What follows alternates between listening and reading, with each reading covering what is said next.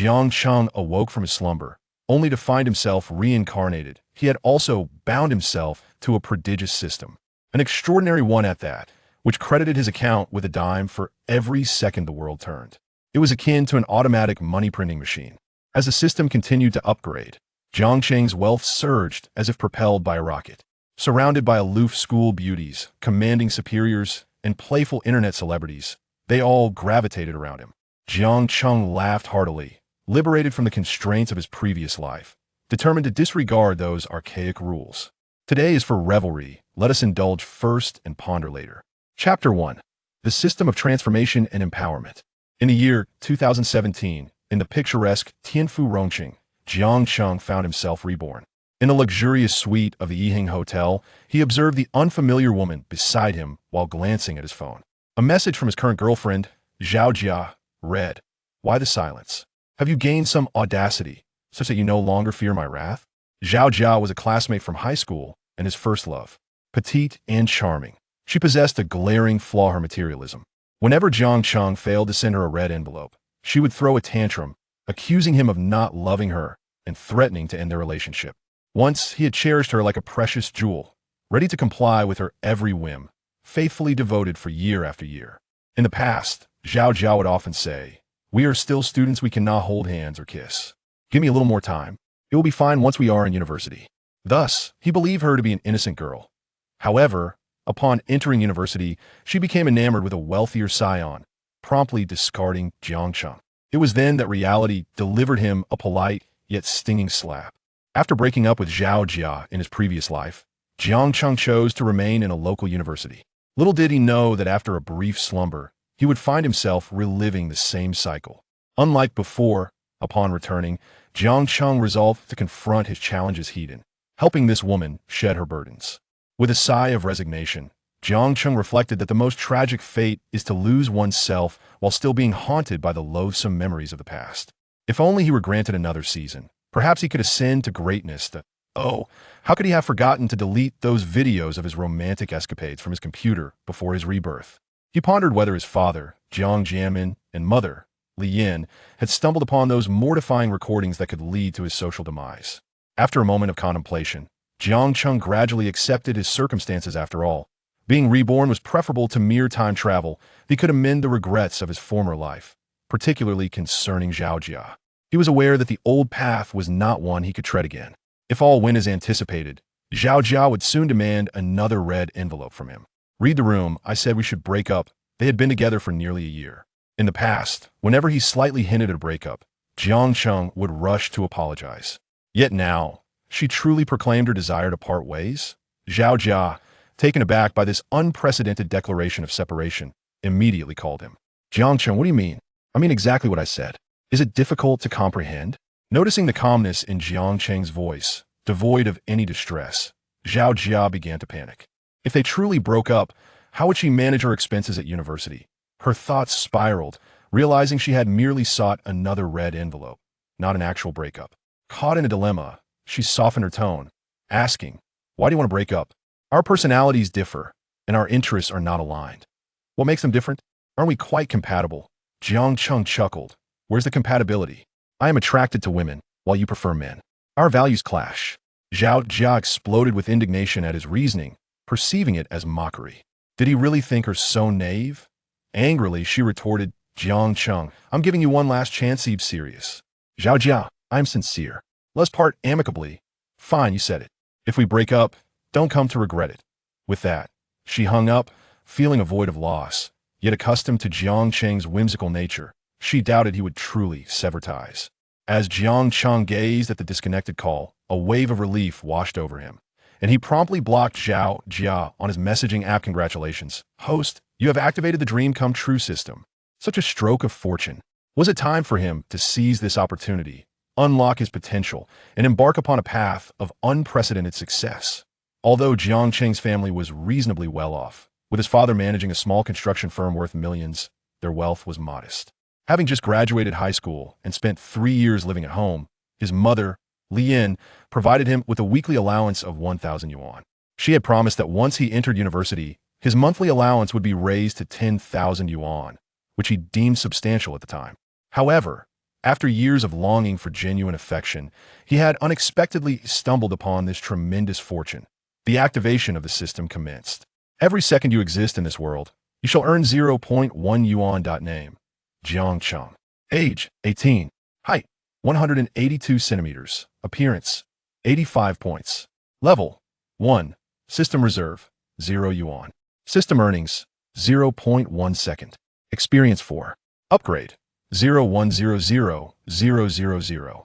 Jiang Cheng calculated his earnings. At level 1, earning 0.1 yuan per second amounted to 8,640 yuan daily and 259,200 yuan monthly. In just over an hour since his rebirth, he had embarked on a trajectory toward the pinnacle of success. This was exhilarating. Congratulations, host. You have received a beginner's gift pack. Would you like to open it? Jiang Cheng silently contemplated. Open the beginner's gift pack. Reward: a multi-million level sports car, a Porsche 918. Ding. Congratulations, host. You have received a cash reward of 10 million. 5 beginner shopping rebate cards. The maximum spending limit for each card is 1 million. Any amount exceeding this will be void. 1 friendly value scanning system. The funds awarded by the system were being transferred to the host's bank account. These funds are traceable and legal, posing no financial or legal risk to the host. Upon concluding the announcement, Jiang Cheng's phone chimed with a familiar notification. In astonishment, he exclaimed, "No way." He picked up his phone to find, "Your Dalshang card ending in 5456 has received a transfer of 10 million. Your balance is 10,032,311 yuan. As he glanced at the Porsche key that had mysteriously appeared in his hand, he marveled at the exquisite quality of the key, a sensation he had never experienced before. At that moment, the system chimed once more.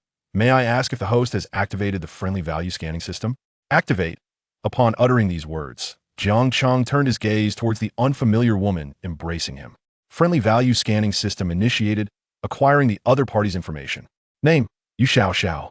Age: 25. Height: 165 centimeters. Attractiveness: 93. Physique: 94. Privacy: 1. Friendliness value: 60. Close status. The initial values were rather straightforward. However, Jiang Cheng found himself perplexed by the privacy metric. He clicked on the system's explanatory page. Privacy value refers to an individual's private life, with a numerical value indicating the degree of intimate contact with the opposite gender. Upon reading this explanation, Jiang Cheng instantly comprehended that wasn't the number representing Yu Xiao, simply him. Indeed, this privacy value was quite a boon. Not only could it ensure a steady flow of interactions, but it also served to guard against unwanted surprises. It turned out that the interpersonal relationship scanning system acted as a protective talisman for him. Suddenly, a pair of delicate arms encircled his waist from within the covers. A soft hand began to roam haphazardly up and down. Murmurs escaped her lips. "I never expected you to be such a scoundrel, capable of crafting such an exquisite excuse for a breakup." Jiang Cheng gazed at the stunning woman, taking advantage of him. Beneath her naturally arched brows lay a fringe of long, curled, thick eyelashes. Her nose was exquisitely refined, and her temptingly red lips were enticingly bitten. He couldn't help but exclaim once more, what a mature and alluring woman she was. Today, he had merely sought solace in a bar, due to Zhao Jia's indifference towards him. It seemed Yu Xiao had also encountered some form of setback. As they engaged in lively conversation, cocktails flowed freely, and soon they consumed more than a dozen drinks. Before long, they both began to feel a delightful haze descend upon them. Consequently, what transpired next was hardly surprising. Upon his rebirth, he found Yu Xiao eagerly draping herself around his neck. Unfazed by the situation, Jiang Cheng did not hesitate to reciprocate her advances. He couldn't fathom the emotional turmoil that must have led Yu Xiao to seek solace in such a manner. Although he had already offered her a piercing insight into her wounds, her friendliness value remained at a mere 60 points. This indicated that her feelings for him were not of instant infatuation. Perhaps she had either lost her inhibitions or succumbed to despair over something. At that moment, Yu Xiao supported herself with one hand, her face adorned with a charming smile, while the other playfully poked Jiang Cheng's abdomen. "Just a moment ago, you were professing your affection for her. It seems there are truly no good men in this world." Seeing Yu Xiao teasing him, Jiang Cheng could hardly be bothered to explain. As he set down his phone, he gently grasped her still-moving hand and softly said, "You are intoxicated. Allow me to administer an antidote." Before his rebirth, Jiang Cheng had harbored dreams of becoming a family doctor, particularly one skilled in injections. Little did he expect that his very first day after rebirth would commence the realization of that dream. Ding! Due to the host's excessive speed, the host is rewarded with a supercar purchase privilege card unlimited amount, limited to one vehicle. The host is granted the skill of Agile Tongue. Special note: this skill optimizes and strengthens every cell of the host's tongue, enhancing its agility and power. Jiang Cheng paused momentarily at this announcement, attempting to extend his tongue and move it slowly. To his astonishment, what had once felt stiff now became remarkably agile. His tongue danced effortlessly, devoid of any strain. As he observed Yu Xiaoxiao sleeping beside him, a mischievous smile crept upon his lips. Chapter 2. Thank you for your hospitality. The following day, upon awakening, Jiang Cheng rubbed his throbbing head, only to find his surroundings eerily empty. Holding his breath, he listened intently, discerning the profound silence enveloping the room. Turning his gaze, he noticed beneath his phone on the bedside table lay a substantial stack of crimson huaxia coins. Jiang Cheng picked up the note on the table, which bore elegant handwriting. Thank you for your hospitality. I was quite satisfied last night, and this is your reward. A smile crept across Jiang Cheng's face, momentarily amused by the thought of being mistaken for a gigolo. Yet, as the adage goes, one must earn, so why not indulge? Given the thickness of the stack, it must amount to no less than 5,000 yuan, a rather generous gesture. In his previous life, he and Yu Xiaoxiao did not engage in such relations. At the critical moment, he had recalled Zhao Jia and hastily left, pulling up his trousers in disarray. However, in this new life, having been reborn, he had unhesitatingly administered several injections to Yu Xiaoxiao, resulting in a rather exhausting encounter that ended with him falling asleep. Regrettably, without exchanging contact information. After tidying up, Jiang Cheng vacated the hotel room, glancing at the 5 basic critical strike cards and 1 supercar cashback card in his system. He understood the concept of the cashback card, but pondered the implications of the critical strike card. Did it mean that spending would yield a windfall? Would it generate more money or experience, akin to acquiring loot in a gaming scenario? If it could yield experience, that would be delightful. However, if it merely produced money, it would lack excitement. After a moment of reflection, he arrived at a conclusion regarding the critical strike card. But what about the supercar cashback card?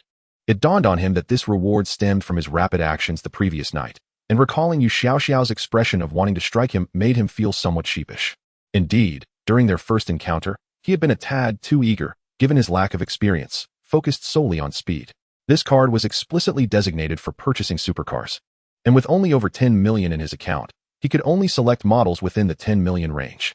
Should he achieve the maximum 50-fold cashback, that could translate to 500 million. However, if he utilized the 5 basic critical strike cards first, then used the accumulated amount to purchase a more expensive supercar, wouldn't that amplify the cashback amount? Contemplating this, Jiang Cheng devised a plan. It was now 2017, although Rongqing had implemented purchase restrictions in 2014. The policy had long since become a mere formality due to economic circumstances. While there was no formal declaration to abolish the restrictions, developers maintained a half-hearted approach, willing to sell as long as payment was made in full. The true barrier to purchasing homes was not the restrictions, but rather the lending limitations. Without bank loans, one could maneuver within the system, a revelation gleaned from his father's experiences in the construction industry. With 5 critical strike cards, each allowing a maximum expenditure of 1 million, Jiang Cheng intended to use them to buy property. Upon exiting the hotel, Jiang Cheng followed the system's directions to locate a Porsche 918 parked nearby. With a mere tap, the crowd gathered around the supercar erupted into a buzz. A young woman, engrossed in taking photos beside the vehicle, began scanning for the owner. Jiang Cheng, noticing the striking black Porsche a few meters away, found himself momentarily dazzled.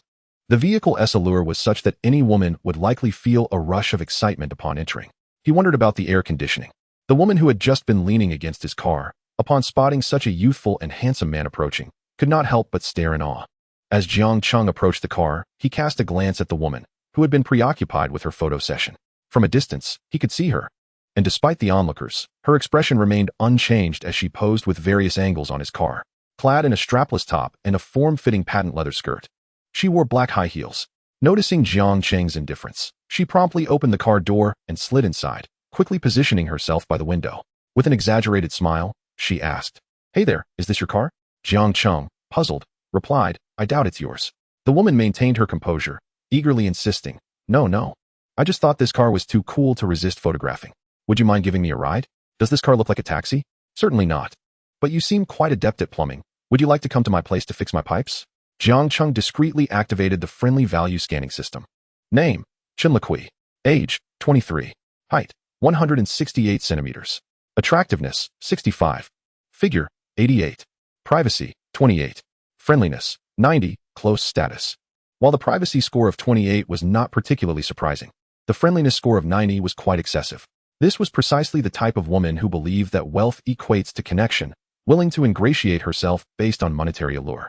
Jiang Cheng could only think, sorry, but I'll leave this to those watching through the screen. With a grin, he said, forget it, 28 fellow travelers is too generous. I want tea crowd in. With that, he started the car and drove away, leaving the woman bewildered. Why would Jiang Cheng know?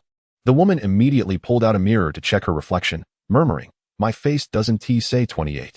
Nearby, an elderly man who had witnessed Jiang Cheng's rejection chimed in. Young lady, let me introduce myself. I've been a plumbing expert for 30 years. If that handsome young man can't help you, I can. Upon hearing this, the woman erupted, creep. Pervert. How can you say that? Young man, you called for someone to come over. Why can't I? I'm an honest man. I can help. Get lost, will you? The onlookers erupted in laughter at the exchange. The elderly man remarked, what she meant by plumbing might not be what you think. How so? Worry not, young lady. Whether it's legitimate plumbing or otherwise, I'm proficient in both. Seeing her advances toward Jiang Cheng thwarted and now being teased by the elderly man, the woman's face flushed with anger as she turned to leave. Unbeknownst to Jiang Cheng, these events unfolded behind him. As he settled into his car, the system automatically notified him. Ding! Rewarding host with supercar driving skills. Note: considering the host has yet to obtain a driver's license, the system has automatically resolved this issue for the host, ensuring all actions are lawful and compliant. So there is no need for concern. Looking at the sudden appearance of a driver's license in his possession, Jiang Cheng couldn't help but exclaim, incredible.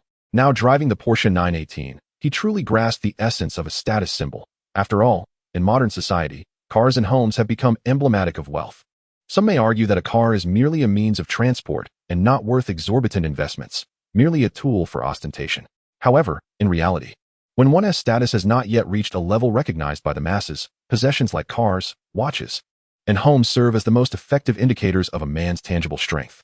For instance, if you drive a Wuling, your relatives might not think much of it, but change to a luxury vehicle, and they will perceive you as successful. As the saying goes, young and accomplished, driving a BMW, no need to fly the plane yourself. Some may even reference the simplicity of Ma Yun. The topic remains a familiar discourse. Boss Ma's social standing no longer relies on superficial embellishments to uphold his reputation. After all, his visage and name alone constitute formidable assets. In contrast, Jiang Cheng is a mere novice, akin to a new player recently bestowed with a starter package. Thus, he is still in need of such adornments to enhance his image. Although, like Boss Ma, he harbors no interest in wealth. The allure of navigating the peaks of life amidst ubiquitous unspoken rules proves to be quite enticing, rendering him unable to refuse. Hence, the most prudent course of action remains to continue refining his presentation. Not long after setting forth, Jiang Cheng espied a real estate agency nestled around the bend. Instantly, he veered towards the diagonal opposite. One might wonder why he did not head directly to a property site to make a purchase. The reasons are twofold. First, sheer laziness. Second, seeking to discover a new residential complex in the bustling heart of Rongqing. A wake-up call is in order. Presently, the real estate market is on the rise, and newly launched projects are typically snapped up in an instant or relegated to the secondary market for opportunistic gains. The simplest way to secure a property is still through a real estate agent. Before long, his vehicle was parked across the street from the agency. This particular firm holds a commendable reputation in their locale, boasting numerous branches. The branch before him was modest in size, perhaps just over 100 square meters. Jiang Cheng parked his car and crossed the street to enter. Upon stepping inside, he noted the tranquil atmosphere, with only two agents engrossed in their mobile devices. As Jiang Cheng entered, one young lady swiftly rose to greet him, while her male colleague displayed a barely perceptible frown upon noticing her eagerness. Unlike other days, when seasoned colleagues were either out on leisurely strolls or accompanying clients for viewings, only these two remained. The other male agent was engrossed in his phone, wearing a rather inappropriate grin. Observing the lack of action on his part, the young lady, brimming with excitement, approached Jiang Cheng. With a warm smile, she addressed him. Good day, sir. I am Xia, a real estate agent from Lianjia. How may I assist you today? Jiang Cheng nodded at Xia, expressing, I wish to purchase several properties. Xia, surprised that he was not inquiring about rentals, but rather purchases, promptly ushered him into the reception room. Noticing Xia's animated demeanor, the male colleague finally lifted his gaze, but soon returned to his phone, as the client was now in Xiaxia's hands. Jiang Cheng quickly discerned that Xiaxia was not a seasoned saleswoman. Despite her enthusiastic demeanor, her movements were somewhat clumsy. The low entry threshold for real estate sales leads to high turnover, resulting in a predominance of newcomers. Do you have any specific properties in mind or particular price points? She inquired, her cheeks slightly flushed with excitement. Having been in the role for nearly 3 months, she had heard tales of the lucrative nature of real estate, only to discover the challenges firsthand. Although she encountered many clients, she had yet to close a sale, primarily facilitating rentals and earning a mere 1,800 yuan in base salary plus commissions, culminating in just over 3,000 yuan monthly. Though uncertain if Jiang Cheng would genuinely buy, she was determined to exert her utmost effort for any opportunity to serve. Please assist me in finding several properties of around 200 square meters. Upon hearing 200 square meters, Xiaxia eagerly nodded and promptly retrieved a tablet to begin her search. Just as she had tapped a couple of times, she realized she had yet to offer Jiang Cheng a drink and hastily set down the tablet, nervously asking, "Excuse me, sir, may I ask your surname?" Jiang Cheng, observing Xiaxia's flustered demeanor, displayed no signs of disdain. It was evident she was genuinely inexperienced, yet everyone has their first time. Coincidentally, Jiang Cheng held an affinity for such earnestness, authentic and unpretentious. While initial exchanges might prove challenging, with a touch of patience, he could guide her to relax, ensuring a smoother process thereafter. With this in mind, Jiang Cheng activated the friendliness scanner. Name, Xiajiqi. Age, 19. Height, 163 centimeters. Attractiveness, 90. Figure, 92. Privacy, 0. Friendliness, 50. Bystander status. After reviewing the information, Jiang Cheng furrowed his brow. A rough ponytail held back with thick bangs obscured her eyes. Coupled with a pair of oval black-framed glasses, what was this outdated hairstyle? Non-mainstream? Was this girl truly rated 90 for attractiveness? After a moment of internal complaint, the system responded. The attractiveness rating is based on the host's aesthetic sensibilities. Jiang Cheng retorted, I have reason to suspect your understanding of me is flawed. I would rate her at most a 70. The system clarified, the assessment is based on complex calculations of facial proportions and other metrics. Please do not doubt it. Imagine a handsome figure like Wu Yinzu sporting an unkempt hairstyle. External attractiveness would undoubtedly be overshadowed. This explanation offered some insight. It suggested that Xia Zhiqi's hairstyle concealed her true beauty. No wonder he had not recognized her attractiveness upon entry. Jiang Cheng pondered. After all, could anyone see her beauty? Casting a glance at Xia Zhiqi, he noticed one eye shining with clarity, reminiscent of an untainted mountain stream. Such beautiful eyes were obscured by her heavy bangs. And clad in an ill-fitting uniform, even a star would struggle to pull off such a look. Xiaxia's complexion was not the flawless type, and her hair appeared neglected, suggesting a lack of care. Thus, a score of 90 indicated she must possess commendable facial features.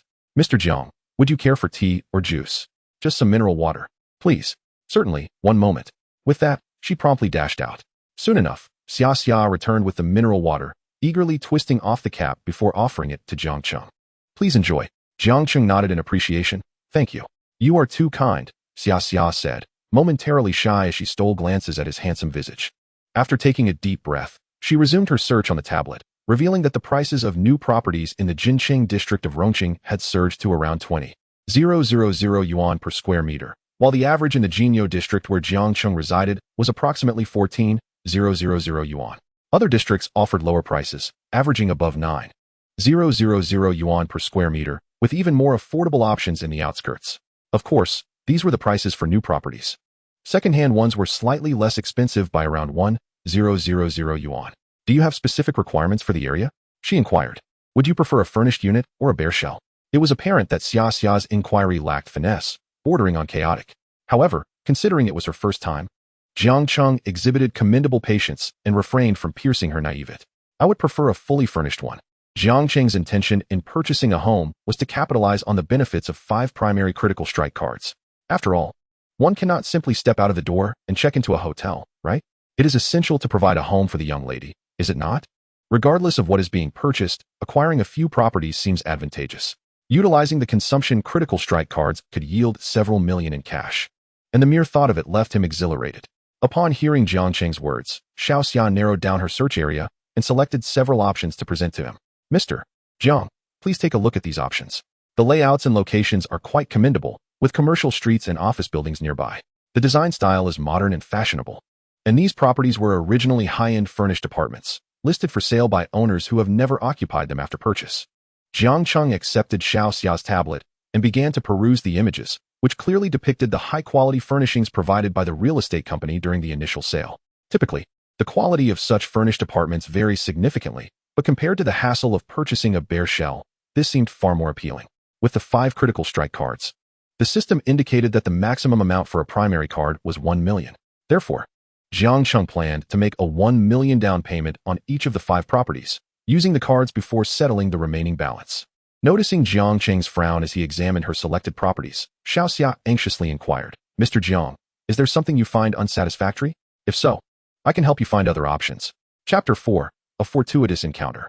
Jiang Cheng pointed to the properties priced over 1 million and asked, "Is there a purchase limit here?" Realizing that Jiang Cheng was not dissatisfied, Xiao Xia sighed in relief and nodded. "Yes, there are restrictions. For a first property, the down payment ratio is 30, while for a second property, it is 60. In other words, for the 200 square meter properties you are considering, the down payment for the first would be around 1 million. But if you wish to buy a second one of the same size, the down payment would be nearly 2 million. Jiang Cheng had no objections regarding these policies.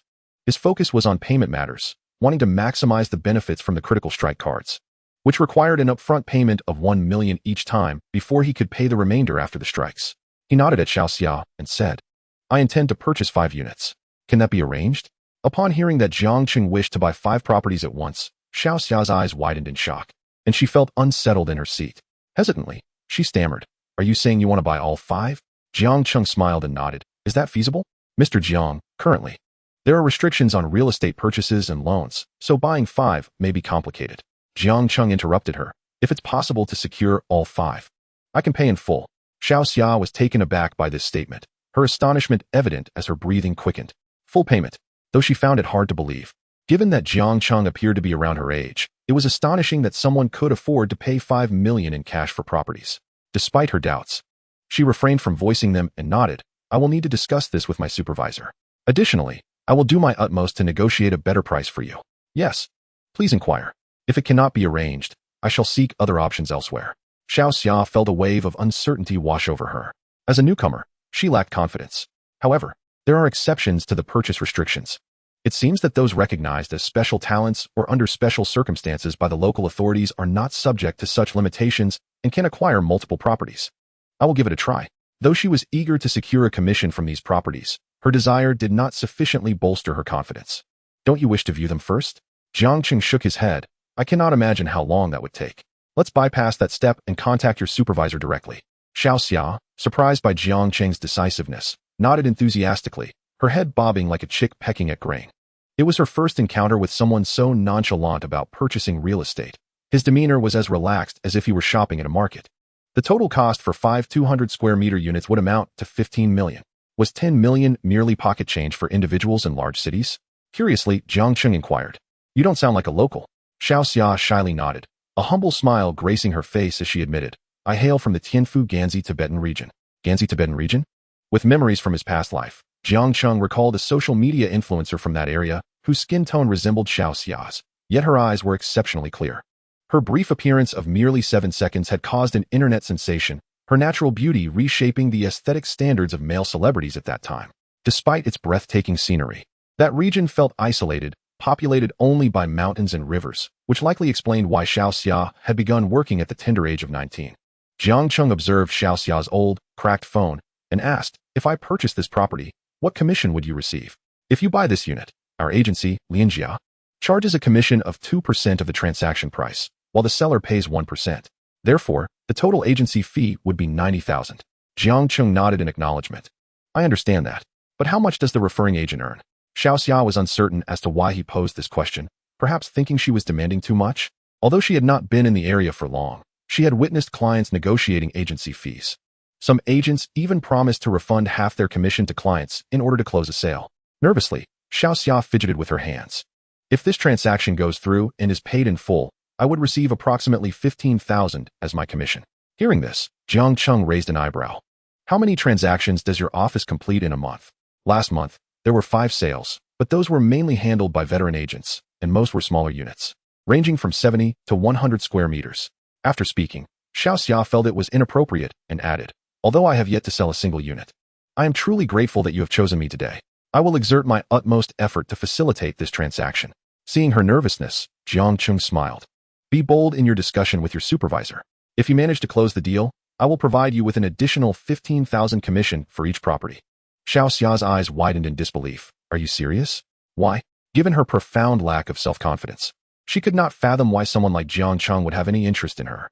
In her eyes, she felt so ordinary and plain. Hardly a match for someone as dashing as him. I understand your doubts. Rest assured, I am not interested in you for now. However, today marks a particularly special day in my life, and I am in a delightful mood, wishing to share my joy. Let this be a fortuitous encounter for you.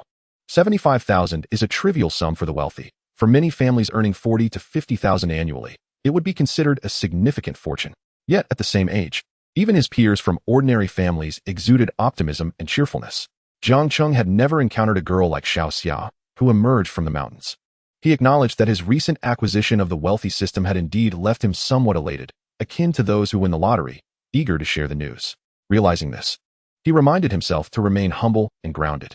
Upon hearing Jiang Cheng's words, Xiao Xia felt a wave of emotion wash over her, her eyes glistening with unshed tears. Upon her arrival in the bustling metropolis, she acutely sensed the stark disparities that existed among individuals, particularly during her inaugural train journey to our Ngcheng. She vividly recalls donning a somewhat worn cotton coat, subsisting on homemade flatbreads for sustenance, and clutching a thermos that had long ceased to retain its warmth. In stark contrast, the child seated opposite her was clad in a pristine outfit, indulging in a KFC hamburger she had never tasted, and sipping on a bubble tea she had not savored in over a decade. It was at that moment that she first comprehended the chasm separating people, realizing how minuscule she felt within this vast city. Arriving here, her lack of educational qualifications rendered her nearly incapable of securing a decent job. After several months of toil as a dishwasher, the empathetic proprietress of the restaurant, moved by her plight, facilitated an introduction to a position at a real estate agency. In her quest to save money, her meals consisted solely of the cheapest lunchboxes, and she even refrained from indulging in the bubble tea so beloved by the youth. However, to her astonishment, a complete stranger, Jiang Cheng, extended a hand of assistance during their first encounter. Although she yearned to decline his offer, the weight of her poverty stifled her voice. Having been battered by destitution, why would she push away a fortune that could potentially transform her life? Biting her lip in gratitude, she addressed Jiang Cheng. Mr. Jiang, I am deeply thankful. I shall do my utmost. Please take a seat. I will contact the manager and the property owners immediately. Observing her fervor, Jiang Cheng merely gestured for her to expedite her efforts before turning his attention back to his phone. Without hesitation, she dashed towards the manager's office. After reporting the matter to her supervisor, she was met with a look of astonishment, but he quickly regained his composure and began to contact the property owners alongside her. Meanwhile, a male agent, who had been lethargically neglecting his duties, was engulfed by profound regret upon witnessing this turn of events. He lamented his negligence, realizing that his inaction had allowed an opportunity to slip through his fingers, and he chastised himself repeatedly.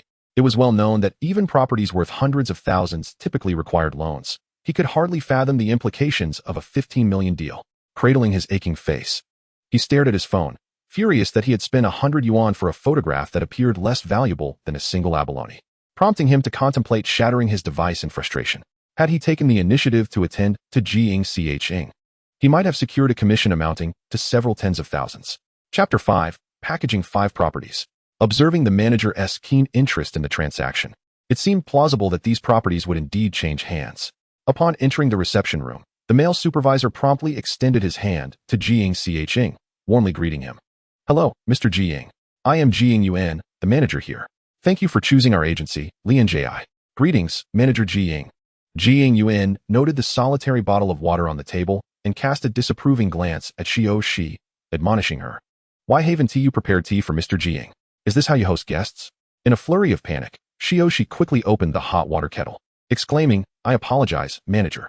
I will prepare tea for Mr. Jiang immediately. We cannot serve him such inferior tea. Fetch the Yuqian Longjing from my office on the top floor. Witnessing Jiang Yuan's unusual enthusiasm, Jiang Cheng waved his hand dismissively. There is no need for such trouble. I am unaccustomed to it. Jiang Yuan, upon hearing this, smiled in a manner that suggested a level of obsequiousness. Such an individual, capable of purchasing a property with 15 million in cash at such a young age, was indeed a rarity in our Ngcheng. Although he remained unaware of Jiang Cheng's background, it was evident that he was no ordinary person. You are remarkably accomplished for one so young. Jiang Yuan flattered, then discreetly signaled she. Even if the client declined the tea, it was prudent to prepare it nonetheless. In this world, connections equate to wealth, and many advantageous relationships cannot be forged solely through monetary means. For instance, having a relative who is a hospital director or a department head can provide invaluable connections that money alone cannot secure. Should the necessity for these connections arise, one must rely on the so-called network to facilitate introductions. Furthermore, affluent families typically have more elites within their ranks than ordinary households, making the benefits of associating with the wealthy abundantly clear. They possess various channels for acquiring advanced information, which can not only provide business insights, but may also prove beneficial in times of dire straits. While mere property transactions may not yield robust relationships, individuals navigating the complexities of society are always willing to seize even the slightest of opportunities. She, grasping Jiang Yuan's hint, promptly exited with alacrity. Jiang Cheng, having observed their subtle exchange, maintained his serene demeanor. Those who attain managerial positions are invariably adept at interpersonal relations. Jiang inquired. Manager Jiang, how are the discussions progressing? Rest assured, everything is in order. The properties you are interested in are not far from here. 2 of them belong to the same owner, and the other landlords have also been contacted and are en route, Jiang Yuan replied. Jiang nodded in satisfaction. Truth be told, this level of efficiency was commendable. As Jiang Yuan accepted the Yu Qian Longjing she had brought, he ingratiatingly asked, Mr. Jiang, are you a local? Jiang nodded nonchalantly. Ah, what a coincidence. So am I. It seems we are fated to meet, Jiang Yuan exclaimed.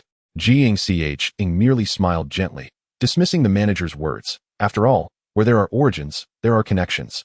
The ensuing moments were spent engaging in light conversation with Jiang Yuan, who exhibited an impressive knack for dialogue. He skillfully sought to unearth Jiang's background while ensuring his inquiries remained subtle and devoid of discomfort. Although he had not yet reached the seasoned age of his peers, he handled interpersonal dynamics with aplomb. Before long, the property owners began to arrive in succession. Upon entering the reception room, several well-dressed middle-aged individuals regarded Jiang with expressions of astonishment. The youthful figure before them appeared even younger than they had anticipated, resembling their own children in their early 20s. Nevertheless, the number of low-profile wealthy individuals in society was considerable. The group warmly exchanged pleasantries with Jiang. Ultimately, he signed 5 transfer contracts with 4 property owners, amounting to a total of 15 million. Following industry norms, Jiang paid a 2% commission on the 5 properties, 300,000, while the original owners collectively covered 1%, 150,000. As time remained ample, they proceeded to the nearby real estate administration to settle taxes and other formalities. Under the guidance of the male manager's connections, the process unfolded seamlessly, encountering no obstacles. Although there was some confusion regarding Jiang's requirement to pay 1 million before proceeding to each subsequent step, no one voiced objections. After just over an hour, the 5 properties were successfully transferred, and once the remaining formalities were completed, Jiang would receive the property certificates. As Jiang initiated the transfer, he simultaneously activated a basic critical hit card, triggering a series of system notifications. Ding! Basic critical hit card successfully activated. Congratulations. Host, you have achieved a critical hit multiplier of 15 times. Critical hit amount, 15 million. Ding!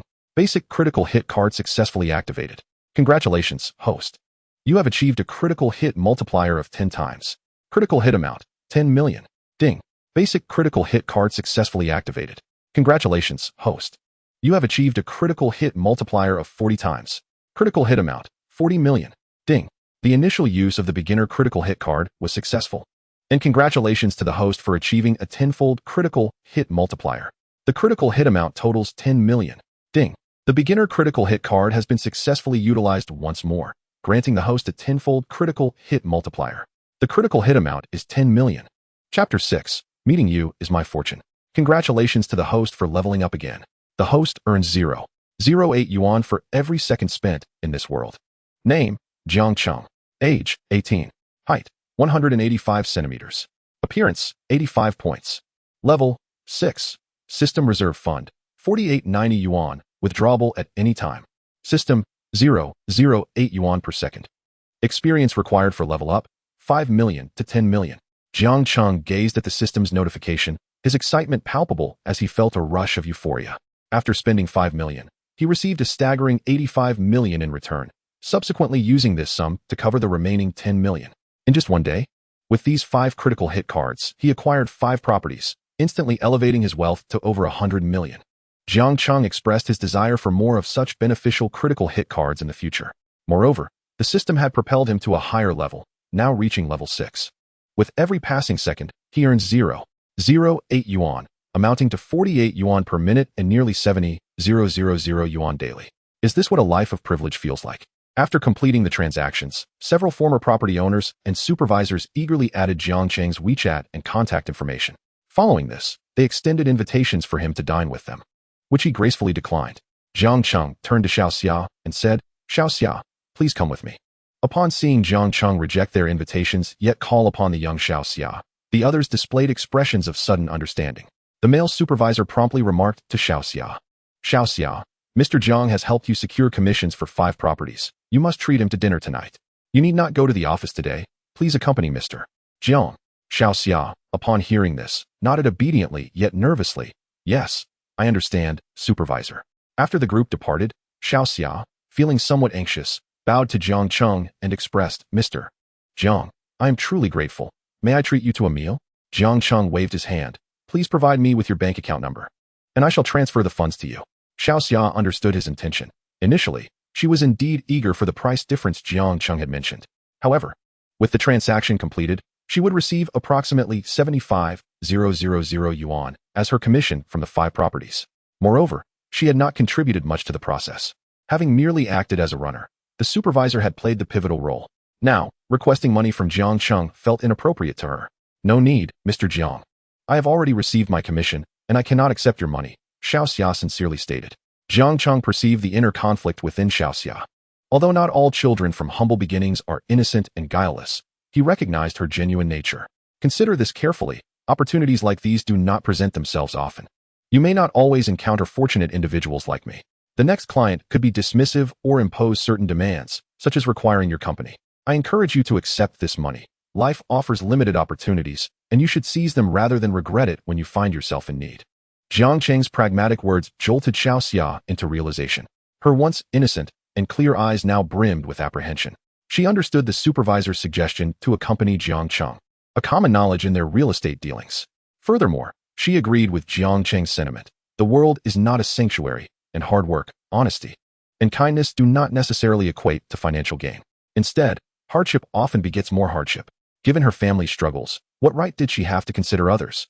What entitlement did she possess to reject a windfall?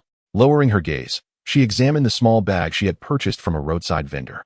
Gritting her teeth, she unzipped it and retrieved her newly acquired bank card, presenting it to Jiang Cheng with gratitude. "Thank you, Mr. Jiang. Meeting you is my fortune." Jiang Cheng accepted Xiao Xia's bank card, opened his mobile banking app, and promptly transferred 75,000 yuan to her. In truth, Jiang Cheng was no saint. Xiao Xia was merely a witness to his first day with the godly wealth system, serving as a keepsake of sorts. After the transfer, he said, "I shall take my leave now. I hope you encounter more good fortune in Rongqing in the future." Receiving her card back, Xiao Xia, hailing from a modest background, found herself with 75,000 yuan in a single afternoon, plus the commissions from the 5 properties, totaling an astonishing 150,000 yuan. This overwhelming shock left her momentarily disoriented. Observing Jiang Cheng's departing figure, she summoned her courage and called out, "Mr. Jiang, may I have your contact information?" Noticing Jiang Cheng's gaze upon her, Xiao Xia's cheeks flushed as she lowered her head. "I understand that as an ordinary girl, I might not have the right to add you on WeChat. But if you have time in the future, I would sincerely like to treat you to a meal.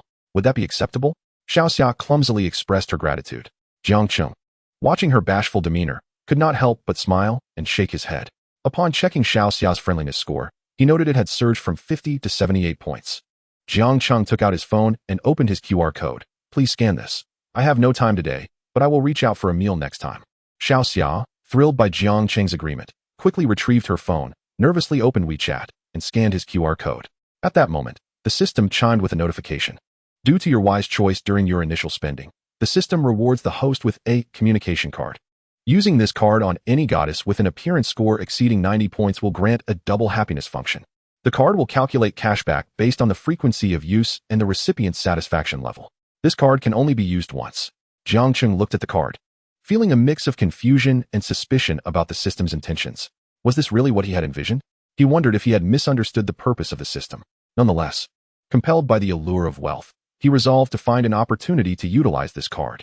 Half an hour later, Jiang Cheng parked his car in the parking garage near his home. He knew that possessing a car without explanation would raise questions from his parents. At that moment, his mother emerged from the kitchen, carrying a platter of freshly cut fruit.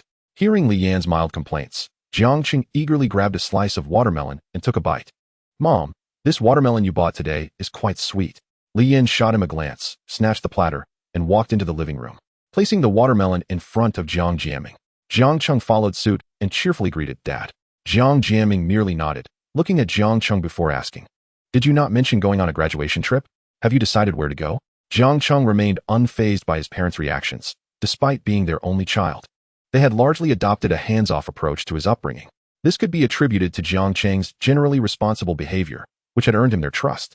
As he enjoyed the chilled watermelon, he responded, "I want to visit Modu. After considering my options, I prefer the more vibrant areas. I plan to apply to Modu University and see the environment for myself." Jiang Jiaming nodded in agreement. "That's your decision. Your mother will transfer the travel funds to you. Manage it as you see fit." Li Yan cast a sidelong glance at Jiang Jiaming, expressing her complaint. "He has been spoiled by you." Yet, despite her words, she proceeded to transfer 30,000 yuan to Jiang Cheng via WeChat. Upon seeing the notification light up, Jiang Cheng graciously accepted the affection from his parents, beaming as he said, "Thank you, Mom and Dad." Chapter 7. The Campus Belle, Zhouying. The following day, Jiang Cheng drove his Porsche directly to the airport in Rongqing, exhibiting no concern for the 200 yuan daily parking fee. After checking in, he entered the economy class boarding area. Typically, first-class tickets are the most abundant. Yet today was an anomaly. First class was fully booked, leaving only economy class available. Thus, Jiang Cheng had no choice but to purchase an economy ticket. It was not that he looked down on economy class. Rather, he recalled a prominent figure's assertion that although both first-class and economy class flights reach the same destination, the former often presents more lucrative business opportunities. However, Jiang Cheng was not particularly interested in such opportunities at present. His desire to sit in first class stemmed from a simple preference for its spacious comfort, starkly contrasting the cramped confines of economy class.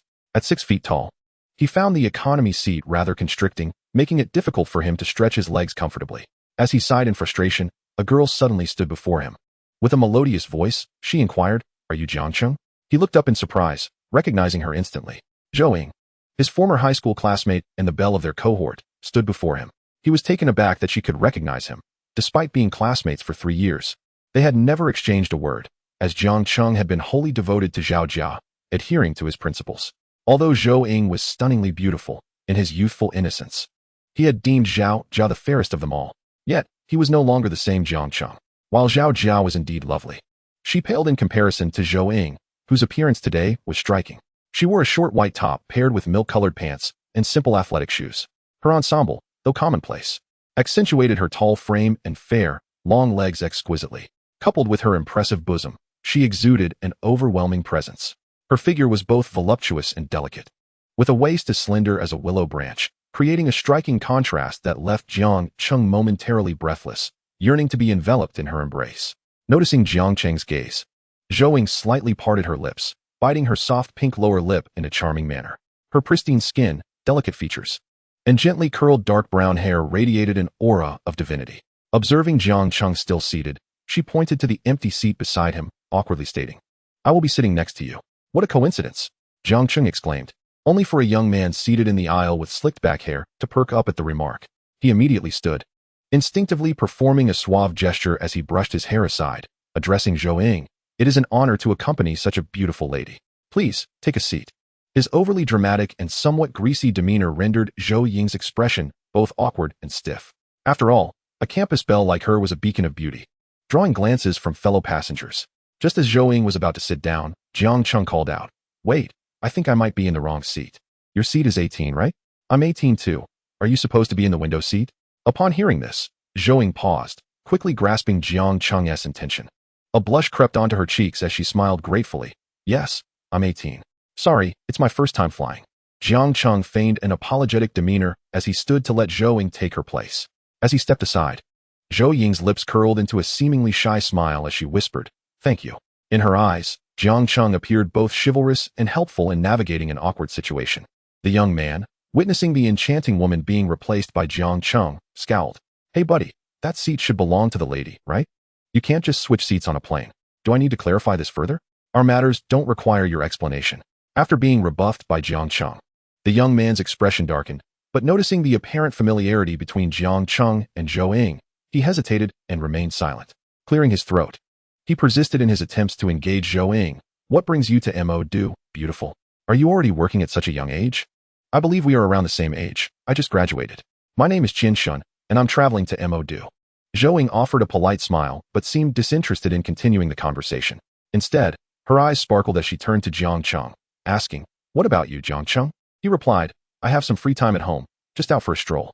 Zhou Ying, enviously responding, remarked, That sounds wonderful. You're off on a trip.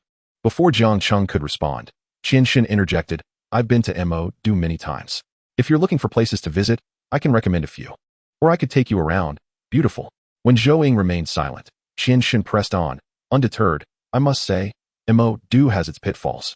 If you're inexperienced, you might get taken advantage of. I learned that the hard way. Now, I have some tips, especially regarding hotels. Seeing that both Jiang Cheng and Zhou Ying were ignoring him, Qin Shun continued shamelessly. I had a hotel arranged to pick me up right from the plane. Very convenient. My parents set it up for me. Which hotel are you two staying at? I could have them give you a ride. Otherwise, it's quite expensive to take a taxi from the airport. Jiang Cheng chuckled, realizing Qin Shun was subtly flaunting his financial status. Noticing Jiang Cheng's demeanor shifting towards confrontation, Zhou Ying instinctively grasped his hand and shyly offered him one half of her earphones, suggesting, Would you like to listen to some music? Her voice was soft, tinged with shyness and nervousness. Jiang Cheng was taken aback by her gesture, his gaze lingering on her hand resting on his. It felt unexpectedly intimate, evoking a sense of romance. As he stared, Zhou Ying's cheeks flushed a delicate pink. The young man, observing their closeness as they shared music, felt a pang of discomfort and shot a disapproving look at Jiang Cheng. What song do you want to listen to? Jiang Cheng leaned closer, glancing at Zhou Ying's playlist. Raising an eyebrow, he remarked, This playlist resembles mine quite a bit. Upon hearing this, Zhou Ying's expression grew slightly uneasy. It felt akin to a personal secret being unveiled, evoking a sense of embarrassment and unease. Is that so? Such a coincidence that Zhou Ying's voice sounded somewhat unnatural, her gaze evasively avoiding Jiang Cheng's. This was due to the fact that a significant portion of her playlist consisted of songs from Jiang Cheng's musical repertoire. Jiang Cheng, unfazed, reached for a light-hearted English song. Upon glancing at the playlist filled with heart-wrenching love songs, he quietly inquired, Have you also experienced a breakup? Why do your song choices mirror mine? Zhou Ying promptly denied this, stating, I have never been in a relationship. She then asked, Aren't you together with Xiao Jia? At this, Zhou Ying appeared taken aback. You broke up? However, an inexplicable glimmer of joy seemed to flicker across her otherwise serious face. Jiang Cheng nodded. Let's not discuss this anymore. Are you going to Mo Do for work? Which district will you be residing in? Jiang Cheng affirmed, I've already made arrangements. Let me check which district it is. Afterward, he picked up his phone to examine the booking details. It seemed to be in Minhang District. Zhou Ying leaned in closer, and upon seeing the details, she could not help but express her surprise. You booked at Yangyun Amon? Chapter 8. You speak as if you are not a rich second generation. Yangyun Amon is a nationally renowned luxury hotel, quite famous in Mo Do, a place Jiang Cheng had certainly heard of. Each Amon property is meticulously designed by specialized architects, strategically located in cities with significant purchasing power. The design styles of Amon hotels vary from city to city, and the architecture is often strikingly different. The Amon in Mo Do, in particular, holds a unique narrative. Every brick and tile within carries a profound historical significance. According to the official website, the over 10,000 camphor trees and the architectural design of the ancient residences come from the ancient town of Shijiang Village, situated more than 700 kilometers away from Mo Do. This ancient town, due to geographical and social influences as well as the construction of reservoirs, is on the brink of being submerged. Yet, it houses over 50 rare ancient residences from the Ming and Qing dynasties, which possess immense preservation value. Upon learning of this, philanthropists and entrepreneurs in Mo Do rallied together, collectively investing $3 billion to relocate these millennia-old historical relics to Yangyun Amon, thereby preserving a wealth of history and elevating the cultural heritage of Mo Do Amon. Zhou Ying had also stayed at Amon with her parents a few years prior, thus she possessed some knowledge about it. She remarked to Jiang Cheng, I've been to Amon before with my parents, but we stayed at the Kyoto Amon, not the one in Mo Do. It was indeed splendid, and the service was excellent. But we did not have airport pickup when we went. Jiang Cheng shrugged. This is my first time booking this hotel as well. However, they called me yesterday to inform me about the pickup service. I assumed it was standard. Zhou Ying mused. Your booking must have been quite expensive. Our previous reservation was over 9,000 a night, and that did not include airport pickup. Ah, I see. I booked a courtyard villa, Jiang Cheng stated lightly. Zhou Ying's eyes widened in astonishment. A villa? Are you staying alone? Jiang Cheng nodded. Indeed. The villa must be the most expensive suite, Jiang Cheng. I never imagined you were a rich second generation, Zhou Ying exclaimed, casting a surprised glance at him. Please, you speak as if you are not one yourself. Zhou Ying, not only the belle of their school, but also a renowned rich second generation, was accustomed to being chauffeured in various luxury cars to and from school. In their innocent youth, Zhou Ying carried a backpack and wore sneakers. Despite her beauty and academic excellence, few boys dared to pursue her, as most felt intimidated in the presence of such a paragon of privilege. However, during their sophomore year, rumors circulated that her family faced difficulties. Though Jiang Cheng was unclear on the specifics, he only knew that the luxury cars ceased to escort her to school thereafter. Reflecting on this, Jiang Cheng felt he might have misspoken. Moreover, Zhou Ying had mentioned her need to work. Could it be that her family had fallen on hard times? After he spoke, Zhou Ying's expression momentarily faltered, but she quickly regained her composure. With a wry smile, she remarked, at this point, I hardly consider myself a rich second generation. When my family was affluent, my parents wouldn't even indulge in staying at a courtyard villa. Qianshun. Overhearing Zhou Ying and Jiang Cheng discussing the 8,000 yuan per night villa without a hint of discomfort, felt his expression shift. Internally, he mused. Could these two genuinely be rich second generations, discussing such high-end topics, and staying at an 8,000 yuan Yanyan? If that were true, he would feel utterly embarrassed. Stealing a glance at Jiang Cheng and Zhou Ying, who were oblivious to his presence, Qianshun promptly turned away, pretending to sleep, no longer daring to interject. Though uncertain whether Jiang Cheng was boasting, he pondered the possibility that it might be true. As the two engaged in conversation about school matters, after all, they had shared a class for 3 years, there was little room for awkwardness. The 2 hours passed swiftly. During this time, Jiang Cheng utilized the friendliness scanning system to assess Zhou Ying. Name, Zhou Ying. Age, 18. Height, 172 centimeters. Attractiveness, 96. Figure, 96. Privacy, 0. Friendliness, 80. Upon viewing the scanning results, Jiang Cheng couldn't help but raise an eyebrow.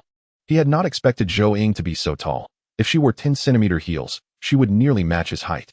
Moreover, her figure was indeed impressive, scoring a remarkable 96 points, a significant advantage. What surprised Jiang Cheng most was Zhou Ying's friendliness score of 80 points.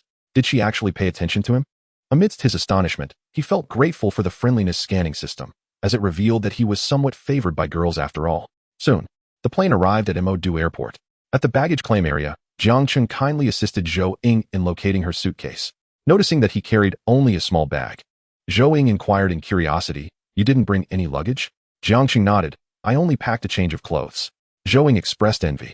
It must be so convenient for you boys when you travel. Just then, the Yanyan pickup service called. Upon answering, a warm, gentle voice greeted him.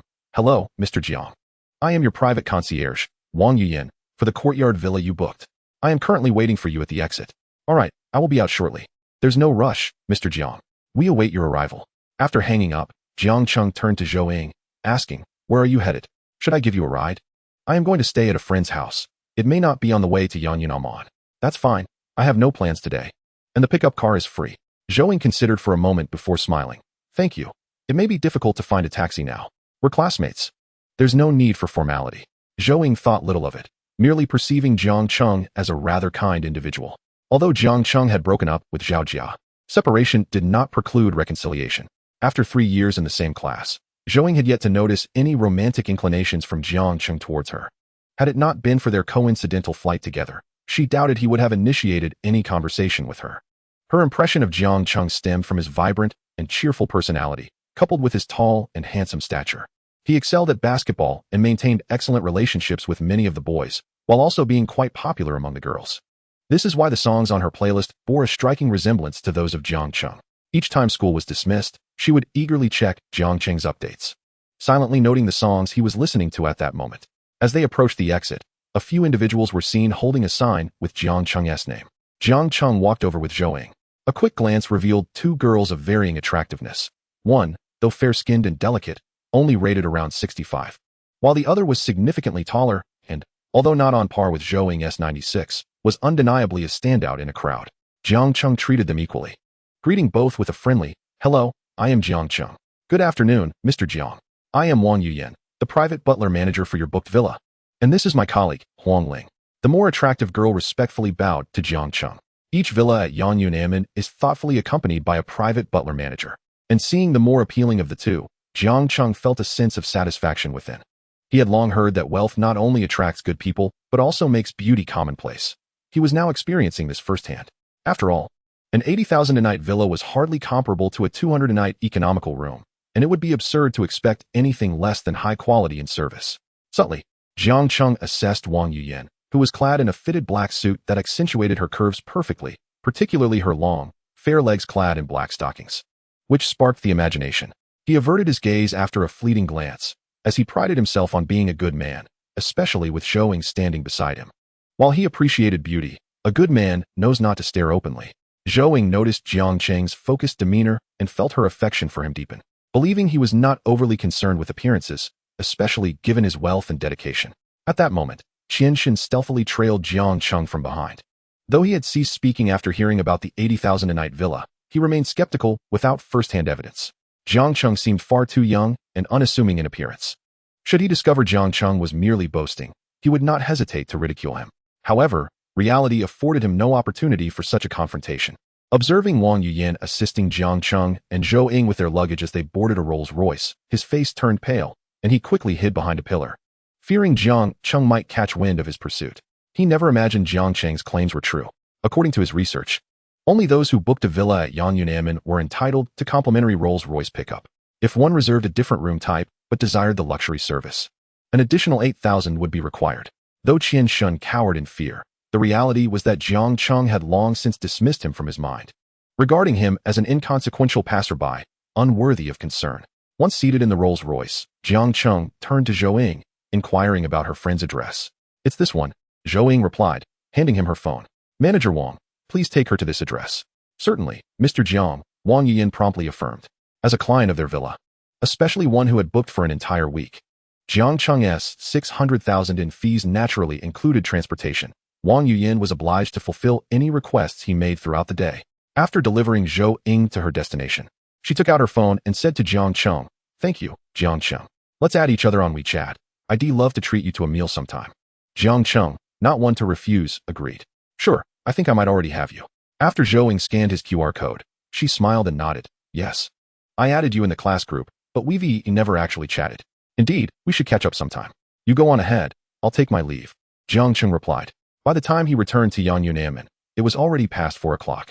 Having only consumed a simple airplane meal during the flight, he indulged in a relaxing hot bath, following which Wang Yuyan prepared a nourishing dinner for him.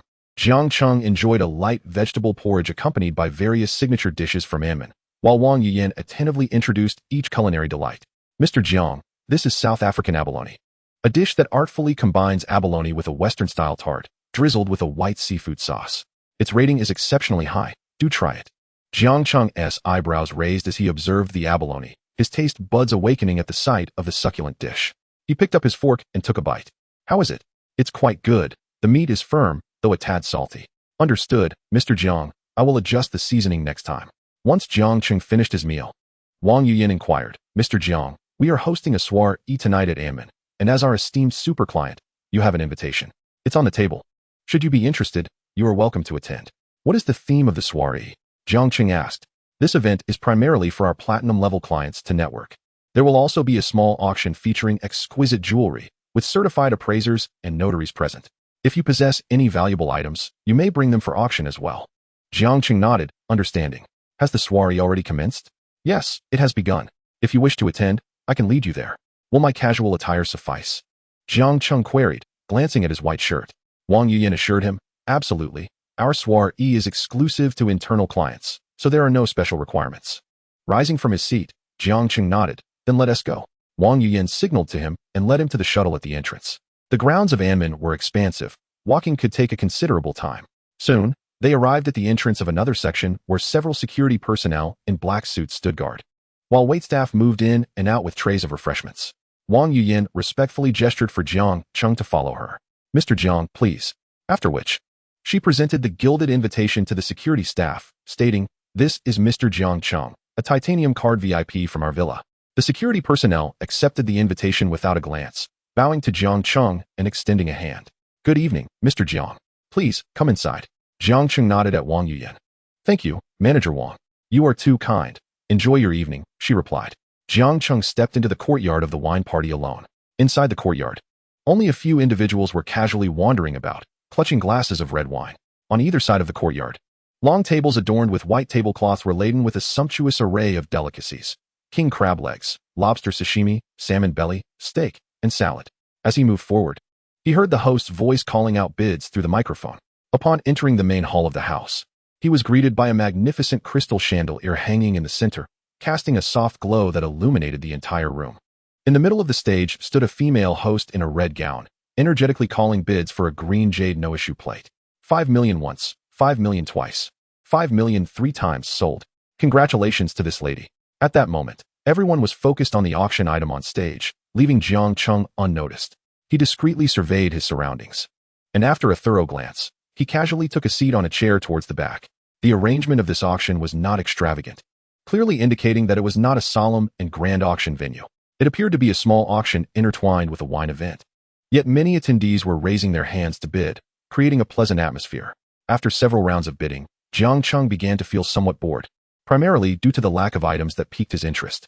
Just as he was about to leave, a Patek Philippe enamel women's watch was introduced on stage. The female auctioneer introduced the piece. This enamel watch is a personal collection of top watch collector Mizzen. It is well known that although Patek Philippe's enamel watches are not priced exorbitantly, each design is a unique masterpiece.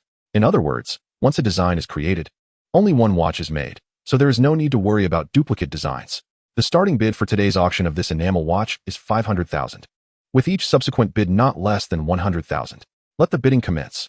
Jiang Cheng was slightly astonished by this price, not because it was cheap, but rather because it seemed rather steep. The official release price for Patek Philippe's enamel watches was merely in the hundreds of thousands. However, although a few unique enamel watches were released each year, in reality, these pieces were often reserved by certain super users before they even hit the market, leaving ordinary buyers with little opportunity to purchase. This realization helped him understand why the prices for such enamel watches were so high in the secondary market or at auctions, as rarity indeed adds to value. In no time, the price for this enamel watch had soared to 800,000. Gazing at the exquisite timepiece, Jiang Cheng suddenly thought of his mother, Li Yin. This watch would complement her elegance beautifully. Finding a way to gift it to her would be splendid. Just as the watch was nearing a sale, at 800,000, Jiang Cheng raised his hand. Upon seeing his gesture, the host quickly called out the bid. 900,000. Is there anyone else willing to bid? 900,000 once, 900,000 twice, 900,000 3 times. Congratulations to gentleman number 35 for winning the Patek Philippe enamel women's watch. A watch that originally priced in the hundreds of thousands had now been inflated to such extraordinary heights, indeed a display of extravagance. Soon, a new auction item was presented. Next up was Ms. Anne's collection, the Richard Mille RM056. Although this brand is relatively young, having been established just over 20 years ago in 1999, it has already secured a place among the top-tier watch brands. The RM056 is regarded as the king of watches, with a global limit of just 10 pieces, starting at 15 million, with each subsequent bid no less than 500,000. Let the bidding begin. Hearing this price, Jiang Cheng felt a bit dazed, but not due to its exorbitance. Rather, he felt that 15 million seemed surprisingly reasonable. Before his rebirth, he recalled that the RM056, resembling a children's smartwatch, had already surged to 25 million in the secondary market. However, he quickly came to his senses. It was now 2017, and while Richard Mille had garnered a certain level of fame among high-end circles, it had yet to penetrate the public consciousness. The true explosion of its popularity came in 2018 with the rise of short videos on Douyin, where content featuring million-dollar watches was fervently promoted. The series became synonymous with the wealthy second generation. Jiang Cheng's familiarity with this watch stemmed from the data recommendations of Douyin. Influenced by his father, Jiang Jiamin, who adorned various Rolex timepieces, Jiang Cheng had, to some degree, kept an eye on watches. Since engaging with Douyin, he had been bombarded with recommendations for various watches worth millions. At that time, he often lamented that Douyin overestimated his financial standing, as all the suggested items were far beyond his means. Yet, in this moment, he felt a sudden sense of gratitude towards Douyin's recommendation system, realizing it had unwittingly prepared him for his rebirth. Previously, he could only admire images, but now, after his rebirth, purchasing one to wear seemed entirely feasible. contingent solely on his personal preferences. Without hesitation, he raised his bidding paddle once more. The female host, noticing his gesture again, cast a curious glance in his direction. Gentleman number 35 bids 15 million. Is there anyone else wishing to bid? After her words, a slender young man with tattooed forearms raised his paddle. Gentleman number 8 bids 16 million. Gentleman number 8 bids 16 million. Is there anyone else? Upon hearing this, Jiang Cheng raised his paddle again. Gentleman number 35 bids 16.5 million. Following his bid, the slender man raised his paddle once more. Gentleman number 8 bids 17 million.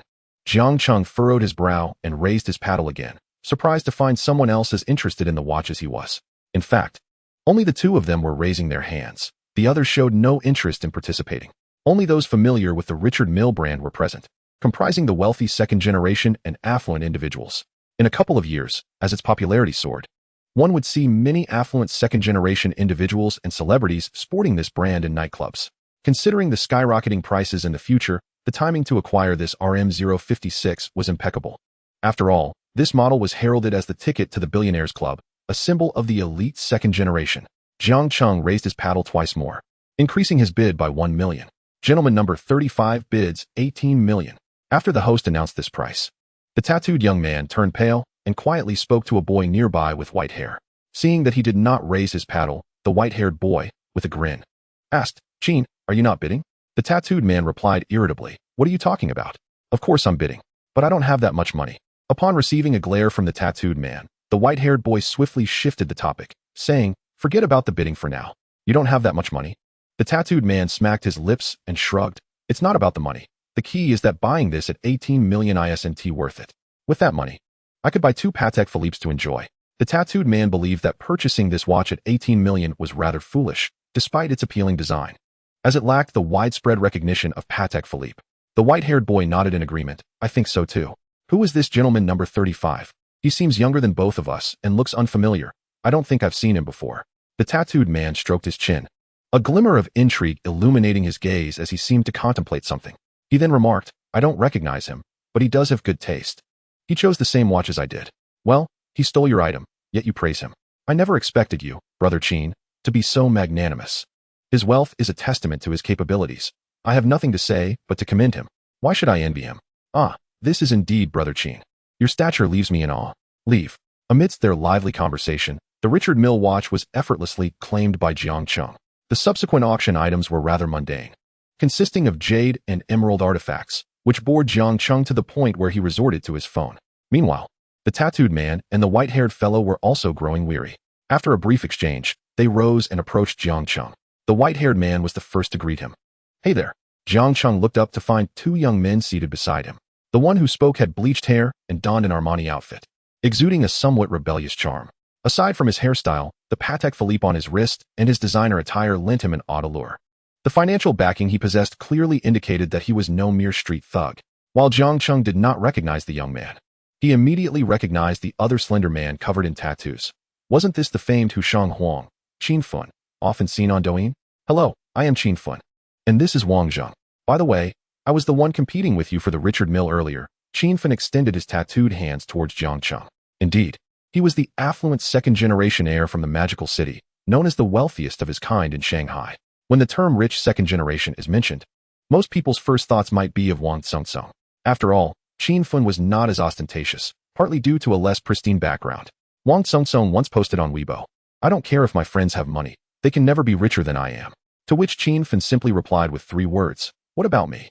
Qin Fun's fame was largely attributed to a rather ostentatious photo circulating in the news, depicting him casually sitting in a damaged 30 million yuan Ferrari, nonchalantly playing on his phone while calmly tweeting, "I view everything with indifference." Although he appeared to possess a formidable background in the eyes of many ordinary individuals, Jiang Cheng was aware that the family's rise was built on dubious foundations. Nevertheless, despite their questionable history, his generation was beginning to cleanse their image, making him a notable representative of the wealthy elite. Upon hearing Jiang Cheng's words, Qin Fun chuckled and shrugged, waving his hand dismissively. "There are many in Shanghai more impressive than I. That title is merely a fabrication by netizens. I feel embarrassed to hear it. And look at you. Wasn't your performance far superior just now?" Jiang Cheng refrained from elaborating, merely smiling faintly. "I just happen to like that watch." "You also have an affinity for luxury timepieces?" Qin Fun inquired with keen interest. Jiang Cheng shook his head and candidly replied, I wouldn't say I like them. I've never purchased one before. This is my first buy, merely for novelty. At this, Wang Zheng and Qin Fun exchanged glances, then discreetly scrutinized Jiang Cheng once more. Noticing that he indeed wore no watch, they were even more astonished. Your first watch purchase is over 10 million? That's quite astonishing. To be honest, I know quite a few people in the Shanghai circles, yet I should have encountered someone like you before, Wang Zheng remarked. I just arrived in Shanghai yesterday. No wonder. I was puzzled as to why we didn't know you. Turns out you're not from this circle? Once the mystery was solved, Wang Zheng continued to inquire. Are you here to develop your career? Jiang Cheng shook his head. I plan to attend university here and just came to have a look. Upon hearing this, the two could not help but exclaim in surprise. So you're only 18? That is impressive. Both were taken aback, primarily due to Jiang Cheng's financial prowess at such a young age. Although their families were well off, they had not possessed such liquid assets at 18. At best, their allowances amounted to a few $100,000 a month. How could they possibly afford to spend over 20 million on a watch in one go? Just an ordinary family. Jiang Cheng replied honestly. All right, let us drop the act. I doubt there's anything more exciting ahead. That watch is likely the highlight of the evening. Shall we take a look at yours? Qin Fun proposed, genuinely intrigued by the timepiece. Jiang Cheng shrugged and casually nodded, sure. With that, the three made their way to the notary office, where Jiang Cheng filled out the auction certificate and confirmation documents, transferring the funds directly to their account. At that moment, a notification chimed. Ding. Congratulations, host. You have leveled up. The host earns 1 yuan for every second spent in this world. Name, Jiang Cheng. Age, 18. Height, 182 centimeters. Appearance, 85 points. Level, 7. System reserve, 367, 280 yuan, withdrawable at any time. System, 1 yuan per second. Experience for level up, 23, 905, 000. Each second, he earned 1 yuan, equating to 60 yuan per minute, 3, 600 yuan per hour, and 86 for 100 yuan daily, leading to a monthly income of over 25, 92 million yuan. His annual income surpassed 30 million yuan. In this scenario, even if Jiang Cheng did nothing and simply lounged about, he would still be in the top 99 of earners. However, Jiang Cheng felt unfulfilled. For ordinary individuals, 30 million may seem substantial, yet for those born into affluence, it is merely a drop in the bucket. Consider the current real estate prices. In Rongqing, a single room costs upwards of 100 to 200,000 yuan, while a villa starts at around 50 million. In Rongqing, 50 million could still secure a villa, but in Shanghai, that amount would only buy a few hundred square meters of apartment space. To purchase a villa in Shanghai, one would need at least 1 to 200 million yuan. For instance, the Tangqin Yipin has numerous apartments priced in the range of 1 to 200 million yuan. Moreover, the Richard Mille 056 is priced at 18 million yuan, while a Patek Philippe astronomical tourbillon costs over 17 million. Although the watch Jiang Cheng acquired appears luxurious, it merely serves as a stepping stone. The lavish yachts and private jets owned by wealthy moguls require several financial milestones to procure. Thus, Jiang Cheng believed he had yet to achieve the status of a true wealthy individual and needed to continue striving for a life among the clouds. Observing the system reserve had reached 367, 280 yuan, he promptly initiated a withdrawal. Moments later, he received a notification confirming the funds had been transferred. After acquiring the watch, Jiang Cheng generously placed it on the table for the duo to admire. The three gazed at the exquisite Richard Mille within its elegant box, unable to contain their admiration. It truly is stunning. The entire strap was crafted from sapphire, and the azure dial featured hands that ticked rhythmically, revealing a multitude of intricate gears, resembling a wild engine brimming with untamed allure. The Richard Mille RM056 exudes an aura of modernity, futurism, and technological sophistication, epitomizing pure mechanical aesthetics. Upon witnessing the physical embodiment of this timepiece, Jiang Cheng comprehended why the Richard Mille brand, established merely 15 years ago, could ascend to rival the esteemed Patek Philippe in both price and stature. In stark contrast to the composed elegance of Patek Philippe, Richard Mille embodies the spirit of a vibrant, youthful individual, brimming with energy and brilliance, resonating profoundly with contemporary youth aesthetics. As the trio engaged in lighthearted banter, Jiang Cheng's gaze inadvertently wandered to the beautiful women around, whereupon he spotted a familiar figure seated in a corner of the gathering. A smile crept across his face as he added Wang Zheng and Qin Fun on WeChat, eagerly making his way toward that familiar silhouette. You xiao? Jiang Cheng called out, prompting her to slowly raise her head, her brow furrowed as she regarded him. After a brief pause, a hint of panic washed over her as she covered her mouth with a slender, translucent finger, pointing at Jiang Cheng and exclaiming, "You are," from that night. Observing Yu Xiaoxiao's startled expression, Jiang Cheng found himself intrigued, instinctively extending his tongue to perform a playful trick, curling it into 3 distinct sections. In Chapter 12, Is Yu Xiaoxiao getting married? Jiang Cheng's expression caused Yu Xiaoxiao to unconsciously squeeze her long legs clad in a black bodycon dress. Memories of their first encounter flooding her mind, intensifying her inner turmoil. Noticing her reaction, Jiang Cheng's thoughts drifted to those tender, succulent imaginings. This evening, Yu Xiaoxiao donned a white halter top paired with a fitted skirt and nude heels, her softly curled hair swept back. Adorned with a pendant necklace that graced her elegant swan-like neck, Jiang Cheng lowered his gaze to her alluring figure, reminiscent of the majestic Mount Everest cloaked in ice and snow, standing tall and profound. After several moments of scrutinizing the necklace, he still could not discern whether the pendant was adorned with gemstones or diamonds, as it was obscured by her ample bosom. The exquisite features and alabaster legs of Yu Xiaoxiao stirred a flutter in Jiang Cheng's heart, invoking feelings reminiscent of love. Yu Xiaoxiao, noticing Jiang Cheng's unabashed gaze, coyly remarked, "Have you finished looking, little brother?" To which Jiang Cheng replied with a grin, "Not quite. How about we continue this later at my place?" She retorted playfully, "That's quite a fantasy. Of course, with a beauty like you and the prospect of wealth, why would I refuse?" Yu Xiaoxiao blushed at this comment. "I thought you were merely an 18-year-old student, deserving of some attention, considering your efforts. I didn't expect you to be a wealthy second generation." Everyone present at the gathering was affluent, and Yu Xiaoxiao, being an internal member of the Yangyun Amon, served as the operations manager for Tianqing Entertainment, often arranging accommodations for investors and partners at the luxurious Amon. Her frequent bookings had elevated her to platinum membership status. She had come out of boredom, not anticipating an encounter with Jiang Cheng. "Rest assured, I am indeed a student and could greatly benefit from your guidance," she smiled, her attention drawn to Jiang Cheng's Richard Mille and the bag in his possession. "Is that the number 35 you had earlier?" Jiang Cheng nodded, suggesting, "The gathering is winding down. I've reserved a courtyard villa here. Shall we go have a cup of tea to sober up?" Yu Xiaoxiao's interest in Jiang Cheng deepened upon learning of his affluent background. She believed that wealthy individuals like him often sought mutual benefit without genuine emotional ties, aligning perfectly with her desires for casual companionship without emotional entanglements. This was why she had not exchanged contact information after their initial meeting, despite the nature of their encounter involving alcohol. Reflecting on this, Yu Xiaoxiao gazed at Jiang Cheng with a sultry look, confidently stating, "All right, since we've had enough to drink, shall we leave now?" In Chapter 13, A New Skill Unleashed, Jiang Cheng felt a flicker of confusion regarding Yu Xiaoxiao's demeanor. According to the system's prompts, her privacy value stood at 1, indicating that he was her first intimate partner, suggesting she was not the type to be promiscuous. Her friendliness score, however, was a mere 65, lower than that of Zhou Ying, which seemed insufficient for fostering intimacy. Yet, Yu Xiaoxiao had already linked her arm with his, and as a gentleman, he could not refuse her advances. The two strolled closely together out of the venue toward the courtyard villa Jiang Cheng had booked.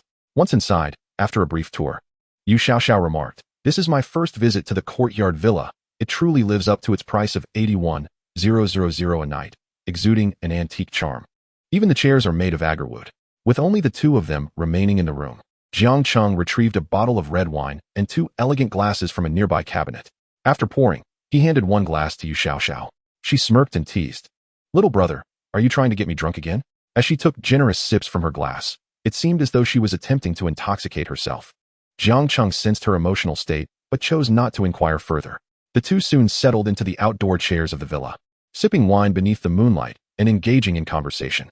Before long, they had nearly finished the bottle. Jiang Cheng was surprised by his newfound resilience, as he had previously found 2 glasses to be his limit, yet now he remained alert. Could it be that his tolerance had improved since his rebirth? Observing the rosy-cheeked and slightly tipsy Yu Xiaoxiao, he sensed the moment was right. As a warm breath brushed against him, Yu Xiaoxiao shivered slightly. Her dreamy gaze locked on Jiang Cheng as she asked, "Are we really going to rest?" Captivated by her enchanting eyes and alluring lips, Jiang Cheng's heart raced with the thrill of romance.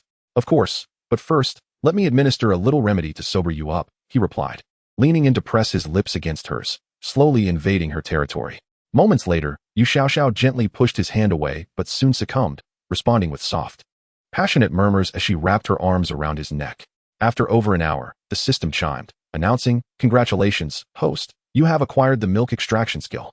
Mastering various hand techniques is essential for a wealthy individual.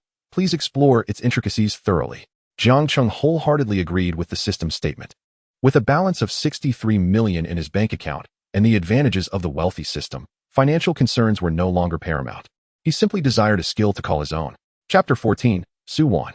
The following day, upon rising, Yu Xiaoxiao was once again nowhere to be found. Glancing at the vacant space beside the bed, Jiang Cheng could not help but look at his now remarkably agile hands, recalling the shape from the previous night. A smile unconsciously curving his lips, Jiang Cheng secretly mused to himself, how delightful this is. After last night, Yu Xiaoxiao's fondness for him had skyrocketed by 20 points, reaching an impressive 85. The rapid increase in her goodwill towards him could largely be attributed to the acquisition of his newfound skill. After finishing breakfast, Jiang Cheng sat in the luxurious Rolls-Royce provided by Yun Anmin and arrived at the Ferrari showroom located on the north bank of Suzhou River in the bustling metropolis. The security guard merely glanced at them before granting entry. The presence of the Rolls-Royce indeed commanded significant respect. Upon noticing a customer arriving in such a prestigious vehicle, the sales staff promptly approached Jiang Cheng with enthusiasm. Good day, sir. Welcome to the Ferrari Sales Center. It is a pleasure to assist you. May I inquire if you have an appointment? Jiang Cheng shook his head, replying no. Very well. May I ask how you would like to be addressed? Jiang.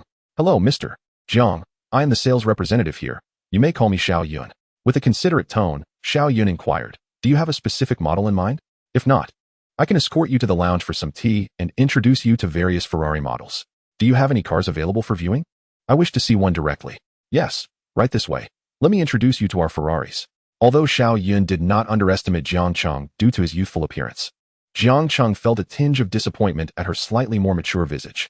In reality, to become a luxury car sales representative, one typically needed several years of experience, along with meeting previous sales targets to qualify for such positions. Sales personnel for high-end brands like Ferrari usually had to achieve annual sales exceeding 100 million yuan to be eligible for employment, given their relatively high basic salaries, which generally started from 5,000 to 10,000 yuan. Therefore, it was virtually impossible for a recent graduate to secure a position in luxury car sales. While there might be some opportunity in ordinary car sales, aspiring to sell top-tier luxury vehicles straight out of college was indeed a dream best left unpursued. As the sales representative led Jiang Cheng further into the showroom, he observed the serene ambience, seemingly devoid of other customers. However, as Xiao Yun guided him through the displays, he noticed a man and woman together, examining a car. The pair appeared quite mismatched. The male client was a middle-aged man, approximately 170 centimeters tall, stout in stature, emanating an aura of greasiness, with a shiny bald spot visible atop his head. In stark contrast, the woman beside him boasted an exquisitely refined face and a remarkably captivating figure. Just the contours of her silhouette surpassed 80% of other women. At that moment, three sales representatives were attentively explaining the features of a striking red LaFerrari to the duo. Su Wan, if you think this car is satisfactory, I will purchase it. How about I take you for a spin when I collect it? The middle-aged man, having finished speaking, lewdly winked at her. The woman, referred to as Su Wan, furrowed her brow and awkwardly replied, Mr. Huang, you are too kind. Buying a car is a significant decision. You must be certain, after all, you will be the one driving it. My opinion is secondary. Why be so formal? When filming begins, I can pick you up after work every day. Whatever car you desire, I will provide. No need, Mr. Huang. Our filming schedule is erratic, and I wouldn't want to trouble you. Besides, that's the assistant's responsibility. Today, I am here primarily to discuss the project with you. Just as she was about to finish her sentence, the greasy man interrupted, as long as you agree. The leading role is naturally yours. With that, he reached out as if to embrace Su Wan. Seemingly accustomed to such behavior, Su Wan responded quickly, stepping back awkwardly, Mr. Huang, I reiterate, you are too kind. I solely wish to focus on the filming. I have no other considerations. During their conversation, the commotion caused by Xiao Yun leading Jiang Cheng's arrival captured everyone's attention. Upon seeing a remarkably handsome young man accompany Xiao Yun, not only the sales staff, but even Su Wan couldn't help but steal a few glances at Jiang Cheng. Their eyes met, and Jiang Cheng suddenly felt an uncanny familiarity with the exquisitely beautiful woman before him. Surname Su, a star? Su Wan. After scrutinizing her for a moment, Jiang Cheng finally recalled her identity. Su Wan, one of the rising stars in the entertainment industry in a few years, although currently still an unknown figure. She would indeed become immensely popular before Jiang Cheng's rebirth. He was surprised to find her even more exquisite in reality than on screen. With her bright peach blossom eyes and sweet, youthful voice, which man could resist being captivated? Moreover, her memorable poolside photos only added to her allure, earning her the nickname Big Bol Bol. Her figure was truly exceptional, Anyone who laid eyes upon her would instinctively wish to establish a deeper connection. Chapter 15. Purchasing a car. Observing Su Wan's subservient demeanor, Jiang Cheng recognized he had not misremembered. This situation unmistakably indicated she was a minor celebrity, as evidenced by her accompanying a balding middle-aged man to view cars. The three female sales representatives standing beside Su Wan exchanged glances, sizing Jiang Cheng up. Those who have spent considerable time in luxury car sales develop an instinctive tendency to view others through a colored lens. Though Jiang Cheng's attire was unremarkable, his striking appearance at an 85th percentile captivated the attention of the women present. Standing at 182 centimeters, with naturally tousled hair devoid of any dye or styling, his fair complexion and handsome features embodied the clean and attractive young man that would certainly draw the gaze of any normal woman. The middle-aged man, noticing that his female companions were taken in by Jiang Cheng's charm, turned to glance at him with irritation. He's merely younger and more handsome, nothing particularly special about him. His attire is rather unremarkable. What is so appealing? After a brief examination, the middle-aged man internally scoffed at the superficiality of the women around him. Can good looks pay the bills? He had also noticed the watch on Jiang Cheng's wrist, transparent in design, but unable to discern its brand. For someone like Huang Ming, who typically focused on Rolex and Patek Philippe, he was unfamiliar with newer watch brands, automatically relegating Richard Mille to the category of inferior timepieces. Jiang Cheng had also overheard parts of the conversation between Su Wan and the middle-aged man, indicating that the latter had possibly leveraged certain advantages to persuade Su Wan into agreement. As for what those advantages were, it was understood among them. Jiang Cheng did not cast another glance at Su Wan or Huang Ming, but instead continued to explore the showroom, guided by Xiao Yun. As this was Jiang Cheng's first visit to Ferrari, Xiao Yun enthusiastically detailed the brand's history and philosophy. Standing before a massive wall of car molds, she pointed to their most iconic models, saying, "This is your first time at a Ferrari showroom, I assenti it? Let me warmly introduce you to our collection." Represented here by these meticulously replicated molds. Behold this remarkable specimen, our flagship hypercar, the LaFerrari, which stands alongside the McLaren P1 and the Porsche 918 as one of the triumvirate of automotive masterpieces. Since its debut in 2013, it has ascended to the status of a coveted collector's item. As Xiaoyun elaborated on its features, Jiang Cheng's gaze was entirely fixated on the striking red LaFerrari before him. To be candid, is this not the quintessential toy that every man yearns to possess? Indeed, while hypercars may lack practicality, Jiang Cheng could not deny a flicker of excitement whenever he witnessed one roar past on the street, even though he already owned a 918. After all, what harm could come from adding another to his collection, especially when it could be procured through the system at no personal cost? The LaFerrari undoubtedly commands the highest price among all their models, and with his hypercar voucher permitting the purchase of only one vehicle, acquiring this LaFerrari would be worthwhile. Although Jiang Cheng had never purchased a LaFerrari before, he was aware that acquiring such a vehicle came with certain prerequisites, though he was oblivious to the specifics. He did not hesitate to inquire, embracing the notion that one should ask when in doubt. "I have heard that purchasing your LaFerrari requires some conditions?" Xiaoyan maintained her standard smile as she replied, "Indeed, only 499 units of the LaFerrari were produced globally, including the hardtop version, and production ceased in 2016. What is available in the showroom are a limited number of display models or quota cars. The purchasing requirements are quite stringent. First, a financial verification is necessary. Liquid assets must exceed 100 million. Second, one must be a long-standing Ferrari customer, owning at least 3 Ferrari models, and must not have a history of reselling limited edition vehicles to qualify for application." Upon hearing Xiaoyun's explanation, Jiang Cheng let out a wistful sigh. "So, does that mean I am unqualified to purchase it?" Xiaoyun was momentarily taken aback by the regretful expression on Jiang Cheng's face. The guidance price of the LaFerrari reaches an astounding 22.5 million. The figure of over 20 million merely reflects the chassis price. When one accounts for interior customization and import taxes, the total cost can soar to a minimum of 28 million, with high-end options potentially exceeding 50 million. Naturally, individuals capable of affording a LaFerrari must possess wealth in the hundreds of millions, if not substantially more. While Xiaoyan did not believe someone of Jiang Cheng's age could afford a LaFerrari, his genuine expression of disappointment did not seem feigned. After pondering for a few moments, Xiaoyan continued, "If you are truly intent on purchasing this LaFerrari, it is not impossible." Jiang Cheng's interest piqued at her words. "Oh, how so?" When the LaFerrari was first released, it garnered immense popularity due to its outstanding design. However, the overwhelming demand coupled with slow production led various suppliers to impose perplexing purchasing conditions, such as membership status and purchase history, and even exorbitant markups. Yet, as time progressed, And with the emergence of other renowned hypercar brands and the implementation of environmental policies in our country, Ferrari has found it increasingly challenging to maintain its previous market dominance.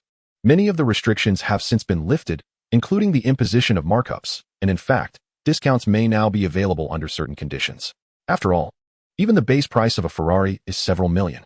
While several million may not seem extraordinarily impressive if one considers the real estate, vehicles, investments, cash, and stocks of an individual in Shanghai, it becomes evident that half of the city's residents could amass a fortune of 5 million. However, when it comes to readily available cash, how many can truly produce 5 million without liquidating their assets? In 2019, Ferrari sold a mere 836 vehicles across our nation, including Taiwan and Macau, with over 80% of those transactions involving cars priced below 5 million. The LaFerrari, priced above 20 million, had an exceedingly limited number of buyers. Hence, the notion of markups is now obsolete, and the restrictions are largely mere formalities.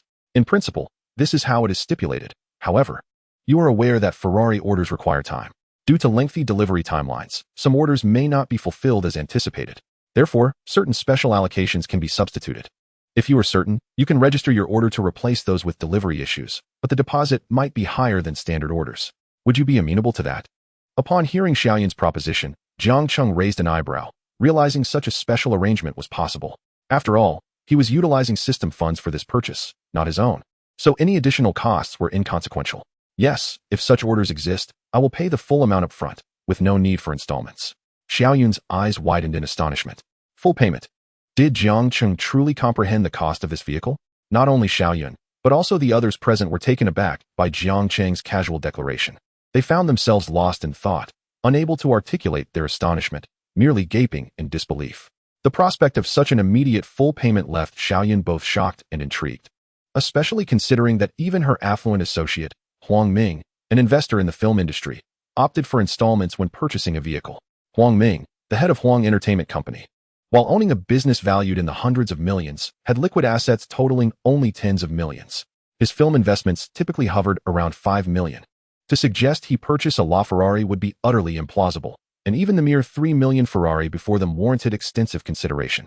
Yet, Jiang Cheng's assertion to pay in full for the LaFerrari left her astounded and curious. Recovering from her surprise, Xiaoyun reiterated, "Mr. Jiang, the base price of the LaFerrari exceeds 20 million, and with customization, it will certainly surpass 50 million. I am aware of that and find it acceptable," Jiang Cheng replied, his demeanor unchanged. Xiaoyun could no longer contain herself. Having worked at Ferrari for several years, the prospect of selling their flagship model, the LaFerrari, would mark a pinnacle in her sales career. The commission from this sale alone would cover her expenses for the next 2 years. Despite the peculiar nature of this transaction, Jiang Cheng remained her client, and she would still receive her due commission. Witnessing Xiaoyun's excitement, the sales staff accompanying Huang Ming felt a tinge of envy at her apparent good fortune. They mused how fortunate it would have been if Jiang Cheng had been their client. Although Huang Ming donned expensive attire and a prestigious watch that held little weight in light of the LaFerrari, which they had meticulously presented for an entire hour. Yet he hesitated to make a decision, instead engaging in conversation with Su Wan regarding investments and dinner plans. Observing the situation, the likelihood of closing the deal seemed slim, as he appeared to be merely flaunting his wealth with a celebrity. Huang Ming's expression darkened further as he noticed Su Wan's gaze fixated on Jiang Cheng. He spoke up. "Xiao Wan, what do you think of my car? If it meets your approval, perhaps you could assist me in selecting some accessories. After all, it will be you sitting in the passenger seat when I take delivery." Listening to Huang Ming call her by her nickname, Su Wan couldn't help but furrow her brow. Were it not for her professional obligations, she would have turned on her heel and walked away immediately. Although this was not her first encounter with Huang Ming, their relationship had always remained untainted. His casual address seemed to imply an unspoken connection between them, which was far from the truth. However, Huang Ming was an investor in their company, albeit in small productions. Today, he specifically requested her presence, leaving her with little choice. "Boss Huang, I am not well versed in automotive matters. You should make your own decision.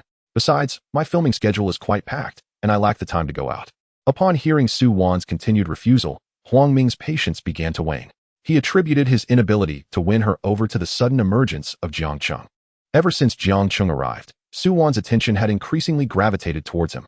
Huang Ming was uncertain whether Jiang Cheng was merely posturing or genuinely possessed substantial wealth.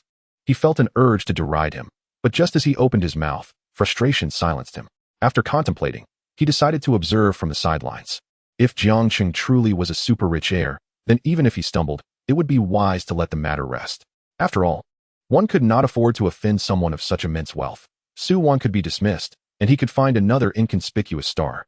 However, if Jiang Cheng was simply bluffing to capture Suwan's attention, he would ensure to expose him thoroughly, allowing Suwan to recognize who the true affluent individual was.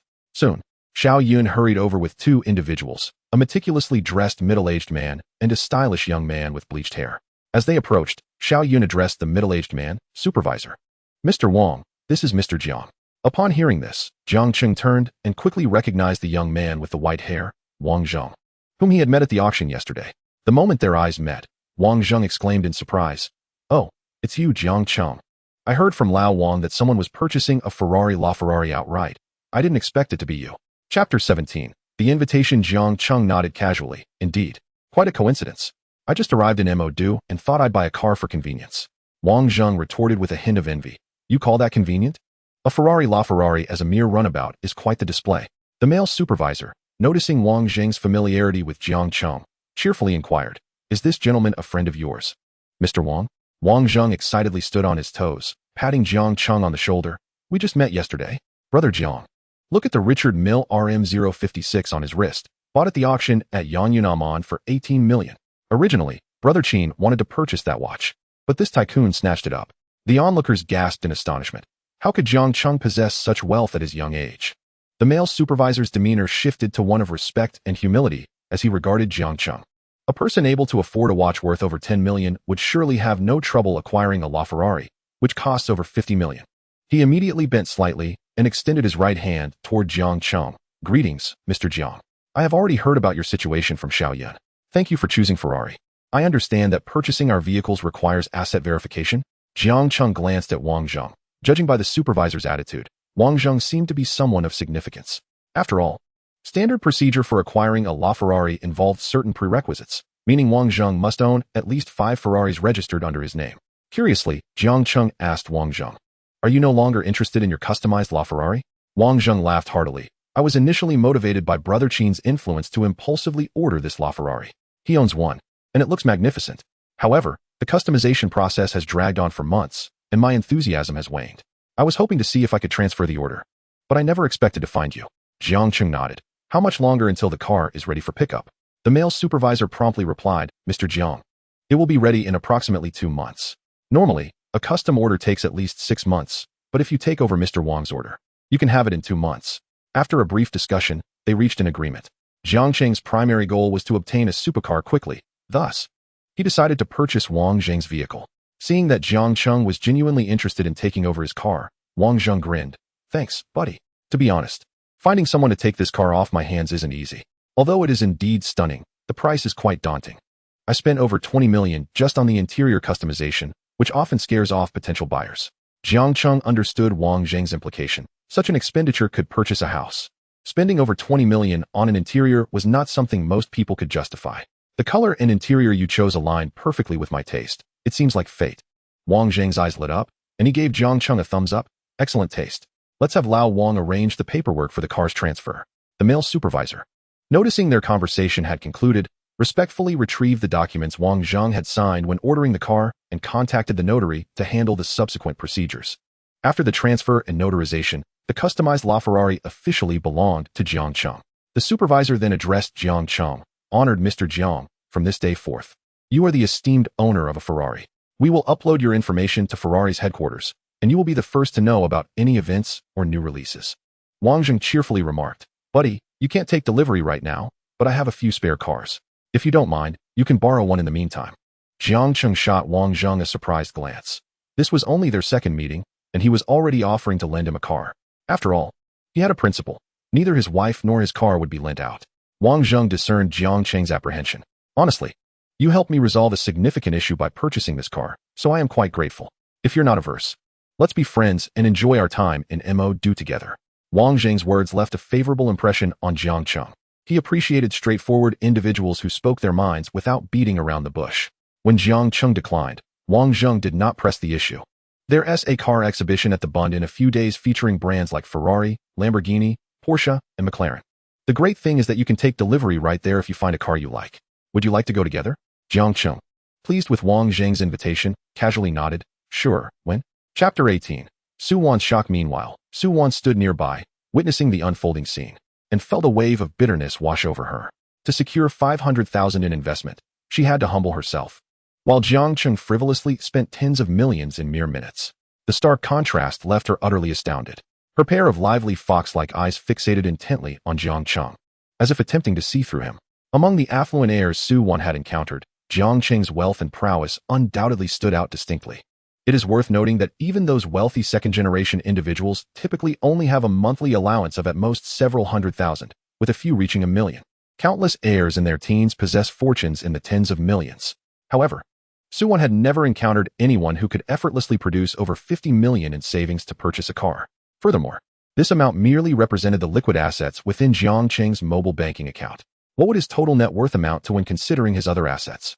This indicated that his fortune certainly exceeded 100 million. While celebrities may appear glamorous on the surface, the disparity in their standings results in vastly different incomes. In the same drama, the lead actors command exorbitant fees, with top-tier stars earning as much as 10 million for a single project.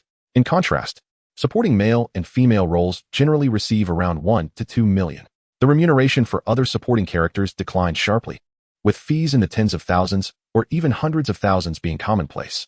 Su-won, on the other hand, belonged to this category of lesser-paid actors receiving fees in the tens of thousands. After receiving such payments, a portion must be shared with the agency, making the over 50 million amount a staggering sum for her current situation. Moreover, each popular star has a limited period of prominence, and once it passes, they are often supplanted by newcomers. This is precisely why many celebrities aspire to marry wealthy individuals.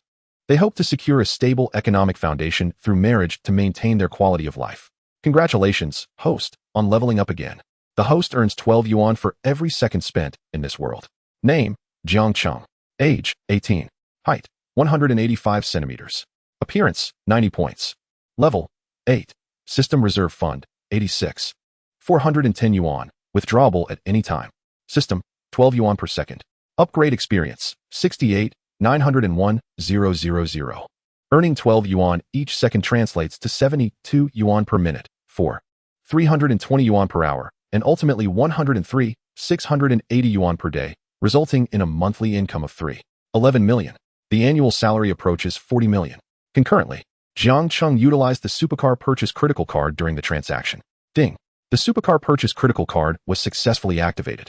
And congratulations to the host for receiving a triple critical hit from the Beginner Critical Card. The critical hit amounting to 130 million. Jiang Cheng was genuinely exhilarated upon obtaining this unexpected sum. Huang Ming, upon hearing this, felt an eruption of anger and warned, "What audacity does a mere star have? Su-won, let me make it clear. Either this investment falls through, or you will be waiting for me after cleaning up." Su-won felt a surge of indignation at Huang's words. "What do you mean by that? Acting all high and mighty. I spoke to you kindly. Yet you waste my time. I tell you, either clean up and wait for me, or prepare to be shelved." Su-won retorted defiantly, "Mr. Huang, regardless of your investment decision, I will not yield. Do as you please." Ding! A special mission has been triggered.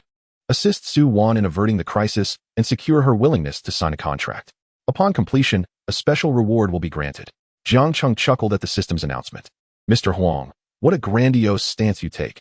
The dawn of your downfall is upon you. Miss Su, rest assured, if he does not invest, I shall." Su-won widened her eyes in astonishment at Jiang Cheng's unexpected engagement. Meanwhile, Huang Ming, recognizing Jiang Cheng's formidable prowess, dared not confront him directly, merely huffing in frustration before departing. Su-won straightened herself, composed her emotions, and addressed Jiang Cheng. "Hello, I am Su-won." "Jiang Cheng," he replied. "Mr. Jiang, is your investment proposition genuine?" Su-won, a mere third or fourth-tier star, lacked the privilege of selecting her scripts. Furthermore, her agency frequently imposed unreasonable demands upon her, and despite her steadfastness in upholding her principles, she had remained in a semi-derelict state since her debut. She was acutely aware that her rejection of Huang Ming might lead to her complete obscurity within the company. Tian Chung Entertainment? She recalled hearing Yu Xiaoxiao mention it during their conversation. The system had issued a task, and Jiang Cheng was determined to fulfill it, as the rewards were typically generous. Jiang Cheng nodded, "Of course. Mr. Jiang, I am immensely grateful for this opportunity. I will strive to perform excellently." Su-won exclaimed with enthusiasm. At 19, her most notable role had been a supporting character, with most of her other roles being minor. She diligently dedicated herself to acting, yet had not landed a breakout role. It had been several months since her last performance. This was why she had agreed to accompany Huang Ming for shopping, hoping for a chance to secure a new project. Though Huang had hinted at ulterior motives, Suwan remained resolute in seizing the opportunity to portray the leading lady. Just then, Yu Xiaoxiao's WeChat message arrived, indicating that she had made a reservation at a restaurant for Jiang Cheng. After reading it, Jiang Cheng informed Suwan, "Let us discuss the investment matter tomorrow. I have something to attend to this evening." Suwan nodded and then requested, "Mr. Jiang, may I add you on WeChat?" Jiang Cheng naturally did not decline, as Suwan's captivating eyes were truly mesmerizing. When she gazed, her eyes not only sparkled with vitality but also exuded a bewitching allure. Coupled with her alluring figure, she possessed an undeniable magnetism that made Jiang Cheng contemplate unleashing his charms. Chapter 19, Michelin Restaurant. After finalizing the order, Jiang Cheng arrived at the restaurant Yu Xiaoxiao had reserved in a Rolls-Royce. Upon entering, he was greeted by a strong ambience reminiscent of the enchanting city. The dark green wallpaper, antique gramophones, and vintage ceiling fans created an exquisite atmosphere, complemented by a stage in the center where a stunning woman clad in a cheap house serenaded the audience with classic songs from the city. Jiang Cheng nodded in approval. Indeed, it was a Michelin-starred establishment, teeming with character. Yu Xiaoxiao had opted for a private room rather than an outdoor booth. As Jiang Cheng entered the room, he found Yu Xiaoxiao engrossed in ordering from a tablet. Upon noticing Jiang Cheng, she shyly stood up and waved him over. "Jiang Cheng, come sit here." Dressed in a chic knee-length Chanel dress, she exuded elegance, her skin as fair as snow, making her strikingly beautiful. Jiang Cheng approached Yu Xiaoxiao, wrapping his arm around her slender waist, his lips brushing against her delicate ear as he whispered, "Why the change of outfit?" Teased by Jiang Cheng's playful gesture, Yu Xiaoxiao's cheeks flushed a deeper shade of crimson, and she playfully pushed him away, exclaiming, "Isn't it normal to change clothes? I haven't even mentioned your outfit, which you've practically torn apart." Recalling the excitement of the previous night, Jiang Cheng smirked. "You have only yourself to blame. You should have been more diligent in your approach." Before Yu Xiaoxiao could respond, Jiang Cheng silenced her with a kiss. He was in no rush, knowing there was ample time for everything that night. Yu Xiaoxiao handed the tablet over to Jiang Cheng and enthusiastically began to introduce the dishes. "The crab roe rice here is unique to this city, and it is generously topped with crab fat. This dish has even received a recommendation from Michelin. You must savor it. Additionally, we have the sautéed fish slices, scallion roasted fish heads, and stir-fried vegetable shreds." As Yu Xiaoxiao spoke, Jiang Cheng listened intently, and when she had selected 4 dishes, he nodded. "Let us proceed with this. It should suffice. If you order any more, you'll soon realize that while the dishes are delicious, the portions are truly modest." Jiang Cheng glanced at the menu and casually selected 3 recommended dishes. "By the way, do you know Suwan? I seem to recall you mentioning last night that you were also part of Tianqing Entertainment." Yu Xiaoxiao turned to Jiang Cheng, her brows furrowing in curiosity. "Suwan? She is an artist in our company. What's the matter?" Jiang Cheng recounted the general circumstances to Yu Xiaoxiao, also bringing up his intention to sign Suwan. Upon hearing this, a hint of bitterness crossed Yu Xiaoxiao's face, and she jested, "Releasing her from her contract? That would incur a penalty fee. And what do you think of her?" Jiang Cheng understood Yu Xiaoxiao's implication and shook his head. "I have no particular intentions towards her at the moment. I merely believe in her immense potential." Immense potential? Her current standing barely qualifies as 3rd tier, and the resources the company allocates to her are minimal. Moreover, her new investment fell through yesterday. Yu Xiaoxiao did not take Jiang Cheng's words seriously. After all, what man does not admire a beautiful woman, especially someone like Suwan? However, Yu Xiaoxiao at that moment was unconcerned.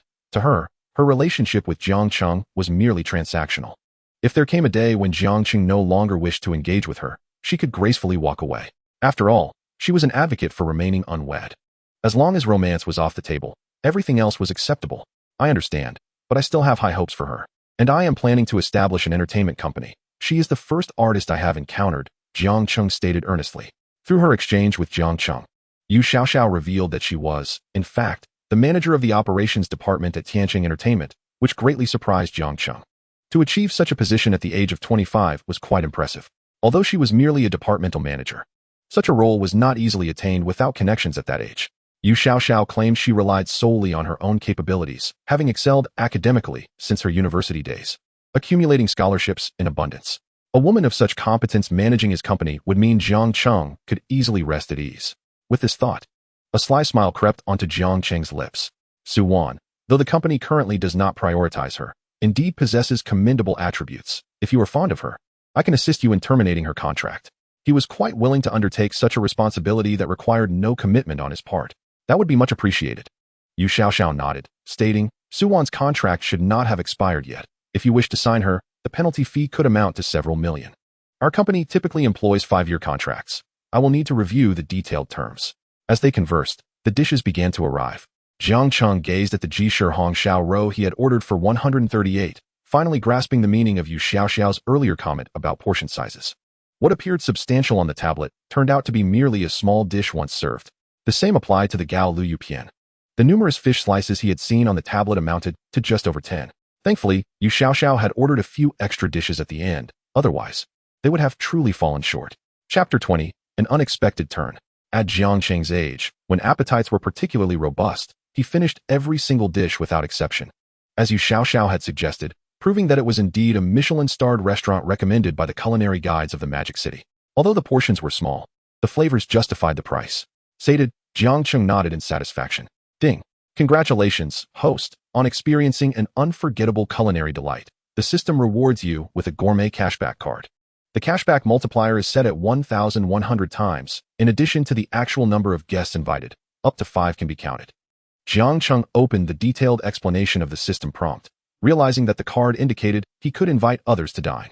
For instance, if he spent 10,000, the cashback would be calculated at the highest multiplier of 100, yielding a return of 1 million, plus the number of invited guests, which could total 5 million.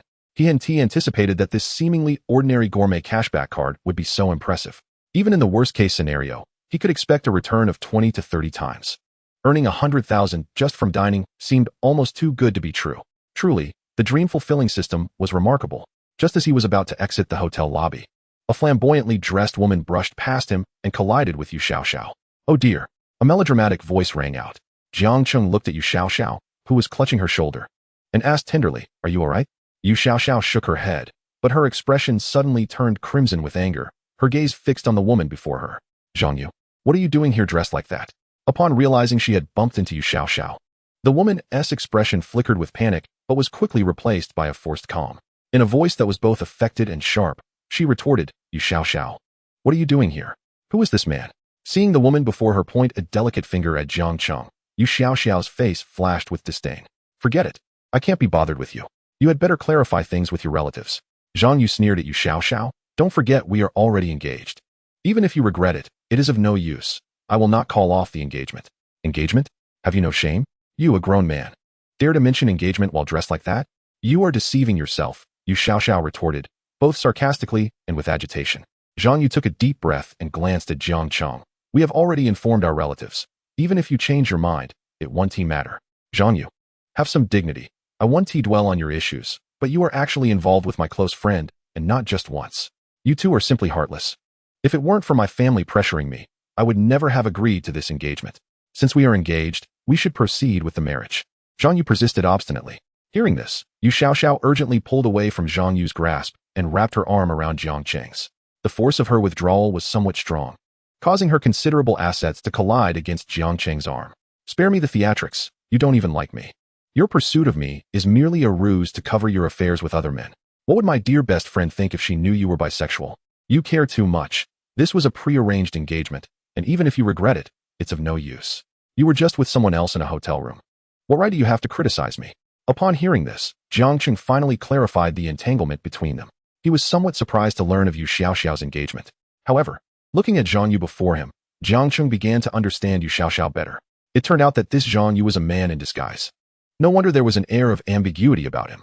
At first glance, if Yu Xiaoxiao hadn't spoken up, it would have been difficult to discern that this woman was actually a man in disguise. Modern makeup technology was indeed astonishing. Yet upon closer inspection, certain clues were evident. Particularly the Adam's apple, a characteristic of masculinity, and the fact that his high-heeled shoes were significantly larger than those typically worn by women.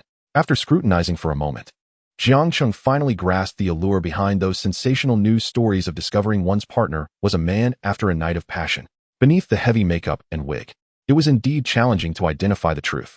It turned out that Yu Xiaoxiao's fiancé was not only effeminate, but had also betrayed her. And the shocking revelation that he was bisexual was too much to absorb. At that moment, Zhang Yu began tugging at Yu Xiaoxiao, cursing and creating a scene, drawing an increasing number of onlookers.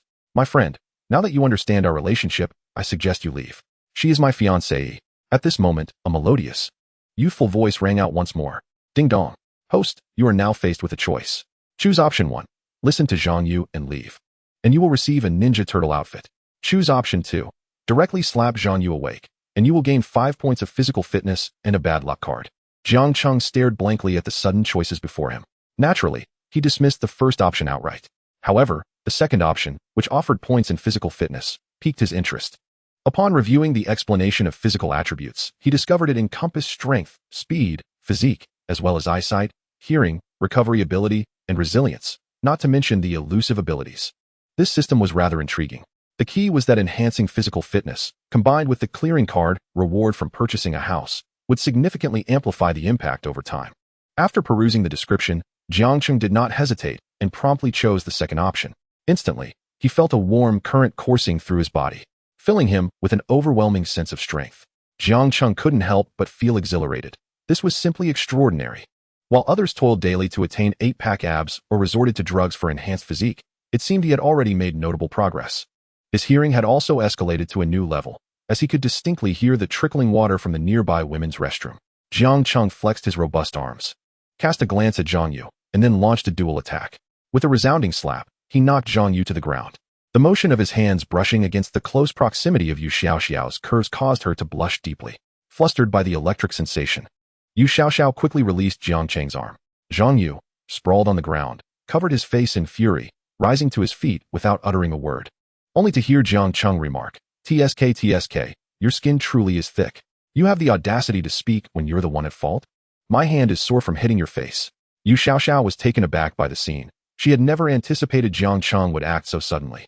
"You actually hit me. Woo, I will not let this go." Zhang Yu clutched his reddened cheek, looking both aggrieved and fierce as he glared at Jiang Cheng. He clenched his delicate fists and charged towards Jiang Cheng with a splayed-foot stance. Seeing Zhang Yu approach, Yu Xiaoxiao, now more fond of Jiang Cheng, quickly clutched his arm again, attempting to draw him closer. She felt he was incredibly handsome for knocking Zhang Yu down for her. However, she also feared that Jiang Cheng's intervention would bring about trouble. Jiang Cheng, quick to react, extended his leg and sent Zhang Yu flying. Zhang Yu, realizing he was no match for Jiang Cheng, clutched his aching chest, collapsing to the ground, too humiliated and pained to rise again. He felt an unprecedented sense of shame and agony. Jiang Cheng's kick had been exceptionally powerful. Zhang Yu glared at the hotel staff, who were merely observing and not intervening, his anger boiling over. He began to shout, "Where are the security guards? Did you not see the assault? What is this hotel doing? I am a guest here, and I have been attacked. Help me." Upon hearing Zhang Yu's cries, the hotel staff began to react. As Jiang Cheng had checked into the top-tier suite costing 80,000 a night, the front desk staff were already familiar with him, thus caught in a dilemma as they observed the unfolding scene. Zhang Yu, perceiving the staff's hesitant attitude, felt his rage intensify. He shouted, "What are you all waiting for? Security, quickly apprehend him, or I will call the police." His outburst prompted the hotel staff to realize the gravity of the situation. Although they were reluctant to offend Jiang Cheng, they were even less inclined to lose their jobs. Yu Xiaoxiao, distressed by the chaotic scene, furrowed her brow. Disgusted by Zhang Yu, she took a deep breath and whispered to Jiang Cheng, "It's all right. If he calls the police, I will say he was harassing me, and you only intervened to protect me. Don't slander me. There are cameras here, and so many witnesses saw you hit me. They can testify," Zhang Yu exclaimed. But upon noticing the lack of support from the surrounding crowd, he grew even angrier, shouting, "You scoundrels! I will call the police." The hotel's response was remarkably swift. As 2 police officers approached them shortly, after displaying their credentials, they began to ascertain the situation. Before Jiang Cheng could speak, Yu Xiaoxiao rushed forward. "Officer, it's not his fault. This man tried to deceive me into marriage. Our families had an engagement, but after getting to know him, I realized he is bisexual and enjoys cross-dressing, so I made it clear I would not marry him. Today, he came to harass me, and this gentleman helped me fend him off." Jiang Cheng felt a sense of satisfaction at Yu Xiaoxiao's actions, recognizing her demeanor towards him had become more affectionate. At that moment, her curves pressed against his arm, and she leaned in closer. Jiang Cheng comfortingly patted her shoulder, saying, "Don't worry. This is merely a misunderstanding. Just a small dispute that can be resolved amicably." After understanding the situation, the officers began to mediate. One officer, his face flushed, exclaimed, "What misunderstanding? What do you mean? There are cameras here, I demand." But before he could finish, Jiang Cheng activated the previously received bad luck card on Zhang Yu. A series of strange sounds emanated from Zhang Yu, causing him to stop mid-sentence, his expression turning odd. His eyes darted nervously, and his legs instinctively tightened. His backside began to rise slowly, while his hands gradually clutched his stomach. He felt an uncontrollable warmth surging within him, reminiscent of a time in his childhood when he had a sudden bout of diarrhea. In that moment, he stood up, only to inadvertently attempt to pass gas, learning the hard way that one should never trust a fart during such an episode. At that moment, he released not only a sound but also a torrent of embarrassment. He could never forget the pale, disdainful expressions on the faces of his classmates and the teacher at the podium. And now, that long-forgotten sensation had returned. Jiang Yu, with his face flushed, slowly reminded himself to remain steadfast. He whispered to himself, above all, do not trust the wind. After repeating this mantra a few times, he began to take deep breaths in an attempt to regain control over his body. After all, there were surveillance cameras present, and the crowd was considerable.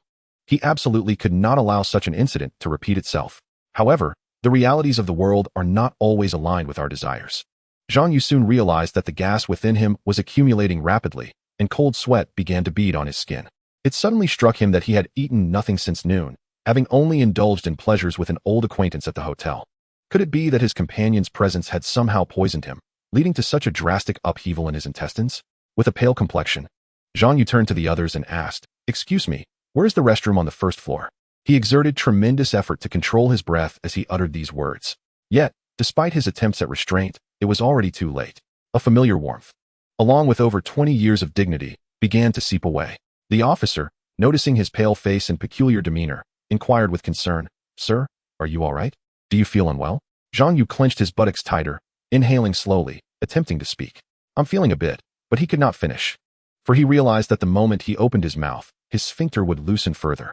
Initially, he had only leaked a few drops, but with this movement, it turned into a cascade.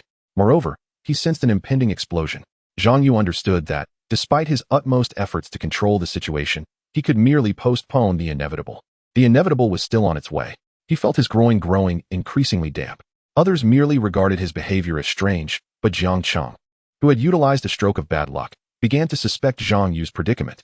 Such an expression could only signify trouble. Jiang Yu was now too preoccupied to even contemplate calling for help. Jiang Cheng chuckled mischievously and approached Jiang Yu, patting his shoulder with vigor. "Brother, if you're not feeling well, don't hesitate to speak up. The officer will assist you." The jolt from Jiang Cheng's hand made Jiang Yu take a deep breath.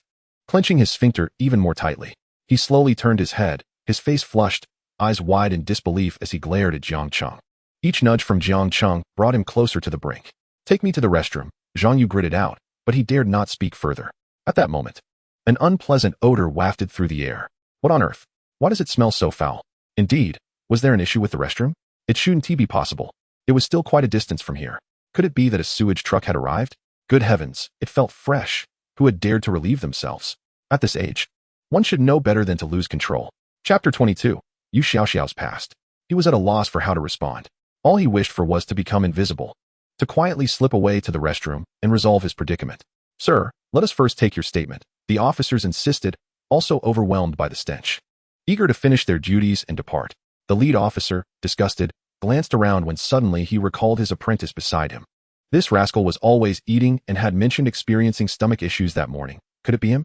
With that thought, he pinched his nose and lowered his voice to chastise. "You little brat, I told you not to eat while working, yet you never listen, and now you've soiled yourself? How is it that a man in his 20s has become so undignified, suffering from incontinence like a beast?" Upon hearing the term beast, Jiang Yu's face turned an even deeper shade of red. He certainly did not wish to be likened to a beast. Being reprimanded by his own mentor was unbearable. The corpulent officer protested, "Master, it wasn't me. Although I had a stomachache today, I'm too old for such childish behavior. It must be someone else." Seeing the disbelief etched on his mentor's face, he felt his temper rise. "I swear, whoever defecated themselves is a scoundrel. It cannot be me. It must be someone else." Before he could finish, he halted, a peculiar expression dawning upon him as he regarded his mentor. His mentor had taken him on patrol for several years, and as the years passed, his mentor aged. The instant he caught a whiff of the foul odor, he suspected it might be his own doing. The urgency to shift blame onto his mentor was evident. After all, it was understandable for an aging man to occasionally lose control of his sphincter. With this realization, he swallowed hard, reflecting on the many lessons his mentor had imparted over the years. It was time to repay that debt. Embarrassment be damned. It was only right to take the fall for his mentor. With this thought, the stout officer grimaced and said, "Master, I'm sorry." Meanwhile, Jiang Yu felt a surge of relief at the prospect of someone else taking the blame. His lips curled into a smile as he began to stealthily retreat towards a less populated area. Jiang Cheng, noticing this, swiftly covered his nose and interjected, "Wait. The foul smell is emanating from our direction. It couldn't possibly be." He cast a meaningful glance at Zhang Yu, who, feeling triumphant, had taken a couple of steps back. Upon realizing that everyone in the hotel had turned their attention towards him, Zhang Yu felt a surge of panic and attempted to hastily exit the scene. However, with those few steps, his body could no longer endure the pressure. A torrent was unleashed. The onlookers in the hotel gasped in horror, their eyes wide as they witnessed Zhang Yu erupting in a cacophony of thunderous sounds. Jiang Cheng, quick on his feet, swiftly pulled Yu Xiaoxiao 10 meters away. Meanwhile, the others stood frozen, wide-eyed, as a yellow liquid streamed from Zhang Yu. Following the shock, people began to cover their noses and flee, gagging in disgust. The hotel was filled with the sound of retching. "My goodness, I can't believe this is happening. How can someone of his age lose control like this?" A crowd, pale-faced, began to retch while casting disdainful looks towards Zhang Yu, discussing the shocking scene. At this moment, Zhang Yu could no longer concern himself with maintaining his image or the thought of calling for help. He was desperately clutching his churning intestines while frantically searching for the restroom. 20 minutes later, the scene was finally recorded. Jiang Cheng and Yu Xiaoxiao had arrived at the Ting Villa. She gently placed her delicate hand on Jiang Cheng's thigh, caressing it tenderly as she said, "Dear brother, let me check if you're all right. Are you hurt?" Seeing Yu Xiaoxiao and her enchanting demeanor, Jiang Cheng smirked. "How could I be injured? Someone of such lowly caliber could never harm me." "That may be so, but it's still better for me to check just to be sure." Yu Xiaoxiao, sensing Jiang Cheng's indifference, let out a soft sigh. "Do you dislike me? I know I'm not worthy of you." Jiang Cheng noticed the despondent tone in Yu Xiaoxiao's voice and immediately lost the inclination to tease her. He gently embraced her and reassured her. "How could I ever disdain you? I was merely jesting." Upon hearing his words, a glimmer of hope flickered in Yu Xiaoxiao's eyes, but it quickly faded once more. She lowered her head and, with a heavy heart, confessed, "Are you surprised that my fiancé is actually—" Jiang Cheng nodded. "I must admit, I am somewhat taken aback. In truth, my engagement to Zhang Yu was arranged by my grandparents during my childhood. My grandfather insisted that I marry him before he passed. And though I harbored no affection for him, I ultimately acquiesced to my grandfather's wishes for the sake of his peace." Upon realizing that Jiang Cheng did not react as strongly as she had anticipated, Yu Xiaoxiao felt a measure of relief. Although this was only their second encounter, she was determined to share the secret she had kept hidden in her heart. In her grandfather's era, promises were held in the highest regard, and despite her resistance, she could not defy his unwavering belief. In his final days, her grandfather coerced her into marrying Zhang Yu, threatening that he would not find peace in death otherwise. Under the pressure from all her relatives, Yu Xiaoxiao reluctantly agreed to the engagement. However, upon meeting him, she discovered that Zhang Yu was actually bisexual. Chapter 23, The Annoying Younger Brother. To her astonishment, Zhang Yu's home was adorned with an abundance of pink items. In order to maintain secrecy, they signed a mutual agreement to avoid physical contact and interference in each other's lives. Initially, Yu Xiaoxiao accepted this arrangement with enthusiasm. It not only eased her grandfather's mind, but also spared her from the burden of affection for Zhang Yu, thus serving a dual purpose. To conceal his homosexuality from their relatives and friends, Zhang Yu used Yu Xiaoxiao as a fade, requiring her to participate in various charades.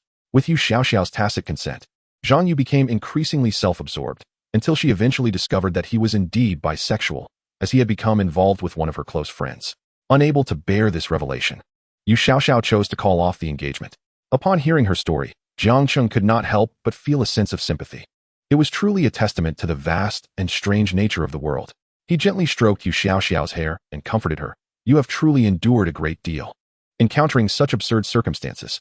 Jiang Cheng, do you truly not mind? I mean, are you willing to maintain this kind of relationship with me?"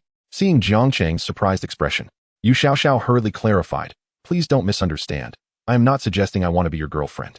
I merely desire someone to occasionally accompany me. And since I have no intentions of marrying in the future, and you are my first man, I assure you that I will not interfere with your personal life."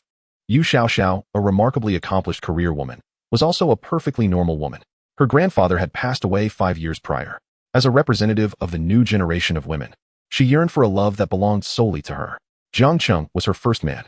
Although her feelings for him were not yet profoundly deep, she believed that this arrangement was 100 times more relaxed than a conventional romantic relationship. Disillusioned with familial and romantic ties, Yu Xiaoxiao simply wished for a casual romance. And by chance, the person she encountered was Jiang Cheng. Jiang Cheng, upon hearing her words, felt a surge of delight. Why would he concern himself? In a world where casual encounters often came with exorbitant demands, such an arrangement was quite serendipitous. Moreover, He recalled that he still possessed an unused Shuton card. Unable to suppress a grin, he initially hesitated to utilize it due to Yu Xiaoxiao's previously low affinity towards him. However, now that her affinity had neared 90 points, how could he not strive to meet her expectations? Jiang Cheng embraced Yu Xiaoxiao intimately and whispered softly in her ear, "Rest assured, I will treat you well." Surprised by his words, Yu Xiaoxiao kissed him lightly. You must be tired. Let's indulge in a spa session. I've heard the treatments here are quite renowned, and I could use some relaxation myself." "Certainly," Jiang Cheng replied, his eyes sparkling with anticipation as Yu Xiaoxiao swiftly made her way to the designated female spa area. The spa at Yangyun Amin Hotel is acclaimed as the largest in the world, with a single hour of service priced at 3,000 yuan. Jiang Cheng booked 2 hours, recognizing the need for a proper unwind after a long day of travel.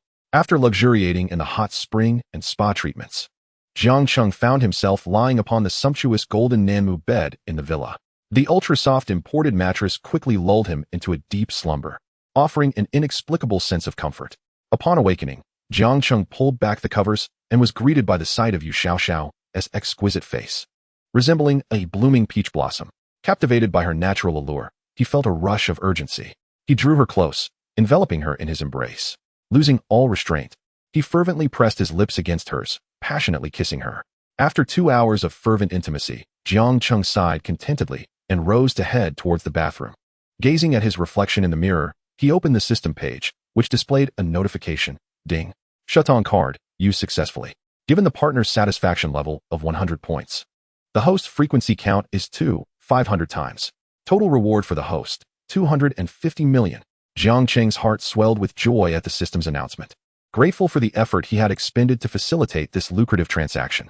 Minutes later, as he emerged from the bathroom, he found Yu Xiaoxiao had fallen asleep. He settled onto the sofa, noticing that the blanket covering her had slipped, revealing her delicate shoulder. Her long, flowing hair cascaded over her fair skin, framing her flawless face. With a sigh, Jiang Cheng leaned down to gently kiss her smooth shoulder. In the villa, 3 housekeeping staff members were busy tidying up and replacing toiletries. Near the bed, a young woman was collaborating with a middle-aged woman to change the bedding. The older woman, observing the rumpled sheets, remarked, "Goodness, the stamina of today's youth is truly remarkable." The young woman blushed at her words. "Sister Zhang, please lower your voice. We don't want to disturb the guests." "Why worry? They are far enough away to not hear us." "Hey, Lao Chen, come over and see how your man compares to this." Sister Zhang called to another middle-aged woman eagerly. "If my man were as vigorous as that, and if he looked more handsome than a star, I would be over the moon." With keen hearing, Jiang Cheng had already caught snippets of their conversation while seated at the dining table, sharing lunch with Yu Xiaoxiao. At that moment, Yu Xiaoxiao, radiating happiness, offered Jiang Cheng a piece of marinated seafood. "Jiang Cheng, you must try this. It's incredibly fresh, not too fishy, with a hint of sweetness." Jiang Cheng opened his mouth, savoring the taste before responding, "Indeed, it is quite delectable." Upon hearing his words, Yu Xiaoxiao's cheeks flushed. She playfully chided him. "How rude. I told you not to eat, and yet you insisted. Now you tease me about it. This is no jest. I genuinely mean it." He replied. Yu Xiaoxiao bashfully swatted him lightly. "Stop it. There are others present." Jiang Cheng playfully pinched Yu Xiaoxiao's cheek, imagining how shy she would be if she knew the housekeeping staff were discussing the sheets they had slept on. After breakfast, the formidable Yu Xiaoxiao initially intended to head to work, but Jiang Cheng insisted she take a leave of absence to rest at the hotel. As he scrolled through his social media, he noticed their class monitor, Li Sudong, flaunting his 18th birthday gifts. Jiang Cheng teasingly tapped Yu Xiaoxiao's long, silky thigh, asking Xiaoxiao, "May I borrow your legs for a photo to celebrate my coming of age? Is today your birthday?" She inquired. "No, my birthday has long passed. Lately, everyone has been showcasing their various coming-of-age gifts from their parents on social media, and I thought I would share something too. Your beautiful legs will do," he replied. Yu Xiaoxiao hesitated for a moment before responding, "That is fine. But how do you want to take the photo?" Jiang Cheng, noticing the rosy hue of her cheeks, mischievously remarked, "We're already so close, yet you're still shy?" This ignited a competitive spirit in Yu Xiaoxiao. "Who says I'm shy? Come here," she exclaimed, pulling him to the nearby leather sofa. With a flourish, she placed her long, elegant legs around his neck. "Go ahead, take the picture," she commanded. Even Jiang Cheng, who had experienced her enchanting legs before, felt a momentary rush of excitement. After capturing several snapshots, he opened his social media account. Though my coming-of-age gift lacks a luxury car, its speed rivals that of a supercar. Jiang Cheng adeptly selected a visible group and shared the post. Once he set his phone aside, the notifications began to flood in. In the meantime, Li Sudong was observing likes on his own post about his birthday gift, a piano worth 20,000 yuan. He had shared over 100 photos, but had meticulously selected 9 to post. The response was overwhelming, with numerous likes and comments, including one from Jiang Cheng that made him envious. Cheng Jiping. Damn, what a heart-wrenching sight. Why show me this so early in the morning? Zhou Jiyun. Suddenly, the house my mom gave me doesn't seem so enticing anymore. I want a leggy beauty too. I want to come of age. Li Ziru. Bro, impressive. You've won this round. My nose is bleeding. Zhong Chushi. Jiang Chengyu. Suya. Goodness, you men are too bizarre. Li Shumin angrily typed a comment on Jiang Cheng's post. Li Shumin. What the hell? Jiang Cheng, I'm telling the principal. Although you've graduated, it doesn't mean you can act recklessly. Zhou Jiyun. Wake up, Li Shumin. He has already graduated, and he has his certificate. The principal won't bother with it. Jealousy won't help. Chapter 24. Do you want to sign me? After a casual grooming session, Jiang Cheng set off in a luxurious Rolls-Royce, arriving swiftly at the location provided by Su Wan.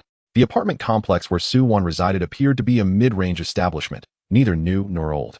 Within 5 minutes, a graceful figure hurriedly approached his vehicle. Jiang Cheng recognized her as Su Wan, clad in a light yellow top and black platform combat boots, her long, fair legs confidently on display, a quintessential Su Wan ensemble. Once seated in the back of the Rolls-Royce, Su Wan removed her black cap and mask. The respectful driver asked, Mr. Jiang, where to now? Upon receiving a glance from Jiang Cheng, Su Wan promptly replied, Driver, please take us to the Baiwei Hotel in Lujiazui. Understood. The driver responded courteously. As the car moved, Su Wan adjusted her bangs while glancing at Jiang Cheng with her bright, fox-like eyes. Good afternoon, Mr. Jiang. You came down quite quickly. Aren't you hot? Your swift descent suggests you are always prepared. She chuckled. Where we're going has air conditioning and shopping malls. In our line of work, wearing winter clothes in summer and summer clothes in winter is normal. That's a fair point, Jiang Cheng acknowledged.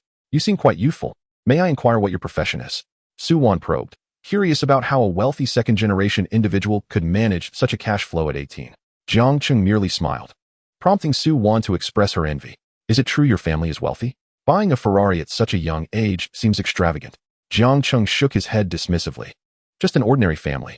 Not wishing to pry further, Su Wan settled comfortably beside him. By the way, the situation with Huang Ming won't affect your work, will it? At his question, Su Wan smiled bitterly. It does have some impact, but not significantly. He, as an investor, selected me during his inspection of our company. Pausing for a moment, she added, in our industry, there are certain unspoken rules. When an investor chooses you as the leading lady and funds your project, it often comes with additional conditions. Jiang Cheng understood her implication. He wasn't merely an innocent 18-year-old. So, it's about the unspoken rules, he thought. In any case, the project must be filmed and the investment must be made. Choosing someone who is agreeable and enjoyable to work with is typically what investors look for. Unless you're a top-tier star who can draw in the audience by your mere presence. Su Wan continued, Huang Ming proposed certain conditions. If I agree, I would be the lead actress. If not, they would choose someone else. The company sent me to entertain Huang Ming with that in mind. Are you considering accepting? Jiang Cheng inquired. Su Wan shook her head. Of course not. After so many years in the industry, if I had accepted earlier, I wouldn't still be a minor star. Accompanying him is as far as I will go. I won't accept any other conditions. Jiang Cheng found no reason to doubt her sincerity. Her value in the industry was negligible. Huang Ming likely made similar propositions to many actresses. Su Wan nodded in affirmation. Indeed, there are always others willing to accept. Have you never considered it? Jiang Cheng asked. Su Wan met his gaze, then candidly replied, Of course I have. Even my agent has advised me so. The script for this investment is excellent and could be a major success. But I don't want to rise to fame through such means. Jiang Cheng refrained from responding to her statement, recognizing her subtle hint that she would not succumb to the unspoken rules he was familiar with. However, the primary purpose of my investment in Su Wan is certainly not to engage in any unspoken rules, but rather to reward her. For I am indeed a rather superficial person. Is your production a major investment? Su Wan shook her head, stating that it was not the case. If it were a significant investment, she would not be cast as the leading lady. It is merely a modest online drama. An online drama? Upon hearing this, Jiang Cheng envisioned the poorly produced scenes typical of such projects, and his interest waned considerably. Noticing Jiang Cheng's silence, Su Wan nervously implored, Mr. Jiang, if possible, please assist me. I genuinely need this opportunity. Well, since you put it that way, I can only oblige. Are you serious? You truly agree? Of course, he replied. If you don't believe it, I can show you. Su Wan quickly waved her hand. That's not what I meant. I am merely surprised. Today marks our second meeting. Do you find it too swift? I think it's quite reasonable. At that moment, Su Wan's face lit up with excitement, her breath becoming slightly hurried. You are the investor. The decision rests with you. Relax, don't breathe so heavily. If you want me to invest in this online drama and have you as the lead, the condition is that you must join my agency. Upon hearing this, Su Wan did not relax. Rather, her breathing became even more rapid. You wish to sign me? She was merely an average actress, neither particularly new nor exceptionally renowned. Why would Jiang Cheng want to sign her? Jiang Cheng nodded. Yes, I will sign you as my actress, and then I will invest in your project. Mr. Jiang, my contract has not yet expired. You are aware of that, aren't you?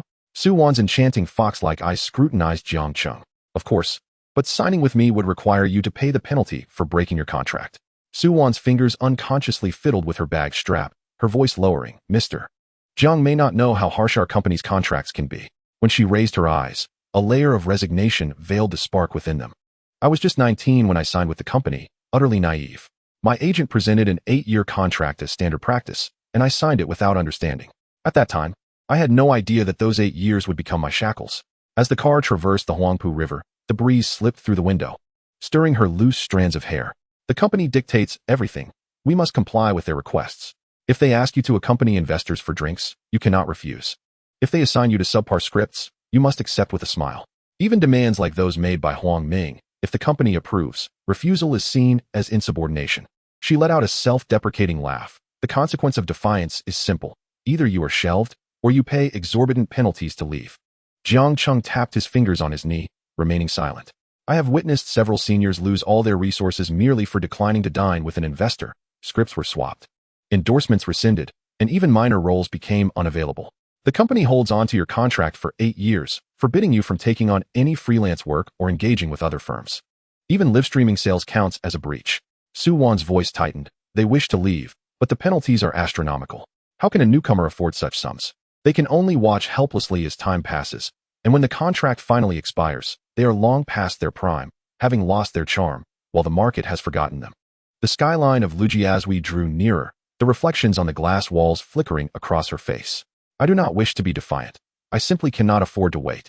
3 years into an 8-year contract, and if I am shelved for the remaining 5, it would truly be the end for me. That's not an issue. I understand.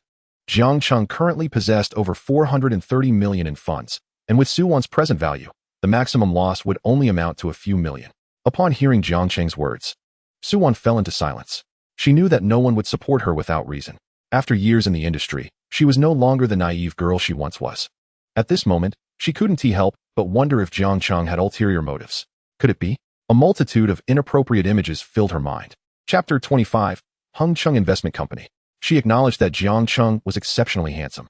If he had any intentions toward her, she would not consider it a significant loss. After all, she would eventually need to date someone, and if she agreed to Jiang Cheng's terms, she could not only engage with such a charming young man, but also receive his support. Was this not a win-win situation? Do not fault her for being pragmatic. Everyone knows how to choose between an older man like Huang Ming and a handsome, wealthy man like Jiang Cheng. Mr. Jiang, do you own an entertainment company? Jiang Cheng shook his head. Not at the moment, but if you agree, one will be established swiftly. Observing Su Wan's hesitant expression, Jiang Cheng continued. I am acquainted with the operations manager at your company. She mentioned that you are not valued there. If you sign with my company, I will cover your penalty. And I can assure you that for the next 2 years, the company will focus on you. Su Wan's mouth fell slightly agape, momentarily at a loss for words.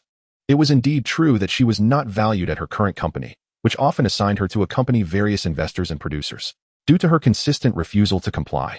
And after yesterday's debacle involving Huang Ming's investment, the company had already indicated plans to shelve her.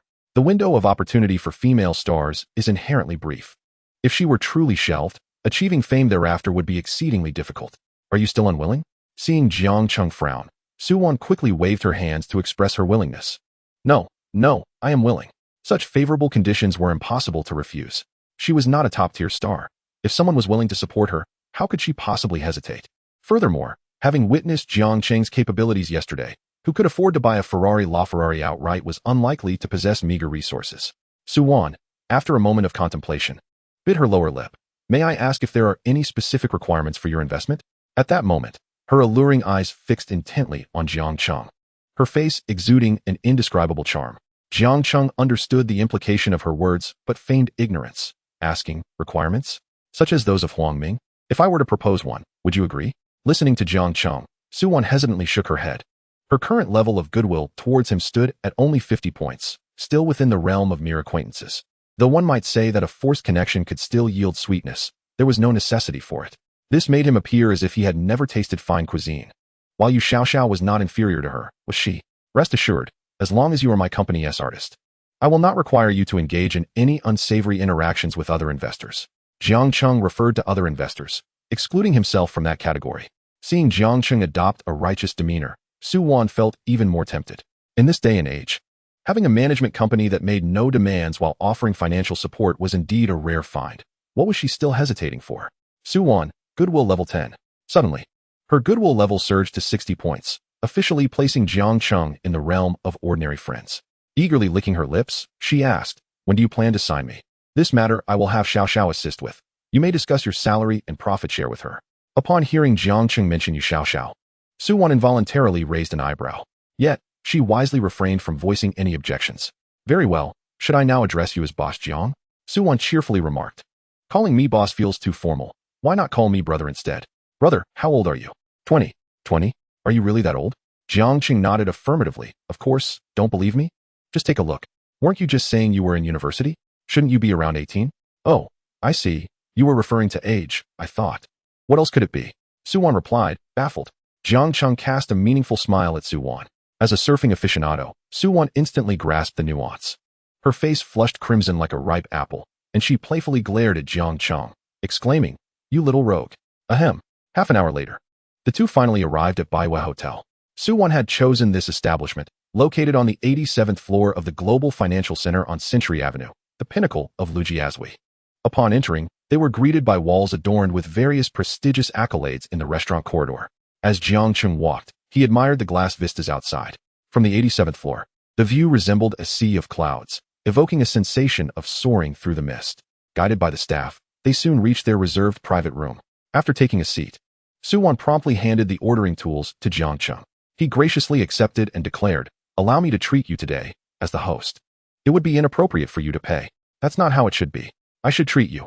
I am truly grateful for your assistance," she retorted. "Understood, boss. I shall ensure excellent service," she added, and with a chime, the system notified him. "Congratulations, the host has secured Suwon's intention for a contract, and rewards are being dispensed. Task reward, 15 shares of Tai Londa virtual currency, Hung Chung Investment Company. Note 1. The system has legally endorsed this event. All funds will be acquired through Hung Chung Investment Company, thereby ensuring a transparent source of funding. Note 2. The host legally purchased shares in Hung Chung during the company's inception, and all related documents are verifiable and securely stored in the system." Jiang Cheng, after reviewing the reward, finally comprehended its significance. This reward provided a plausible explanation for his sudden wealth. Previously, he had been uncertain about how to explain his newfound affluence to his parents. Now, he could elucidate everything clearly, and if they doubted him, his father could easily verify Hung Chung Investment Company to uncover the truth. This reward seemed to be the most valuable one he had received thus far. Chapter 27. Confessing to his parents. While dining, Jiang Cheng sent various details from the system to his parents, giving them a heads up to digest the news of his unexpected wealth while they were away. Knowing his father's personality, Jiang Jianmin would undoubtedly seek verification immediately. Since this was a system arrangement, Jiang Cheng felt assured that there would be no loopholes. Sure enough, half an hour later, Jiang Jianmin called. "You rascal. You have a keen eye for investments. In such a short time, Hung Chung Investment has blossomed into a major company. Haven't you struck it rich?" Jiang Jianmin's voice brimmed with pride. What is the monthly profit?" "Currently, it's around 600,000, Jiang Cheng replied cautiously. Upon hearing this, Li Yan's astonished voice came through the phone. 600,000. Old Jiang, your connections at home are not relied upon. This is all your son's self-made success. After toiling for over a decade, it seems your son is effortlessly surpassing you." Jiang Jianmin, upon hearing Li Yan's teasing, coughed and shot her a look that suggested she should refrain from such remarks. "That brat is just lucky," he retorted, before hastily giving Jiang Cheng a few instructions and hanging up. After the call, Jiang Cheng sensed something peculiar in his parents' conversation, though he couldn't pinpoint what it was. Subsequently, he chatted with his mother on WeChat. Li Yan, overflowing with excitement, recounted Jiang Jianmin's earlier reactions. Knowing her son was making money, she wasted no time in expressing her desires. There's a Patek Philippe store in Modu, but it seems purchases require an appointment. Could you see if you can buy one for me? Just something understated. If not, it's no big deal, as I don't have much else on my wish list. Jiang Cheng knew that Li Yin owned several Patek Philippe watches. Though he hadn't paid close attention to their specifics, she wore them occasionally during outings with friends. However, acquiring a Patek Philippe, renowned as the king of watches, was indeed troublesome. Without an appointment, one could merely browse, as obtaining in-stock watches was nearly impossible unless one was exceptionally fortunate, likely only to purchase entry-level timepieces. Nevertheless, he had already secured a women's enamel watch for Li Yin at an auction the previous day, so if purchasing was not feasible, there was no cause for concern. Though he felt the enamel watch was somewhat lacking, as its retail price was rather modest for a collector's item. All right, I'll head over shortly. Upon his statement, the system chimed, notifying him that an appointment at Patek Philippe had been arranged. Wow, the system is impressive. Jiang Cheng was taken aback by this unexpected feature. Although the cuisine at Baiwei Hotel was commendable, he did not receive any rewards from the gourmet card this time, perhaps due to the flavors not being particularly remarkable. Moreover, the bill totaled just over 5,000, with only Suwon dining. Thus, Jiang Cheng opted not to use the gourmet cashback card. Having been in Modu for 3 days without exploring, and arriving with only a change of clothes, he felt it was time to indulge a little. Shall we go shopping? Seeing Jiang Cheng's enthusiasm, Suwon readily agreed, for he was now her benefactor. Sure, benefactor. Where would you like to go? Suwon's tone was light and cheerful, revealing her elevated spirits. Let us go shopping. I didn't bring much with me. 20 minutes later, they arrived at the entrance of the Patek Philippe store via a chauffeured vehicle. Upon realizing this was their destination, Suwon's eyes widened in astonishment. Was this what the affluent referred to as shopping? She had expected Jiang Cheng to visit Hunglong or the newly expanded Guijin, which were known as hubs for luxury brands.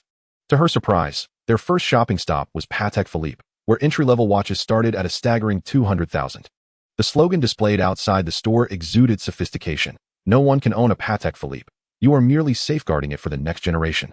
Following Jiang Cheng into the Patek Philippe boutique, they were promptly greeted by a sales associate. Good day, sir. May I ask if you have an appointment? Jiang Cheng nodded. Yes. After checking his appointment, the female sales associate warmly introduced herself. Mr. Jiang, my name is Xiao Chun. Please follow me upstairs. Upon reaching the second floor with Xiao Chun, they encountered other guests, a man and a woman along with another sales associate. The woman was trying on a diamond-studded watch, showcasing it excitedly to a middle-aged man. He admired, Indeed, I think this watch suits you perfectly. Mr. Wang, your taste is impeccable. Noticing the newcomers, both turned to look at Jiang Cheng and Suwon. As their gazes met, Suwon immediately recognized her. Lin Ru, what a coincidence. I didn't expect to see you here. Lin Ru acknowledged Suwon with a slight nod, her demeanor aloof. Are you here to look at watches as well? At that moment, Jiang Jianmin sent Jiang Cheng a WeChat message. I forgot to mention, Manager Chun at Patek Philippe is an acquaintance. Mention my name, and he will take good care of you. Don't buy anything overpriced. Jiang Cheng gazed at the information, taken aback by the depth of his father's connections. Chapter 28, The Flavor of Wealth. I accompanied Suwon, hesitating for a moment, as it seemed premature to refer to Jiang Cheng as boss. A friend came over to check the watches. Lin Ru glanced at Jiang Cheng, noticing his youthful and unfamiliar face. In their circle, handsome men were abundant. Yet physical allure was not the primary attraction. It was the scent of wealth that captivated them. Jiang Cheng, recognizing a somewhat familiar face, activated the friendly value scanning system. Name, Lin Ru. Age, 27. Height, 165 centimeters. Attractiveness, 90. Figure, 88. Privacy, 78. Friendly value, 20. Bystander status. At that moment, Jiang Cheng finally recalled who she was, a second-tier actress.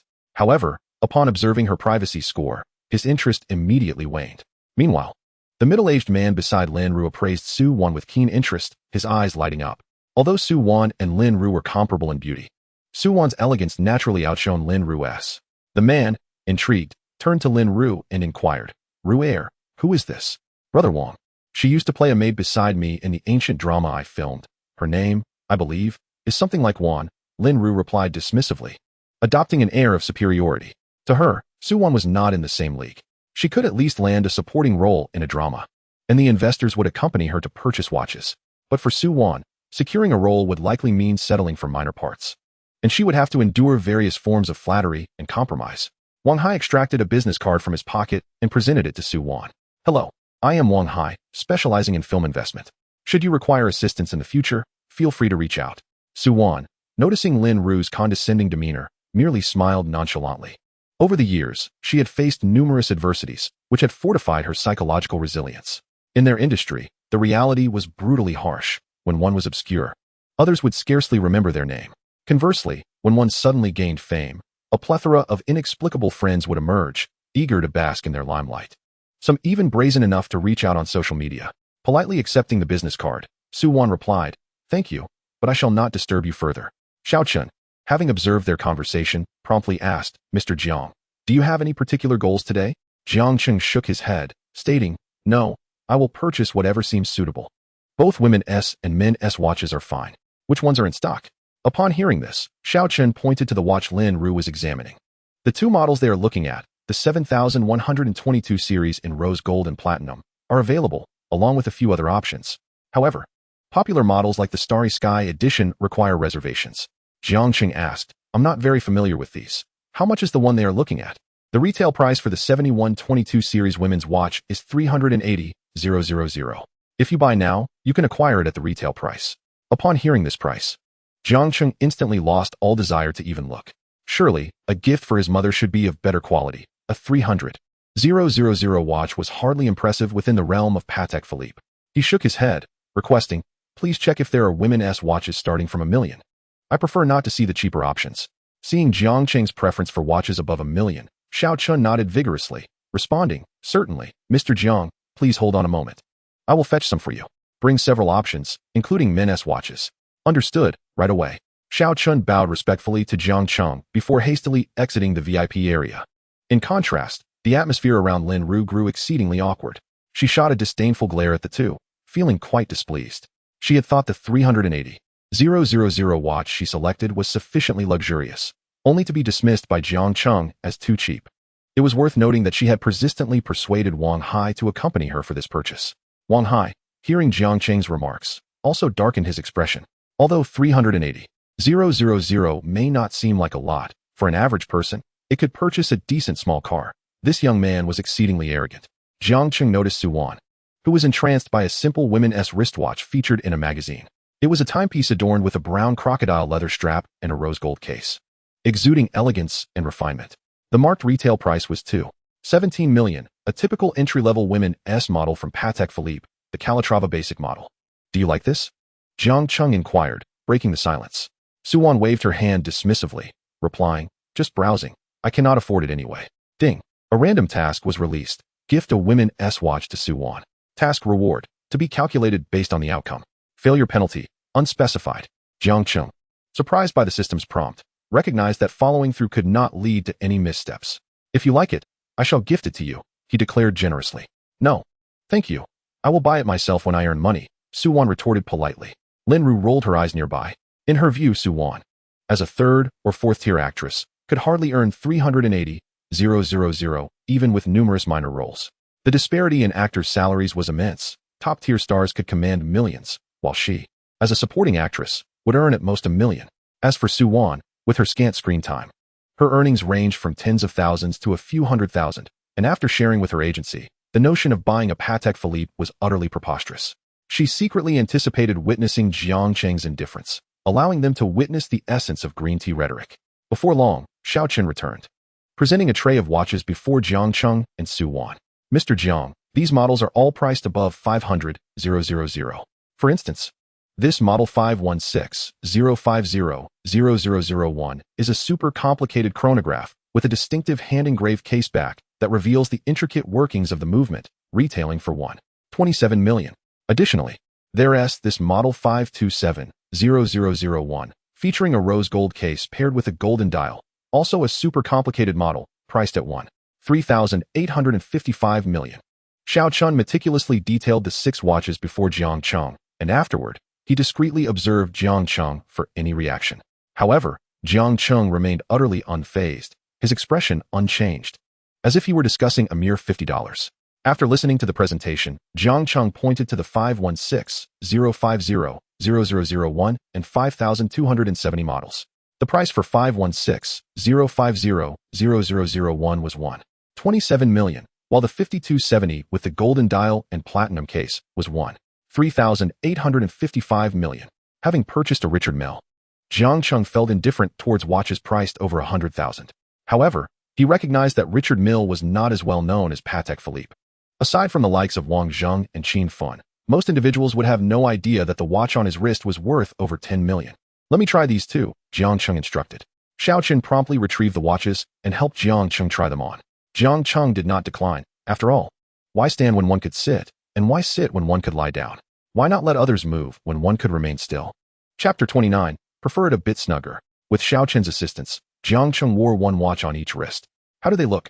Jiang Cheng asked, extending both arms towards Su Wan, who scrutinized the timepieces earnestly. I believe the model 516-050-0001 suits you quite well. It looks splendid when worn. However, I find the wristband somewhat loose. Jiang Cheng nodded in agreement, stating, I also think this model is good, but it is indeed a bit loose on Xiao Chen. It is rather uncomfortable. Perhaps you should try it instead. Upon hearing this, Xiao Chen appeared bewildered, pondering how her own count of tries could lead to such looseness. It seemed unjust, and she wished to suggest that Jiang Cheng try it on. However, seeing her competitor, Su Wan, she felt that insisting would likely be futile. Jiang Cheng then expressed, yes, a tighter fit is preferable. I enjoy it snug. At this moment, Su Wan sensed that Jiang Cheng's words bore a certain implication. Observing his somewhat ambiguous smile, her brow furrowed even more. Yet, considering the current situation, it was indeed reasonable to prefer a tighter fit. Perhaps she was overthinking it. After all, Jiang Cheng was only 18. She should not dwell on it further. Jiang Cheng then addressed Xiao Chen. All right, please wrap up these two watches for me. He intended to wear the 516-050-0001 himself, while the 5270 with the golden dial and platinum case was meant as a gift for his father, Jiang Jiamin. Xiao Chen, upon hearing this, exclaimed in delight, Mr. Jiang, are you saying you want both? Even Lin Ru and Wang Hai turned to glance at Jiang Cheng. Witnessing his genuine intent to purchase Patek Philippe watches, Lin Ru felt envious of Su Wan. She had not anticipated that the man she brought along would acquire two watches in under 10 minutes, and not just any watches, but ones worth millions. It was evident he was quite affluent. With $1 million, one could purchase a decent house in a small town. Could you help me select a lady's watch as well? Jiang Cheng requested of Su Wan. Noticing her hesitation, he continued, which two among these three do you find most appealing? I wish to buy one for my mother. He understood that directly stating it was a gift for her would likely meet with her refusal. Upon hearing Jiang Cheng's words, Su Wan began to analyze seriously. For your mother, I would suggest this one. It is elegant and understated. Immediately, Xiao Chen interjected. Miss Su has exquisite taste. This model features 450 diamonds, totaling 25 carats. And it is a complex chronograph, priced at 83 million. Additionally, the model Mr. Jiang mentioned aligns perfectly with contemporary aesthetics, boasting 4 dials that display the month, date, lunar phases, and leap year. It is slightly less expensive at 850,000. Xiao Chen's demeanor was notably more respectful than at the outset, recognizing that closing this deal would earn her a commission of 1%. Having already secured 2 watches, if she were to sell another, her bonuses for the month would be assured. Jiang Cheng pointed to the 2 watches and instructed Su Wan, please try these on for me. Without overthinking, Su Wan donned both watches with Xiao Chen's assistance. Observing the watches on her wrists, Jiang Cheng nodded in satisfaction, teasingly remarking, they are far superior to that 7,122 priced at 380,000. Upon hearing this, Lin Ru's demeanor darkened, and she stood up in indignation. Before she could express her frustration, Jiang Cheng produced his bank card and said to Xiao Chen, wrap these 4 up, I will pay. Xiao Chen, beaming with a smile, respectfully replied, certainly, Mr. Jiang. I will process this immediately, please hold on a moment. After all, a young heir purchasing 4 watches at once was not someone to offend lightly. Even Wang Hai, who had previously appeared sullen, feigned nonchalance, realizing that there was no need to jeopardize their standing over a fleeting sense of pride, especially given Jiang Cheng's apparent wealth. Once Xiao Chen left, Su Wan prepared to remove the watches. Jiang Cheng helped her take off the one on her left wrist, but held her right hand, stating, you need not remove this one. It is a gift for you. Su Wan was momentarily taken aback, quickly responding, oh no, that is far too extravagant. I cannot accept it. It is merely a trinket. Do not overthink it. Besides, the transaction is likely completed by now, so it cannot be returned. Just wear it. He insisted. Su Wan still felt the gift was overly generous and attempted to decline again. That simply won't do. Perhaps you could gift it to your mother as well. She had overheard its price earlier. After all, 850,000 was no small sum. Although for Jiang Cheng it might seem trivial, Su Wan felt reluctant to accept. While Jiang Cheng was not fond of such displays, he endeavored to persuade her for the sake of his system's rewards. It would not suit my mother. Seeing Su Wan still hesitant, he added, it is settled then. Consider it a token of our meeting as I am soon to join a company. With the conversation reaching this point in the presence of others, Suwon felt it inappropriate to refuse further, reluctantly nodding. Then thank you, generous benefactor. Suwon's friendliness value surged to 75 points, prompting Jiang Cheng to muse that women often say no when they truly mean yes. No need for formality, he replied, elated. Mr. Jiang, your payment has been processed. The total is 43,885 million. Here is your receipt. Please keep it safe. We sincerely appreciate your support of Patek Philippe. As a token of our gratitude, we present you with a Patek Philippe ladies silk scarf, 3 keychains, and 6 Patek Philippe cufflinks. We hope you enjoy them, Xiaoqing concluded, presenting the complimentary items. Witnessing such generosity from Patek Philippe, Lin Ru felt a pang of envy. Moreover, gazing at the 850,000 watch adorning Suwon's wrist made her own 380,000 watch seem rather lackluster. Despite her higher social standing, she found her choice inferior to Suwon's. Lin Ru, feeling discontent, inquired of her salesperson, if we purchase this watch, will there be any complimentary gifts? She had noticed the lady's silk scarf embossed with the Patek Philippe logo and found it particularly appealing. Upon receiving a negative response, her expression soured further. Wang Hai, too, wore a grim countenance. Having previously purchased Patek Philippe watches without ever receiving gifts, he understood that the brand's products were exceedingly expensive, with even the lowest-priced models starting in the tens of thousands. Thus, purchasing watches worth hundreds of thousands was commonplace, and Patek Philippe was unlikely to offer gifts. The reason Xiao Chun had provided Jiang Cheng with so many complimentary items was due to his substantial expenditure. Wang Hai had intended to flaunt his wealth alongside Lin Ru today, but Jiang Cheng's display had left him feeling humiliated. He turned to Lin Ru and said, forget it. We will come back another time. Without acknowledging her further, he strode out of the VIP reception area, leaving Lin Ru awkwardly seated. The salesperson, noticing her distress, asked, Miss Lin, do you still wish to purchase this watch? Witnessing Wang Hai's lack of decorum as he departed, Lin Ru felt a surge of anger. She indeed desired the watch. Although it paled in comparison to Suwon's, it was still valued at 380,000, and she was not willing to let it slip away. Fuming, she removed the watch, her face flushed with indignation as she coldly declared, we shall speak of this another time. Seeing Lin Ru glare at her before leaving, Suwon remained unfazed, even feeling a sense of satisfaction. At the moment when Suwon agreed to accept the watch, Jiang Cheng simultaneously heard the system's notification. Ding. Task completed. Given Suwon's increasing kindness towards the host, the task evaluation is exceptionally high. Congratulations, host, on receiving a specific cashback reward. Your spending at Patek Philippe will randomly yield a 13-fold cashback. Would you like to claim the reward immediately? Jiang Cheng nodded in satisfaction, for it was indeed a delightful opportunity. A mere watch gifted could result in such a return. Why not embrace it? Even a one-fold reward would be welcome. Quietly, Jiang Cheng thought, claim it now. Ding. Congratulations, host, you have drawn a 3-fold cashback reward, totaling 13,165,500 yuan. Would you like to transfer it immediately to your bank account? Winning over 10 million in cashback left Jiang Cheng in awe of the dream-fulfilling system. Transfer it now. In the next instant, Jiang Cheng received a message on his phone, indicating a deduction of over 4 million from his recent expenditure, alongside an addition of over 13 million. Upon leaving the Patek Philippe store, Jiang Cheng instructed the driver to head towards Honglong Plaza. In the bustling metropolis, aside from Honglong, there was also the newly expanded Guijin. Both of these were luxury shopping centers.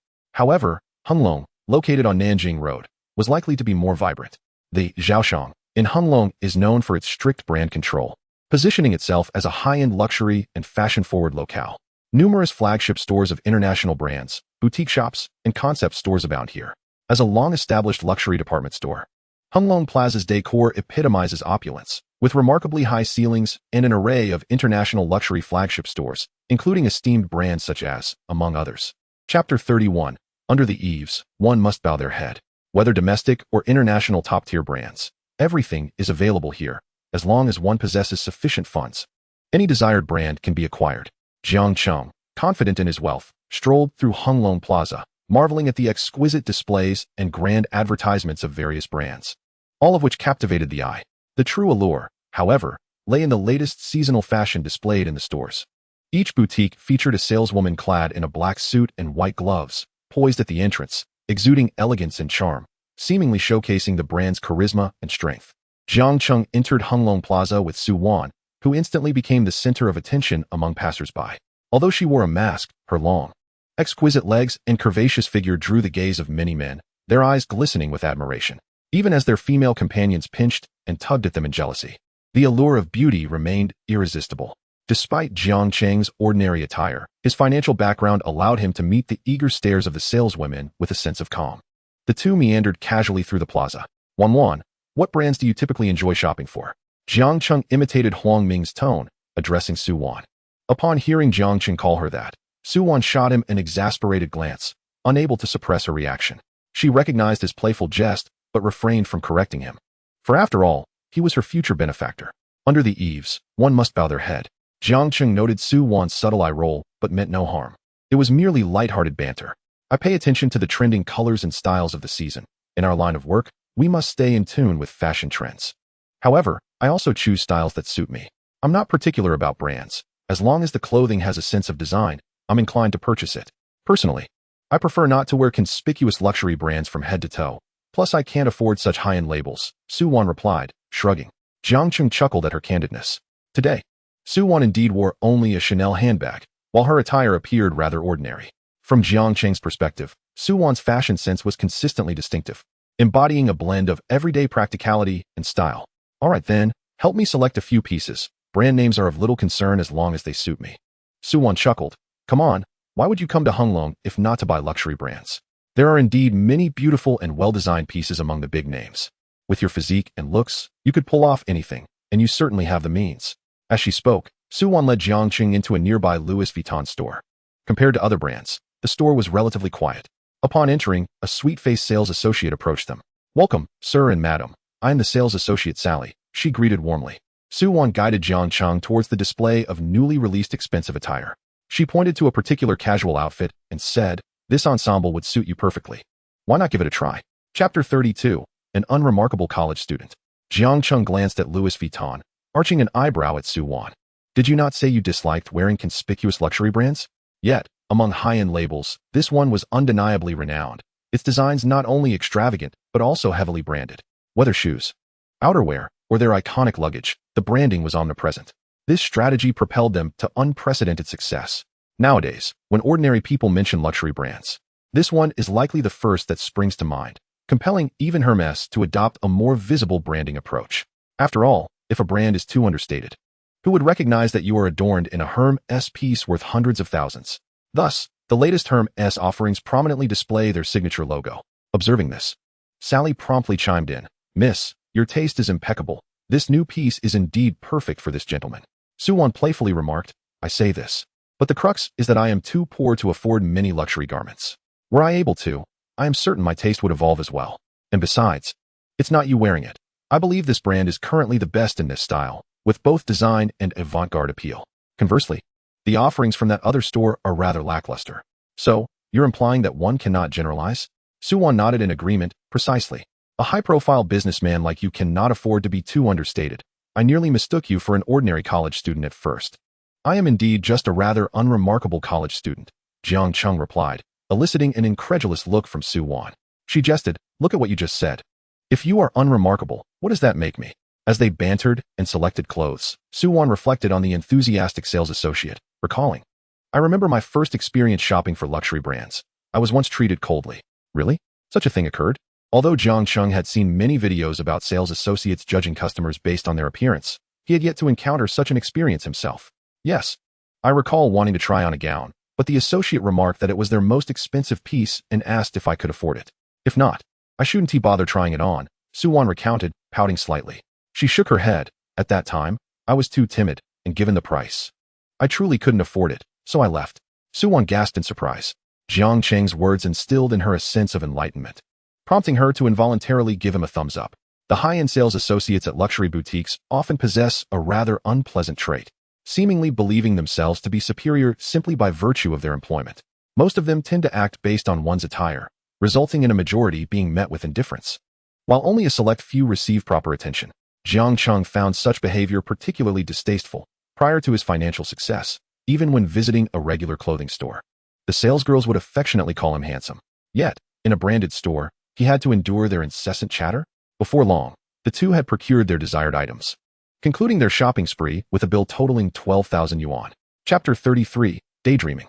Let us leave the items here for now. Please assist me in delivering them to the garage later, Jiang Cheng instructed Sally. Certainly, no problem. Please leave me your phone number. And I'll bring them down when you call, Sally replied with a beaming smile, bidding farewell to Jiang Cheng and Su Wan as they exited the store. After reserving a phone number and storing their purchases, Jiang Cheng led Su Wan into the adjacent Chanel boutique. The plush carpets and the opulent crystal chandeliers set a luxurious ambience. Each handbag, illuminated under the spotlight, exuded an air of exquisite beauty, quietly displayed in the glass cabinets. It is universally acknowledged that no woman can resist Chanel. Jiang Cheng recalled that Su Wan had carried 2 different Chanel bags yesterday and today. Su Wan gazed at the Chanel offerings and inquired, "Do you fancy Chanel? I find that men in Chanel don't quite look appealing." Indeed, he could not appreciate their woven clothing lines. "Why don't you help me choose some handbags? Which ones do you find attractive?" Su Wan hesitated, replying, "Women's bags? Are they for your mother?" She felt a tinge of apprehension at the thought of receiving another gift from Jiang Cheng, as she believed in the principle of not accepting favors without merit. "Well, if you were to choose, which ones would you prefer?" Jiang Cheng asked again. Su Wan quickly shook her head, stating, "I don't need to choose. I already have enough bags. I usually treat myself to a new one when I have a role in a production, so you need not buy me anything." Jiang Cheng chuckled at her defensive demeanor, recognizing her genuine reluctance to accept his gifts. Nonetheless, he found this characteristic of hers quite admirable, whether it stemmed from sincerity or mere dismissal. At least it appeared to be so on the surface. Noticing Jiang Cheng's smile directed at her, Su Wan felt her heart flutter unexpectedly. A bit shy, she asked, "Why are you staring at me? I find you to be quite lovely." "All right, then, help me pick 2 more mature ones for my mother," Jiang Cheng suggested. With this remark, Su Wan rolled her eyes at him but nodded in agreement. "That works." Ultimately, she selected 2 handbags, while Jiang Cheng added 1 more. At the checkout, Jiang Cheng noted that their total expenditure amounted to 92,000 yuan. Upon arriving at the apartment building, Su Wan tentatively asked Jiang Cheng, "How about coming up for a drink?" "Water?" Jiang Cheng replied. Su Wan's charming eyes sparkled as she suggested, "Alcohol would be fine. After all, it's almost dinner time." Jiang Cheng understood that her inquiry was merely a means to gauge his intentions. He thought to himself that a gentleman must always maintain decorum and protect himself. Should he indulge too much, he might attract unwanted attention from other women. Upon hearing Jiang Cheng's somewhat conceited remarks, Su Wan couldn't help but laugh aloud. "You are quite full of yourself." Jiang Cheng opened the trunk and retrieved one of the Chanel bags, handing it directly to her before taking his seat in the rear of the Rolls-Royce. "I'm off now. Rest early. Thank you for accompanying me today," he said. Su Wan stood still, gazing at the bag in her hands and then at the Rolls-Royce that had already driven away, unable to suppress a smile of resignation. Jiang Cheng had indeed surprised her. She had expected him to at least come up for a moment, but he seemed to harbor no such intentions. Su Wan thought to herself, friendliness level 5. As she realized that her friendliness had risen to 80 points due to Jiang Cheng's gift, she couldn't help but smile. As the saying goes, when a woman says she doesn't want something, she often means the opposite. When giving a gift to a girl, one should not inquire whether she wants it or likes it. Simply present it, and it shall be done. With 80 points of friendliness already indicating a crush, it was only a matter of time before their relationship evolved into something more intimate. Once intimacy is achieved, how far could they be from progressing to a more passionate connection? After all, encountering a woman of such caliber is rare. One must cherish the opportunity. Upon returning to Yang Yunamen, the personal steward Wang Yuyan had prepared a bath for Jiang Cheng, ensuring the water was at the perfect temperature. Her long, lustrous black hair cascaded down her back, and the fitted black professional dress accentuated her curvaceous figure. While Jiang Cheng observed Wang Yuyan, he mused that although she might not rival the beauty of the sophisticated Yu Xiaoxiao or the fashionable Su Wan in an ordinary school, she would undoubtedly be regarded as a campus beauty. The role of a personal steward is essentially that of a high-level service attendant responsible for managing guest travel and accommodation services, remaining on call for the guests at all hours. "Please wait a moment. I'll take a quick swim first. Also, could you open a bottle of champagne for me?" Jiang Cheng said with a smile. Chapter 34, Heartfelt. "Certainly, please hold on." Wang Yuyan turned to fetch a bottle of champagne from the wine cabinet. Jiang Cheng recalled that a luxurious suite he had shared with Yu Xiaoxiao in Rongqing cost over 5,000 a night. Yet the service there paled in comparison to that of Yang Yunamen. After all, the 8,000 yuan per night villa at Yang Yunamen boasted an outdoor terrace, a private pool, and a hot spring bathroom, with every amenity imaginable, including aromatherapy, a spa, and a game room. One could comfortably enjoy an entire day without stepping outside. After Wang Yuyan opened the champagne, she poured half a glass into an elevated flute and placed it by the poolside. After a few laps, Jiang Cheng emerged from the water. Wang Yuyan, noticing his return, promptly draped a towel around him. Feeling her considerate gesture, Jiang Cheng smiled and said, "Thank you, Manager Wang." While she wrapped the towel around him, Her hand inadvertently brushed against Jiang Cheng's chiseled abdomen, leaving her feeling slightly flustered. Despite having worked there for 3 years, the occupancy rate of the villa was quite low due to its high price point. Typically, there might be only 1 or 2 guests in a month, and on occasion, they might encounter wealthy patrons who stayed for 2 nights. However, over the course of a year, the number of clients served barely reached a few dozen. Jiang Cheng, who had booked an entire week, was a rare exception. With a shy smile, Wang Yuyan suppressed her emotions and followed him to the poolside lounger, where he reclined comfortably. By the way, Manager Wang, do you have any particularly special yet costly dishes available? Jiang Cheng inquired while sipping his champagne. Wang Yuyan composed herself, her demeanor shifting to a more formal tone. The premium suites at the villa are indeed accompanied by exquisite culinary options, should guests request. The hotel chef can prepare meals on-site in the villa's dedicated kitchen. Our menu offers a diverse array of dishes, including Chinese, French, Italian, and Japanese cuisines. Moreover, Anmin is currently among the most luxurious hotels in Huaxia, with its restaurants boasting high standards. Our Italian restaurant, in particular, offers some rather expensive dishes. One notable item is the yellow-lip fish, known for its exquisite and rare meat, prepared in various methods, with pan-searing being a specialty of our hotel, as it best preserves the fresh flavor. Wang Yuyan elaborated earnestly. Additionally, we offer the Alba white truffle, which is also a distinctive feature of our establishment. It bears resemblance to the winter mushroom and the porcini, originating from Italy, and is exceedingly precious, often referred to as the white diamond, revered by people worldwide. This white truffle can be fashioned into salads or pasta, and serves as a delightful accompaniment to steak. The Huanshan fish, as Jiang Cheng has heard, commands a hefty price, with a single specimen fetching at least several $100,000. The Alba white truffle, however, is measured by grams, priced at several $100s per gram. Jiang Cheng, contemplating this in his mind, appeared to have found the perfect opportunity to utilize his gourmet cashback card. He nodded, uttered a sound of agreement, and then said, Manager Wang, could you assist me with a massage? Wang Yuyan, noticing Jiang Cheng's subtly revealed 8-pack abs, couldn't help but swallow nervously. Certainly, Mr. Jiang. She soon placed her hands on Jiang Cheng's shoulders and began to massage him slowly. In contrast to Wang Yuyan's flustered thoughts, Jiang Cheng remained quite composed, his mind entirely preoccupied with the cashback voucher. At that moment, Yu Xiaoxiao entered the room. Her arrival caused Wang Yuyan's expression to momentarily shift to one of discomfort, leaving her puzzled as to why. Not only her, but even Yu Xiaoxiao discreetly scrutinized Wang Yuyan. Hearing the footsteps, Jiang Cheng opened his eyes, and upon recognizing Yu Xiaoxiao, addressed Wang Yuyan, Manager Wang, you've worked hard. You may take a rest now. All right, Mr. Jiang. Please call me whenever you need. Wang Yuyan replied, nodding at Yu Xiaoxiao before turning to leave. Watching her retreating figure, Yu Xiaoxiao approached Jiang Cheng with a charming smile, playfully swinging her leg to sit directly on his lap. This intimate posture stirred something within Jiang Cheng, who languidly reclined on the chaise lounge. Xiaoxiao, how about we engage in a little playful exploration first? An hour later, Yu Xiaoxiao donned a bathrobe from the side of the chaise, wrapping herself before settling back in Jiang Cheng's embrace. Jiang Cheng caressed Yu Xiaoxiao's smooth skin and inquired, Xiaoxiao, if I were to establish an entertainment company, would you consider helping me? Yu Xiaoxiao lifted her gaze to Jiang Cheng and asked, starting a company solely for Suwan? Jiang Cheng playfully tapped her nose, indeed. But there will certainly be more artists beyond her. I see potential in her, yet the primary goal of the company is profit, not as you might imagine. Upon hearing this, Yu Xiaoxiao tightened her embrace around Jiang Cheng. Of course, if you need me, I would be glad to assist. Over these past few days, through their profound exchanges, Yu Xiaoxiao had developed deeper feelings for Jiang Cheng. Seeing her agreement, Jiang Cheng began to paint a vision. Thank you, Xiaoxiao. I've decided to name the entertainment company Xingshan Entertainment, and I entrust its management to you, with compensation based on the industry's highest standards. From now on, you shall have the final say over the company's affairs. Yu Xiaoxiao was taken aback, realizing that she would be elevated from an operations manager to a general manager. Jiang Cheng's promises had a significant impact on her. At this moment, her heart swelled with emotion. Jiang Cheng, you are truly wonderful to me. Yes, I will begin the registration process shortly. You will handle the location and various matters, as I have faith in your capabilities. Establishing a company is a tedious and complicated endeavor. Having a professional to manage it while one takes a back seat is indeed appealing. Rest assured, I will manage it well. Jiang Cheng, captivated by Yu Xiaoxiao's slightly parted, alluring red lips, could not resist drawing her closer. As a sophisticated professional, Yu Xiaoxiao exhibited a remarkable ability to learn swiftly. Within 20 minutes, after rinsing her mouth with water, she playfully glared at Jiang Cheng. You rascal.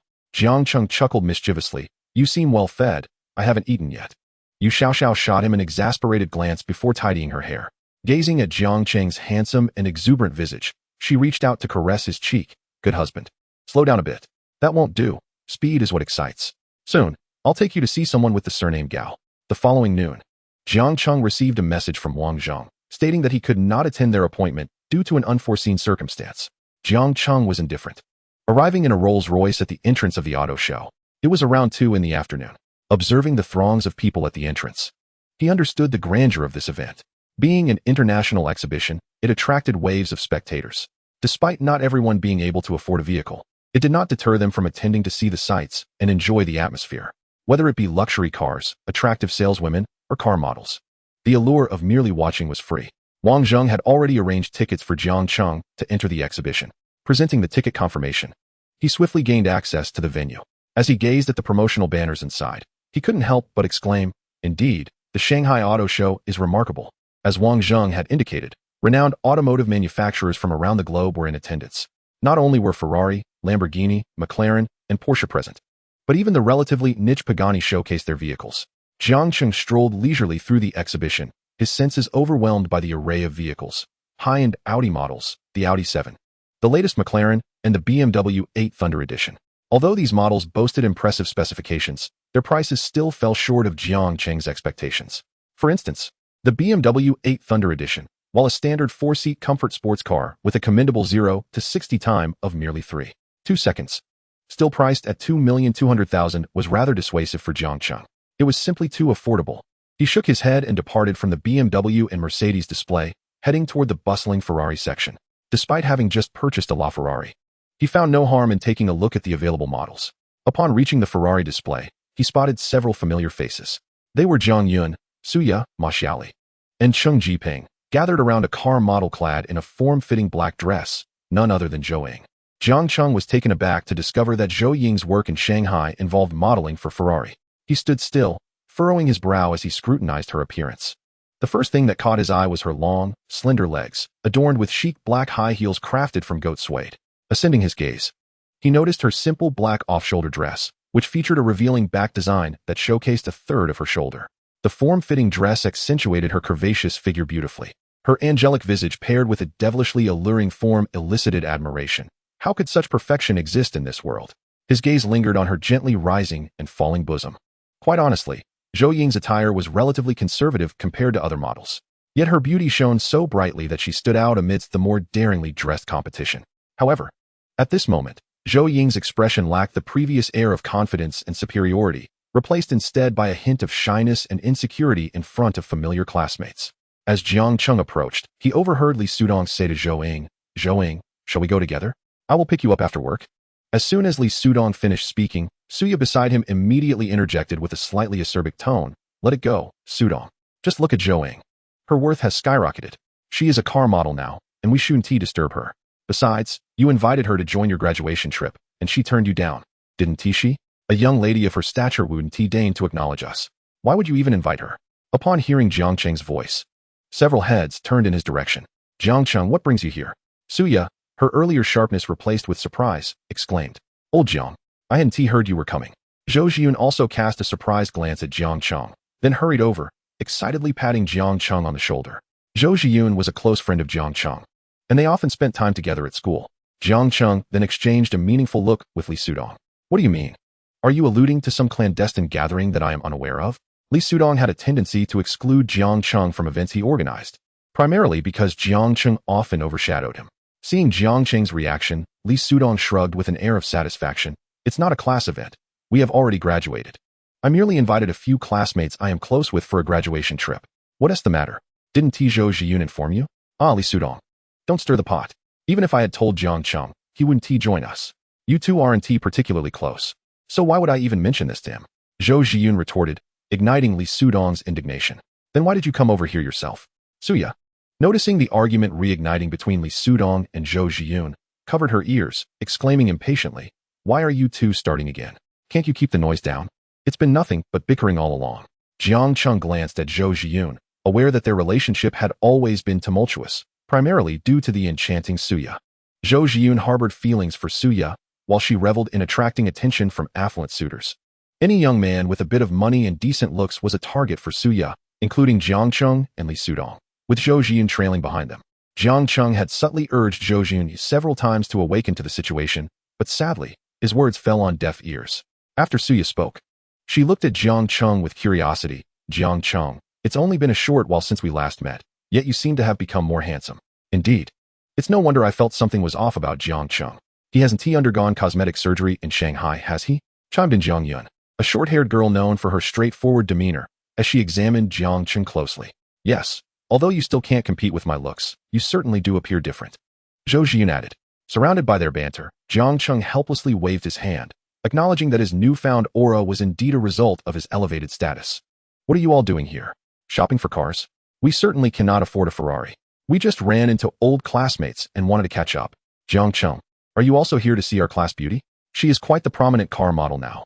Just look at all those boys surrounding her, taking pictures. Zhou Ying is a star now, Suya remarked with a hint of sarcasm directed at Zhou Ying. Zhou Ying, feeling the pressure from Suya's teasing, displayed a slight unease yet remained dutifully at her post beside the car. Suya, what is wrong with being a car model? I've mentioned that I'm just a temporary worker. Don't make it sound so disparaging. Li Sudong, utterly captivated by Zhou Ying's beauty, quickly defended his idol. Sudong, what did I say? I'm aware that Zhou Ying doesn't need the money. I'm merely surprised by her appearance. Is this truly the same pure and aloof school beauty we once knew? Just look at how alluringly she is dressed, Suya remarked, her words tinged with a hint of insincerity. Listening to Suya's somewhat duplicitous rhetoric, Jiang Cheng quietly activated his friendly relationship scanning system.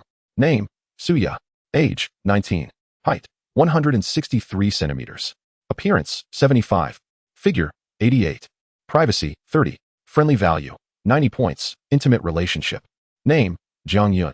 Age, 19. Height, 165 centimeters. Appearance, 70. Figure, 90.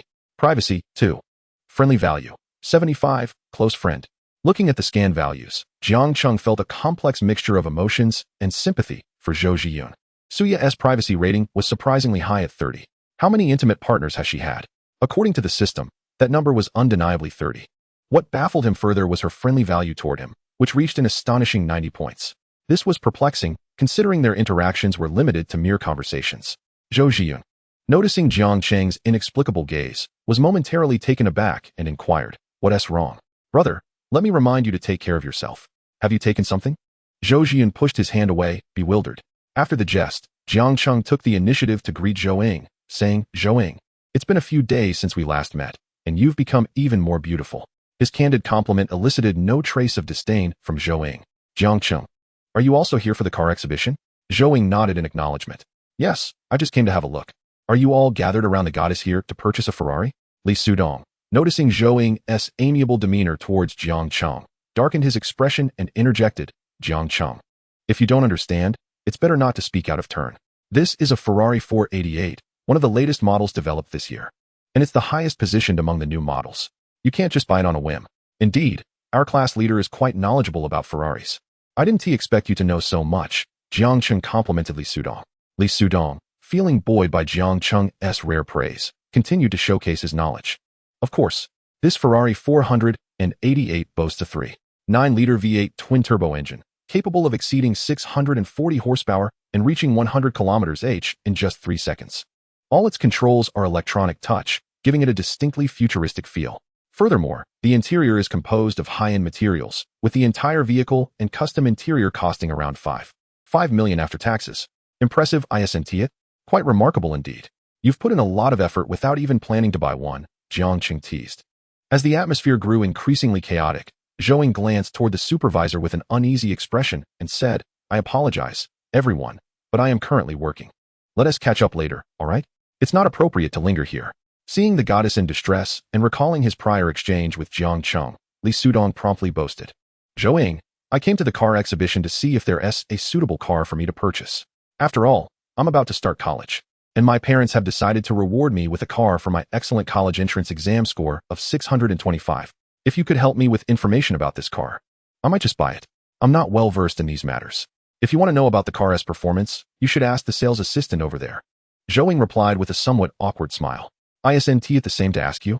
We're old classmates, and I'm more familiar with you," Li Sudong persisted. Jiang Cheng scoffed, unhesitatingly exposing Li Sudong's intentions. Li Sudong, didn't you just provide a detailed introduction? You've practically memorized it. What more do you need to know? If it suits you, just buy it. What era are we in that you still seek excuses to chat? Jiang Cheng, what does my conversation with Zhou Ying concern you? Buying a car is significant. It's not just a few bucks. Shouldn't T1 gather more information? Or would you like to buy one for yourself? All right then, Zhou Ying, if I were to buy this car, would it come with a car model? Jiang Cheng said, half in jest.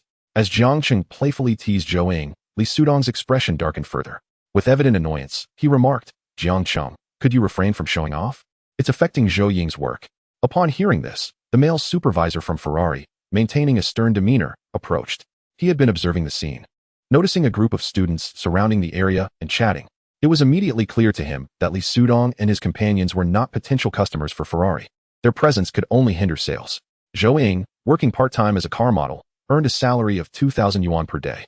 To her surprise, she had encountered an old classmate in the bustling metropolis of Modu in the past. She had donned the latest fashion trends, with limited edition charms adorning her backpack. Now, she was clad in the standardized attire provided by the organizers, maintaining a smile for 8 hours. The moment Jiang Cheng appeared, she felt a slight tremor in her fingertips.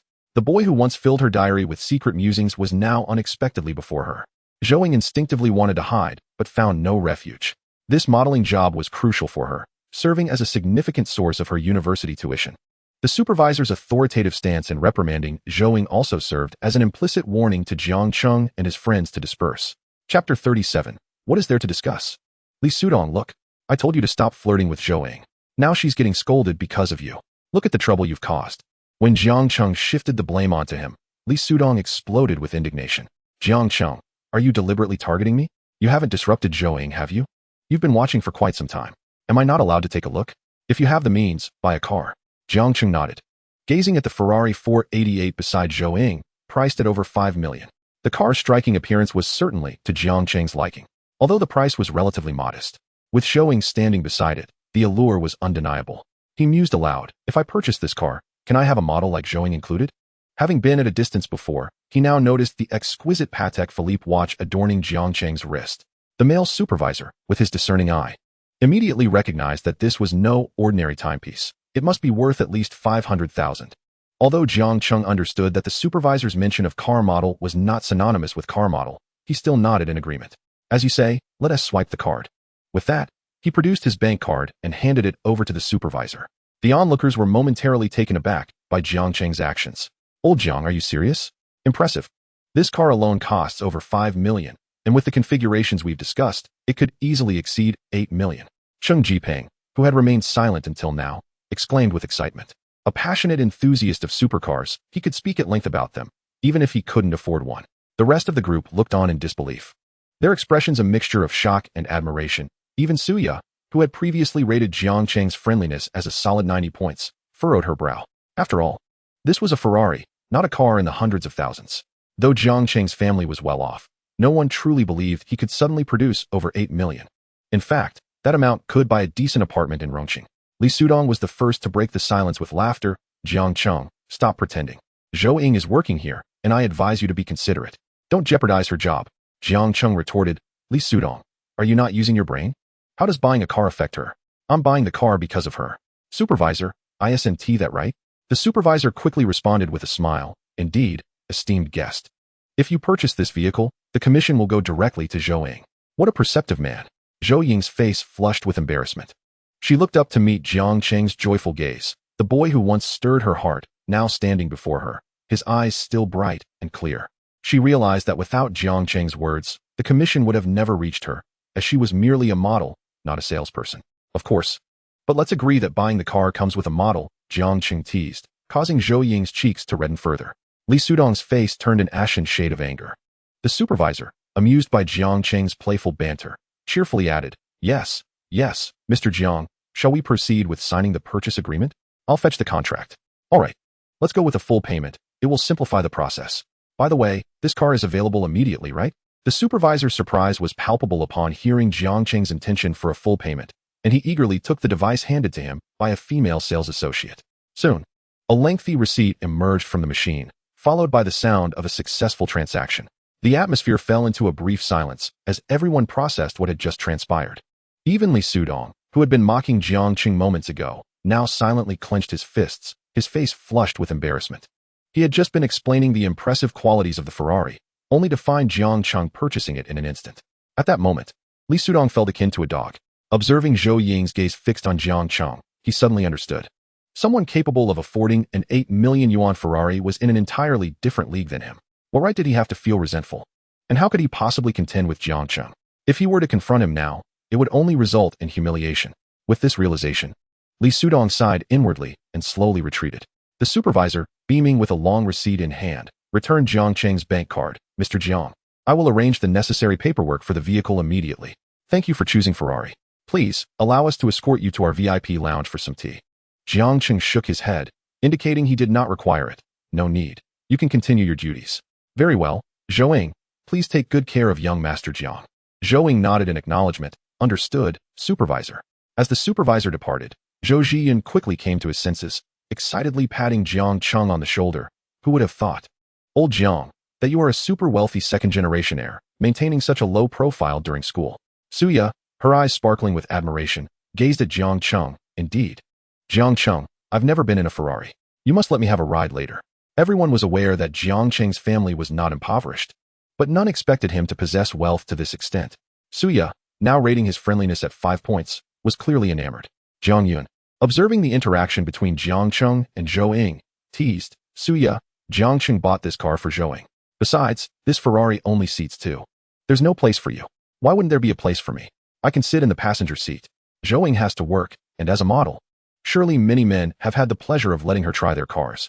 Suya's sarcasm was palpable, and upon noticing her friendliness value surged to 95 points. Jiang Cheng felt a chill. Although he believed good girls should be cherished and bad ones should be overlooked, the 30 points of privacy made him hesitant to engage. He chose not to respond to Suya but instead addressed Zhou Ying, lifting his chin slightly. Jiang Yun is right. This car looks best with Zhou Ying in it. Suya was taken aback by Jiang Cheng's candid expression of his feelings. After letting out a cold snort, she shot a reluctant glare at Zhou Ying. By the way, Jiang Cheng, I heard you broke up with Zhao Jia. Could it be that you have feelings for Zhou Ying? Upon hearing Suya's words, Zhou Ying widened her eyes in surprise as she looked at Jiang Cheng. She certainly did not believe that Jiang Cheng's breakup with Zhao Jia was due to her. She was merely astonished by the news, having witnessed Jiang Cheng's gentle and considerate demeanor towards Zhao Jia. She recognized that Jiang Cheng's words were meant to defend her and quietly murmured, Thank you, Jiang Cheng. There's no need to be so polite. We are classmates after all. I genuinely came here to buy a car, not to recite lines, Jiang Cheng replied, casting a meaningful glance at Li Sudong. Meanwhile, Li Sudong was engrossed in his phone, seemingly oblivious to Jiang Cheng's remark. Just then, Cheng Jiping approached Jiang Cheng with gleaming eyes, exclaiming, Jiang Cheng, that watch must be a Patek Philippe 5160. Jiang Cheng nodded in acknowledgement. Impressive, you not only know cars but also watches? Flattered by Jiang Cheng's compliment, Cheng Jiping animatedly continued. I noticed it earlier but wasn't entirely sure. But if you've bought an 8 million Ferrari, then the over million Patek Philippe must be genuine. As soon as Cheng Jiping finished speaking, the group erupted in excitement, especially Li Sudong, who had been boasting about his 20,000 yuan Longines and wanted nothing more than to find a crack in the ground to hide. Suya's enthusiasm, which had just been extinguished, reignited. Jiang Cheng, you are incredible. Over 1 million. You could almost buy a house with that. You must be the most outstanding in our class. Zhou Zhiyun chimed in teasingly. It's a good thing you used to pretend to be poor when you treated us. Turns out you were just putting on an act. Old Jiang is a super rich second generation. Jiang Cheng felt wronged by Zhou Zhiyun's words. Although his family's financial situation was decent, it hardly qualified as rich second-generation status. With a monthly allowance of 4,000 yuan, he was merely better off than average families, but still far from the true wealthy elite. All right, I confess. With graduation approaching and my satisfactory performance in the college entrance examination, my parents decided to reward me. There's no way to decline, Jiang Cheng recounted, echoing Li Sudong's earlier pretentious remarks. Though slightly annoyed, Li Sudong understood his own limitations and dared not confront Jiang Cheng directly. Merely responding with a cold grunt, it's getting late. We should head out for dinner before traffic builds up. Upon hearing Li Sudong's words, Suya immediately invited Jiang Cheng. Jiang Cheng, why not join us for dinner? Afterward, we can go shopping. Maybe another day, he replied, after sending a few people off. Jiang Cheng did not linger around Zhou Ying. His gaze drifted to the adjacent showroom, captivated by a Lamborghini Aventador cloaked in pink. The sight of the car reminded him of Yu Xiaoxiao. At high-end car exhibitions, Ferraris and Lamborghinis were typically neighbors, so it was not surprising. Seizing a moment while the Ferrari 488 was processing paperwork, Jiang Cheng strolled into the Lamborghini showroom. The staff there immediately flocked to him. The sales manager, having recognized Jiang Cheng's earlier expenditure at Ferrari, hurried over. "Good day, sir. What model are you interested in? Allow me to introduce it to you." Jiang Cheng glanced at the male salesperson's name tag and confirmed he was indeed the sales manager.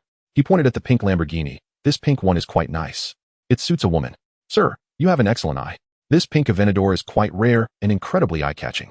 We specifically designed this model for female clients." The sales manager flattered, rubbing his hands together eagerly. Not only that, but it also features a sophisticated safety braking system, lane keeping assistance, night vision capabilities, deviation warnings, and line change assistance, along with a multicolored ambient light that is particularly appealing to female customers.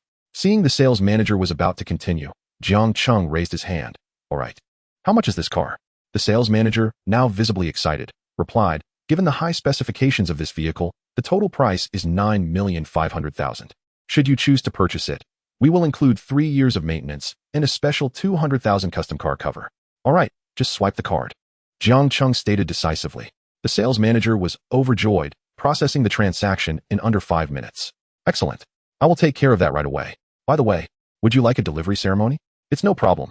Hearing this, the sales manager nodded enthusiastically, promising a grand delivery ceremony. "Absolutely. I guarantee it will be a memorable occasion. Please have a seat over here."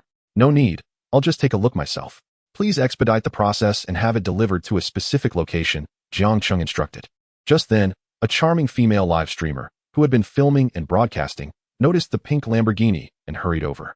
"Ladies and gentlemen in the live stream, take a look at this pink Aventador. Such a color is rare, filled with youthful spirit. I can't imagine any girl refusing this car. I wonder how the air conditioning works. Any top supporters interested in experiencing this car's air conditioning? Why is pink considered unattractive? Must an Aventador only be yellow or red? If this car were gifted to a girl, success would be guaranteed. Look, there's a young man right here, just like me, admiring this pink Aventador, and he even tried sitting in it. Let me interview him about his impressions." The enchanting streamer approached Jiang Cheng, but was quickly intercepted by Lamborghini's staff. "Excuse me, miss. May I ask if you are here to purchase or merely to view?" "I'd like to take a look at that car," she replied confidently. "Could you kindly provide proof of funds?" "Do I need to show proof just to look?" I clearly saw that young man walk right in. The charming streamer protested, fully aware that some luxury cars required proof of funds for viewing. Yet this was a car exhibition. "Unfortunately, we must adhere to this procedure." The female staff member maintained her smile while refusing. Her refusal stemmed from recognizing that the streamer was not a potential customer and that Jiang Cheng was present. The manager had instructed them to prioritize Jiang Cheng's service, and she would not allow others to disturb him, especially a female streamer. Meanwhile, the viewers in the live stream began to comment. "Poor little streamer, Lamborghini's proof of funds must be at least 7 figures. Another day of bullying for our little streamer. Look at her, broadcasting at their entrance for so long without anyone acknowledging her. Streamer, hurry and interview that big shot." Though the female streamer felt disgruntled being turned away, she could only mutter a few complaints before departing. Jiang Cheng's purchase of another Lamborghini did not go unnoticed by those at Ferrari. Zhou Ying, dutifully standing by the car, was once again astonished to witness Jiang Cheng swiping his card. The Lamborghini Aventador cost at least 5 to 6 million, and with the added features, the total would easily reach 10 million. Zhou Ying was taken aback by Jiang Cheng's wealth. In less than half an hour, he had spent 20 million? Even considering her family's previous financial status, while they owned many luxury cars, they could never afford such extravagance, especially now that her family had gone bankrupt. Zhou Ying found herself increasingly unable to live life on her own terms. In order to evade her debts, she frequently changed residences. Moreover, she was compelled to take on part-time work immediately after graduating high school to fund her university tuition. The job she secured was rather begrudgingly accepted, but the lucrative salary of a car model was hard to resist. With merely 2 months remaining before college commenced, she needed to earn additional living expenses. Presently, Zhou Ying possessed neither a degree nor any particular skills. Despite her outward appearance, securing a well-paying job proved to be a formidable challenge. After over 2 hours, Jiang Cheng successfully completed all necessary formalities. Since he intended to use Yu Xiaoxiao's license plate, he paid no heed to it. At that moment, the male supervisor from Ferrari handed over the car keys and relevant documents to Jiang Cheng, cautiously inquiring, "Mr. Jiang, how do you plan to handle the license plate?" His inquiry was not without reason. Although Ferrari could assist Jiang Cheng in securing a license plate, he was not a resident of the metropolis and thus could not obtain a local plate. Just then, a notification from the Dream Come True system chimed, announcing a random reward of a license plate, Hu 111. The license plate had been randomly allocated at the vehicle management office, and personnel were on site to assist with the registration process. Jiang Cheng, smiling at the message, replied, "Someone will come by shortly to install and finalize the license plate. Just follow their instructions." The male supervisor was taken aback by this revelation. After several moments of contemplation, he cautiously responded, "I see, then." Before he could finish, several uniformed individuals approached Jiang Cheng, bowing respectfully as they said, "Mr. Jiang, your license plate is ready, and we will assist you with the registration." "Thank you very much," Jiang Cheng replied. When the personnel presented the Hu-111 plate, the Ferrari staff was once again rendered speechless. To their astonishment, it was a local plate from the metropolis. And even more remarkably, it bore Jiang Cheng's initials. The male supervisor gazed at Jiang Cheng in disbelief. After years of working at Ferrari, he had never encountered someone with such influence. Observing the supervisor's pale expression, Jiang Cheng chuckled and patted his shoulder, saying, "Don't overthink it. I merely made an advance reservation for the license plate, nothing more." Advance reservation? The supervisor felt as though Jiang Cheng was mocking his intelligence. The very idea seemed absurd. How could one reserve a specific license plate and have it delivered for immediate processing? Despite a torrent of skepticism brewing within him, his expression revealed no doubt.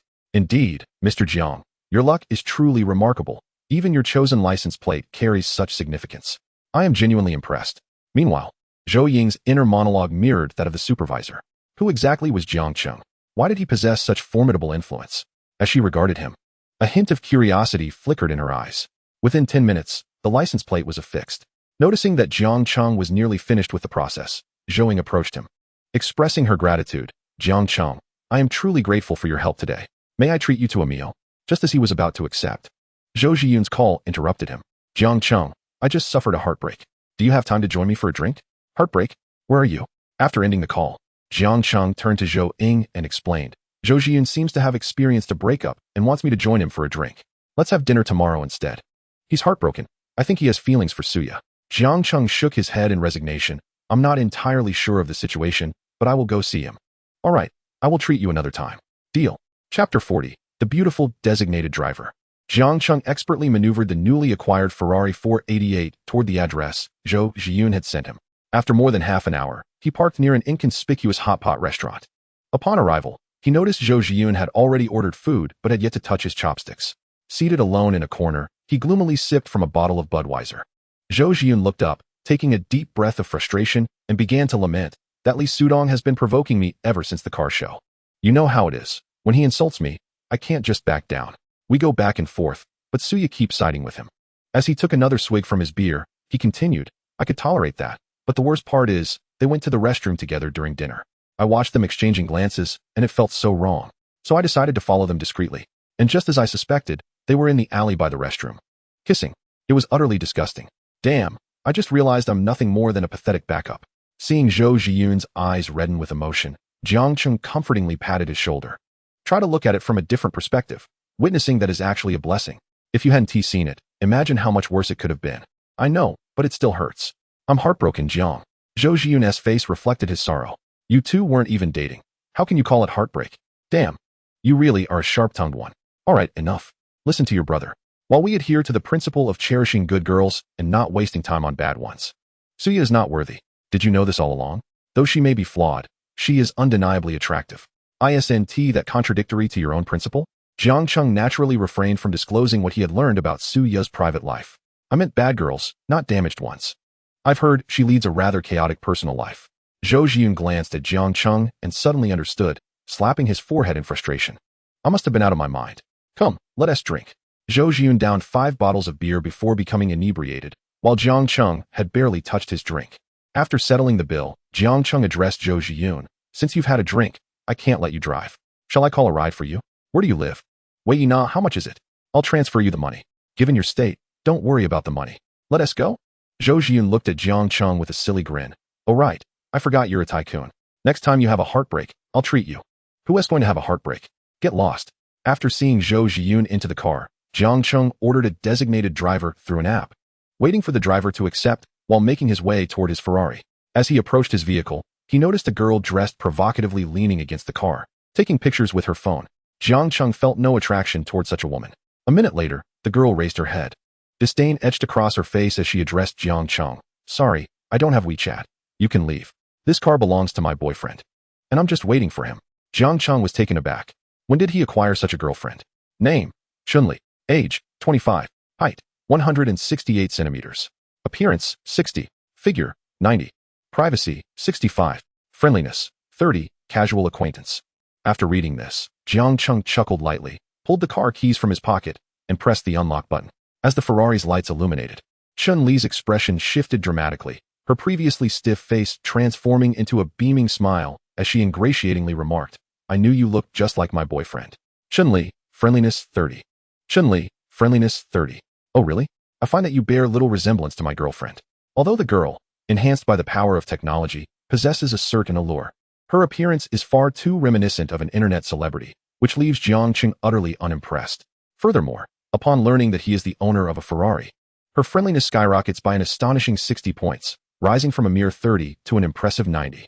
Such psychological resilience is truly commendable. One might ponder, if a beauty scoring 90 in appearance, yet possessing a privacy rating of 0, were to treat him like this, would Jiang Cheng ever contemplate embarking on a spontaneous friendship? In this era, a hint of materialism is somewhat understandable. However, with a mere 65 points in privacy, Jiang Cheng can only exclaim, "I truly appreciate it. Handsome. You must be able to drive that car with one hand, right?" As she spoke, Chun-Li showcased her impressive figure to Jiang Cheng. "I'm afraid I cannot." To clarify, anyone who claims they can drive a Ferrari with one hand likely does not own one, Jiang Cheng replied. Chun-Li, feeling a bit embarrassed by Jiang Cheng's bluntness, forced a smile and remarked, "You certainly know a lot, handsome. However, I excel at playing chicken dinner. I have over 10 strategies for it. Would you care to join me?" "I'm afraid I only enjoy playing Wangzhe Rongyao," he responded. "I wasn't referring to that. Shall we add each other on WeChat?" "That might not be appropriate. I'm not certain if you truly lack WeChat, but ever since I met you, I seem to have lost mine as well." Despite Jiang Cheng's rejection, Chun-Li's expression, though somewhat stiff, did not waver in her determination. As she did not wish to miss out on a Ferrari owner. "I was merely joking earlier. Of course, I have WeChat, and I'm available at any hour, day or night." Just as Jiang Cheng was about to retort, a stunning young woman in a white spaghetti-strap dress and a light jacket hurriedly approached him, her breathtaking beauty momentarily leaving him speechless. Her breathless state evoked the phrase turbulent waves in Jiang Cheng's mind. The young woman scanned Jiang Cheng and noted that he matched the description from the ride-hailing app, a handsome man in a white outfit standing beside a supercar. She gazed at him and politely inquired, "Hello, are you the one who requested the ride?" Jiang Cheng, taken aback by her youthful appearance, asked, "Wait, you are the driver?" She maintained her composure, smiled, and nodded. "Hello, I'm Xiao Yining, your designated driver." Having run a bit too fast, Xiao Yining momentarily forgot to adjust her phone's camera, which was now focused on Jiang Cheng. The viewers in the live stream began to erupt with excitement. "Wow, what a handsome guy. He looks somewhat familiar. Isn't he the one from the Lamborghini earlier? Oh wow, he's the big shot with the Ferrari. No wonder the Lamborghini staff treated him so specially." Noticing that Xiao Yining was filming him, Jiang Cheng furrowed his brow and approached her, extending his hand to cover the camera. "Miss, my handsome looks come at a price for photographs." The young woman chuckled awkwardly, glanced at the comments, and redirected her camera. "I apologize, handsome. I just remembered seeing you today at the Lamborghini showroom, where you were testing a pink Lamborghini." Jiang Cheng leaned in to look at her phone and asked, "Are you a live streamer? And also a driver?" Xiao Yining nodded politely. "I do driving when I have some free time during the day. I'm an outdoor streamer. May I film you with your car?" Noticing it was only 6 in the evening, Jiang Cheng nonchalantly agreed. With Jiang Cheng's consent, Xiao Yining beamed with a radiant smile and lifted her phone to capture the moment. "Dear viewers, I unexpectedly encountered a Ferrari 488. This car is a classic performance model from Ferrari. Although the main model now is the 296, the 488 has always maintained an excellent reputation." She provided additional details. It features a 3.9-liter twin-turbocharged V8 engine, delivering 670 horsepower, with a 0 to 100 km/h acceleration time of just 2.9 seconds, once the benchmark of its class. As the alluring young streamer elaborated, the live chat exploded with comments. "Such a license plate is not something an ordinary person can acquire. Haha, I'm laughing. Can someone with a Ferrari really be just an ordinary person? In this day and age, being a streamer is not easy, especially for someone like her, who lacks special skills compared to those eye-catching dance streamers. Her popularity pales in comparison. Thus, Xiao Yining often resorts to creative antics to maintain the excitement of her streams. Today, however, she stumbled upon the fortunate opportunity to meet the owner of a Ferrari. Observing Jiang Cheng's amiable demeanor towards Xiao Yining, Chun-Li felt a tinge of jealousy, her expression twisting slightly.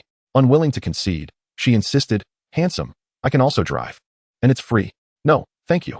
I do prefer not to take risks with something free. Let us go. Jiang Cheng replied as he handed the car keys to Xiao Yining and took his seat in the passenger side. After receiving the keys, Xiao Yining skillfully opened the door and settled into the driver's seat. Once inside, she politely asked Jiang Cheng, "May I live stream while I drive? My camera will only focus on me, so it won't capture you." Jiang Cheng activated his interpersonal relationship scanning system. Name, Xiao Yining. Age, 20. Height, 165 centimeters. Appearance, 94. Figure, 90. Privacy, 0. Friendliness, 50. Upon reviewing the information, Jiang Cheng frowned. 20 years old. Although she is 2 years my senior. Does she possess the qualifications to be a driver? One must have at least 5 years of driving experience to qualify as a driver, and clearly, Xiao Yining does not meet that criterion. Given that Xiao Yining was live streaming, Jiang Cheng refrained from directly confronting her and instead asked, "Do you do this every day? Can you drive supercars?" "Not quite. Today is simply a day without appointments, so I'm live streaming from the car show and picking up some extra cash afterward." "Don't worry, big brother. I've driven many supercars before. I used to be an automotive commentator." After stating this, Xiao Yining adeptly adjusted the mount and started the vehicle. While driving, she excitedly addressed her audience, "Dear viewers, who would have thought that one day I would get to drive a Ferrari, especially the top-tier version of the 488? This car truly is as exhilarating as rumored. Don't misunderstand. I mean exhilarating in a nervous way. This is Ferrari, and I must focus intently on driving." As Xiao Yining confidently drove while live streaming, Jiang Cheng couldn't help but observe her. A girl who could drive with such ease might have seemed frivolous to him, but thanks to his scanning system, he recognized that Xiao Yining was not just an ordinary streamer. Watching her skilled maneuvering, Jiang Cheng gradually relaxed and leaned in to glance at the live stream. The streamer's name was Xiao Mei. Although her popularity was decent, the number of viewers rewarding her was minimal. The top contributor for the week had only donated a little over 300 yuan, and the second place had just 200. By Thursday, her growth value had just surpassed 8,000, equivalent to about 800 yuan in donations. Despite her being a stunning beauty, she had not even filled 50 spots on the weekly leaderboard. This reminded Jiang Cheng of the recently sensational internet celebrity Qiao by Luo. It is astonishing that someone with such a lackluster appearance could rise to prominence as a leading live streamer, while the striking beauty before him struggles with dismal live streaming results. In stark contrast, Jiang Cheng's dream come true system boasts a savings value nearing 80,000 yuan in just a single day. This disparity compelled Jiang Cheng to comment, "Your weekly ranking is rather dismal. As a level 12 small streamer, the platform's revenue share is typically around 40%, resulting in a meager income of just over 300 yuan for the week, which amounts to approximately 50 yuan a day, hardly worth it compared to driving for a ride-hailing service. However, given your age, it seems you lack the qualifications for that profession." Upon hearing Jiang Cheng's critique, the viewers in the live streaming room were incensed. "Haha, the wealthy brother speaks the truth. This small streamer is indeed suffering." One viewer remarked, "What do you mean no one is tipping? Streamer, I'll throw you a fishball as a gesture." Another chimed in, "Brothers, let us show the wealthy brother our true strength. Let us send some free gifts." The streamer, Xiao Yining, looked at the influx of free gifts with a resigned pout. "What can I do? I lack any special skills and cannot charm the top donor. All I can do is explore curiosities and give the big brothers a glimpse of the traffic conditions in our bustling city, Mo. Jiang Cheng took another look at Xiao Yining's live stream. To his surprise, it was filled with free gifts, yet there was no tangible financial support. It appeared that these viewers were merely masters of empty promises. The traffic conditions in Mo were indeed comparable to those of Rongcheng. I initially thought the traffic in Rongcheng was exaggerated, yet Mo matched it perfectly. I see your destination is Yangyunan, man. Are you not from Mo? Truly a wealthy individual, staying in such an expensive hotel while traveling. Young man, I am quite curious about something. Could you possibly provide me with an answer? What is it you wish to know? I saw you at the Lamborghini showroom today. Why were the customer managers so attentive to you? I distinctly remember you entering without a hitch, no asset verification required, while others were immediately serving you tea. Why was I unable to enter and take pictures? Streamer, do you not recognize Patek Philippe? Streamer, can't you see the new season's Louis Vuitton on the young man?" The streamer seemed momentarily taken aback, her mind seemingly captivated. The Patek Philippe in the young man's hand is no entry-level timepiece. It is a 5,160, valued at over 1,000,000 yuan. At this moment, the alluring female streamer was solely focused on driving and failed to notice the barrage of comments. "Perhaps I purchased a vehicle from Ferrari today. Did Lamborghini see that?" Upon hearing Jiang Cheng's words, Xiao Yining turned her head in surprise and asked, "Could it be the 488? Yes, you just provided a detailed introduction of it. This is a fresh vehicle, and you are the second person to drive it." As Jiang Cheng finished speaking, the livestream room erupted in excitement. I'm astounded. There truly is a disparity between individuals. The implication was that he casually spent millions, explaining the unusual attentiveness of Lamborghini's staff. It was yet another day of envious admiration. Xiao Yinyin, upon hearing this, was thoroughly impressed. How could someone of such stature be questioned? Having purchased a Ferrari, would Lamborghini still require him to undergo asset verification? That would simply be redundant. So you are a big shot. I must ask, how was the test drive of the Lamborghini Huracan earlier today? Did you choose Ferrari because the Huracan lacks the comfort of this Ferrari? The 488 indeed drives exhilaratingly.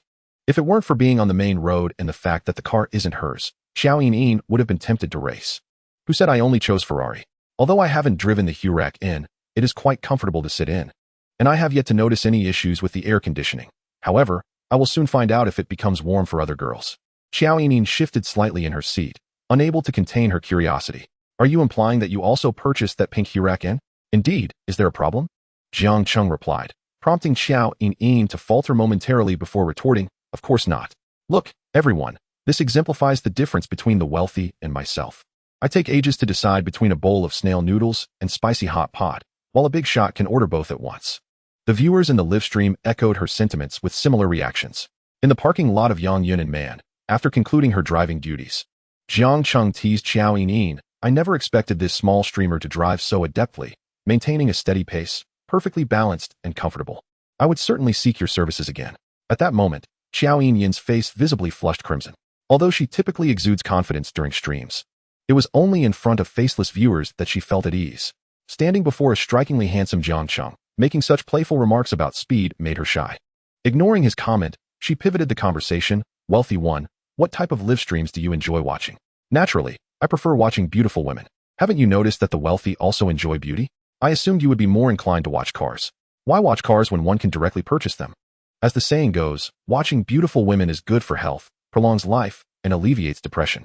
Xiao Yinyin pouted and quipped, if the wealthy find my driving enjoyable, perhaps you could provide this struggling small streamer with some tangible support, like a ranking boost or something. I mean, look at me. I'm not too shabby as a beautiful streamer, am I? Jiang Cheng took the car keys she offered and shook his head. Apologies, but I'm merely a freeloader. Upon hearing Jiang Cheng's words, he turned and walked away, leaving Xiao Yinyin momentarily stunned. Hey, we're at the hotel entrance. Want you at least buy me a drink? Jiang Cheng chuckled at her remark, recognizing the familiar routine. Why is it that every beauty seems to invite him for a drink? The hotel water isn't clean. If fate allows, I'll treat you to milk. The viewers in the live stream were equally bewildered by Jiang Cheng's indifferent demeanor. Just moments ago, he had been engaged in lively conversation with Xiao Yinyin, and now he had turned his back on her. Wow, was that a display? Is our streamer not attractive enough? The wealthy one is just a freeloader? What does that mean for my chances to support the streamer? The rich are freeloading, and I've at least tipped 10 yuan. Heartbreaking. Xiao Yinyin stood still for several seconds, trying to comprehend her situation. Where am I? What just happened? Am I really that lacking in charm? She had expected Jiang Cheng to at least add her on WeChat. It was understandable since he had been relatively pleasant and even somewhat flirtatious during their time in the car. She had not anticipated such a swift change in demeanor. What a cat. Xiao Yinyin's friendly value rose to 10. Jiang Cheng smiled at the increase. He had indeed been correct. The principle of a good man is to neither take the initiative nor reject. He sensed that with the allure of this small streamer, he could invite her for a modest 6 yuan meal of spicy hot pot next time. At that moment, Jiang Cheng received a message from Wang Zheng on WeChat, expressing his desire to arrange a table at Yang Yun and Man that evening and inviting Jiang Cheng to join him. After reviewing the message, Jiang Cheng chose not to decline. Should he pursue his studies in MO, participating in necessary social activities would be imperative. To thrive in this society, one must not walk alone. As the saying goes, more friends, more pathways. Though somewhat unflattering, it remains a reality. Found himself at YNN, fortuitously able to utilize an unused gourmet cashback card. He called WNGZH to inform him of his location, inviting him to come directly. Manager WN, I am hosting friends shortly. Please have the chef prepare the finest dishes. There will be 5 of us, including myself. I would like the fish bladders of the NGCHN fish, as well as some Alba white truffles, and please serve the illusory sundae as well. The rest you may handle as you see fit. Upon hearing that Jiang Cheng had ordered 2 NGCHN fish bladders, WN was momentarily taken aback. The NGCHN fish, or the little-beard golden money fish, is a unique species found in the southern rivers and coastal regions of Hu-11, capable of reaching lengths of up to 150 centimeters and classified among the larger fish species. Its fish bladders are highly revered and have previously fetched prices around 3 million renminbi. Wu quickly regained her composure and nodded. Mr. Jiang, the current price for the fish bladders at our hotel is approximately over 1 million.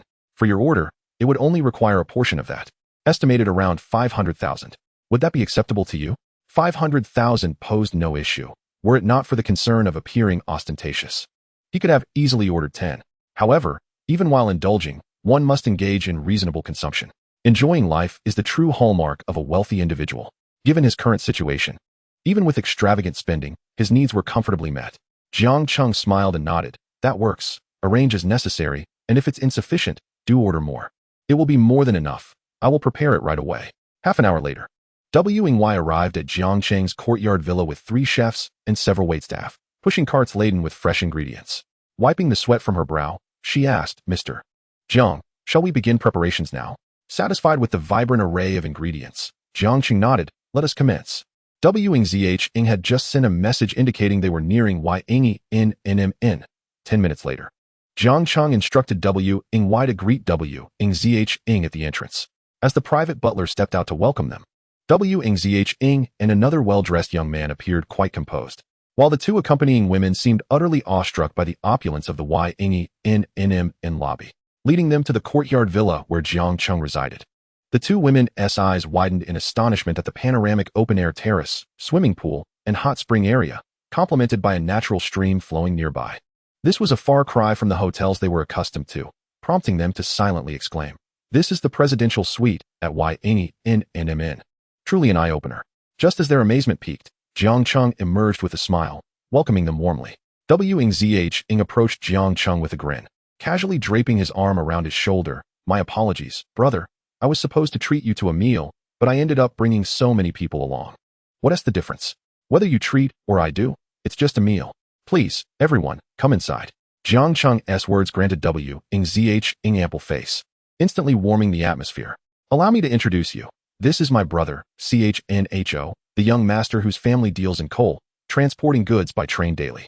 And these 2 are my companions. Wu gestured towards Jiang Cheng. The introduction was quite transparent, indicating that among the 3, only Cho shared the same social circle and status as Wu. The unnamed companions were presumably just there to join the meal. Cho extended his hand to Jiang Cheng. I've heard old Wu speak of you frequently these past few days. It's a pleasure to meet you. His attire was refreshingly unconventional for a youth, as few of his generation appreciated jade. I heard from old Wu that you purchased his LaFerrari?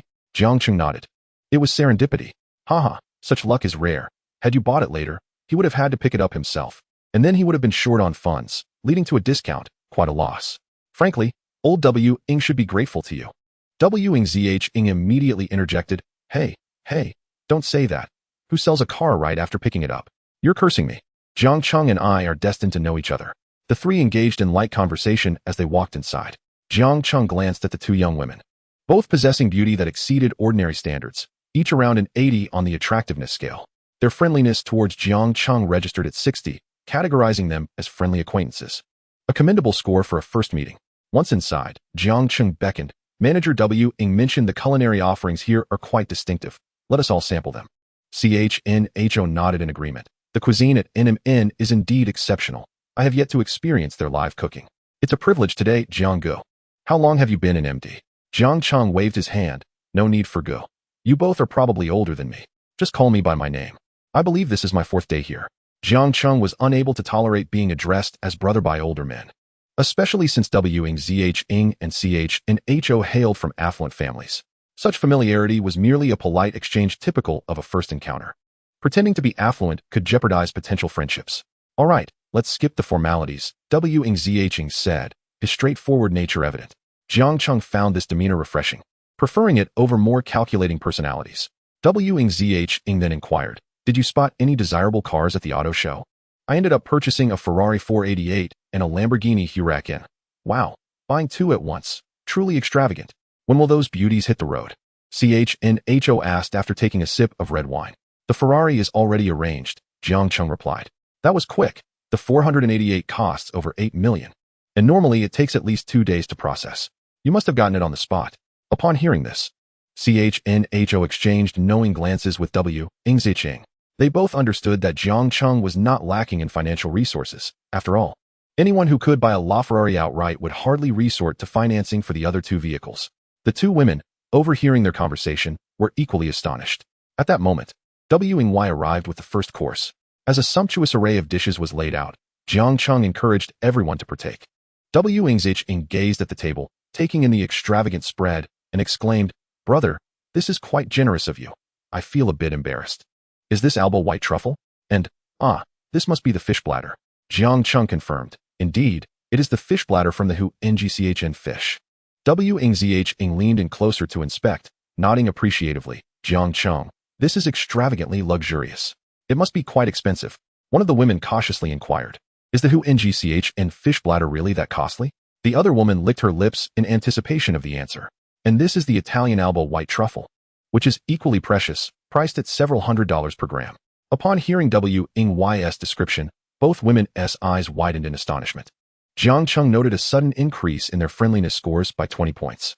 The meal had cost nearly 1 million, a sum that could purchase a spacious apartment back in their hometown. Now, the two of them were actually going to consume that 1 million. Upon this realization, both women felt a blend of vanity and heartache. However, the situation was as it was. They had no choice but to transform their sorrow into appetite and began to surreptitiously indulge in the exquisite delicacies before them, which they had never tasted before. During the meal, the two young ladies were incessantly taking photographs, a behavior that caused Wang Zheng to wear a somewhat helpless expression. Jiang Cheng glanced at the time. It was nearly 10 o'clock in the evening. Having already consumed some alcohol earlier, he felt a strong desire for a good night's sleep. Thus, he politely declined, stating, "To be honest, I have already had some drinks with my classmates earlier. I'm feeling a bit drowsy now. Perhaps we can enjoy the festivities together another time." Wang Zheng did not press the issue and cheerfully replied, "Then I will book a large table in advance for tomorrow night, and we shall have a splendid time." Jiang Cheng appreciated this reciprocal gesture. After all, in friendship, mutual respect and exchange are paramount. Such a disinterested demeanor is indeed the correct approach to building friendships. After bidding farewell to Wang Zheng and the others, Jiang Cheng luxuriated in a warm bath, subsequently reclining on the genuine leather sofa while browsing his phone. At that moment, Wang Yuyan entered with the bill from dinner. "Mr. Jiang, here is the dining expense from tonight. Please have a look." Jiang Cheng took the bill and observed the total expenditure was 1.58 million. After reviewing it, he retrieved his bank card from the wallet and handed it to Wang Yuyan. "All right, please proceed with the transaction." "Certainly, please hold on." After the card was successfully processed, Wang Yuyan exited, leaving Jiang Cheng in his private space. This evening, Yu Xiaoxiao did not seek out Jiang Cheng. One must admit that Yu Xiaoxiao is an exceptionally understanding woman. She would not take the initiative to find Jiang Cheng when he did not reach out to her. Nor would she snoop around. Lying in bed, Jiang Cheng checked the payment notification from earlier. Ding. "Congratulations, host, for successfully using the gourmet cashback card. The total expenditure amounts to 1.58 million. Congratulations, host, for receiving a 20-fold cashback. The cashback multiplier will be multiplied by the number of diners to determine the final cashback amount. The total cashback is 15.8 billion. Would the host like to withdraw it to the bank card?" Upon seeing this astonishing cashback figure, Jiang Cheng felt elated and clicked to withdraw immediately. He never anticipated that inviting a few individuals to dinner could yield over 100 million in cashback. This meal was indeed worth it. Chapter 44, The Little Streamer's Participation. After idly scrolling through his social media for a while, Jiang Cheng opened Douyu Live and searched for Xiao Mei's livestream. After all, a beauty with a score of 94 is not something one encounters every day. Though they had not exchanged WeChat, watching the livestream might lead to potential collaborations in the future. Upon entering the livestream, Jiang Cheng saw Xiao Yining pacing back and forth in her small room, seemingly preparing for the broadcast. Just then, Jiang Cheng heard a system notification. Ding. It has been detected that the host's livestream account is rather impoverished. The system grants the host 3 million fish fin coins. Hearing this prompt, Jiang Cheng couldn't help but chuckle. This dream-fulfilling system is indeed remarkable, always finding ways to enrich him. With the 3 million fish fin coins credited, his previously level 10 account inexplicably soared to level 65. At this moment, Xiao Yining was sitting dejectedly at her desk. The background of her livestream indicated that she was in a very small bedroom. Jiang Cheng casually typed a message, "Streamer, aren't you going out for some excitement tonight?" Noticing a stranger with a high-level account entering her livestream, Xiao Yining perked up. "Welcome, Dinhai Xinjian. Tonight I have a guild task, so I won't be going out." In truth, her livestream's popularity was not entirely dismal when she ventured out for excitement. There would occasionally be a small surge in viewers. However, She lacked the support of wealthy patrons who would generously tip her. Most of her supporters were merely casual viewers offering small, free gifts. Moreover, Xiao Yining had not devised any special tactics to retain the interest of the affluent. Since she had rejected a generous patron who offered 20,000 for a meeting, her live stream had since struggled to gain traction. After all, who would support a female streamer who refused to meet in person? Presently, Xiao Yining's live stream still attracted a decent crowd, but the majority were ordinary viewers. Little streamer, why are you so unfortunate? Why is your weekly ranking still so dismal? At that moment, some viewers began to make provocative comments. Little streamer, how many children have you given birth to? Xiao Yining leaned in to read the comment and then replied, how many children? 19. You're my 20th. And now I'll give you a timeout package. After saying this, Jiang Cheng couldn't help but laugh. Xiao Yining, as she claimed, neither flatteringly courted her wealthy patrons nor spoke sweet words. It was no wonder she struggled to retain viewers. Other female streamers would constantly shower their patrons with affection, while she bluntly referred to them as dogs, even making sarcastic remarks toward her viewers. Who could she blame for not gaining popularity? Nevertheless, Xiao Yining's temperament was quite to Jiang Cheng's liking, and at that moment, someone connected to her live stream. Xiao Yining glanced at the connection request and, with a resigned click, accepted it. The screen revealed a female streamer in a revealing nightgown, named by Luo Xiaomei. Observing her somewhat blurry beauty-enhanced image, Jiang Cheng activated his scanning system. Name, Huang Ling. Age, 28. Height, 168 centimeters.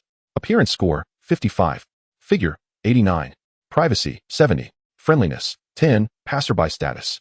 After reading this, Jiang Cheng couldn't help but exclaim. This was the quintessential Qiao by Luo. The heavy filter combined with slightly distorted beauty enhancement made her appear to have a score of at least 90. But little did he know her real appearance score was merely 55. After this revelation, Jiang Cheng could not help but marvel at the power of beauty software.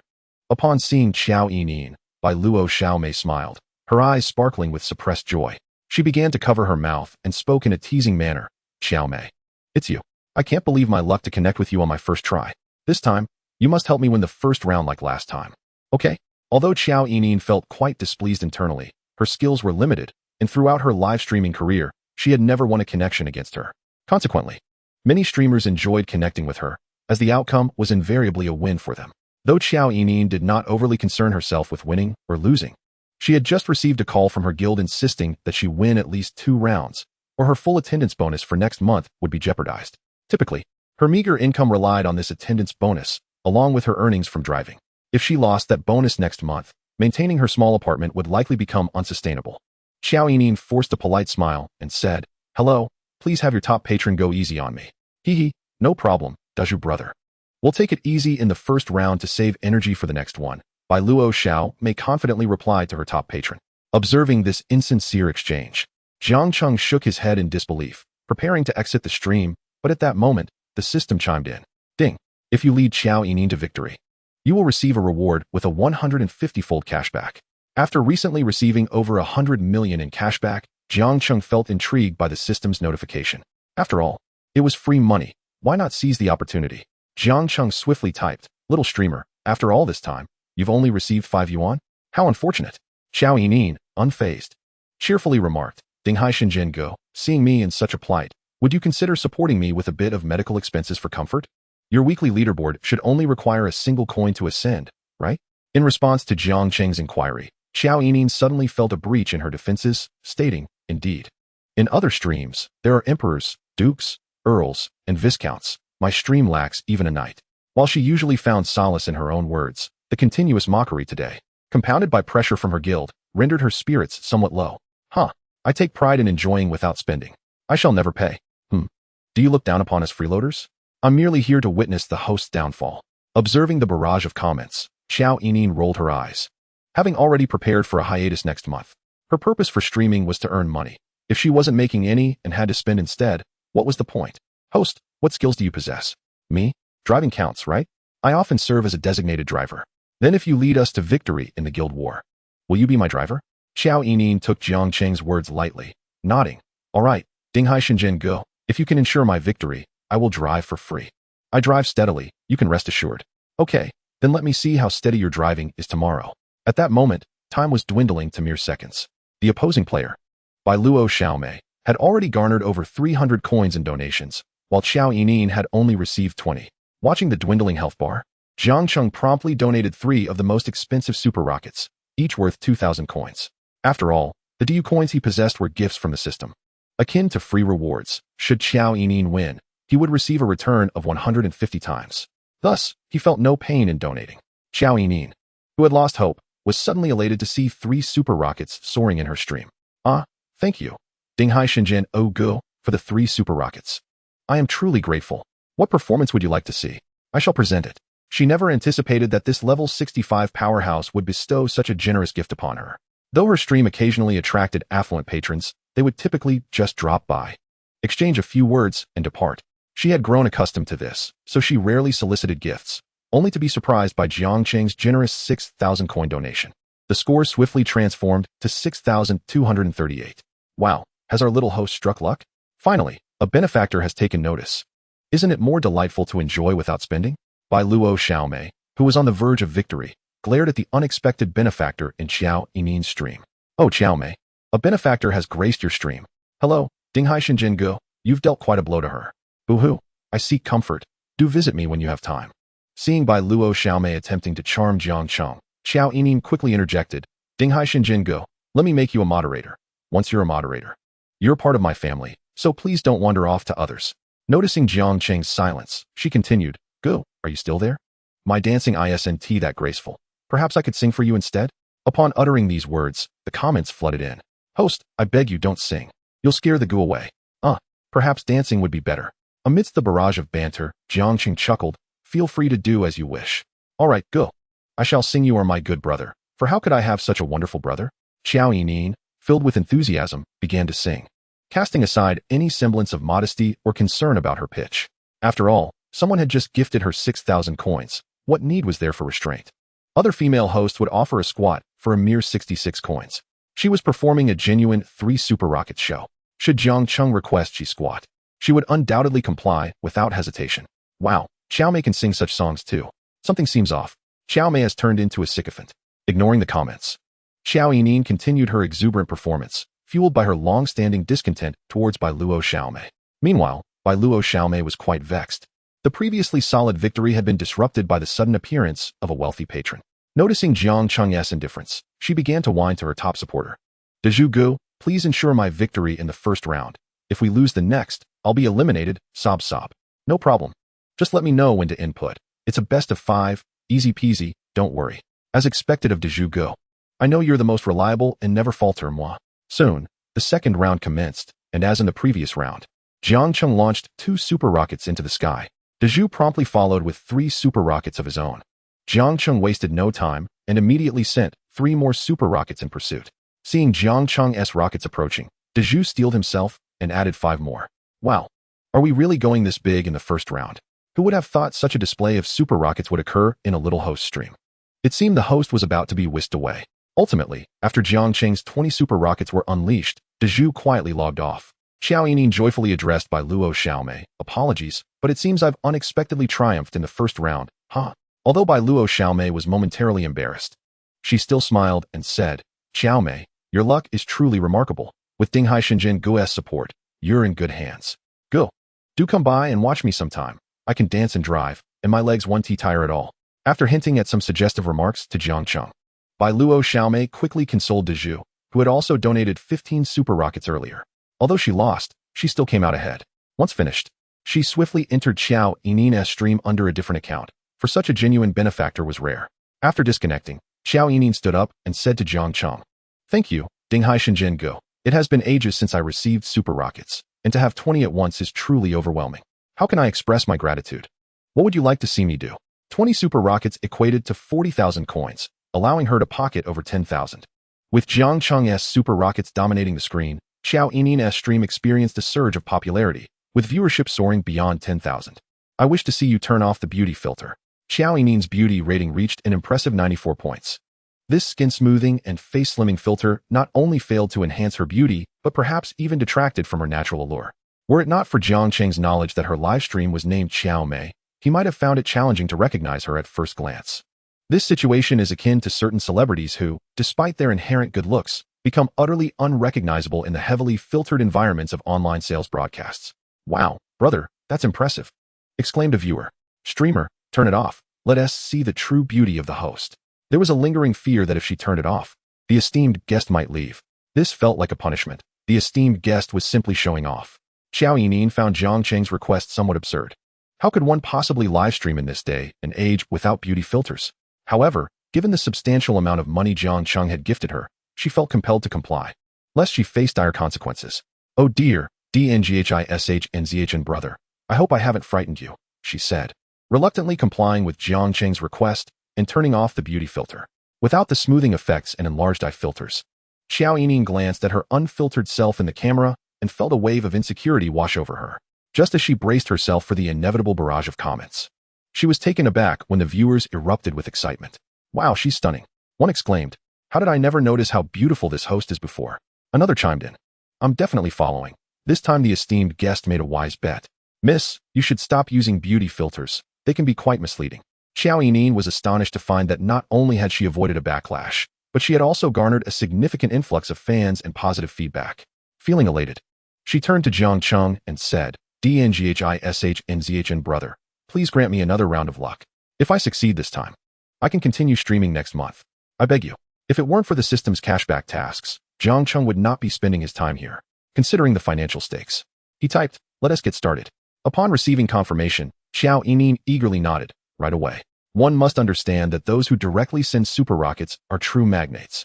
And perhaps this time she would indeed secure a victory. Soon, the second round commenced, and Xiao Yining was once again paired with a young lady. The opposing host was a petite girl dressed in a magical girl costume. "Hello, sister. I'm the sweet Xiao Tian, delighted to connect with you. Your top supporter is incredibly generous, sending 20 super rockets, and we are all quite envious," she exclaimed in a sugary tone. Before Xiao Yining could respond, Xiao Tian continued, "DNGHISHNZHN brother, hello. I'm Xiao Tian. Your super rockets have struck my heart. Please come visit me sometime. I have many talents and can entertain you with singing, dancing, and more, ensuring your satisfaction." Seeing her competitor openly vying for Jiang Cheng's attention, Xiao Yining couldn't help but feel disdain in her heart. However, she refrained from voicing her thoughts. After all, they were both streamers, and DNGHISHNZHN brother could choose to go wherever he pleased. Moreover, it was a common reality that streamers relied on generous patrons for their livelihoods, so competing for them was understandable. In this day and age, true magnates were hard to come by. After a forced laugh, Xiao Yining said, "Xiao Tian, shall we begin directly? Don't you want to perform first?" "No, I can't sing or dance. The only performance I can offer is turning off the beauty filter as per DNGHISHNZHN brother's request." Upon hearing this, Xiao Tian was momentarily taken aback. She hadn't anticipated that Xiao Yining's esteemed guest would have such a request, considering many streamers relied heavily on filters to maintain their appeal. Suddenly, Xiao Tian hesitated, realizing that if she turned off her filter, her looks would pale in comparison to Xiao Yining's. Reluctantly, she said, "All right then, let us get started." Haha, is Xiao Tian feeling intimidated? What a clever tactic by the esteemed guest. I also want to see how Xiao Tian looks without her filter. It seems her enhancement is rather excessive. Wow, how did I not notice such an exceptional host before? Her figure and looks are top-notch. Jiang Cheng was no fool. If he was spending, he certainly sought genuine quality. Seeing the comments, Xiao Tian's expression turned stiff with frustration, yet she forced a smile and sweetly addressed her top supporter. "Yizhihua brother, we've begun. Please don't let Xiao Tian be overwhelmed." Yizhihua was already aware that Xiao Mei had attracted a significant patron. Knowing that Jiang Cheng had already spent 50,000 in the previous round, he thought this time would not be as intense. Moreover, Xiao Tian had secretly informed him that she was available for a hotel date this Sunday. With this in mind, Yizhihua decided to send 5 airplane gifts, along with other minor contributions, totaling around 1,000 for Xiao Tian. As the opposing side began to exert pressure, Jiang Cheng swiftly sent 5 super rockets, overwhelming the competition. With 5 super rockets soaring, Yizhihua's enthusiasm quickly waned. He had casually spent 50,000 in the first round. He pondered whether to follow along this time. Winning would still mean a loss financially. If they both spend over 50,000 again, what would be the point? Why not use that money for a night out at a club? After sending 5 super rockets, Yizhihua decided to withdraw, prompting Xiao Tian to concede. Although she felt disheartened, she dared not press the issue with her top supporter. Undoubtedly, Jiang Cheng would dominate the second round. In the subsequent rounds, due to Jiang Cheng's seemingly inexhaustible supply of super rockets, no less astute patrons emerged to challenge him. After all, the days of reckless patrons were confined to fiction. In reality, wealthy individuals tended to be more rational and restrained. Nobody would squander their wealth for the sake of a mere competition. Jiang Cheng was on a system mission, and otherwise, he wouldn't foolishly spend here. Other smaller streamer supporters also wouldn't risk their fortunes for a fleeting contest. Finally, they arrived at the last round. This time, the opponent was a well-known streamer, Tycoon. Tycoon had recently gained significant popularity, and her top supporter was a genuine tycoon.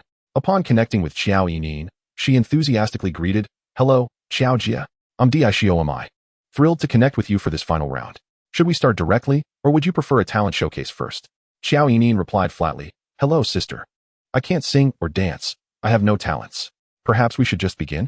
Tycoon hesitated, aware that her guild had already investigated Xiao Yining's background.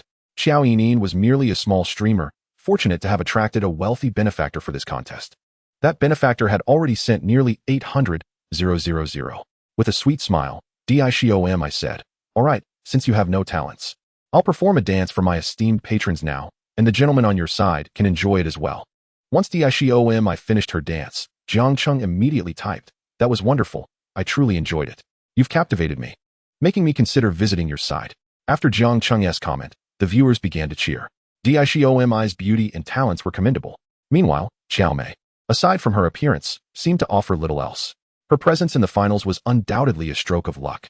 She was merely a small streamer, and it appeared that DNGHISHNZHN brother was simply indulging in a fleeting whim. Xiao Yining was instantly flustered, exclaiming, "Oh dear, DNGHISHNZHN, are you really going to abandon me? We are just one step away from both reaching the pinnacle of glory."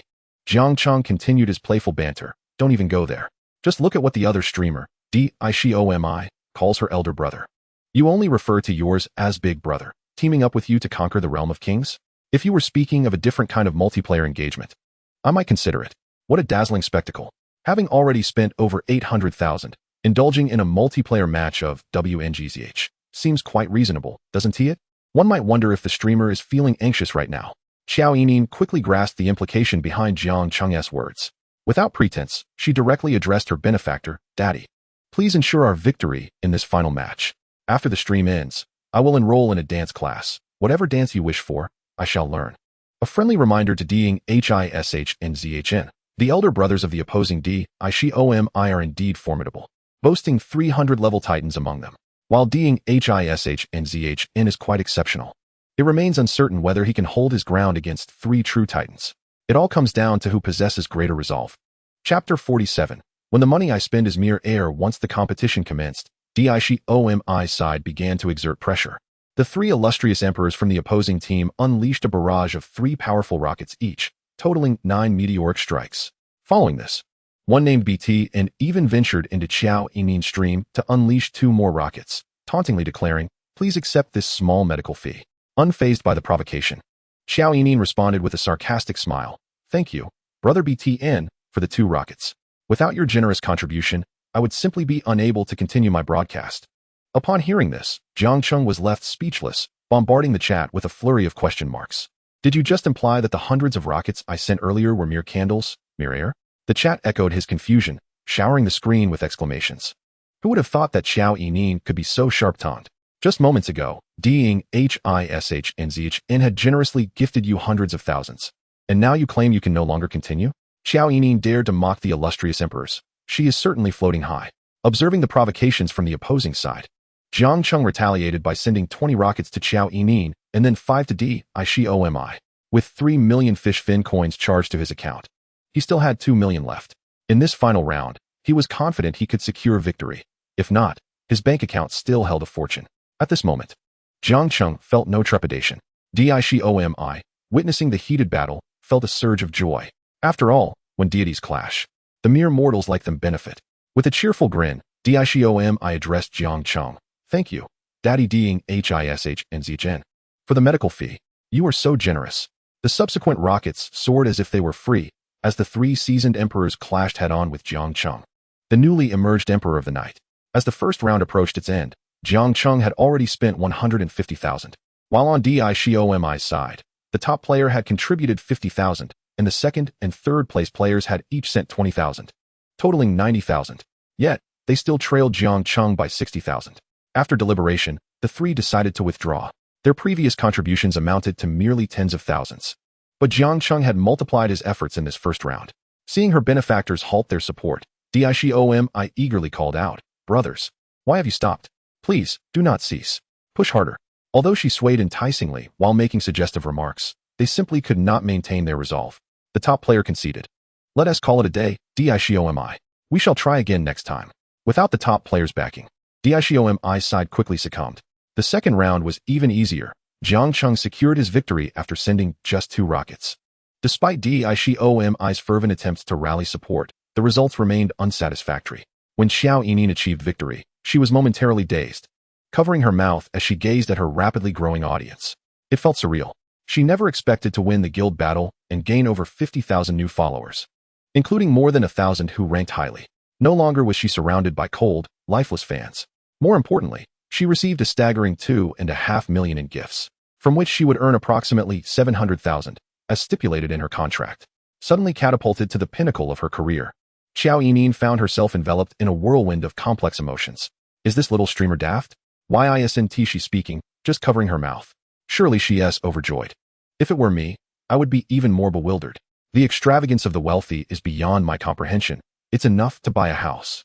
Yet, this young lady is indeed striking. The affluent have an eye for beauty. It's a pity that such a beautiful lady will soon be claimed by the top player. As Xiao Yining observed the stream filled with 6,666 messages, she finally came to her senses, bowing repeatedly in gratitude towards Jiang Cheng. Ding Hishnzhn, I truly do not know how to express my gratitude. May I add you on WeChat? Whatever you desire. I will learn it immediately, ensuring your satisfaction. She added, but how shall I find you for driving services?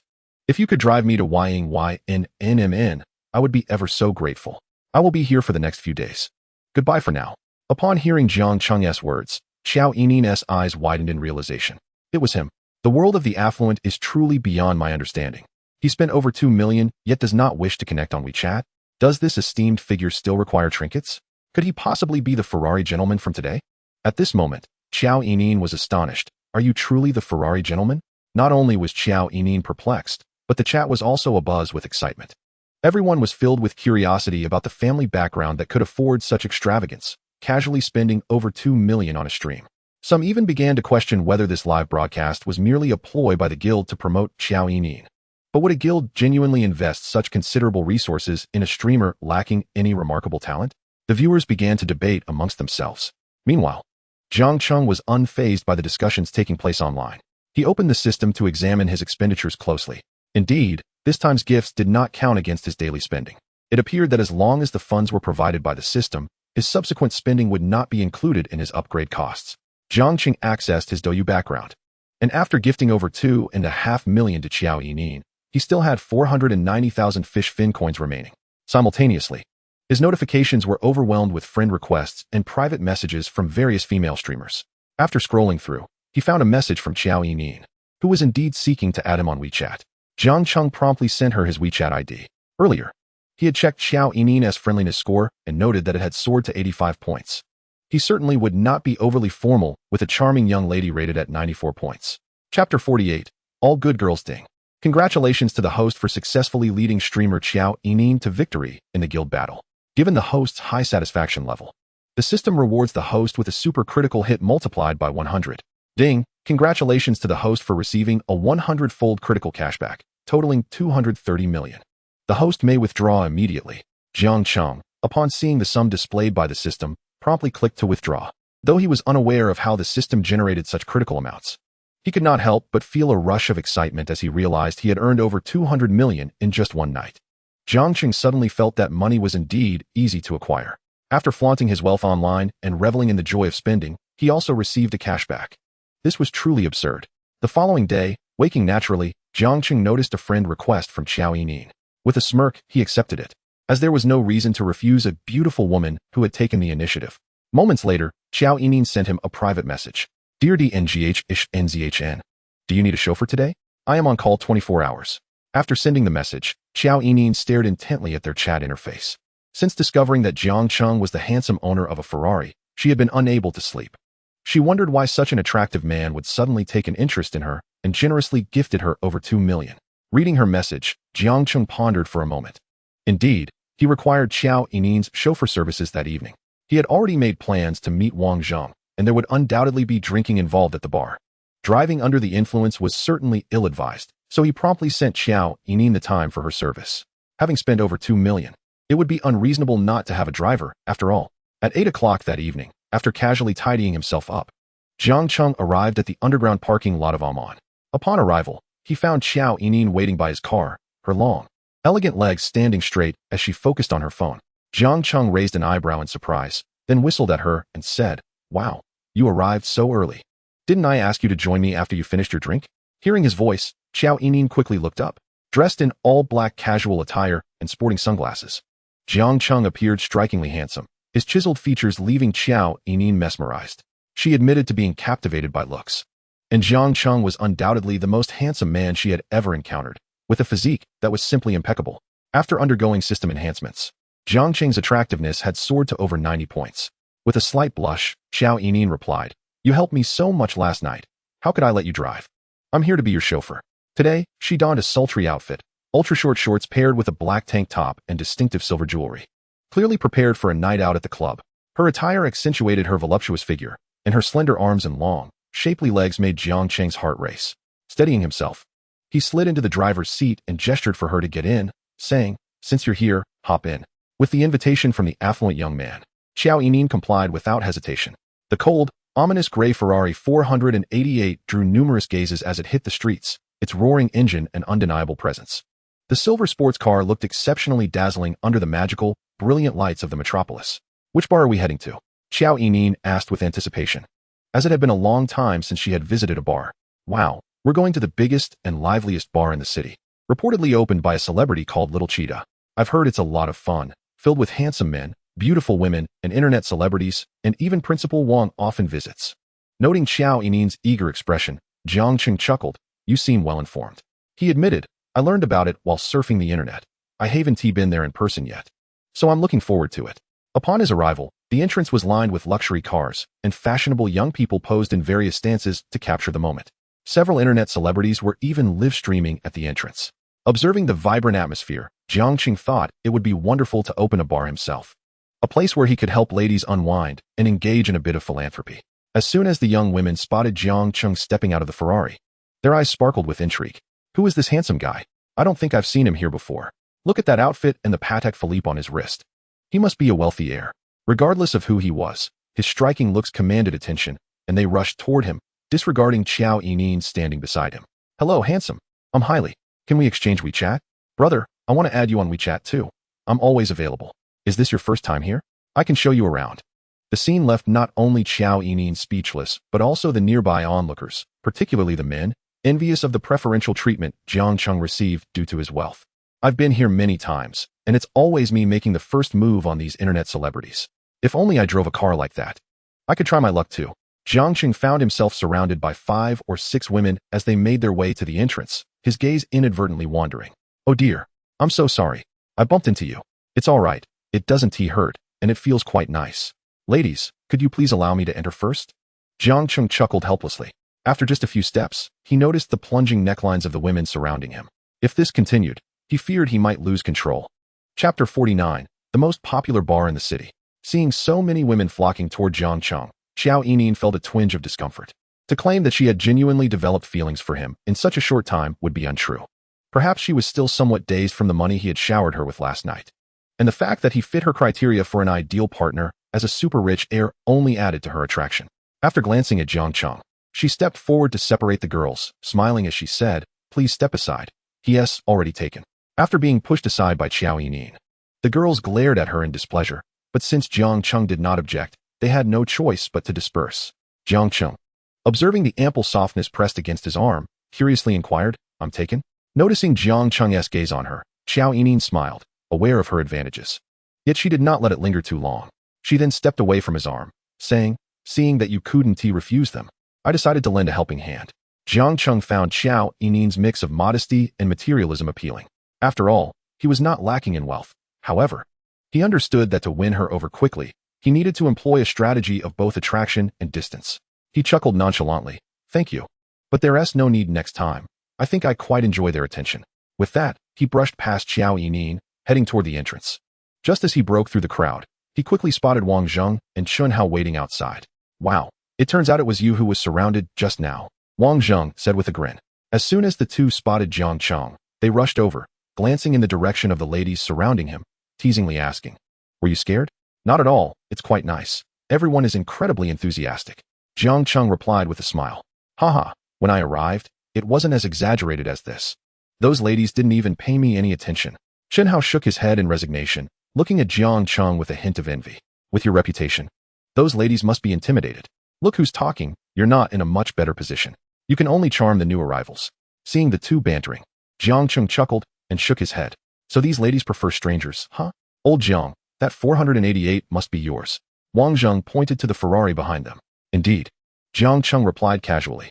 "Wow, that license plate is impressive. By the way, I remember you're from Rongqing, right? How did you manage to get such a number? No wonder the ladies are so excited. Can the Ferrari showroom really arrange such plates now? When I bought mine, they didn't offer anything like this. I didn't get it from them. I arranged it myself, just got lucky with the draw." As soon as Jiang Cheng finished speaking, the two could barely contain their amusement. Wang Zheng glanced at Jiang Cheng's Patek Philippe, discreetly signaling Chen Hao with his eyes. "Do you think I believe you?" Wang Zheng teased. "Exactly, don't act tough with us. By the way, who is this lady?" Chen Hao said, deliberately shifting the topic while casting a curious glance at Xiao Yining beside Jiang Cheng. Some matters are best left unasked, and both of them understood that well. What wealthy individual lacks connections and networks? It is nearly impossible to acquire such a high-level license plate without some influence. Their interest in Jiang Cheng stemmed from his evident capabilities, and conversely, Jiang Cheng sought to cultivate relationships with individuals of similar stature. "I'm just using a chauffeur I found. She'll be driving us later." Jiang Cheng made a casual mention of Xiao Yining without delving into details. After exchanging knowing glances, Wang Zheng and Chen Hao smiled meaningfully and turned to Jiang Cheng. "As expected of you, a martial arts expert. Come on, it's all arranged inside. Let us have a great time tonight." As the three entered, Xiao Yining obediently followed Jiang Cheng. Upon entering, they were greeted by a massive wall adorned with exciting spades. The bar's decor was characterized by an industrial minimalist style, already bustling with patrons amidst the booming bass music. Gorgeous women were energetically dancing in the center, showcasing their alluring figures. As Wang Zheng and Chen Hao made their entrance, several beauties seated at a booth in Zone 0 immediately stood up in unison. Wang Zheng had informed them earlier that a prominent figure would be arriving, urging them to warmly welcome Jiang Cheng. As the ladies gazed at the handsome Jiang Cheng, their enthusiasm surged.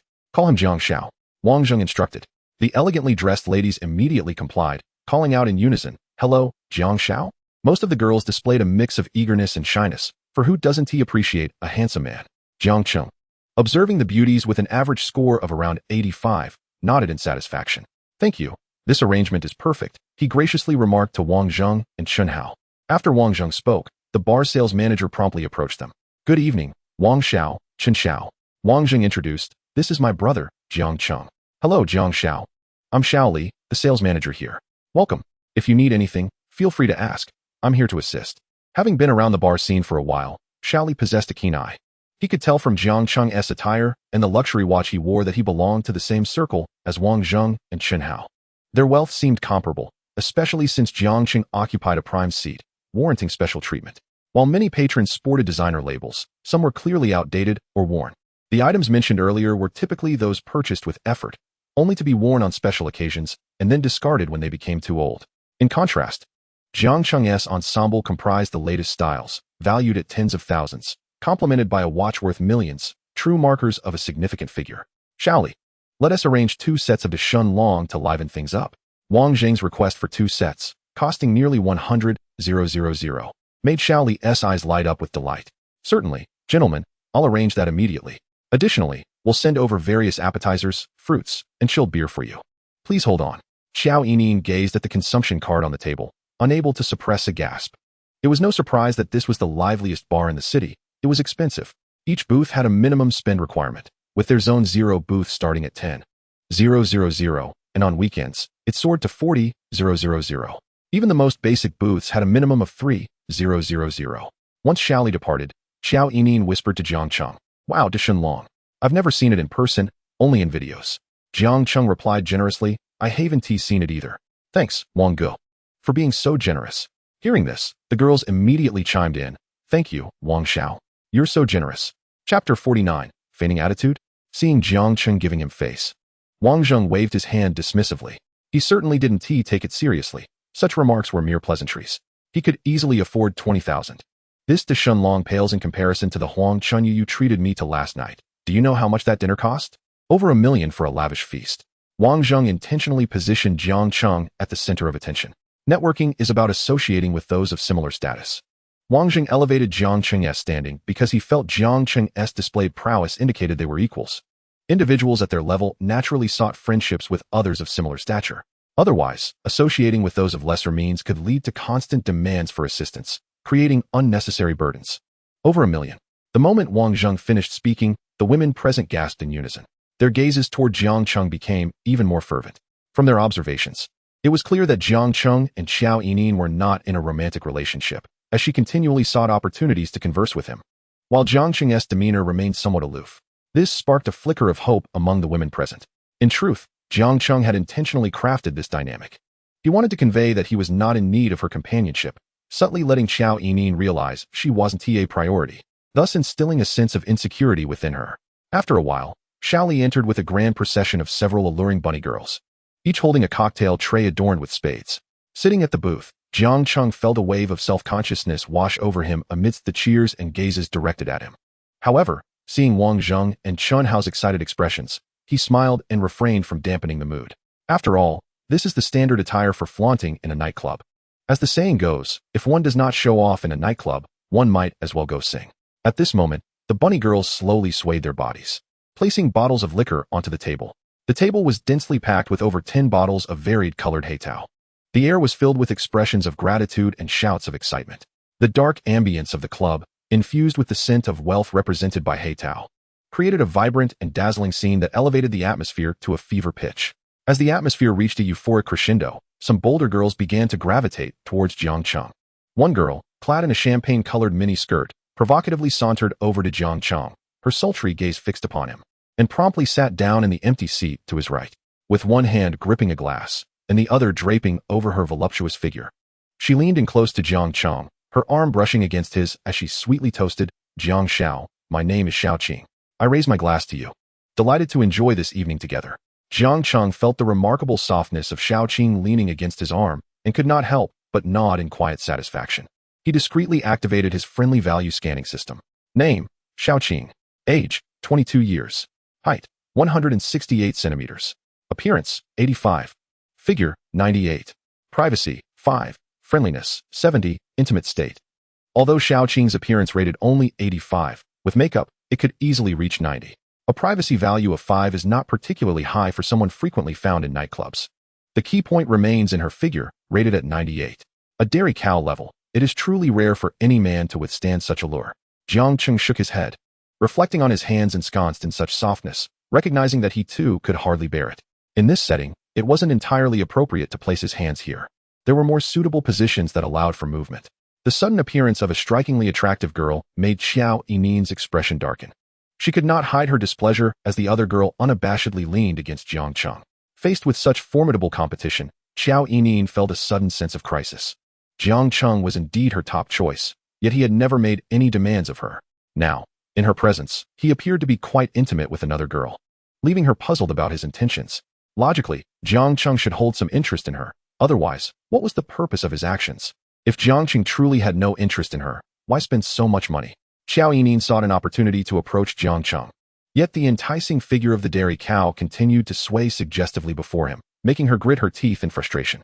Upon witnessing Jiang Cheng clink glasses with Xiao Qing in a flirtatious manner, Xiao Yining quickly lifted her own glass and exclaimed, "Top brother, I toast to you as well." Xiao Qing had initially prepared many topics to engage Jiang Cheng in conversation, but was abruptly interrupted by Xiao Yining, casting a sharp glare at her.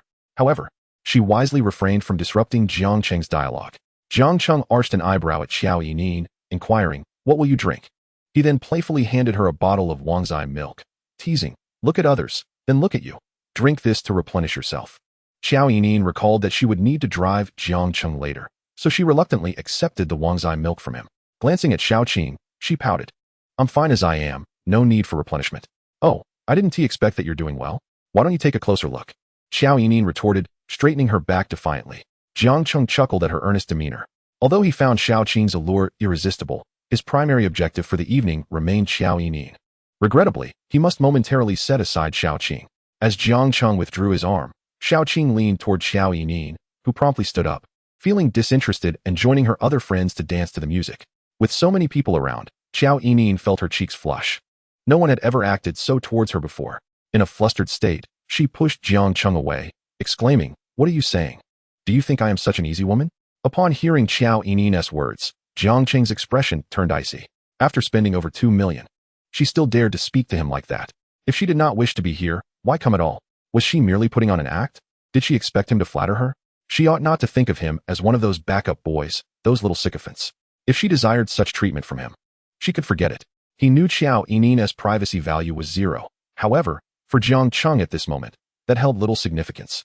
After all, with a few thousand yuan, he could find countless girls with 0 privacy values in universities.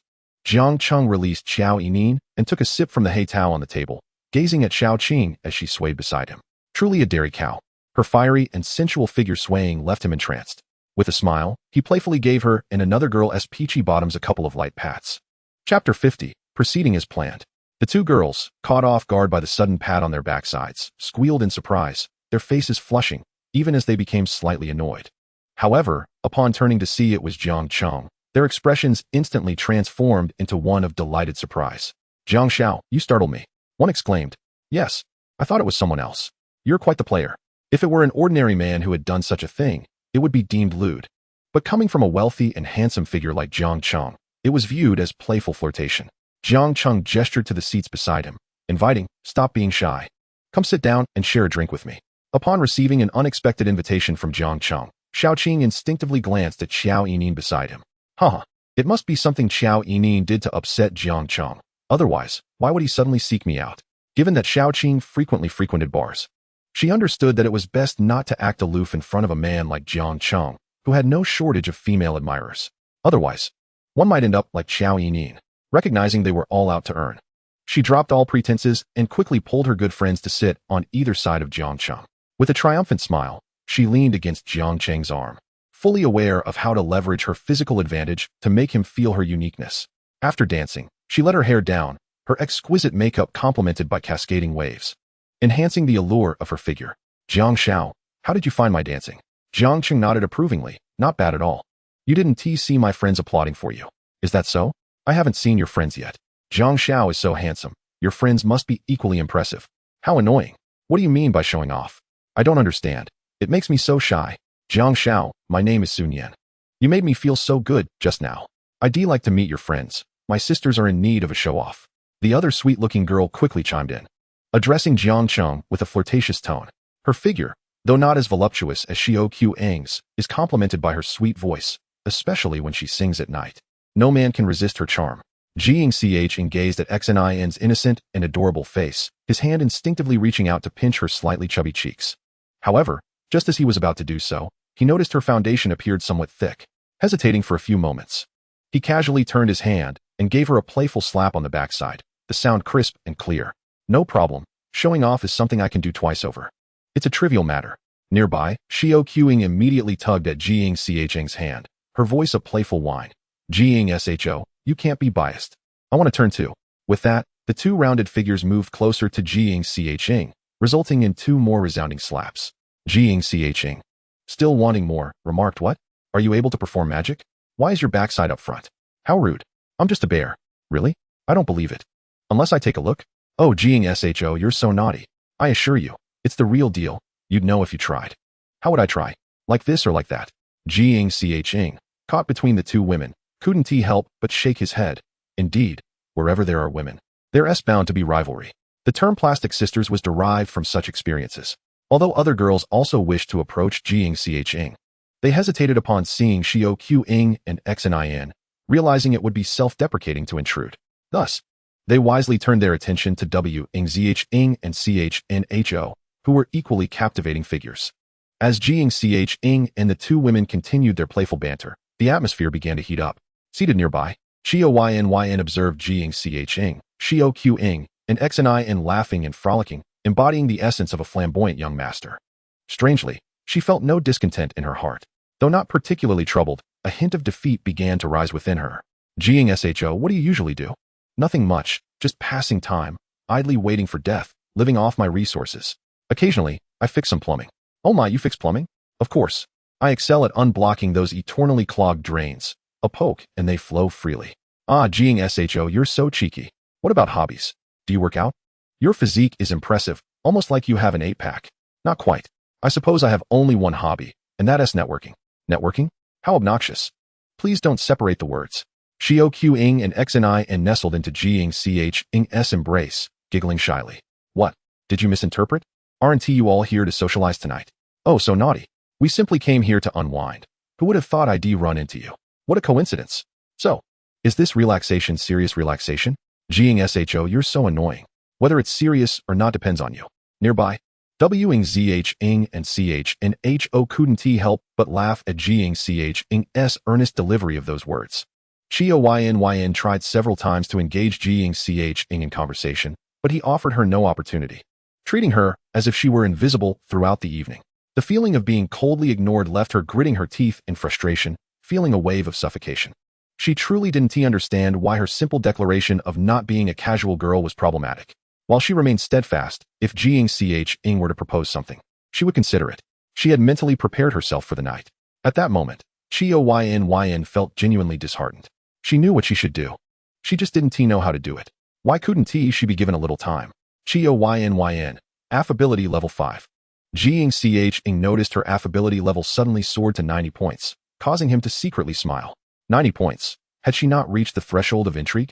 In the ensuing time, Jiang Ch-ing continued to ignore Yin, as if she didn't exist. This left her restless throughout the night.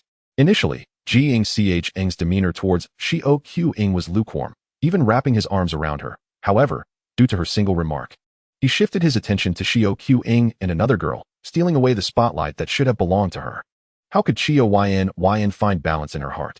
The longer Jiang Ch-ing neglected her, the more uncomfortable she felt, becoming increasingly anxious and conflicted.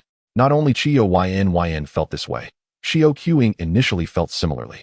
She knew her looks weren't as striking as Yin's, but after applying makeup, she felt no less appealing. Especially with her most prized asset, the generous curves she possessed. This advantage far surpassed Yin's. Yet, regardless of her attempts to charm Jiang Ch-ing, he remained indifferent. This was undoubtedly a blow to Xiao Q-ing, who had never faced rejection before. While she often refrained from making the first move, Jiang Ch-ing was no ordinary man. Regardless of his wealth, his handsome visage was enough to captivate her. The fact that such an exceptional man ignored her was initially hurtful. Unexpectedly, Jiang Ch-ing suddenly showed interest in her, embracing her and treating her as a soft target, shifting the dynamics entirely and bringing her immense satisfaction. The more Yin felt jealousy, the more pleasure Xiao Q-ing derived from it. This illustrates the peculiar competitive nature among women, a rivalry as old as time itself. Finally, the clock struck 1 in the morning. As the gathering dispersed, Xiao Q-ing and XNI reluctantly bid farewell to Jiang Ch-ing. They had anticipated an intimate encounter with him that night, or possibly a 3-way rendezvous. However, they left with only a WeChat contact, promising to meet again. Although XNI felt dissatisfied, she dared not voice her discontent. Conversely, Xiao Q-ing's expression soured. She managed to maintain a smile while Jiang Ch-ing was present, but upon his departure, she turned away with a frown. As for Yin, she cautiously followed Jiang Ch-ing. In truth, Jiang Ch-ing was quite reluctant to part with Xiao Q-ing, but he sensed that with Yin's 90 points of affability, she would be an easier conquest. Given a choice, Jiang Ch-ing ultimately favored Yin, as she truly was a gem, and he was eager to win her over. Throughout the journey, Jiang Ch-ing maintained an aloof demeanor, sitting in the passenger seat, engrossed in his phone. This behavior left Yin unsure of how to react. She acknowledged her desire to climb the social ladder by associating with Jiang Ch-ing, yet her rational mind suggested it might be premature. The silence persisted until they reached the underground parking of Yin. Yin handed the car keys to Jiang Ch-ing.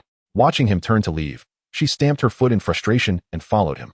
Jiang Ch-ing, walking ahead, caught a glimpse of Yin's delicate, high-heeled feet trailing behind him, causing a smirk to curl at the corners of his lips. Just as he was about to enter the building, Yin could no longer contain herself and rushed after him, gently grasping his hand, resolutely stating, "It's quite late. And taking a taxi isn't very safe. May I stay at your place for the night?" Looking at Yin's flushed face, Jiang Ch-ing chuckled softly and replied, Didn't you say you weren't that kind of girl? I was just saying it casually. Jiang Cheng maintained an air of indifference, while Xiao Yinin's beautiful eyes widened slightly. For reasons unknown, she felt a surge of defiance within her, though she had ulterior motives. Jiang Cheng's demeanor had indeed left her feeling somewhat defeated that evening. Observing Jiang Cheng's probing gaze, Xiao Yinin took a deep breath and boldly stepped into the villa's courtyard. She remained uncertain whether Jiang Cheng would order her to leave. After a brief glance at her, Jiang Cheng nodded. Witnessing Jiang Cheng dismiss her, Wang Yuyan cast an envious glance at Xiao Yinin. Jiang Cheng continued to ignore her, striding directly toward the bathroom. Though he found Xiao Yinin alluring, he was acutely aware that he had accumulated many cents during their prolonged interaction. After a quick rinse, Jiang Cheng retained his stoic expression. Lying on the bed while scrolling through his phone, Xiao Yinin, exasperated, shot him a glance before hastily entering the bathroom herself. Inside the bathroom, the bared Xiao Yinin stood before the mirror, her cheeks flushed and her eyes glistening with unshed tears. She repeatedly encouraged herself, determined to regain her composure. Not lingering for long, she soon opened the bathroom door, cautiously leaning against the frame, her expression innocent as she peered at Jiang Cheng, who lay on the bed. As Jiang Cheng glanced at her, he couldn't help but admire her delicate beauty and smooth, pale shoulders, letting out a silent sigh, recognizing her as a true enchantress. He had endured for quite some time, restraining the impulse to pull her close. Coldly, he remarked, "There are many rooms. Feel free to choose one." Feeling rejected, Xiao Yinin pouted, "Your bed is so large. Can I sleep with you?" Although this statement delighted Jiang Cheng internally, he maintained an indifferent facade. "I am not accustomed to sharing a bed." Despite his words, his thoughts betrayed him, yearning for her to come closer, feeling an urge to rush over and embrace her. Just as Jiang Cheng reveled in his internal triumph, Xiao Yinin emerged, looking dejected. She slowly sank to the floor, burying her face in her knees, her shoulders trembling as she appeared to sob. "Why are you crying?" Jiang Cheng found himself perplexed. "Do you dislike me now? You were so affectionate at first. And now that I want to sleep together, you refuse." Whoa. Fresh from her bath, Xiao Yinin resembled a blooming flower, her enchanting eyes brimming with tears, an appearance that no man could resist. Clad in Jiang Cheng's oversized bathrobe, the fabric slightly parted as she crouched. She questioned Jiang Cheng with heightened emotion. Oblivious to her exposed state, the sight stirred a primal urge within Jiang Cheng to take her right there. Sighing, he urged, "Come here." At his words, Xiao Yinin hesitated for a moment, then took a deep breath, standing up and moving toward the bed. Her hands clumsily caressed Jiang Cheng's chiseled face, mimicking an intimate scene, before she leaned in and gently kissed him. This gesture elicited a smile from Jiang Cheng, solidifying their connection. Their lips met, and Jiang Cheng took command, guiding Xiao Yinin's hands away to cradle her exquisite face, kissing away her tears starting from her chin and moving upward. After a prolonged moment, Xiao Yinin let out a soft hum, her tear-filled eyes locking onto Jiang Cheng's as she confessed, "Jiang Cheng, I like you." Though Xiao Yinin had an affinity for wealth, she realized she was also drawn to Jiang Cheng. After all, what woman wouldn't be enchanted by a partner with status and prestige? One who drove luxurious cars and rescued her in her most desperate times? To her, Jiang Cheng embodied the prince of her dreams. She wrapped her arms tightly around his waist, burying her face in his strong chest, listening to the steady rhythm of his heartbeat. The following morning, Yu Xiaoxiao arrived punctually at the office. She picked up her phone and sent Jiang Cheng a message. "Good morning, husband." After sending the message, she set her phone aside and began addressing the day's work report. Su Wan, an artist under the company, also made an unprecedented appearance at Xingchen Company, tasked with taking promotional photos. Since their last meal together, Jiang Cheng had not contacted her, leaving Su Wan hesitating at the office door. After a moment of deliberation, she knocked and called out, "Manager Yu." Upon seeing Su Wan enter, Yu Xiaoxiao's expression shifted to one of surprise. "Manager Yu, hello? I apologize for the intrusion." Su Wan greeted with a radiant smile. "Su Wan, come, have a seat," Yu Xiaoxiao replied, rising from her desk to guide Su Wan to the sofa. After settling in, Yu Xiaoxiao poured a cup of tea for her. She had an inkling of Su Wan's purpose for visiting, but opted to inquire tentatively, Wan, do you need something?" Without pretense, Su Wan got straight to the point. "Manager Yu, do you know Jiang Cheng?" At the mention of Jiang Cheng's name, Yu Xiaoxiao's demeanor softened. "Yes, I met him during a business trip. Did he mention he intends to sign me?" Su Wan asked, her anxiety dissipating upon hearing Yu Xiaoxiao's response. She had feared Jiang Cheng was merely toying with her. "Are you resigning?" Yu Xiaoxiao nodded. "I've submitted my resignation.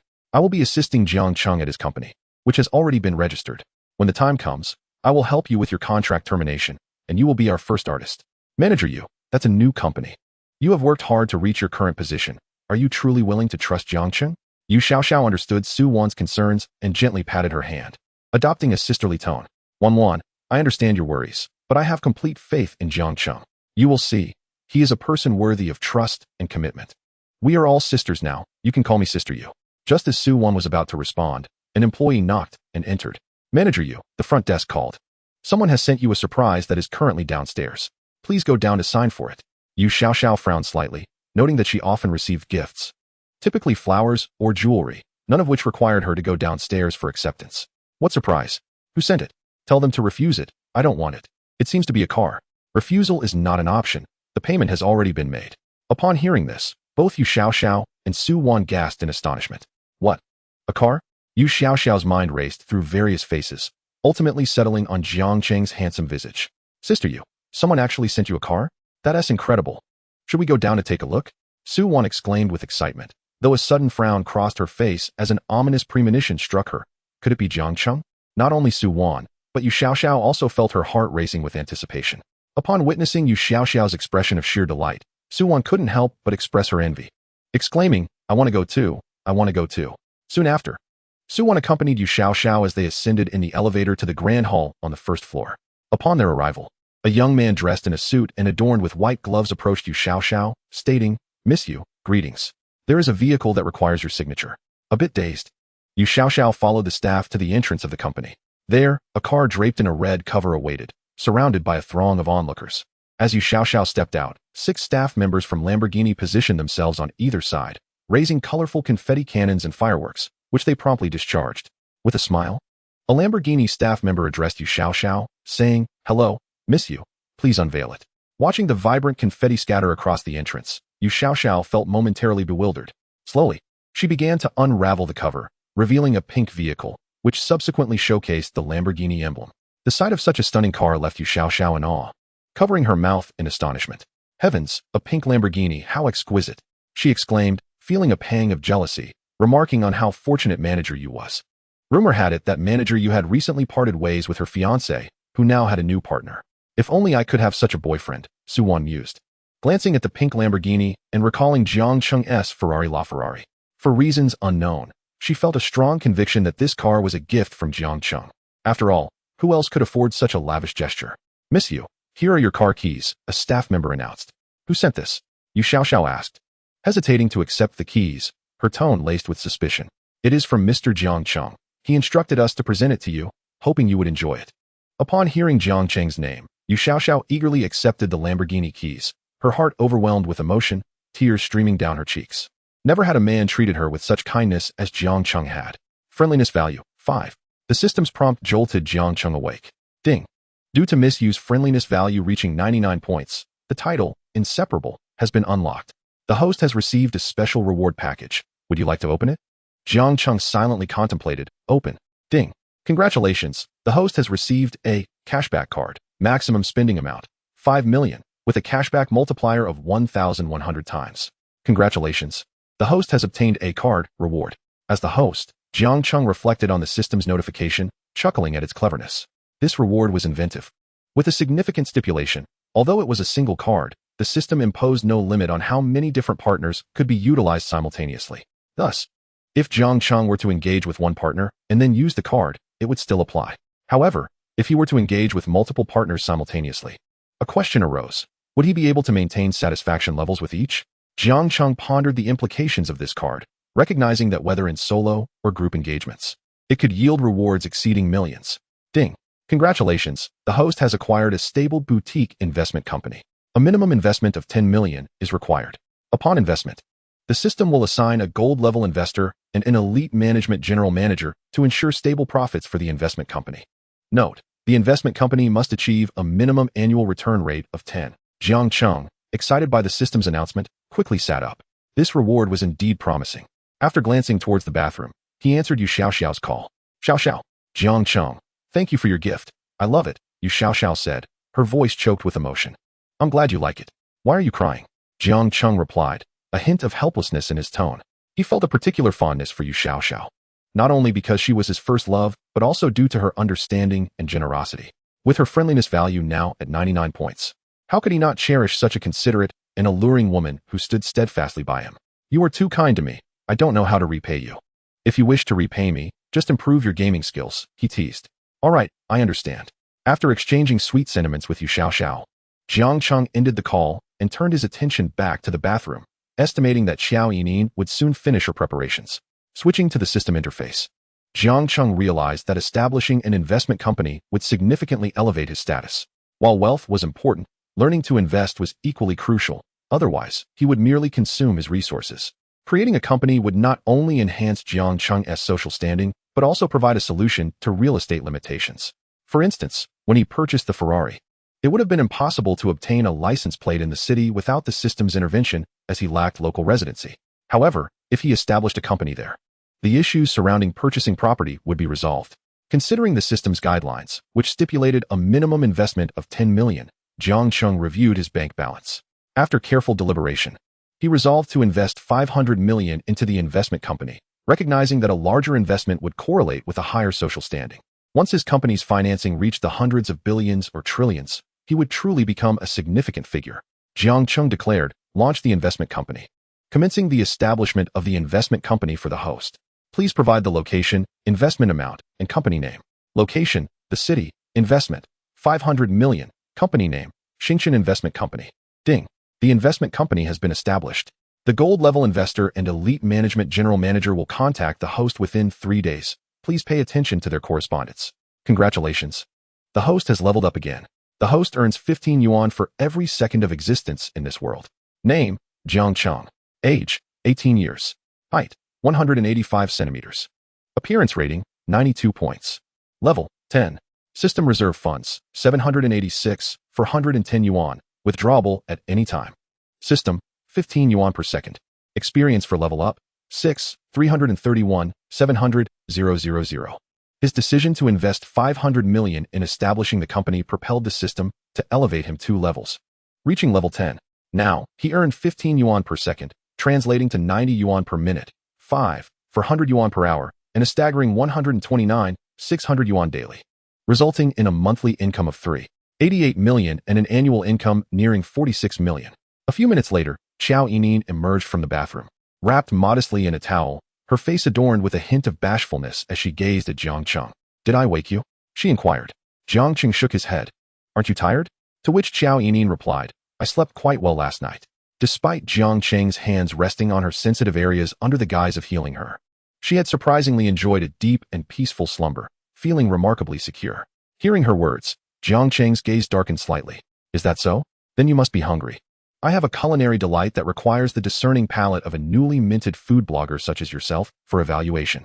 With that, he seized her hand. Xiao Yining gasped, quickly understanding his implication. She attempted to escape, but it was too late. She resigned herself to earnestly tasting the exquisite dish before her. Jiang Cheng sighed contentedly, reveling in the beauty of the morning, having not only received generous rewards from the system, but also feeling exceptionally comfortable in his own skin. After freshening up, Jiang Cheng and Xiao Yining finally sat down for lunch. By the way, Jiang Cheng, please refrain from giving me tips in the future. Following their deep discussion the previous night, Xiao Yining's fondness for Jiang Cheng had soared to an impressive 95 points. If I don't tip you, who should I tip then? That's not what I mean. The platform takes a 70 cut.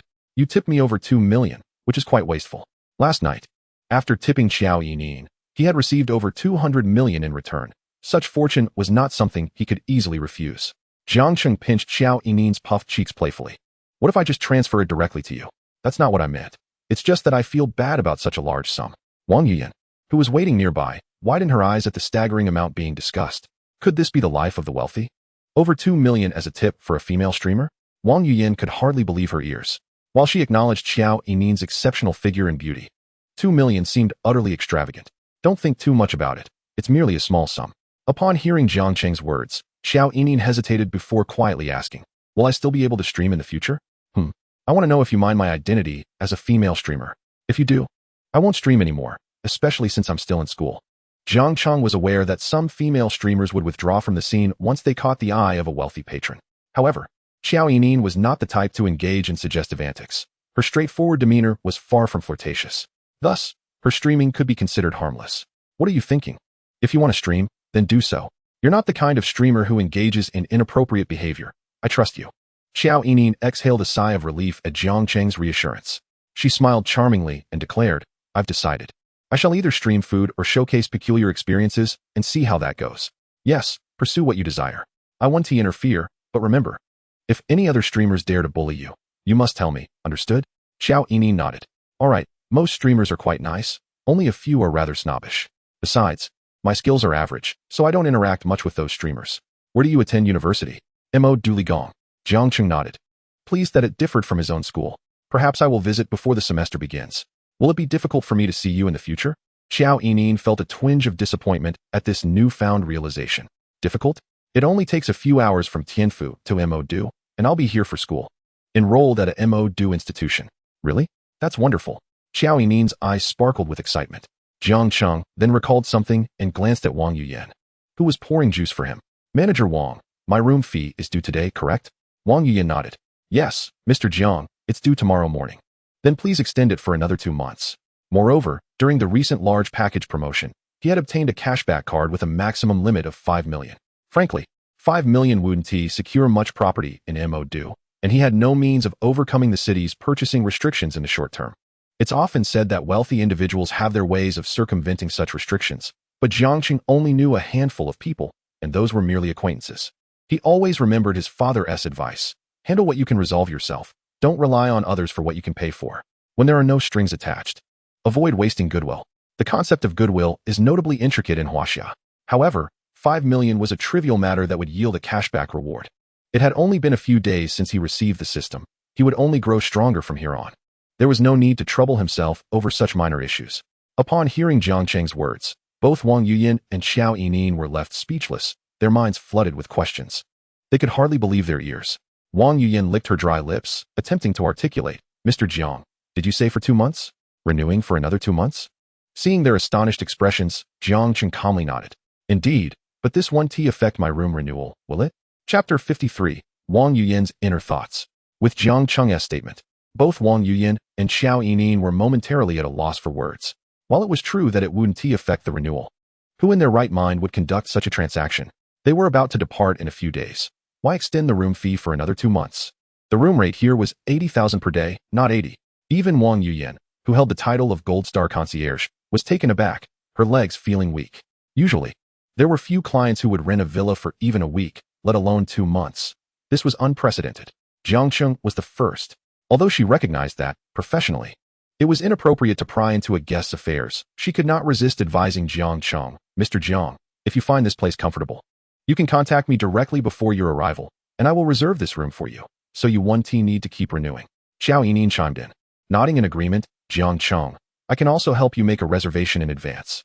Xiao Yinin quickly calculated in her mind, 80,000 a day. For 2 months, 480,000? Suddenly, it dawned on her why Jiang Cheng had tipped her over 2 million in one go. He must be printing money at home or striking gold. Seeing both of them trying to dissuade him from spending, Jiang Cheng couldn't help but chuckle. The cashback coupon had a maximum limit of 5 million. Buying luxury goods in one go was quite cumbersome.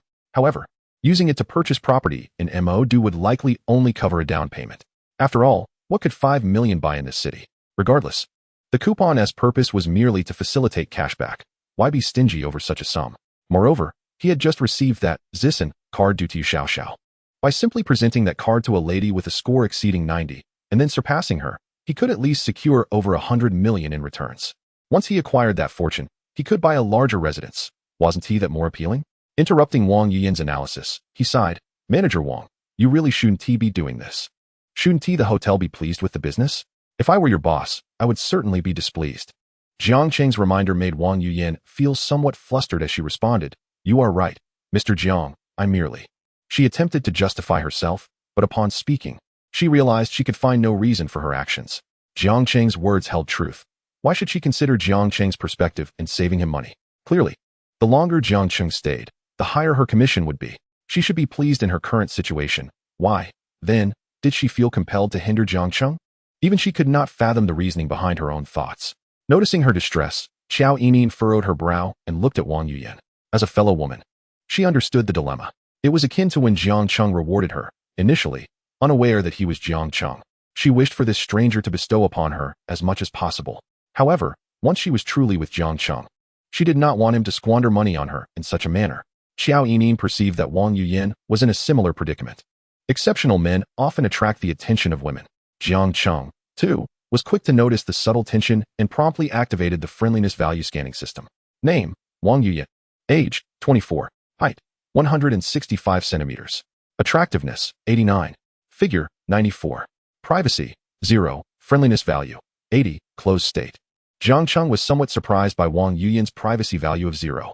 People often viewed hotel room managers through a biased lens, particularly those managing luxurious suites. The higher the standard, the more opportunities for temptation. Moreover, Wang Yuyan's attractiveness was not insignificant. While she might not possess the overt beauty of Qiao Yining, she certainly held the status of a campus beauty. The fact that her friendliness value reached 80 points was particularly intriguing, especially considering her awareness of Jiang Cheng's relationships with Yu Xiaoxiao and Xiao Yining. Wang Yuyan had personally changed the sheets after their rendezvous. In such circumstances, to maintain an 80-point friendliness value suggested something unusual. It was no wonder that Wang Yuyan was so keenly focused on her own interests. Furthermore, in her role as a hotel manager, she would typically earn a commission. Yet she seemed to forgo it entirely. Jiang Cheng had regarded Wang Yuyan as a proper manager, but it appeared she had ulterior motives. This was rather amusing. With that, Jiang Cheng handed his bank card to Wang Yuyan. Since he had instructed her thus, she could only accept it. She felt she had displayed her emotions too overtly.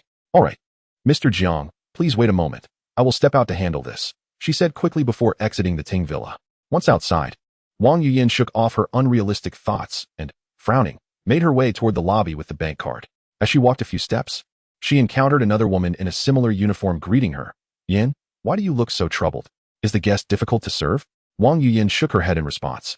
Cheng Cheng, not at all. The guest is very easy to attend to. For those in our line of work, the worst thing is to have downtime, as it equates to lost income. Seeing Cheng Cheng appear somewhat downcast, Wang Yuyan immediately encouraged her, keep up the good work and secure more business. I wish I could, but where does one find a wealthy patron? I envy you. You've already received a week's worth of orders since the month began, and even our manager praises you. Large clients are rare. The base salary for a manager like them was merely 3,000, but the commission was quite substantial. Whenever guests booked a room, their commission amounted to 5% of the room fee. Thus, for each day Jiang Cheng occupied the Ting Villa, Wang Yuyan earned a commission of 4,000. However, such villas were not available daily, typically offering bookings only 2 or 3 times a month, sometimes just 1 or 2 days. If fortunate, they might secure 5 or 6 days, but often, the place remained unoccupied. Thus, being a top-notch manager was no easy feat thanks to Jiang Cheng. Wang Yuyan's commission this month effortlessly reached 30,000. The month has only just begun. Perhaps tomorrow you'll land a big order, Wang Yuyan reassured her. Wishing you good fortune.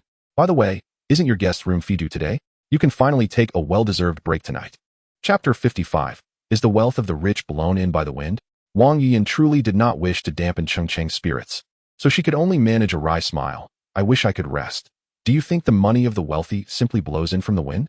I'm not sure if it does, but it certainly doesn't come as easily as it does for us. We toil through sleepless nights.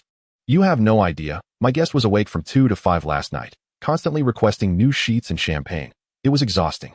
Wang Yuyan hesitated before saying, I was thinking of consulting the general manager. My guest mentioned extending his stay for another 2 months, and I thought I might request a discount for him. What? 2 months?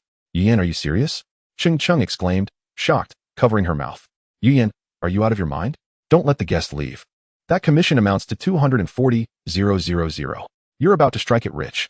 Cheng Cheng's spirits were lifted, though she remained speechless. Oh dear sister, if you don't want it, let me handle your handsome guest. Honestly, I've never served such a striking man, she said. Look at you, you're becoming infatuated. Wang Yuyan teased. Seriously, dear sister, how is the guest's physique? Is he impressive while swimming? Are you perhaps taken by that handsome fellow? Which is why you're so considerate of him. Cheng Cheng's question prompted Wang Yuyan to recall Jiang Cheng swimming on his back. Indeed, he was quite impressive. Friendliness value, 5. After a moment of contemplation, Wang Yuyan quickly shook her head, dispelling any inappropriate thoughts. Don't be absurd. In our service industry, we must always consider the guest's perspective to provide excellent service. She hastily defended herself. 2 months is quite the record for our hotel. No wealthy patron has ever done such a thing. Is it possible that the guest has taken a liking to you? Cheng Cheng excitedly speculated as she scrutinized Wang Yuyan. To be a manager at their hotel, candidates were required to meet certain standards, including appearance, educational background in hotel management, and proficiency in at least a level 6 foreign language. Thus, only those who met these criteria could serve as private concierges in such upscale establishments. A competent and attractive manager, combined with graceful demeanor, was akin to a first-class flight attendant. Such women often encountered situations where guests would flirt or subtly propose various requests. After all, private concierges provided nearly all services except for physical companionship. Wang Yuyan's beauty was among the highest among her peers, making her more susceptible to such encounters. Jiang Cheng grew even more animated. 200,000. Goodness, Yuyan, what kind of tycoon are you serving? If you're not interested, can I swap with you? I could take care of him and forego my commission. I just want to serve him. If you don't want this opportunity, please let me have it. All right. Let's refrain from frivolity. When he makes a move, it involves millions. This amount is sufficient for him to pursue a dozen or even 20 different women. Let us not dwell on this matter any further. Although Wang Yuyan spoke these words, a flicker of anticipation lingered within her heart. As she wondered how she appeared in Jiang Cheng's eyes, women tend to exhibit a remarkable tolerance towards affluent and exceptional men. If they cannot accept the notion of you having multiple partners, it is likely that you simply do not possess enough wealth. Just observe the gambling tycoon with his first, second, third, and even fourth and fifth wives, and you will comprehend the extent of women's tolerance. In Chapter 56, the flattery of the Amin CEO, Wang Yuyan remarked, "Indeed. If one is smitten, why bother spending such money? It could simply be given to you directly, remember? Last month, a client rented a villa for 2 days, hosted by Yuan, and in just 2 days, she was swept away by the guest and even resigned." Jiang Cheng expressed a hint of envy. Their profession bears striking similarities to that of flight attendants. Both are service-oriented industries with equally high turnover rates. The key factor is that both fields present a greater opportunity to encounter high-quality men. "I am well aware," Wang Yuyan replied. "Now, I must attend to my duties. We cannot keep the guests waiting." With that, she hurriedly departed. 10 minutes later, Wang Yuyan arrived at the general manager's office and promptly conveyed the matter of Jiang Cheng's lease renewal. The male manager, taken aback for a moment, immediately resolved to report this to the president of Amin. Amin had been operational for quite some time and had received numerous esteemed guests. Yet none had ever stayed for more than 2 months like Jiang Cheng. Moreover, from Wang Yuyan's words, it was clear that this guest was not even a long-term resident. Was this not tantamount to handing over money? Once the male manager submitted his report, the higher-ups at Amin were stirred. They always exhibit heightened interest in individuals from the same social circles, and Jiang Cheng evidently did not belong to theirs. Nonetheless, it was deemed necessary for them to make each other's acquaintance. With this in mind, the executive president of Amin and Modu promptly made his way over. Half an hour later, under Wang Yuyan's guidance, the executive president of Amin hurried towards the villa where Jiang Cheng was residing. At that moment, Jiang Cheng had already received the deduction from his bank card, yet he noticed a discrepancy between the deducted amount and his calculations. According to his arithmetic, at 80,000 per day, 2 months should total 480,000. However, the card had only been charged 380,000, a full 100,000 short. Ding. Congratulations on utilizing the cashback card. Your current cashback multiplier is 100 times. Ding. Congratulations, you have received 380 million. Just as Jiang Cheng was pondering this, Wang Yuyan pressed the doorbell. Upon opening the door, she presented a young man clad in an expensive suit and shoes. "Mr. Jiang, greetings. This is our president at Amin," Wang Yuyan announced. The middle-aged man promptly extended his hand, saying, "Hello, Mr. Jiang. I am Wang Yang, the executive president in Modu. I heard from Steward Wang that you have renewed your lease for the villa for 2 months. I came to personally thank you for your recognition of Amin. Here is my business card. Feel free to contact me directly for any matters. Additionally, Steward Wang has personally arranged a check-in discount for you, granting you the benefits of a super customer at an 8% discount." Upon hearing this, Jiang Cheng finally understood the reason for the lesser deduction on his bank card. It was indeed discounted. Little did he know that this very gesture would ultimately cost him over 100 million in rebates. Jiang Cheng could not help but inwardly lament, women can complicate matters. Nevertheless, since the hotel had already offered him a discount, Jiang Cheng was not the type to willingly part with his money. Although the cashback was reduced, this incident led him to regard Wang Yuyan with a newfound respect. While he saved $1 million on his accommodation, it was evident that her commission would also diminish. Wang Yang, listening to Jiang Cheng's comments, chuckled. "That is quite the opposite. Please do not hesitate to reach out to me. I would rather you reach out than not." He then presented Jiang Cheng with a bag containing what appeared to be exquisite pu'er tea. "I hope you do not find it unworthy," he added. Jiang Cheng graciously accepted, saying, "Thank you, President Wang. Shall we have a cup of tea?" No, I shall not impose further.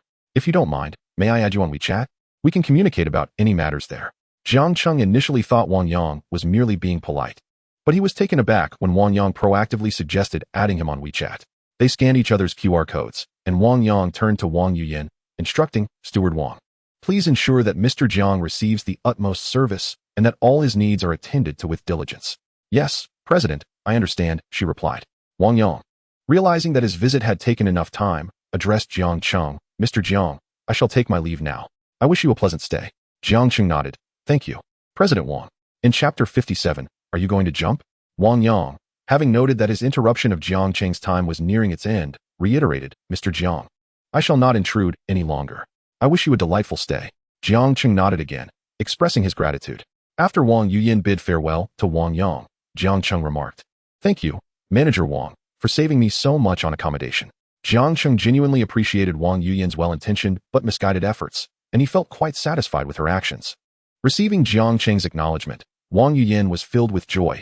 You are too kind. This is merely my duty. By saving this amount, you must have lost quite a bit of commission? Jiang Cheng inquired.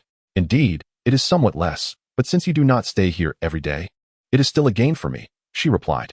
Jiang Cheng smiled at Wang Yuyin, saying, Thank you. I will treat you to a meal when I have the opportunity. Wang Yuyin did not take Jiang Cheng's words seriously, maintaining her respectful demeanor. You are too polite. Your satisfaction is the greatest affirmation for me. Nearby, Xiao Yinin, overhearing their conversation, became even more convinced of Wang Yuyin's feelings. Although she dared not express any demands to Jiang Cheng, she felt it was acceptable to assert her claim over Wang Yuyin. Pouting slightly, Xiao Yinin lamented, Alas, I do not wish to, but we had made prior arrangements. She is quite busy at work, and it is not easy to schedule a meeting.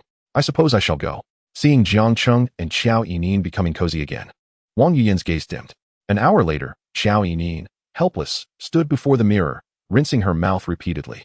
She pinched her soft lips, vowing not to engage in jealousy again in such a manner.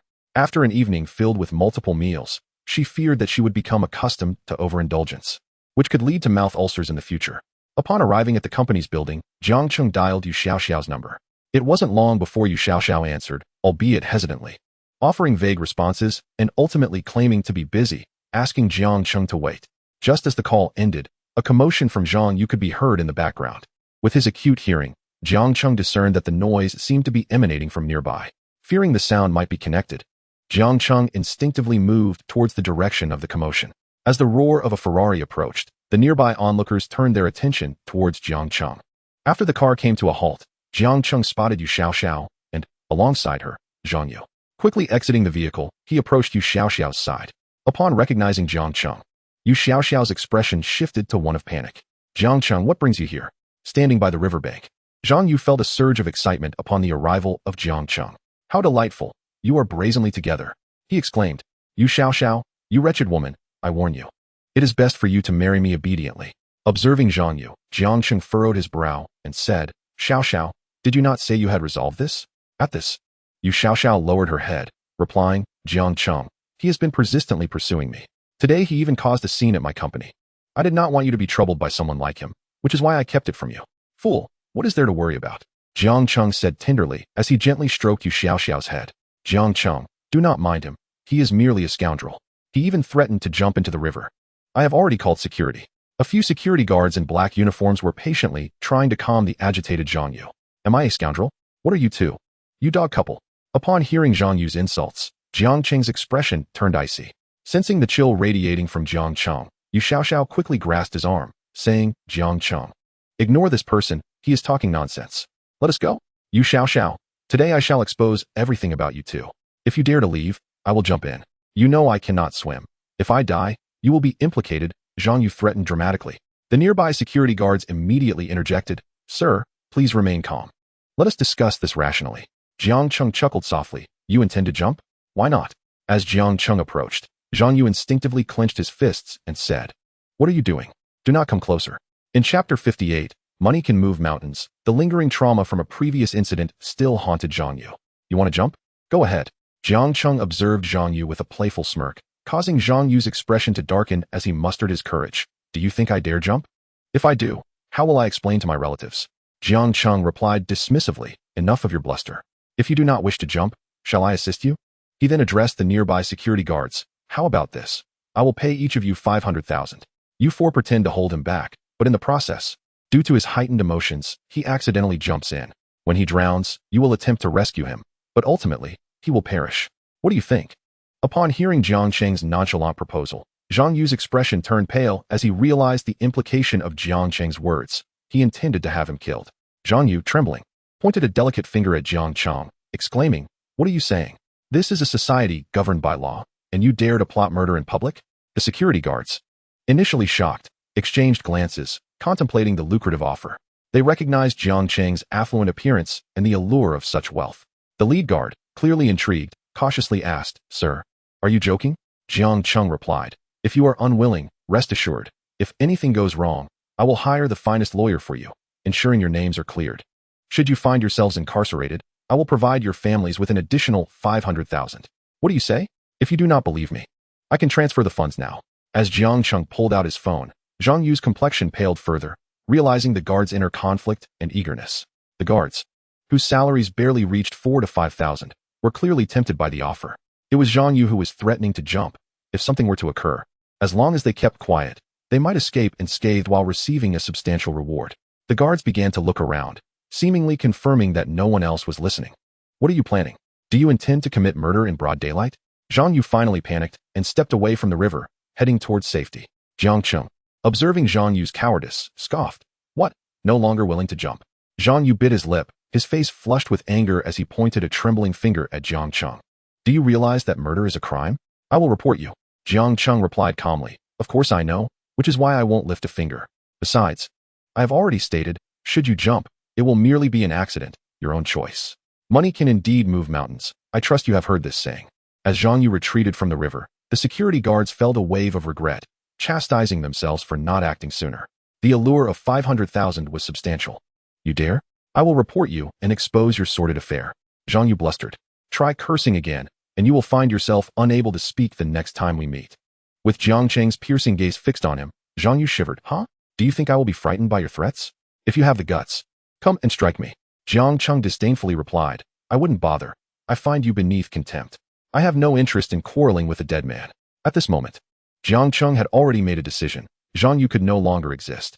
Jiang Yu, sensing Jiang Cheng's cold demeanor and the earlier temptation of the guards, felt a chill run down his spine. Observing the guards' menacing glares, Jiang Yu's complexion turned even paler. "I will not allow you to." Before he could finish, Jiang Cheng darkly commanded the guards, "Each of you will receive 100,000 to beat him to a pulp." The prospect of 10,000 for simply assaulting someone was too enticing to resist. The 4 guards immediately charged at Jiang Yu, unleashing a flurry of blows. Before long, Jiang Yu was left bruised and bloodied. Yu Xiaoxiao, witnessing the scene, felt a pang of fear and grasped Jiang Cheng's arm, saying, "Jiang Cheng, it is not worth causing trouble over such a person. After all, today is not significant." In Chapter 59, Yu Xiaoxiao's understanding. Jiang Cheng gently patted Yu Xiaoxiao's hand to reassure her, then called over the lead guard. He transferred 400,000 as a reward for their efforts.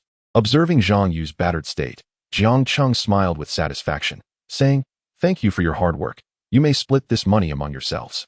The lead guard, eagerly inspecting the transfer, eagerly assured Jiang Cheng, "Rest assured, young master, we will handle everything. Should any issues arise, we will simply say he was causing a disturbance at the company. There will be no major problems." Ignoring Jiang Yu's cries of distress, Jiang Cheng happily escorted Yu Xiaoxiao to the car. "Xiaoxiao, have you finished work?" he inquired. Yu Xiaoxiao nodded. "I apologize, Jiang Cheng. I only came to finalize matters at the company. I had everything packed and was ready to leave when he appeared. I only went to the riverside to avoid causing a scene at the office, not expecting him to be so unreasonable and bring you trouble." Jiang Cheng tenderly stroked Yu Xiaoxiao's soft hair, sighing, "In the future, if anything happens, please tell me. Do not concern yourself with Jiang Yu. I will take care of it." Feeling Jiang Cheng's affection, Yu Xiaoxiao blushed, replying, "All right, I understand." After escorting Yu Xiaoxiao to the company's parking lot, Jiang Cheng activated the system. Moments ago, he had received a notification from the system. Ding. Anomalies in the host's emotional fluctuations detected. To assist the host in alleviating distress, the system rewards the host with a private security company. This private security firm will aid the host in resolving various daily troubles, allowing for discreet handling by contacting security personnel who are undeniably professional. The relevant personnel's information has been stored within the system for the host's review. Additionally, their contact details have been added to the host's phone. The communication between the host and these personnel will be securely encrypted by the system. Jiang Cheng, upon reading the system's prompt, could not help but smile. It seemed the system was capable of perceiving his inner intentions. Just moments prior, a multitude of plans had flashed through Jiang Cheng's mind. Simultaneously, the system promptly provided him with the security company to manage these matters. As Jiang Cheng perused the profiles of the security personnel, he realized they were indeed a formidable group. Any one of them could effortlessly deal with Zhang Yu. Without overthinking, Jiang Cheng trusted that the security company provided by the system was reliable. After reviewing, he sent out the task concerning Zhang Yu, subsequently paying it no further mind. Regarding how they intended to handle Zhang Yu, Jiang Cheng had no plans to inquire. Ultimately, he only sought the final outcome. After sending the task, Yu Xiaoxiao arrived in her pink Lamborghini from behind. The two drove towards the city center, one following the other. Jiang Cheng leisurely trailed Yu Xiaoxiao, with both supercars boldly taking to the road, and no one dared to cut in between them. In recent days, Yu Xiaoxiao had been tirelessly searching for a location for the company. Initially, there had been some disagreements regarding the site selection. Yu Xiaoxiao proposed several locations, all of which Jiang Cheng dismissed due to their remote nature. Eventually, Yu Xiaoxiao had to heed Jiang Cheng's advice and chose the 58th floor of the Global Financial Center in Lujiazui. After considering both their opinions, Yu Xiaoxiao settled on a modestly sized studio of over 1,000 square meters. This space had previously belonged to a branch of a multinational corporation that, after poor performance, ceased operations in Huaxia and announced its exit. Yu Xiaoxiao believed that the overall stylish decor of the place was well suited for establishing an entertainment company, leading to her final decision. Chapter 60. The alluring and fiery Yu Xiaoxiao. The cleaning company had thoroughly cleaned the premises yesterday, and all necessary items had been arranged. The only remaining task was to recruit talents for various departments before commencing operations. Observing the office adorned with elegant marble and a simple yet sophisticated black, white, and gray decor, Jiang Cheng nodded in satisfaction. It was indeed a testament to the aesthetic sense of a major brand's multinational corporation. Despite its operational shortcomings, the decor was commendable. With minor adjustments to the layout, substantial renovations were unnecessary, benefiting Jiang Cheng as the one taking over. President, this is your private office. Are you satisfied? Jiang Cheng turned the single sofa beside the floor-to-ceiling window to face it and sat down. Gazing at a significant portion of the metropolis before him, the sensation of being on high was utterly exhilarating.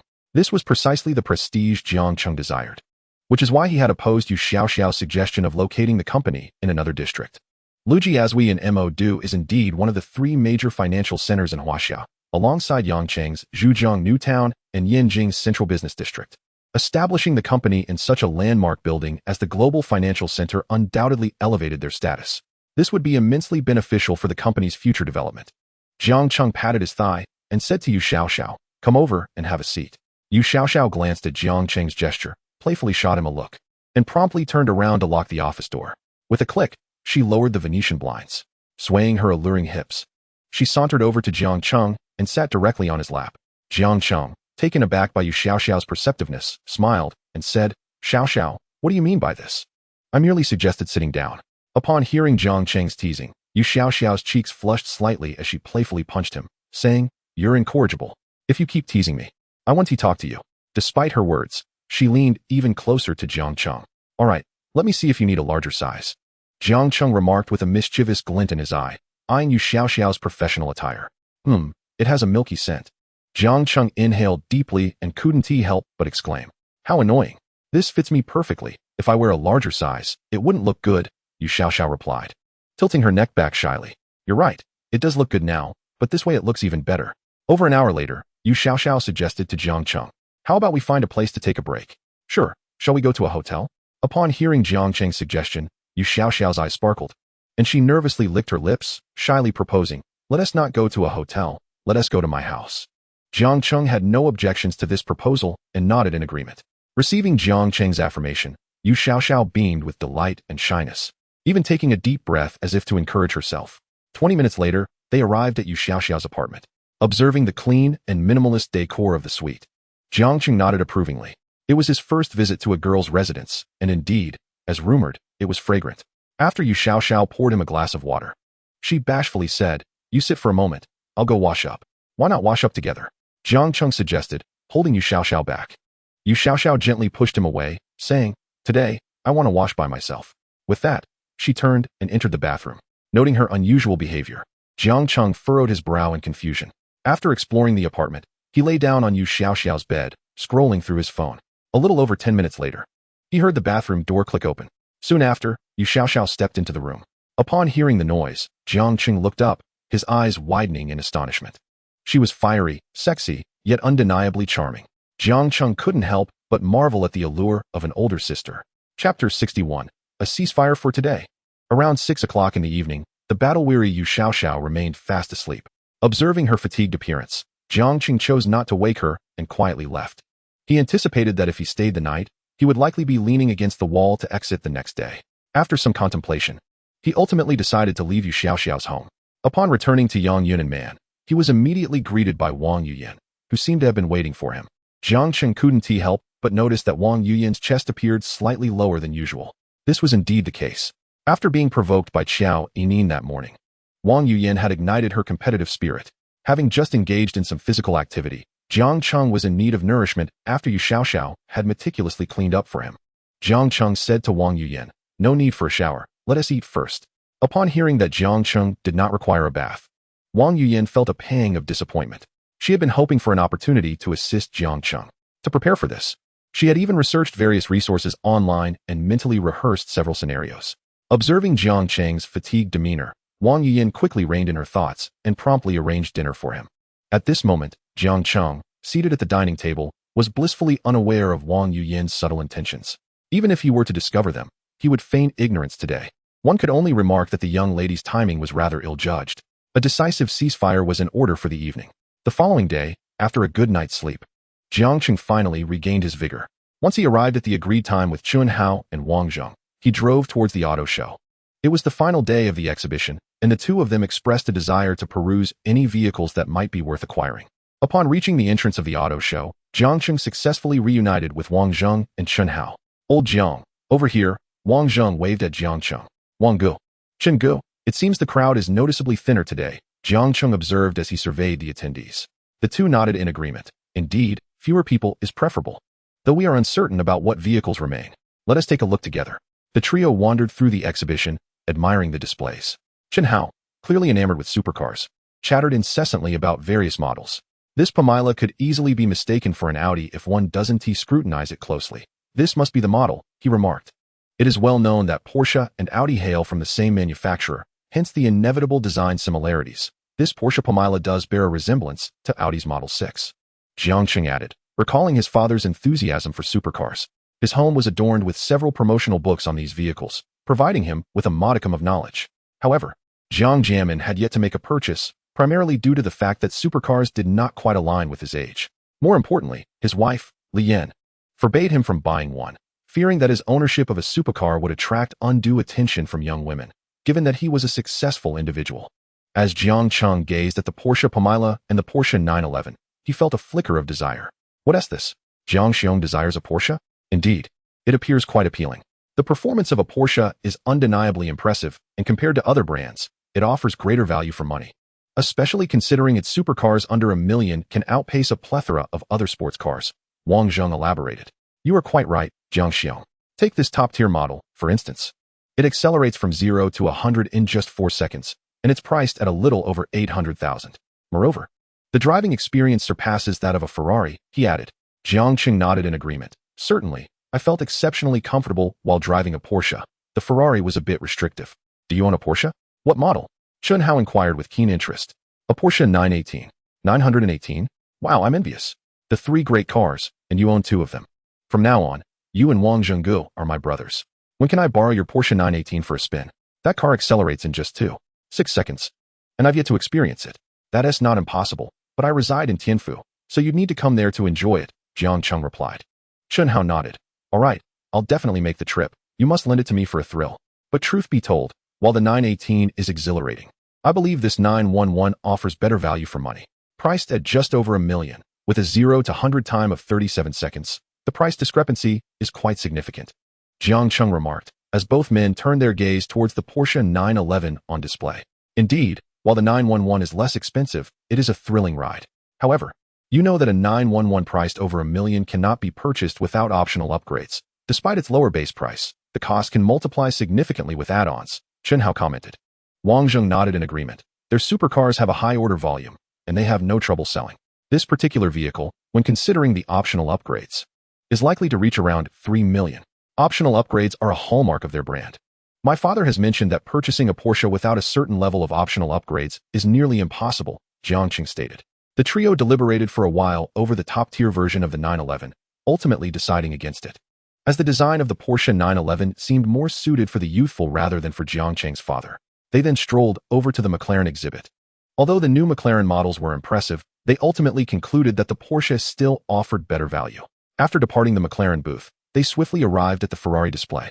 The staff at Ferrari were quick to recognize Jiang Cheng, particularly their manager, who hurried over with a flattering smile. "Young Master Jiang, you've arrived. Would you care for some tea?" After being impressed by Jiang Cheng's unique license plate at their last encounter, the manager found Jiang Cheng's visage firmly etched in his memory, as such a distinctive plate, delivered personally, indicated Jiang Cheng was no ordinary individual. Upon realizing that Wang Zheng and Chun Hao were accompanying Jiang Cheng, he immediately addressed them. "Young Master Wang, young Master Chun.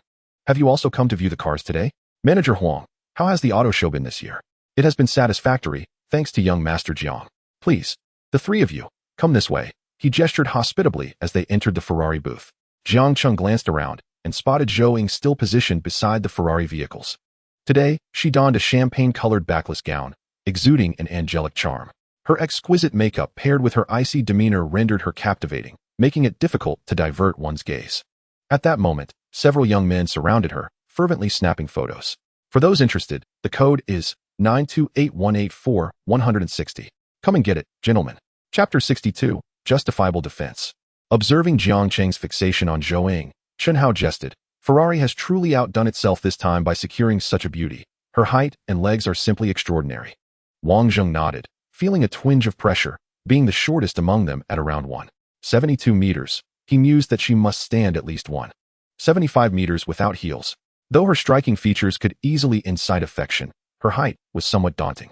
Chun Hao patted Wang Zheng on the shoulder. "Wang Xiong, you're undoubtedly astute. You truly understand yourself." Suddenly feeling the sting of the remark, Wang Zheng retorted, "Hey, shut it." Jiang Cheng chuckled at their playful banter. But upon approaching, he noticed that Zhou Ying's expression was far from pleasant. A rather unsavory young man was crouched before her, taking photos from below. Zhou Ying's gown featured a high slit, and although she wore safety shorts, the situation made her uncomfortable. Were it not for her professional obligations, she would have kicked that lecherous man right in the face. With a silent eye roll, she reluctantly turned to change her pose. However, to her dismay, the boy followed suit, shifting his position to continue photographing her. "Please do not take pictures like this," Zhou Ying said, her tone icy. "Oh, what is a car model pretending for? If you don't want to be photographed, don't be a car model. I'll take pictures however I please." Jiang Cheng, witnessing the indecency unfold, could not help but internally criticize the absurdity of such behavior in this day and age. He strode over, kicking the young man's phone to the ground, and then stomped on it with force. With a loud crack, the screen shattered instantly. The extent of the damage suggested he would need a new phone altogether. The young man, witnessing Jiang Cheng's actions, felt a surge of anger rising within him, as the photos he had painstakingly captured over several days were now in ruins. The article encompasses various upward shots of different car models showcased at the auto show. He had yet to develop the photos to admire them placed neatly on his bedside table, only for them to be ruined by Jiang Cheng. Observing the shattered phone screen, Jiang Cheng nonchalantly remarked, "My apologies, I slipped. How much is this phone? I will compensate you." Frustrated, the boy lamented, "Damn it, watch where you're walking. My photos." His eyes reddened with heartbreak as he gazed at the ruined phone still beneath Jiang Cheng's foot. It was apparent to the discerning that Jiang Cheng's actions were deliberate. However, most bystanders found his behavior quite gratifying, with none voicing support for the distressed boy. Upon Jiang Cheng's sudden appearance, Zhou Ying felt her heart skip a beat. Witnessing Jiang Cheng still trampling on his phone, the man, his face flushed, rushed towards Jiang Cheng, swinging a fist. Jiang Cheng, at that moment, intentionally stepped back several paces to create the illusion of being hit. He then darkened his expression and stated, "You initiated the assault. According to our nation's laws, I am entitled to justifiable defense." Following this, Jiang Cheng struck the man with precision, targeting the most vulnerable area just beneath his rib cage. This area, lacking the protection of the rib cage, rendered Jiang Cheng's blow exceptionally painful. The man collapsed onto a nearby bench, clutching the plastic seat tightly. Wang Zheng and Chun Hao exchanged glances before approaching Jiang Cheng. "Brother Cheng, impressive skills. Quite dashing." Jiang Cheng waved his hand dismissively. "My impression of your city has suddenly diminished. How can such individuals still exist in this century?" Wang Zheng, affronted by the regional slander, retorted, "Hey, don't compare us, the cultured ones, to him. Indeed, this is not a comparison to be made. We are upstanding individuals without such proclivities," Chun Hao chimed in.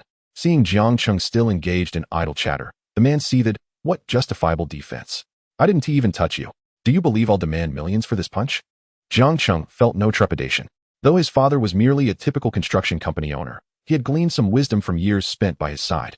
For ordinary individuals, such a situation might not constitute justifiable defense, merely a brawl, resulting in mutual punishment. However, for the affluent, it transformed into justifiable defense. The case of Wang Tsong, who could demand 2 million for a punch, was an exception. After all, he was Wang Tsong, whose every action was magnified by rivals and netizens alike. Millions, brother? It seems you are still half asleep, Jiang Cheng remarked, glancing at the man's shoes. Those must be equipped with hidden cameras, right? Jiang Cheng had noticed the man's leg often positioned at an angle. Observing the panic on his face confirmed his suspicions. Wang Zheng and Chun Hao displayed disdain at this revelation. While they also enjoyed the company of women, it was always through legitimate transactions. This guy must be dealt with properly. Indeed, we need to improve Brother Cheng's perception of our grand city, they agreed. The man, hearing this, panicked. He could claim to be photographing at the auto show, but even if reported, he would face little consequence. However, if the hidden cameras on his shoes were discovered, it would be illegal. They contained images not only of numerous car models, but also of women of various ages. Realizing the gravity of his situation, the man struggled to rise and attempted to flee the scene. Within a minute, Manager Huang, accompanied by security, arrived. Upon seeing that the troublemaker was Jiang Cheng, Manager Huang's brows furrowed in disbelief for a moment. Manager Huang, what are you dawdling for? Call the police and ensure the surveillance footage is preserved, Wang Zheng interjected. Manager Huang, your exhibition is lacking. How could you allow a person with hidden cameras to enter? Upon hearing this, Manager Huang's expression shifted to one of alarm. Wang Zheng and Chun Hao were both wealthy heirs, and Jiang Cheng had just ordered a Ferrari 488 from them the previous day. According to Jiang Cheng's profile, he had recently ordered a Ferrari LaFerrari as well. Jiang Cheng had quickly become a key client for their Ferrari service. Although Manager Huang was the manager of the headquarters in Huaxia and held a significant position, a complaint from Jiang Cheng to the headquarters could jeopardize his position. Cold sweat began to bead on Manager Huang's forehead as he considered this. Yes, my sincerest apologies for the inconvenience caused. We have never encountered such an incident before. It was a momentary oversight. Please rest assured, Mr. Jiang, you will not need to involve yourself. I shall report this to headquarters and summon our Ferrari legal team to resolve this matter. Hearing this, the man groaning on the floor turned pale. Fear evident on his face as he looked at Jiang Cheng. Who was this man? How could he compel Manager Huang to speak in such a manner? If the Ferrari legal team were indeed called in, his situation would be dire. Manager Huang acted swiftly, ensuring that all individuals surrounding Zhou Ying who were taking photos were expelled, and even dispatched personnel to negotiate the deletion of videos from those filming. Only then did Zhou Ying, previously oblivious to the spectacle, approach Jiang Cheng. She nervously assessed him and asked, Jiang Cheng, are you all right? Did you get hurt? What could possibly be wrong? He barely touched me, Jiang Cheng replied. It seemed he struck you. Jiang Cheng waved his hand. The punch was merely a ruse, as he had intentionally avoided contact. Oh, so you two are old acquaintances? Chen Hao teased. I knew Jiang Cheng would display his skills without reason. It must be for the lady, Wang Zheng added. Zhou Ying's cheeks flushed at their remarks. This is my high school classmate, Zhou Ying. These are my brothers, Wang Zheng and Chen Hao. After exchanging pleasantries, Manager Huang hurried over. Mr. Jiang, I have taken care of everything. It's all minor. You need not worry. This incident will not affect you. I apologize for the trouble caused. Thank you, Manager Huang. Let me treat you to a meal sometime. Manager Huang did not take this polite remark to heart. He subtly gestured to Zhou Ying before addressing Jiang Cheng. You're too kind. I shall not disturb you further. Please enjoy your conversation. Are you here to look at cars again today? Zhou Ying inquired. Just browsing, since it is the last day. I have no plans yet. It should be soon. Brother Chun is treating tonight. Would you like to join us? Jiang Cheng glanced at Chen Hao. Of course. I have invited quite a few people. It will be lively, Chen Hao replied. It must be said that these two were indeed worth befriending, not the type to take advantage of others. Seeing everyone agree, Zhou Ying nodded in acceptance. Chapter 63, The Four-Door Supercar. After making arrangements, the three departed from the Ferrari exhibit and wandered around. Upon reaching the Mercedes showroom, Jiang Cheng beckoned Wang Zheng and Chen Hao to stop, having spotted a four-door supercar. Noticing three well-dressed young men halting, a middle-aged man promptly approached them, stating, Gentlemen, what model are you interested in? Allow me to introduce it to you. Jiang Cheng glanced at the man's name tag. He was Zhang Mingfeng. Jiang Cheng gestured towards the sleek black Mercedes-Benz 54-door supercar in the center. This vehicle appeared to align more closely with my requirements. The most commendable aspect of this four-door supercar is its remarkable versatility, effortlessly shifting between business and casual outings. It embodies neither frivolity nor compromises on the performance expected of a supercar. Jiang Cheng felt confident that Li Yin would have no objections to this choice. Its design exudes both the elegance of a sedan and the spirit of a supercar, making it ideal for Jiang Jianmin's commutes to the office. The vehicle's imposing appearance and dynamic design accentuate its sporty attributes. With its four-door configuration, it lacks the ostentatiousness typically associated with a Porsche 911, while achieving a commendable acceleration of 0 to 100 km/h in just 3.4 seconds. The Mercedes-Benz 50 boasts impressive performance, competing favorably with Porsche and surpassing it in many aspects. It is equipped with a 3.0-liter inline six-cylinder engine and a 48V mild hybrid system, paired with Mercedes' own 9-speed transmission. The overall power output is on par with mainstream six-cylinder engines, and its specifications are notably superior to those of rival engines within the same price range. Zhang Mingfeng meticulously elaborated on the features of the car before Jiang Cheng interrupted, inquiring about the price. Given that this model is fully loaded with top-tier specifications, the total cost amounts to 2 million yuan, and we will include complimentary services. While the complimentary items are of little consequence, do you offer delivery? Can you deliver to Rongqing? Upon hearing Jiang Cheng's request, Zhang Mingfeng beamed with joy, realizing he had made an astute judgment. The trio's new designer clothing was one indication of their financial standing, but the luxury watches they wore, a Rolex with a rainbow bezel and 2 Patek Philippe timepieces, further confirmed they were well off. It was indeed a stroke of fortune to encounter such a lucrative deal. This service includes nationwide delivery, and we will assist you with local registration. You can rest assured. Zhang Mingfeng assured. Jiang Cheng nodded in satisfaction, indicating his readiness to proceed with the payment. Witnessing Jiang Cheng's decisive demeanor took Zhang Mingfeng by surprise. While Wang Zheng and Chun Hao appeared somewhat accustomed to such extravagance. Jiang Cheng, you aren't buying this car for your father, are you? Jiang Cheng nodded.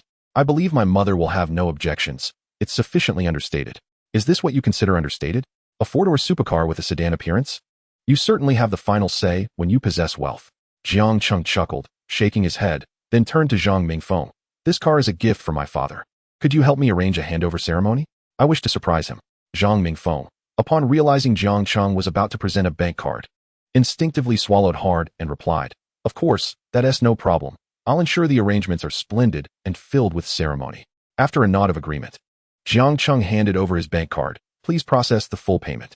Upon hearing the phrase full payment, Zhang Mingfeng's eyes gleamed with delight. Truly, a man adorned with a 1,000,000 yuan watch could afford a car worth over 200,000 without needing financing. Zhang Mingfeng hurriedly took Jiang Cheng's card to finalize the transaction, eager to secure this business deal.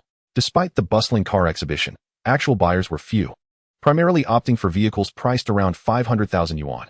Initially, Zhang Mingfeng anticipated a quiet final day, yet here he was, securing a substantial order for a 2 million yuan car. A fact that filled him with joy.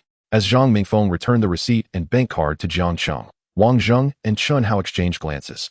They were aware that Jiang Cheng had already purchased 4 vehicles in just over a week, the most expensive being a Ferrari LaFerrari, which alone was worth over 8 million yuan.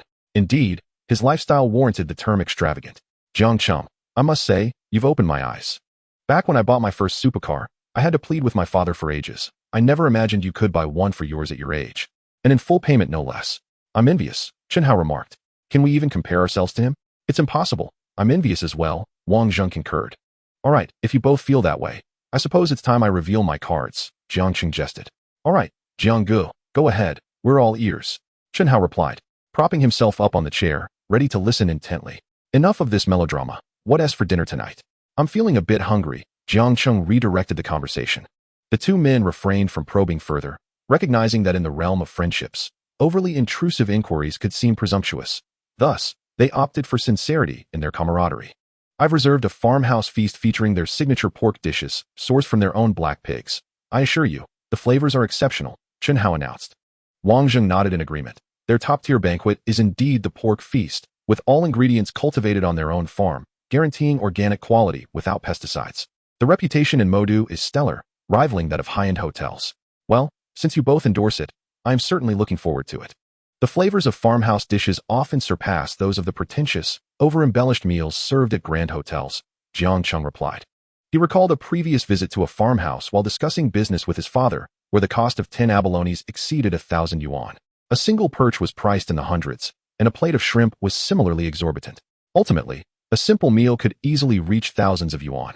However, These naturally raised farmhouses cater specifically to the affluent, and nowadays, anything labeled organic and natural comes with a hefty price tag. After completing the formalities at the Mercedes-Benz showroom, the three men split into two groups. Noticing Zhou still standing by the car, Jiang Cheng inquired, "Are you finishing up soon?" Zhou checked the time and replied apologetically, "I still have half an hour left." "Did you buy a car at Mercedes?" Although the distance between Mercedes and Ferrari was over 50 meters, Zhou had observed Jiang Cheng's earlier actions. Jiang Cheng nodded. "I'm preparing to buy a supercar as a gift for my father. After considering several options, I found the Mercedes to be the most suitable, as it strikes the right balance between performance and a low-profile appearance." "A Mercedes supercar? The two-door model?" Jiang Cheng shook his head. "No, I opted for the four-door version. My mother is concerned about my father being too ostentatious, so the four-door model provides supercar performance while maintaining a more business-like appearance." Upon hearing this, Zhou covered her mouth and chuckled. "I recall my mother being similar with my father." Seemingly lost in thought, her expression shifted to something more peculiar. "It's almost time to leave. Shall we head out now? There aren't many people around," she suggested. Zhou nodded. "Let me inform the manager. Just a moment." Chapter 64. Can men not eat lollipops? Zhou mentioned her desire to join Jiang Cheng for dinner to their male manager, who readily agreed and even urged her to finish up quickly, instructing the finance department to expedite her labor settlement. While waiting for the settlement, Zhou said to Jiang Cheng, "Please hold on for a moment. I need to change my outfit." Jiang Cheng nodded in understanding. Although her current attire was stylish, it was not particularly casual. Today, Zhou wore a simple ensemble, a fitted white top paired with relaxed black straight-leg pants and sneakers. After changing, she scrutinized her reflection in the mirror, swapping her vibrant red lipstick for a more everyday grapefruit shade. Satisfied, she neatly folded her previous outfit and placed it in her bag. As she swiftly exited the lounge, clutching her bag, Zhou made her way towards Jiang Cheng. 10 minutes later, she approached him. Jiang Cheng admired Zhou Ying's delicate and refined features, her sparkling, smoky eyes, and her slender willow-like brows. Her minimalist attire accentuated her poised and dignified demeanor, truly deserving of the title of campus belle. After settling her compensation, the two arrived at the entrance of the car exhibition. Jiang Cheng pressed the unlock button of the Ferrari, and Zhou naturally took her place in the passenger seat. Once she fastened her seatbelt, Zhou remarked, "I must say, I owe my commission of 12,000 yuan to your car." "Only 12,000? Jiang Cheng expressed surprise. Zhou chuckled and nodded. "Indeed, I'm not a formal employee of Ferrari. I'm merely a car model. If it weren't for your request, I wouldn't have earned that commission. Since you paid in full, I only receive a 2,000s commission based on the car's base price, excluding the additional configurations." Jiang Cheng realized the calculations were indeed quite modest. Zhou continued, "If I were a formal employee, I might earn 5,000s. If you had financed the car, the commission would be even higher." This was the first time Jiang Cheng had learned such industry insights. He had always assumed car sales commissions were substantial. For ordinary people, it may seem high, but luxury cars are difficult to sell. Over the past few days at the exhibition, only 3 cars sold, including the one you're driving, she explained. Jiang Cheng nodded. "What is the daily wage for a car model like yourself?" "Isn't it high? Famous models earn significantly more, often 1 or 2,000 yuan per day. I only secured this opportunity through a connection of my mother.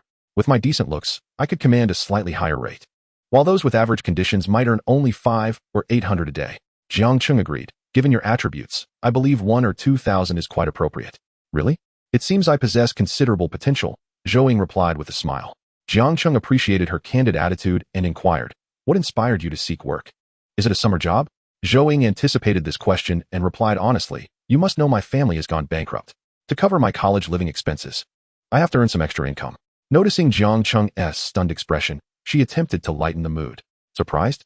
It's been over a year, and I've grown accustomed to my current life. I am aware that many in my class gossip about me, but I never had particularly close friends, so their words don't affect me much. Although life is challenging now, working with my own hands feels rewarding."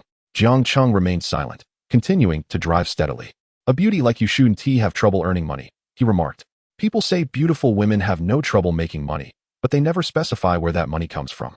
Zhou teased, referencing an internet meme. Jiang Cheng chuckled at her witty comment, realizing she was not as aloof as he initially thought. Afterward, Zhou pulled a lollipop from her bag, unwrapped it, and popped it into her mouth. She offered another to Jiang Cheng, asking, "Would you like a lollipop?" Jiang Cheng waved his hand. "No thanks. Men who eat lollipops are sissies." Zhou looked puzzled. "Why not? Can't men eat lollipops?" Jiang Cheng was at a loss for words. He couldn't reveal that he himself carried a lollipop, one he kept with him at all times, reserved solely for exceptional young women like her. He glanced at Zhou Ying and casually remarked, "Eating is all the same. Once the car exhibition concludes, you won't have to work anymore." Zhou Ying nodded. "Yes, the wages from these few days will cover my college living expenses. I'll see if there are any other part-time opportunities afterward." "Good job. Treat yourself well after it's all over," Jiang Cheng encouraged. "I had planned to dine somewhere nice tonight to reward myself and invite you as well, but it seems it will have to wait until next time." "Is it really that simple?" Zhou Ying smiled wryly. "Now I understand that the joys of the wealthy can take many forms, but for the poor, the greatest joy is simply enjoying a good meal to celebrate. Beyond that, there is little we can do, especially since I still have tuition fees to pay." Jiang Cheng couldn't help but acknowledge the truth in her words. The journey to dinner spanned merely a few kilometers, yet it took a staggering 40 minutes to arrive due to traffic. Jiang Cheng lamented that even a supercar was of little use in a jam. Upon entering a charming farmhouse restaurant, they were greeted by a picturesque setting, nestled against the mountains and waters, with a broad view and fresh air, a truly delightful locale. In addition to Wang Zheng and Chun Hao, 2 others had joined them. After brief introductions, dishes began to arrive in succession. Just as the table was nearly set, 5 more individuals arrived, 3 men and 2 women. As they disembarked, they approached Jiang Cheng and his group. Chun Hao frowned at the approaching group, exclaiming, "What is he doing here?" He then explained to Wang Zheng, "I didn't invite him." Noticing Wang Zheng's darkening expression, Jiang Cheng curiously inquired, "What is the matter?" Seeing Chun Hao's discomfort, Wang Zheng reassured him, "It's fine. This isn't his territory. If he is here, he is here. You're the host. Make sure to greet him properly." Chun Hao nodded, "Of course. Now that everyone is here, let us take our seats." As they gathered around the dining table, Chun Hao began to introduce Jiang Cheng to everyone. However, when it was time to introduce Wang Cheng, Chun Hao paused and cheekily asked, "Brother Cheng, who invited you today?" "I don't recall extending an invitation." Wang Cheng's face darkened at being referred to by his nickname, which he despised. With a forced smile, he glared at Chun Hao and replied, "Long time no see. I know you set this up just to support me. I hope you don't mind." "Brother Cheng, as if you could ever miss a meal. Feel free to eat as you wish," Chun Hao retorted, noticing the atmosphere growing tense. At that moment, a sunny-looking young man named Qian Geng stepped in to ease the tension, saying, "Brother Chen, your pork dish looks quite impressive. Shouldn't we have a drink to celebrate? Given the atmosphere, it's a must. Brother Jiang, shall we have some mitai?" Chun Hao disregarded Wang Cheng's frosty demeanor and turned to Jiang Cheng. "Of course. No problem," Jiang Cheng replied, confident in his drinking capacity, as he had never faltered during previous outings. As the dishes were served, everyone enjoyed the flavorful pork, which, while delicious, left them with greasy mouths. "Here is to you, Brother Jiang." Chun Hao raised his glass in Jiang Cheng's direction. "Brother Chen, you're too polite," Jiang Cheng replied, finishing his drink. Wang Zheng then lifted his glass, inviting Jiang Cheng to join him. "Brother Wang, let us drink together." Qian Geng also raised his glass, saying, "Brother Jiang, I'd like to drink with you as well. It's a pleasure to meet you. Are you all planning to overwhelm me with drinks?" Jiang Cheng joked. "All right, I'll take a round with you all." "Brother Jiang, you're facing a drinking battle now." Wang Zheng chimed in. "Who doesn't he know about your drinking prowess, Brother Wang?" "I'm sure Qian Geng and I can take you down," Chen Hao countered. "Then I'll join you.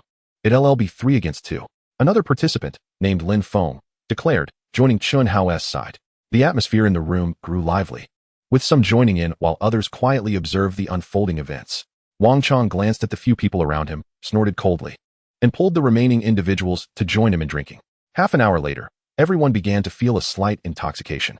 At this moment, Wang Cheng initiated the conversation. "By the way, I recently acquired a piece of insider stock, the kind that guarantees profit." Upon hearing this, a slightly plump boy named Guo Qian, sitting beside him, immediately spoke up. "Brother Wang, I heard you recently made over 10 million in stock trading." It turns out to be true. After Guo Qian finished speaking, Zheng Ming, who was next to him, chimed in. "Brother Wang, is that really true? Please take me along." Seeing the enthusiasm of the crowd, Wang Cheng proudly declared, "I am here to share this with you all. When making friends, one must be discerning. Avoid associating with those who are merely fair-weather companions. You need connections to thrive." Wang Cheng's words carried a hint of sarcasm directed at Wang Zheng and Chun Hao. Lin Feng, who had been drinking with them, turned his eyes and set down his glass. He felt tempted by Wang Cheng's words. However, since it was Chun Hao who had invited him, he hesitated to change his stance. "The insider information I've received is genuine. Anyone who knows me is aware that just yesterday, I purchased a Lamborghini. When fortune smiles upon you, everything changes." "Indeed, Brother Wang. No wonder everyone has been saying you've struck it rich. I also want to change my car. Please take me along." Upon hearing Guo Qian flatter Wang Cheng, Chun Hao expressed his displeasure. "This Guo Qian has gone too far, actually fawning over Xiao Chong. Given Guo Qian's attitude, it seemed that Wang Chong might be bringing them along tonight. At this moment, Wang Zheng spoke up. Xiao Chong, I still remember 2 years ago when you borrowed 2 million from me to pay off debts. That was due to your failed stock investments, right? One must learn from their mistakes. Exactly. It seems you've come here uninvited to mooch off us, Chen Hao added. Wang Chong's face darkened as he heard Wang Zheng dredging up his past. You two are deliberately trying to provoke me, aren't you? Even if you don't want to associate with me, must you speak in a manner that discourages others? Wang Zheng scoffed. I called you brother Xiao Chong out of respect. Did you really think you're something special? Seeing Wang Zheng getting agitated, Jiang Cheng waved his hand. All right, brother Wang, we're here to enjoy ourselves. Don't let unpleasant matters ruin the evening. Wang Chong's face fell under Wang Zheng's remark. He dared not retaliate against Wang Zheng and could only vent his frustration towards Jiang Cheng. Who are you? A country bumpkin, to speak here? With that, Wang Chong smashed his glass onto the floor. With a loud crash, the glass shattered, startling Zhou Ying, who was beside Jiang Cheng. Jiang Cheng's expression turned cold as he watched the frenzied Wang Chong. He finally understood why Wang Chong had fallen out with Chen Hao and Wang Zheng. In this era, those born into wealth are seldom of such low character. It is rare to encounter someone so exaggeratedly arrogant and disdainful of others. After all, we are in a new century, and most wealthy individuals possess a certain level of sophistication. Wang Chong was indeed the first bizarre character Jiang Cheng had encountered in Mo. Du Wang Zheng promptly stood up, addressing Wang Chong with dissatisfaction. Xiao Chong, what do you mean by that? Chen Hao, beside him, let out a cold laugh. Are you going mad at us? At that moment, Qian Geng looked at Wang Chong with disbelief. Wang Chong, today I came here for Chen Hao. Don't cause trouble. What? Just a country bumpkin from Tianfu, and you all elevate him to the heavens? I want to indulge him. Everyone at the table had gathered around Jiang Cheng, and Wang Chong was already feeling displeased. A country bumpkin? Jiang Cheng's face turned icy as he approached Wang Chong. With such derogatory remarks, did he think himself invulnerable? Jiang Cheng was not one to initiate trouble, but he was not afraid of it either. Otherwise, what good was the system he had acquired? Wang Chong, looking down at Jiang Cheng, retorted, I'm talking about you. What's wrong? Country bumpkin. With a sharp noise, Wang Cheng's words were followed by 2 crisp sounds. Everyone present was stunned as Jiang Cheng suddenly took action. You dare hit me? Wang Chong stared at Jiang Cheng in disbelief. Having provoked him repeatedly, did he expect him to remain calm? Realizing what had happened, Wang Chong stood up, ready to confront Jiang Cheng. You despicable country bumpkin, I'll fight you. At this moment, Chen Hao and Wang Zheng swiftly rose to their feet. As Wang Chong charged toward Jiang Cheng, he was swiftly kicked to the ground. Jiang Cheng stepped on Wang Chong's face. What's the matter? Is your face not hurting anymore?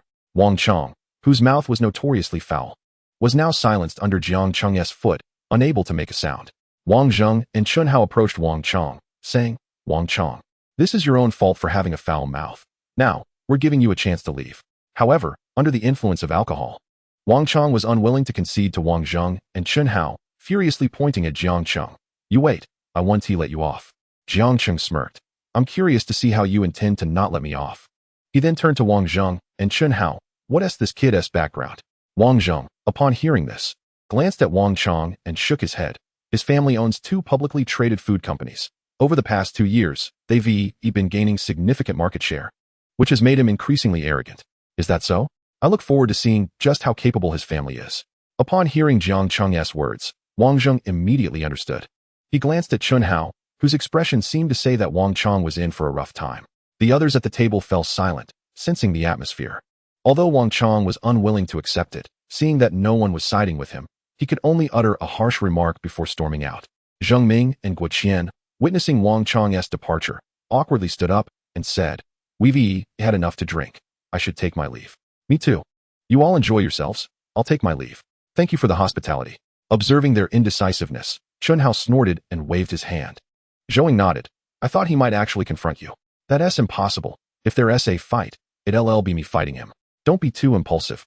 It wouldn't be good to get hurt. After Zhou Ying spoke, Chen Hao continued. Sorry, Jiang Cheng. I didn't expect such a disgusting incident to occur. It's nothing, just a minor issue. After the establishment cleaned up the scene, the group dispersed, feeling disinterested. Jiang Cheng turned to Zhou Ying. You didn't drink tonight. You can drive, right? Zhou Ying nodded. Of course, I've driven supercars before. Oh, I almost forgot you were once a rich second generation, Jiang Cheng teased. Rest assured, I promise to get you to your destination safely, Zhou Ying assured as she took Jiang Cheng's car keys. Jiang Cheng knew he had to deal with Wang Chong. Although he had already confronted him, he would be lingering in Mo Du and handling Wang Chong was undoubtedly an opportunity to showcase his strength and establish his authority. In the adult world, connections are always tied to personal interests. Jiang Cheng understood that only by demonstrating his own strength could he avoid being bullied. In truth, Lian had not pressured Jiang Cheng at all. During Jiang Cheng's absence from home, she relished the freedom of not having to cook. The matters that occupied Jiang Cheng's mind were Zhang Yu and Wang Chong, unaware that evening an incident had occurred at the source of their family's product supply. The following morning, various incidents began to escalate online. Not only were foul-smelling pickled vegetables exposed, but also issues surrounding spoiled noodle ingredients came to light. Videos proliferated across the internet with fervor. When the raw material factory encountered problems, it was Wang Chong's family products that bore the brunt. Due to numerous complaints regarding food safety, a plethora of video reviews and testing results were disseminated widely. Relevant authorities swiftly intervened, demanding that major supermarket suppliers immediately withdraw the implicated products. Within a day, Wang's foods faced significant losses and a decline in reputation. Wang Zheng, Chen Hao, and the others from the previous day watched the news, their hearts racing with trepidation. Just last night, Jiang Cheng had remarked, "I shall see just how formidable his family truly is." Little did they anticipate that upon waking, calamity would strike. Upon seeing the news, Chen Hao promptly contacted Wang Zheng. "Brother Wang, have you seen the news?" "I have. I sensed that fellow would encounter trouble. He had it coming. I never imagined Jiang brother had such influence. Wang's family might not just face downfall, they will surely be stripped of something substantial. Jiang brother is indeed remarkable. I sensed from our first meeting that he was no ordinary individual. Wang Chong, that young man, is blissfully unaware of the heights he ought to respect. He brought this upon himself. After finally achieving success, he is now poised for a fall. One must remain humble in life." Zheng Ming and Guo Qian, who had departed with Wang Chong the previous night, also caught wind of these developments. The situation escalated rapidly, and astute observers could easily discern that someone was deliberately targeting the Wang family. Meanwhile, the protagonist, Wang Chong, remained oblivious, having just awakened without checking his phone. After brushing his teeth, he descended for breakfast, only to find his father, Wang Wei, frantically engaged in a telephone conversation. "Please, grant me some time to address this. The situation just unfolded. I have yet to manage it." "Why the urgency?" "I've stated, give me a moment." After the other party hung up, Wang Wei, in frustration, hurled his phone to the ground. He irritably ran his fingers through his thinning hair, muttering, "Who on earth is orchestrating this against me?" Noticing his usually composed father now resembling a frantic ant in a hot pot, Wang Chong furrowed his brow in confusion and asked, "Dad, what's wrong?" Chapter 68, Crisis. Wang Wei lifted his gaze to Wang Chong, his expression darkening further. "What happened to your face? You look bruised and battered." Wang Chong touched his aching cheek, feeling a mix of indignation and anger as he replied, "Dad, I was assaulted by a country bumpkin from out of town, quite arrogant. I was contemplating how to deal with him, and you must help me seek vengeance." "Who? Where did you stir up trouble this time?"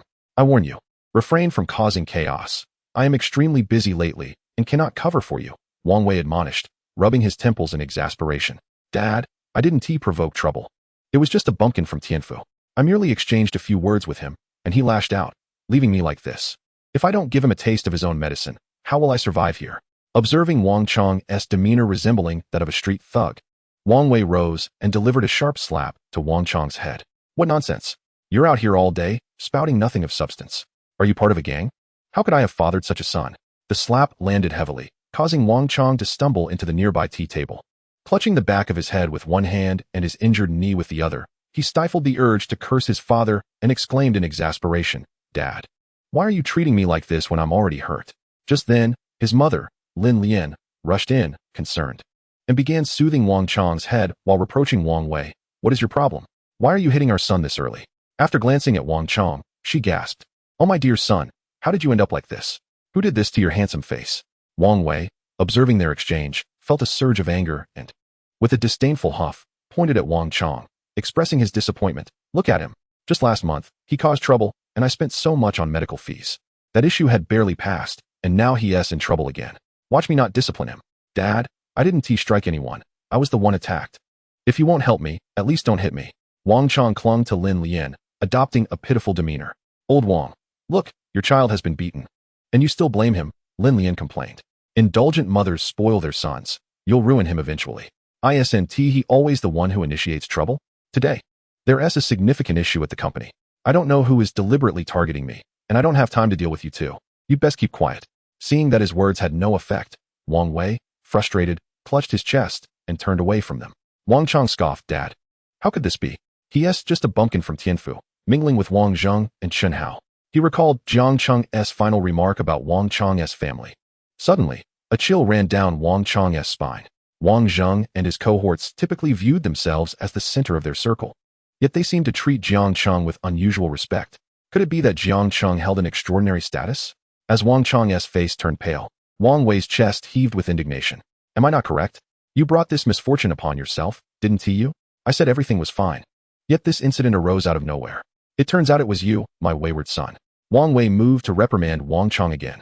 Lin Lian immediately interposed herself in front of Wang Chong. "Old Wang, have you lost your mind? Even if someone is targeting us, we can resolve it with money." "Why had our son? Resolve it with money? Can this situation be settled with mere currency? You haven't seen today's news, have you? I have toiled for 30 years, painstakingly capturing 70% of the market share, only to see it shrink by 40% overnight. 40%. And this is merely the beginning. Our products are being pulled from the shelves, and they are currently investigating our company. All those suppliers are uniting to sue us for compensation. Tell me, how much can we afford to cover?" As he reached the climax of his frustration, Wang Wei nearly shouted to express his internal turmoil. Realizing the gravity of the situation, Lin Lian panicked. What could have escalated to such severity? "You must act quickly to suppress this." "Suppress it? How? You tell me." "One believes they are part of the underworld. The other thinks a bit of wealth can shield them from everything. Do you understand that once we lose our market share, other companies will swiftly take over? Do you think supermarkets and consumers will only consume our brand? Could you both think a bit? Blame me for giving birth to a troublesome child? I told you to educate him properly, but you refused to listen. Now, with such a catastrophe, what do you propose we do?" As Wang Wei's words sparked Lin Lian's ire, she retorted, "He is your only son. It's merely a matter of money. We can resolve it without making a mountain out of a molehill. Merely a matter of money? This is the first time I've realized how foolish you are. If you had divorced me yesterday, you would have received 5 billion. Today, you would be lucky to get 1 billion. Do you understand? I must tell you, if this matter cannot be resolved, we shall proceed with a divorce. I am utterly fed up with the two of you, as you constantly bring me nothing but trouble." Chapter 69, Key Points. It was only after Wang Wei lost his temper completely that Lin Lian and Wang Chong realized the gravity of the situation. Wang Chong swallowed hard, fear evident in his voice. "Dad, what do you mean? How could it be this serious? Our family won't go bankrupt, will it?" He truly had not anticipated the severity of the circumstances. Lin Lian, trembling in fright, collapsed onto the ground. 500 million turning into 100 million. How could this happen? "Chonger, what on earth transpired? Please, tell me." Wang Chong, in a state of panic, recounted the entire ordeal in detail. "I spent the entire morning trying to pinpoint who was targeting our family. It turns out it's from Tianfu. Who else could it be? What should I do now? I'm not even acquainted with him." "You foolish child, do you finally comprehend the seriousness of the situation? I am leaving immediately to resolve this matter, regardless of the opponent's stance. I will plead with him. Otherwise, your mother and I will divorce, and you will go to her." After speaking, Wang Wei turned away in anger, not sparing a glance at Wang Chong or Lin Lian. He felt as if the fruits of his decades of hard work were on the verge of being destroyed, and at that moment, he could not muster even a hint of paternal affection for Wang Chong. He even contemplated ending his life. "Mom, what should I do? It can't truly be him, right? That's impossible," Wang Chong thought, still unwilling to accept reality. Just last night, he had vowed not to let Jiang Cheng off the hook, and now he was expected to grovel before him? "Chonger, perhaps you should inquire about it. Seek his understanding. If your father truly divorces me, you will ruin everything. That little money won't suffice for our future, and you haven't even married yet." Lin Lian now spoke to Wang Chong with a softer tone, trying to persuade him. Up until now, she had refrained from scolding Wang Chong, even though she knew it was all his fault. "No, I can't do it. It's too embarrassing. If it comes to divorce, so be it. I want to go." Wang Chong, filled with anger, shook off Lin Lian's hand and stormed out of the house, hastily driving away in his Lamborghini. Meanwhile, the computer genius known as Hacker Empire from Jiang Cheng Security Company was still stirring things up online. Due to the varying nature of tasks issued by Jiang Cheng, their team devised different strategies. For instance, Jiang Cheng had instructed them to deal with Zhang Yu. This task was particularly challenging to execute domestically, especially since Zhang Yu had just been beaten a couple of days ago and was currently hiding at home, leaving the entire operation in a dormant state. However, the task concerning Wang Chong was not difficult to handle. Following Jiang Cheng's assignment, the team swiftly formulated a plan. That very night, 2 individuals were dispatched, and within a single night, they disrupted the operations of their company. They uncovered issues with raw materials, delivering a significant blow. The results were surprisingly effective, with costs being nearly zero. As for Jiang Cheng, he had slept soundly until dawn due to the previous night's drinking. Upon waking, he frowned at the sight of himself clad in a silk nightgown. He had no recollection of changing his clothes. Just then, Wang Yuyuan entered the room. Upon seeing Jiang Cheng's expression, her face instantly turned somewhat unnatural. Wang Yuyuan bowed respectfully and said, "Mr. Jiang, good morning. Breakfast is ready for you.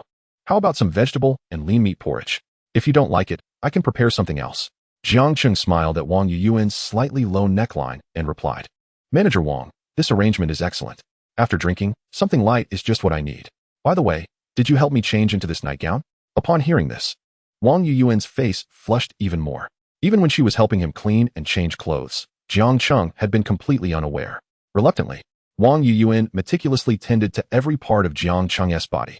Seeing that Jiang Cheng remained nonchalant in the secluded space, she took the opportunity to practice the skills she had learned from movies. Although her attempts ultimately ended in failure after several tries, Wang Yuyuan felt she had gained considerable experience. "Yes, Mr. Jiang, rest assured, I merely changed your clothes. I did nothing else," she asserted, waving her hands in a fluster. Chapter 70. Wang Yuyuan's Secret Thoughts. Noticing Wang Yuyuan's demeanor, Jiang Cheng could not help but smile. "So that is how it is. I seem to have dreamt of Manager Wang last night. What a pity it was merely a dream, leaving me feeling rather foolish." Wang Yuyuan's heart raced at Jiang Cheng's words. Did this imply he was also anticipating something? As she shyly bit her lower lip and gazed at him with sparkling eyes, Jiang Cheng wore a teasing smile before heading into the bathroom to wash up. He adhered to a principle of a good man, neither to pursue nor to refuse. The conversation had reached this point, leaving it to Wang Yuyuan to grasp the underlying meaning. After brushing his teeth, Jiang Cheng found that Wang Yuyuan had already arranged breakfast.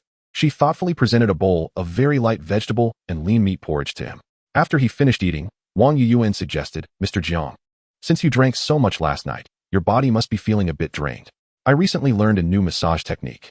Would you like me to give you a massage?" Naturally, Jiang Cheng readily agreed to such a generous offer. "Shall we go to the bed?" Wang Yuyuan asked shyly. "Testing the waters. Of course, that would be wonderful. Thank you, Manager Wang." With that, Jiang Cheng stretched and quickly made his way to the bedroom, evidently anticipating some post-meal activities. Once he lay down, Wang Yuyuan swiftly removed her shoes and climbed onto the bed, kneeling beside him. Taking a deep breath, she wore an alluring smile as she began to massage Jiang Cheng's arms. Just as he began to wonder if this massage might be a tad too proper, Wang Yuyuan suddenly changed position, turning her back to him. To his surprise, she wore no safety shorts beneath her maid uniform. Jiang Cheng nodded in approval. Finally, he encountered someone who defied the absurd design of wearing safety shorts. He was taken aback by Wang Yuyuan's trust in him. Thankfully, he was a man seasoned by the trials of life, and he managed to maintain his composure through sheer willpower. Just as he felt himself losing control, Wang Yuyuan turned to him and asked, "Mr. Jiang, how does it feel?" "It's exceptionally good, perfect score. Manager Wang, you are remarkably professional. I feel as though I might burst with pleasure." "Thank you, Mr. Jiang. This is actually my first time operating, and I am incredibly happy to have your approval. Now, may I massage your shoulders?" After a while, Wang Yuyuan's expression suddenly appeared troubled. Her hands paused as she shyly inquired, "Mr. Jiang, this position feels a bit awkward. May I change my posture?" Jiang Cheng, hearing this, wore a friendly smile and nodded earnestly. "Of course, feel free." Wang Yuyuan, with a charming smile, then sat on Jiang Cheng's lap, her small hands beginning to massage his shoulders. As she feigned calmness, her heart raced uncontrollably. Jiang Cheng, with his eyes turning red, grasped Wang Yuyuan's delicate hands. "Manager Wang, how about we change locations?" Chapter 71. A Failed Attempt. The events unfolded in an orderly manner until Jiang Cheng suddenly remembered that he still had a Zisen Tunchi card, reward card that had yet to be utilized. The previous occasion when Xiao Yinin had refrained from using it was due to Jiang Cheng having consumed alcohol that day, leading him to become overly engrossed in the festivities, only recalling the card's existence after the conclusion of the event. Last night, Wang Yuyuan had discreetly used Jiang Cheng as a tool to acquire a considerable amount of knowledge, and now she was adeptly applying it in practice. However, just as Jiang Cheng was poised to utilize this reward card, he was met with an unexpected failure. Upon examining the prompt, he discovered that there was a crucial prerequisite for using the card. One's attractiveness must exceed 90 points.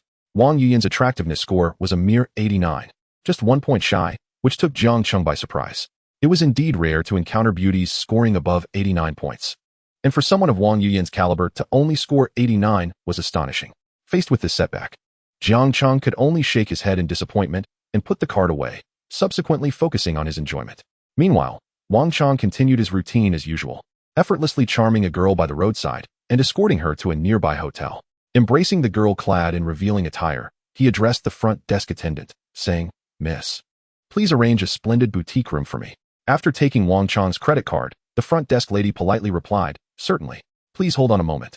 Noticing the sweet-faced front desk attendant, Wang Chang lewdly remarked, "Miss, I'll be here for a few days. Do come up and join me when you have the chance." However, before the front desk lady could respond, a message flashed on the screen indicating a card rejection. "I'm sorry, sir, but your card cannot be processed. Could you please provide another?" Wang Chang, bewildered, stared at the returned card. "Not possible. Is the machine malfunctioning? Try this one," he said, irritably pulling another card from his wallet. Seconds later, the front desk attendant informed him, "Apologies, your card limit is insufficient. Do you have another?" Realizing both cards had been declined, Wang Chang immediately understood that Wang Wei must have suspended his cards. Just 2 days ago, he had purchased a Lamborghini and now found himself devoid of any funds. Left with no option, he implored the girl beside him, "Miss, could you cover the room charge for now? I'll reimburse you later." The girl's expression soured instantly upon hearing Wang Chang's request. Having encountered numerous men flaunting wealth, she thought perhaps the Lamborghini was merely rented.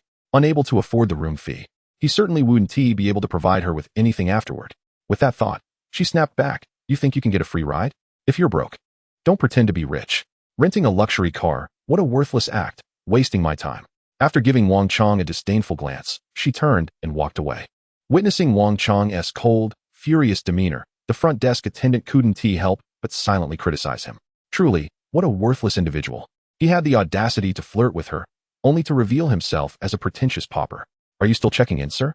she asked, trying to maintain professionalism. Infuriated, Wang Chang directed his frustration at the front desk attendant. "What is so funny?" Upon exiting the hotel, Wang Chang immediately dialed Wang Wei. At that moment, Wang Wei was sitting in his office, visibly exhausted as he dealt with various breach of contract documents. Early that morning, he had assigned people to manage online trending topics and numerous complaints.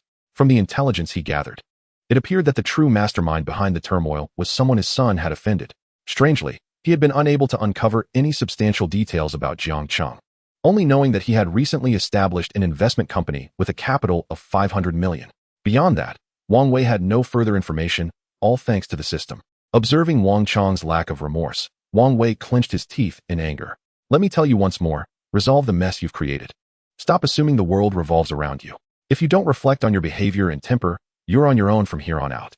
This family is on the brink of destruction thanks to your recklessness.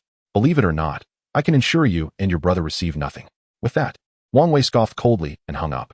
Wang Chang glared at his phone as the call ended, his eyes reddening with fury. He felt an urge to smash the device, yet hesitated as he raised his hand. Was the situation truly more dire than he had imagined? What if Wang Wei really ceased to support him financially? With nowhere else to turn, Wang Chang reluctantly began contacting some of his usual companions through WeChat. After reaching out, he grew increasingly anxious as each of them declined his requests under various pretexts. The sudden crisis at Wang's Foods had become apparent to all, and it was clear that they had offended someone significant. In such a precarious moment, no one dared to associate with him, everyone distancing themselves. After sitting by the roadside for an extended period, Wang Chang finally managed to calm himself. In the span of a single day, those who had previously catered to him had completely reversed their attitudes. He was well aware that he had made many enemies. Should he lose his status as a wealthy heir, his future would undoubtedly be bleak. Not foolish by any means. He had closely analyzed the crisis surrounding the Wang family and understood that if things continued this way, their downfall was inevitable.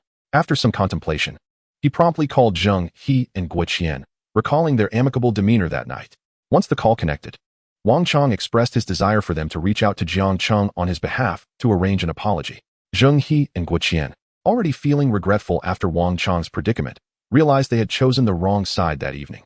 While Jiang Cheng was currently using Wang Chang as a cautionary tale, they had yet to face any repercussions, but the fear of potential fallout was enough to make them want to distance themselves. Moreover, they genuinely had no connections to such a figure as Jiang Cheng. They had only met him that night and were not significantly acquainted. Both expressed their inability to assist Wang Cheng.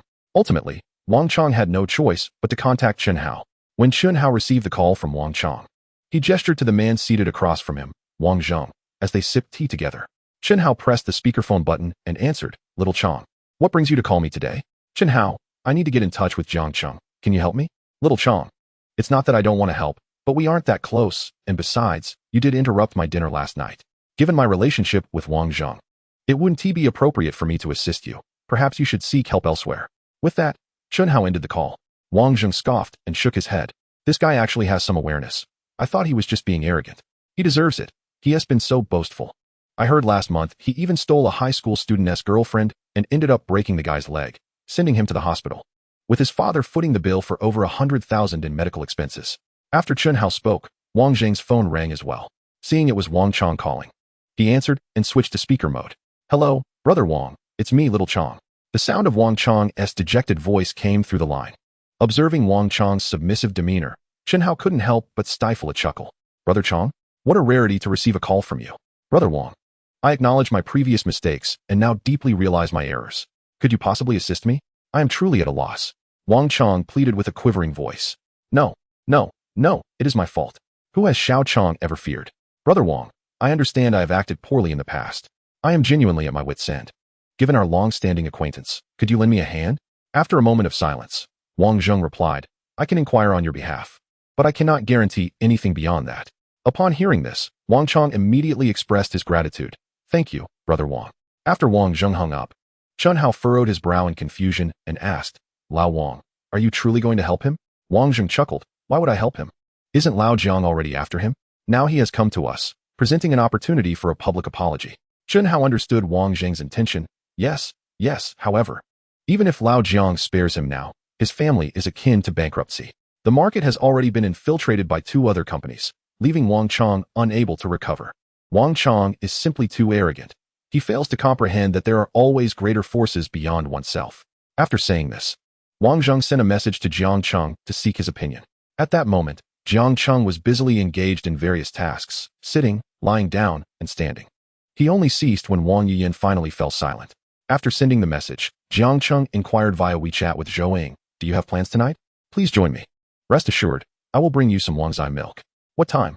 I can go myself. I live quite far. What time should I arrive? No need, it's still early. I will pick you up. After a while, Zhou Ying sent Jiang Cheng her location. Upon viewing the location, Jiang Cheng noted that it was rather remote.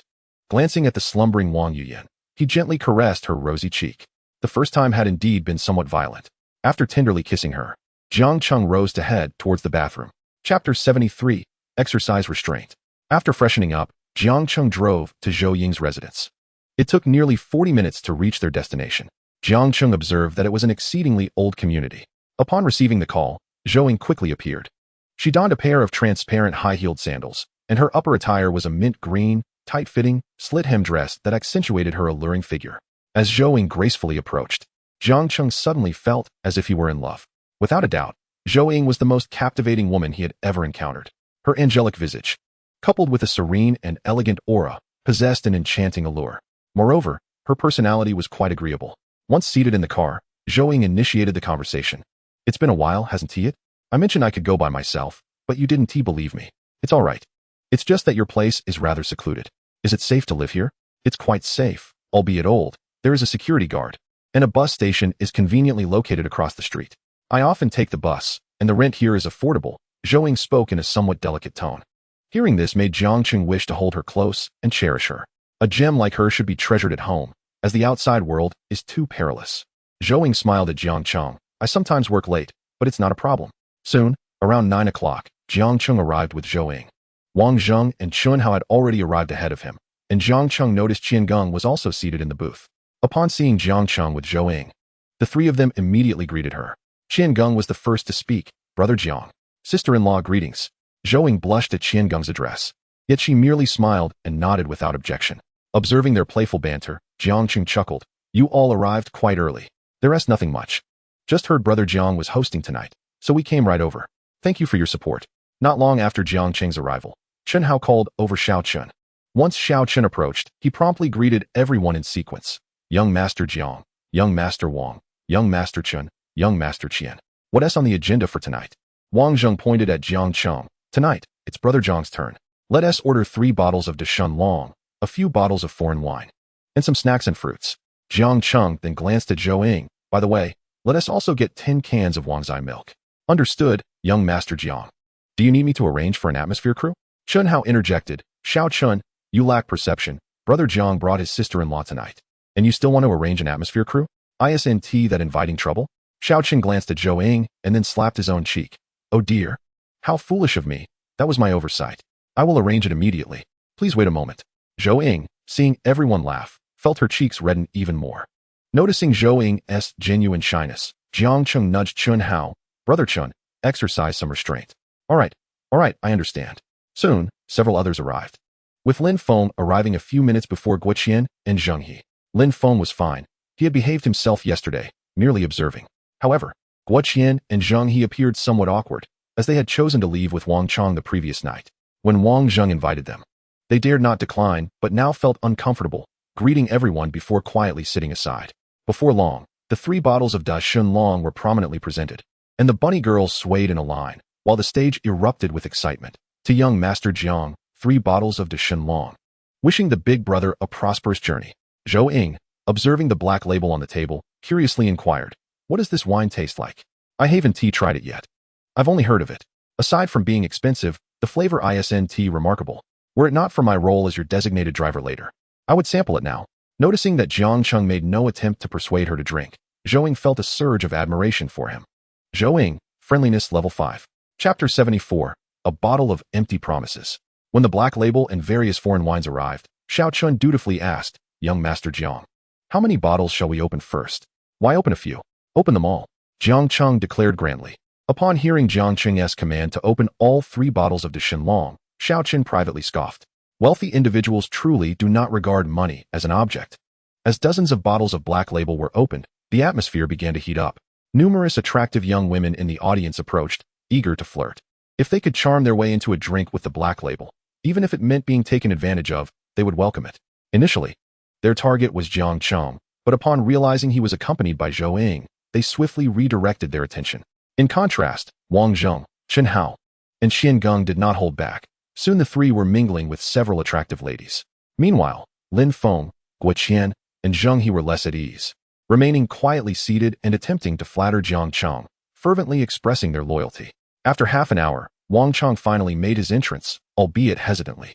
In truth, he had arrived earlier but lingered at the entrance, hesitant to enter. He was acutely aware of the situation he would face upon entering.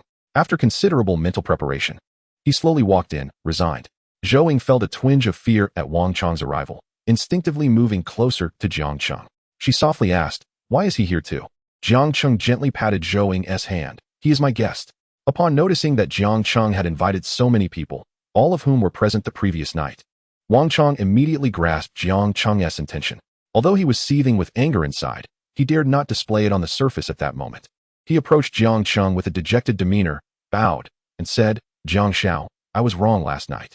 I implore you to overlook my transgressions and not hold it against me. Jiang Cheng sighed and shook his head, replying, I am but a simple rustic. How could I dare to contend with you? At this moment, Wang Chong found himself utterly at a loss. Everyone was aware of the troubles his family faced, and his former acquaintances had turned their backs on him. Having offended many, he feared that if his family truly fell from grace, he would be met with dire consequences. Jiang Xiao, I was intoxicated yesterday and spoke foolishly. You may vent your frustrations upon me as you wish. I merely plead for your mercy, Wang Chong implored, his tone laced with humility.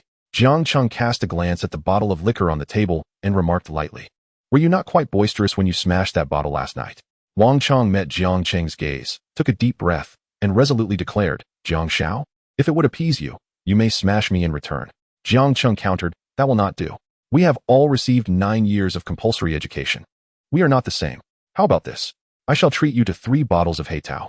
I have heard you can smash bottles with finesse. Why not demonstrate for us? Wang Chong instantly comprehended Jiang Cheng's intention to humiliate him. Although he was seething with anger, he dared not utter a word of protest. Taking a deep breath, he fixed his eyes on the bottles of Heitao and said, you are right. I do possess such a unique skill. I shall perform for you, Jiang Xiao. Very well. Let us witness a performance from Changgu, and everyone, please record a video of his remarkable talent, Jiang Cheng announced. As instructed, the others began recording. Come on, Changgu, say something. Gritting his teeth, Wang Chong seized a bottle of Heitao, closed his eyes, and smashed it against his own head. Ignoring the pain, he picked up the second and third bottles and struck them against his head with force. After finishing, Jiang Cheng led the applause, saying, thank you for the performance. Wang Xiao, it was truly impressive. Wang Zheng echoed, indeed, what an eye-opener. I never knew Changgu could be so harsh on himself. Chen Hao joined in with applause, praising him as well.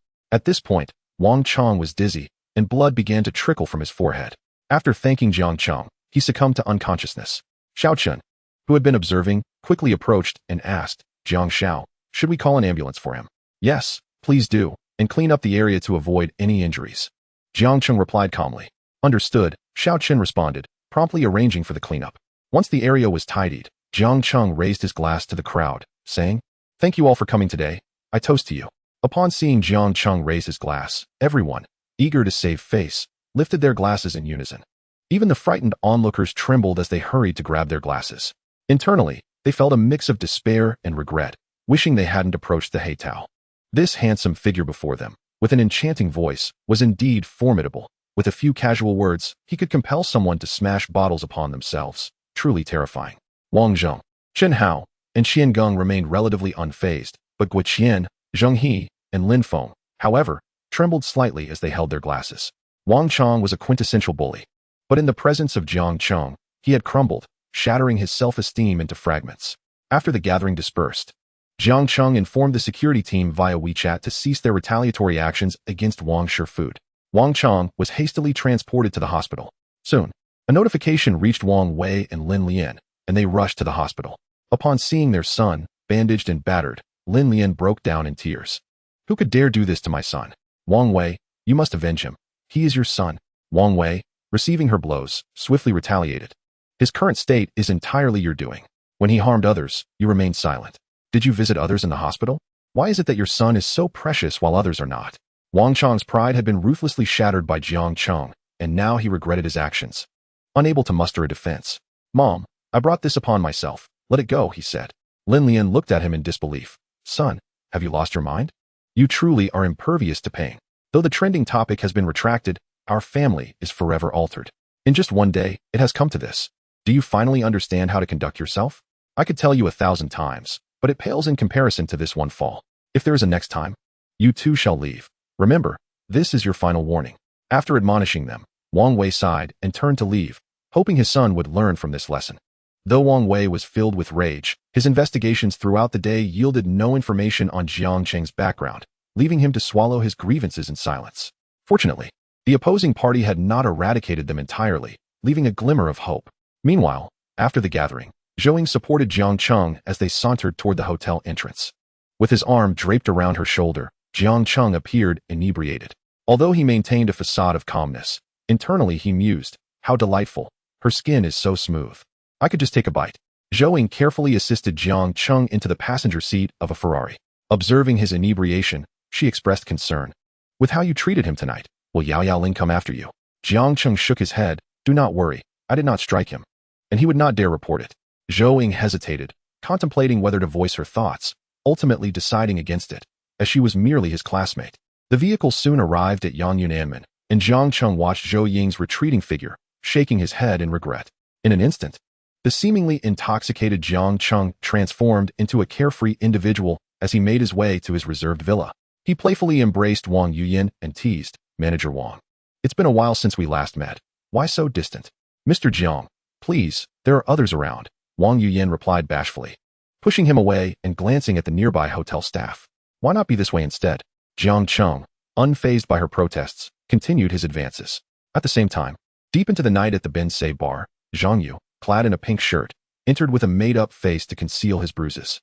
He had carefully applied thick foundation to mask the evidence of his recent altercation, even adorning his fingers with disposable pink press-on nails. He sashayed into the bar and settled into his usual seat at the bar. From his pocket, he produced a small mirror and a vibrant red lipstick, expertly applying it as he prepared for the evening ahead. At this moment, a young and handsome gentleman wearing gold-framed glasses sat down beside Zhang Yu. After ordering a blue cocktail, the young man began to engage with his mobile phone. Zhang Yu stole a glance at him, and his heart fluttered. Such a strikingly handsome man was sitting right next to him. However, he feigned calmness and took a sip of his drink. This was Zhang Yu's usual routine. Half of the patrons at this bar were there in search of same-sex partners, given that the establishment was predominantly frequented by homosexual individuals. After a brief interlude of over 10 minutes, the handsome man initiated a chat on WeChat. Following a moment of conversation, he opened a voice message. A melodious, effeminate male voice emanated from the phone. Please do not seek me out again. I have told you I no longer harbor feelings for you. We were merely playing around. Do not take it too seriously, all right? Upon hearing this voice, Jiang Yu immediately turned to face the young man, realizing that the person he was conversing with was indeed another man. The handsome gentleman then recorded a voice message in response. Can you not give me another chance? I would forsake everything for you. I have waited so long for you. Why must you abandon me? After listening to the voice message, the young man, visibly upset, downed his cocktail in one gulp. Observing his despondent demeanor, Jiang Yu offered some words of comfort. Handsome, would you like another drink? I can see you are feeling quite disheartened, but there are plenty of fish in the sea. You will surely find a true love who will remain steadfast. Is that truly the case? Would someone like me really be liked? Jiang Yu nodded earnestly. Although he identified as bisexual, he had always preferred men over women. The man before him was indeed a rare gem. Finding someone with similar interests was inherently challenging, and to encounter such a striking individual was even more extraordinary. By the way, my name is Jiang Yu. What do they call you? Hello, I am Li Minhang. Minhang, allow me to treat you to a drink. If you need someone to confide in, I can accompany you, as I have had similar experiences. Is that true? Are you genuinely willing to listen to my story? Of course, I will listen earnestly whenever you are ready to share. Chapter 76, Absolute Loyalty. After over an hour of conversation, Li Minhang feigned to check the time on his phone. Noticing that Li Minhang was about to leave, Jiang Yu grew anxious and inquired, "Where are you headed?" After casting a lingering glance at Jiang Yu, he turned and departed. Jiang Yu, watching Li Minhang hastily retreat, hurriedly pursued him. However, by the time he reached the alley, Li Minhang had vanished. Jiang Yu felt a wave of regret wash over him. He had yet to add Li Minhang on WeChat. Upon returning home, Jiang Yu's dissatisfaction grew. He could not bear to let such an exquisite man slip away, especially one who was heartbroken. People are most vulnerable during a breakup, making them easier to win over. Love might blossom unexpectedly. With this thought, Jiang Yu promptly pulled out his phone to check flights to Thailand. There was only one flight scheduled for the following day at 10 a.m., and without hesitation, he purchased a ticket. He began to excitedly pack clothes he had never dared to wear out in his home country, knowing that in Thailand, there were many men like him. Once abroad, he would no longer need to conceal his true self. The next morning, Jiang Yu woke with fervor. Adorned in a carefully chosen crimson bra and his favorite pink shirt, he styled his hair and spritzed on Chanel perfume. After ensuring he was presentable, he dashed out with his suitcase in tow. The moment Jiang Yu boarded the flight to Thailand, the course of his life began to shift dramatically. Thailand had been deemed one of the most perilous travel destinations globally. Travel advisories from various countries, including Great Britain and Japan, had long classified Thailand as dangerous. Locally, there was a saying that if a beautiful single woman wore a bikini in Thailand, she was asking for trouble. Additionally, Thailand's proximity to northern nations had made it notorious for human trafficking. Tragically, recent legislation had legalized the consumption of narcotics and kidney trafficking. Thus, one could easily fall prey to drugs while enjoying a drink or snack in Thailand. And for those traveling alone, the risk of suddenly disappearing was alarmingly high. Who would even search for a missing tourist abroad? Jiang Yu had not added Li Minhang on WeChat. Everything was orchestrated solely by him, and the plan was remarkably flawless. At this juncture, Jiang Cheng had also boarded a flight to Thailand. On the plane, Jiang Cheng opened a notification from the system he had received the previous night. Ding. Please proceed to Thailand to oversee the termination of Jiang Yu. Reward: 5 shares in Hengqing Investment Company. Initially, Jiang Cheng was perplexed by the message, as a gentleman should not place himself in perilous situations. However, the system had prompted him, and despite his confusion, he was reluctant to forego the 5 shares, as the difference between 15 and 20 was substantial. Soon, the plane landed at Bangkok International Airport, where personnel from the security company awaited Jiang Cheng's arrival. As he exited the terminal, a man dressed in a black suit approached him. "Greetings, young master, I am Wang Sheng." Upon his introduction, the system chimed once more. Ding. New personnel detected. The friendliness scanning system will upgrade to a character scanning system, no longer limited to female subjects. Listening to the system's prompt, Jiang Cheng activated the character scanning system. Name: Wang Sheng. Age: 28. Height: 182 centimeters. Weight: 80 kilograms. Friendliness: 120. Absolute loyalty, in life and death. Jiang Cheng nodded in satisfaction at the system's assessment. Wang Sheng was the leader of the security team rewarded by the system, and this was their first meeting. Although a hint of nervousness lingered, Jiang Cheng maintained an outwardly composed demeanor and asked, "Where are they?" "They have already been extracted from the hotel." "I will take you there," Wang Sheng replied. Jiang Cheng nodded, and Wang Sheng led him to a black Rolls-Royce. The vehicle navigated through the vibrant streets filled with Southeast Asian flair until it arrived at a dilapidated, deserted old house. Upon entering, Jiang Cheng found Jiang Yu bound to a chair, alongside 2 men and a woman, Li Minhang, Qing Zhong, and Xia Li. Upon seeing Jiang Cheng, they promptly greeted him. Utilizing the character scanning system, Jiang Cheng discovered that each individual's loyalty rating had reached an absolute state of fidelity. Chapter 77. There are many ways to die. Wake him up, Jiang Cheng commanded coldly, regarding the unconscious Zhang Yu. Understood, Wang Sheng nodded, gesturing to the others. Following the instruction, Li Minhang approached and splashed a basin of cold water onto Zhang Yu. The sudden shock jolted Zhang Yu awake, causing him to shiver and shake off the cold droplets as he struggled to open his heavy eyelids. Disoriented, he realized that his hands and feet were restrained to the chair. As Zhang Yu gazed at Li Minhang standing beside him, a misunderstanding instantly took root within him. He excitedly exclaimed to Li Minhang, "So you enjoy this kind of trickery? I must admit, I find it quite exhilarating as well. Come, strike me." Li Minhang adjusted his gold-framed glasses with a middle finger, suppressing the urge to retch, and calmly replied with a hint of polite disdain, "I beg your pardon. I am Li Minhang, aged 25, standing at 180 centimeters, and I have an affinity for women. What do you mean by that?" At this moment, Zhang Yu finally grasped the reality of his situation and quickly scanned his unfamiliar surroundings. The disorienting environment jolted his mind awake. He recalled that upon disembarking from the plane, he had accompanied Li Minhang to a hotel. How could he possibly be here now? "Who are you people?" His gaze finally landed on Jiang Cheng. Upon seeing Jiang Cheng, a chill ran down Zhang Yu's spine as he stammered, "It's you. What do you want? Are you kidnapping me?" To be honest, Jiang Cheng felt somewhat at a loss when he first encountered a bloodied figure bound before him.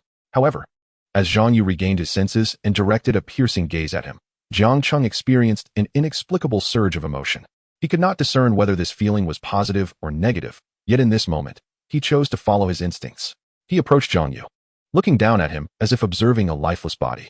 The terrifying aura radiating from Jiang Cheng instilled a profound sense of dread in Zhang Yu, who now felt like a lamb awaiting slaughter. His heart raced with fear as he comprehended the gravity of his predicament. "What do you intend to do? I warn you, murder is a crime. Please, do not act recklessly. I beg you, remain calm." Jiang Cheng chuckled fearlessly. Earlier, while en route, Wang Sheng had briefed him on the situation. Hung Cheng Company was not merely an investment firm. It wielded considerable underground influence in Tailland. "I mentioned that the next time we meet, I will ensure you are silenced forever." After speaking, Jiang Cheng turned to Wang Sheng and inquired, "What are we going to do with him?" "Young master, there are numerous ways to dispose of him. In Tailland, accidental deaths due to drug overdoses, drownings, and vehicular accidents are all too common, making it quite easy to manage." Jiang Cheng nodded in satisfaction and commanded, "Take care of it." "Yes, we will handle it immediately," Wang Sheng responded respectfully. Zhang Yu, listening to their merciless exchange, turned pale with fear. He pleaded with Jiang Cheng, "You cannot treat me this way, young Master Jiang. I was wrong, I admit it. Please let me go. I promise I will no longer pursue you, Xiao Xiao. I beg you." Before Zhang Yu could finish, he found his mouth filled with a peculiar liquid. Observing Wang Sheng and the others calmly executing their plans, Jiang Cheng maintained his composed facade, though his heart raced with anxiety. After leaving the premises, Jiang Cheng, accompanied by Wang Sheng and Qing Zhong, headed towards Hung Cheng Company. Along the way, he began to understand why the system insisted on his personal supervision of Zhang Yu. There is a saying that the accumulation of wealth is often stained with blood. Jiang Cheng had chosen to complete Zhang Yu's task in Tailland in exchange for a 5% stake, a crucial part of his initial capital accumulation.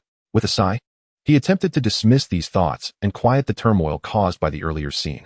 Due to prior arrangements, Jiang Cheng instructed Wang Sheng to drive directly to the company entrance. Upon arrival, several bodyguards clad in black suits awaited, alongside a middle-aged man in a floral shirt holding a cigar. A Rolls-Royce pulled up to the entrance, and Wang Sheng opened the door for Jiang Cheng. As he exited the vehicle, the middle-aged man quickly approached and embraced him, speaking in halting Mandarin. "Hello, brother Jiang Cheng. I have been eagerly awaiting your arrival." This middle-aged man was Mario, the largest shareholder of Hung Cheng Company. As he finished speaking, the system emitted a notification indicating that language barriers had been detected, rewarding Jiang Cheng with proficiency in Thai. Observing the impressive capabilities of the system, Jiang Cheng could not help but marvel. He nodded, grasped Mario's hand, and replied fluently in Thai, "Brother Mario, it is a pleasure to meet you." Mario's surprise was palpable as he realized that Jiang Cheng could speak Thai. "I had no idea you could converse in Thai. Come, let me show you around the company. We will host a proper welcome later." "Thank you, brother Mario." Jiang Cheng replied, "You are too kind. We are brothers." During their conversation, Jiang Cheng utilized the character scanning system to learn more about Mario. Name: Mario. Age: 35. Height: 178 centimeters. Weight: 85 kilograms. Friendliness: 110. Close companions. Upon reviewing the friendliness score, Jiang Cheng felt reassured. Chapter 78. The Distinctiveness of Tailland. After signing the documents for his 20% stake, Mario invited Jiang Cheng to a somewhat discreet high-end private club. Come, brother Jiang Cheng, everything has been arranged. Tonight, I assure you will have a delightful time. I frequent this establishment. The food is exquisite, and there are various beautiful masseuses available. The best part is, you can choose from any type you desire, both male and female. Jiang Cheng waved his hand in response. Brother Mario, you are too generous. A simple meal will suffice. I am just a naive child. I am not accustomed to the unique offerings of Tailland. Mario erupted in hearty laughter, patting Jiang Cheng's shoulder. Do not worry. You will surely enjoy it. Now you have me looking forward to it, Jiang Cheng admitted. Mario treated Jiang Cheng to a sumptuous array of authentic Thai cuisine. While the food was delectable, Jiang Cheng felt a certain yearning for the flavors of his homeland. After they had eaten their fill, the two proceeded to the spa for the local specialty massage. As they were nearing the end of their session, Mario turned to the staff and instructed, bring them in. Moments later, several young women entered, clad only in red bathrobes. Jiang Cheng glanced around and noted the striking beauty of all six. Brother Jiang Cheng, I have prepared these special guests just for you. Do any catch your eye? Feel free to choose 2 or 3, Mario said eagerly. Raising an eyebrow, Jiang Cheng asked, is this a local specialty? Mario shook his head. Ordinary patrons would not have access to such exquisite company. I have specifically arranged this for you. They are all handpicked for their beauty and cleanliness. You can trust that they volunteered to be here. It is certainly not coerced. As Jiang Cheng surveyed the enchanting young women before him, his gaze settled on one with black bangs, finding her particularly appealing. He activated the character scanning system, and to his delight, she was revealed to possess the highest beauty score. Name, Jiang Man. Age, 19. Height, 165 centimeters. Beauty, 90. Figure, 93. Privacy, 2. Friendliness, 30. Stranger. All of the girls had remarkably low privacy scores. However, what did such matters matter when one was out for enjoyment? In his previous life, Jiang Cheng had indulged in numerous pleasures. He certainly could not become aloof simply because he had wealth. Let us go for it, he casually declared, pointing to Jiang Man. I'll take her. Jiang Man, having been left behind by Jiang Cheng, cast a cautious glance with her astute eyes. Upon seeing Jiang Cheng's strikingly handsome features, she exhaled a sigh of relief, her heart inexplicably quickening. Jiang Cheng's discerning eye had certainly recognized her charm. Grateful to Brother Mario, she anticipated engaging in meaningful conversation with him shortly. The women of Thailand typically possessed a skin tone leaning towards a wheat-like hue, yet Jiang Man, akin to the girls back home, radiated a refreshing vitality, appearing particularly fair when positioned alongside the others. Jiang Cheng's proficiency in Thai allowed for seamless communication among the group, and he remarked that aside from vocalizing their desires, there was little else to say. Mario, ever the insightful elder, suggested that Jiang Cheng could select 2 companions for his pleasure, assuring him that the room had been prepared for his stay, without concern for duration, as it would be charged to his account. Jiang Cheng, feeling slightly embarrassed, initially hesitated but was reassured by Mario's sentiment that such matters were irrelevant among brothers. Grateful, he accepted the offer. Upon entering the suite on the 5th floor, Jiang Man glanced down, her demeanor somewhat timid as she stood before Jiang Cheng clad in a bathrobe. Noticing her unease, Jiang Cheng patted the space beside him and invited her to sit. Following his command, Jiang Man obediently took her place beside him. Without uttering a word, Jiang Cheng lifted her from the sofa and carried her to the bedroom. An hour later, Jiang Cheng sat up, pouring himself a glass of warm water and taking a sip. Observing Jiang Man swallow nervously while eyeing his glass, he poured another cup and offered it to her. Thank you, she replied, quickly finishing the drink. In Chapter 79, Jiang Man, seeing Jiang Cheng reclining at the edge of the bed, hesitated before sitting up herself. Mr. Jiang, may I inquire if you are satisfied with my service? She ventured, gathering her courage. Surprised by her question, Jiang Cheng nodded affirmatively, assuring her that he would leave a tip upon his departure. That is not my intention. I do not wish for a tip, she insisted, waving her hands dismissively. What do you mean by that? If you are content with my service, would you consider accompanying me? I would attend to you diligently, Jiang Man proposed. Jiang Cheng scrutinized her, pondering her motives.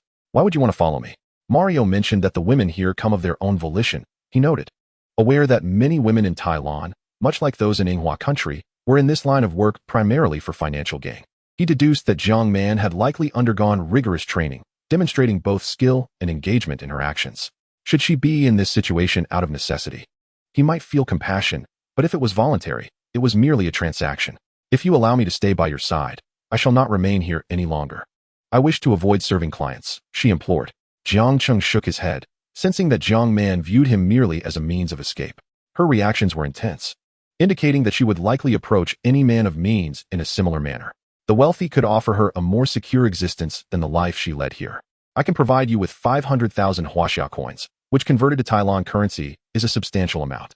You may use it as you see fit, he offered. With this sum, Jiang Man could live comfortably, provided she was content with her circumstances. Should she desire more, that would be beyond his concern. After bidding farewell to Mario, Jiang Cheng departed. True to his prediction, Jiang Man did not appear despondent. Rather, she joyfully rushed to her supervisor, inquiring if the client had indeed left her 500,000 Huaxia coins. Yes, you are indeed fortunate. Are you retiring? She was told. Jiang Man, taking a cigarette from the table, expertly lit it, exclaiming, how could I? I want to stay here. No place offers quicker earnings than this. I have yet to explore Tailan. Please take me out. Jiang Cheng turned to Wang Sheng, suggesting they venture out. Wang Sheng hesitated, expressing concern over the sum Jiang Cheng intended to leave for Jiang Man, noting that the women here were quite liberated. After a moment's reflection, he silently acknowledged Jiang Cheng with a thumbs up.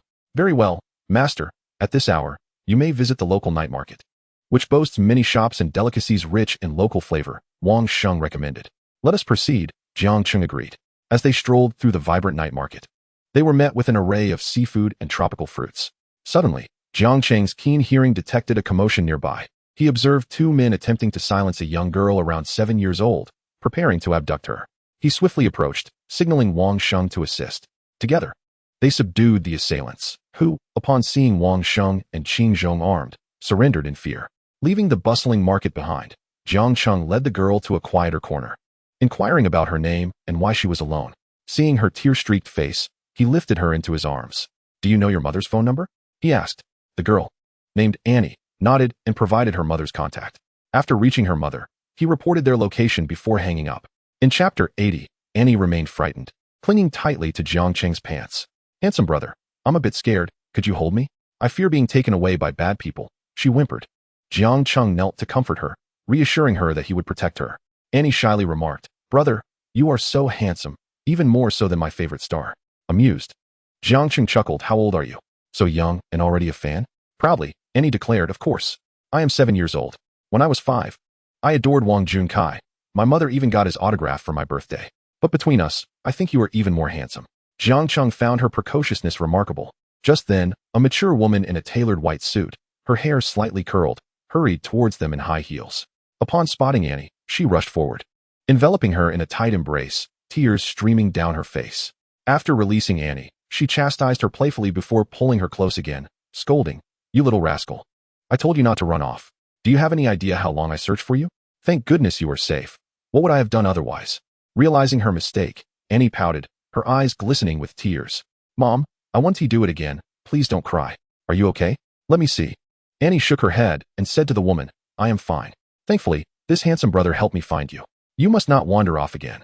This place is not like our homeland and is quite dangerous. The woman embraced Annie and cried for a moment before standing up and walking towards Jiang Cheng. Hello. My name is an Xian. Thank you, sir, for calling me. I am truly grateful, an Xian said, her words tumbling out in her excitement. Jiang Cheng, unable to contain his comments upon witnessing the heartwarming reunion, remarked, Miss an Xian, although this incident ended without harm, I must remind you to keep a close watch on your child. Not every situation will be as fortunate. Had it not been for Jiang Cheng, this little one might have faced dire consequences. Each time he saw reports of abducted children, he felt compelled to admonish the negligent parents, especially those engrossed in their phones while out with their children.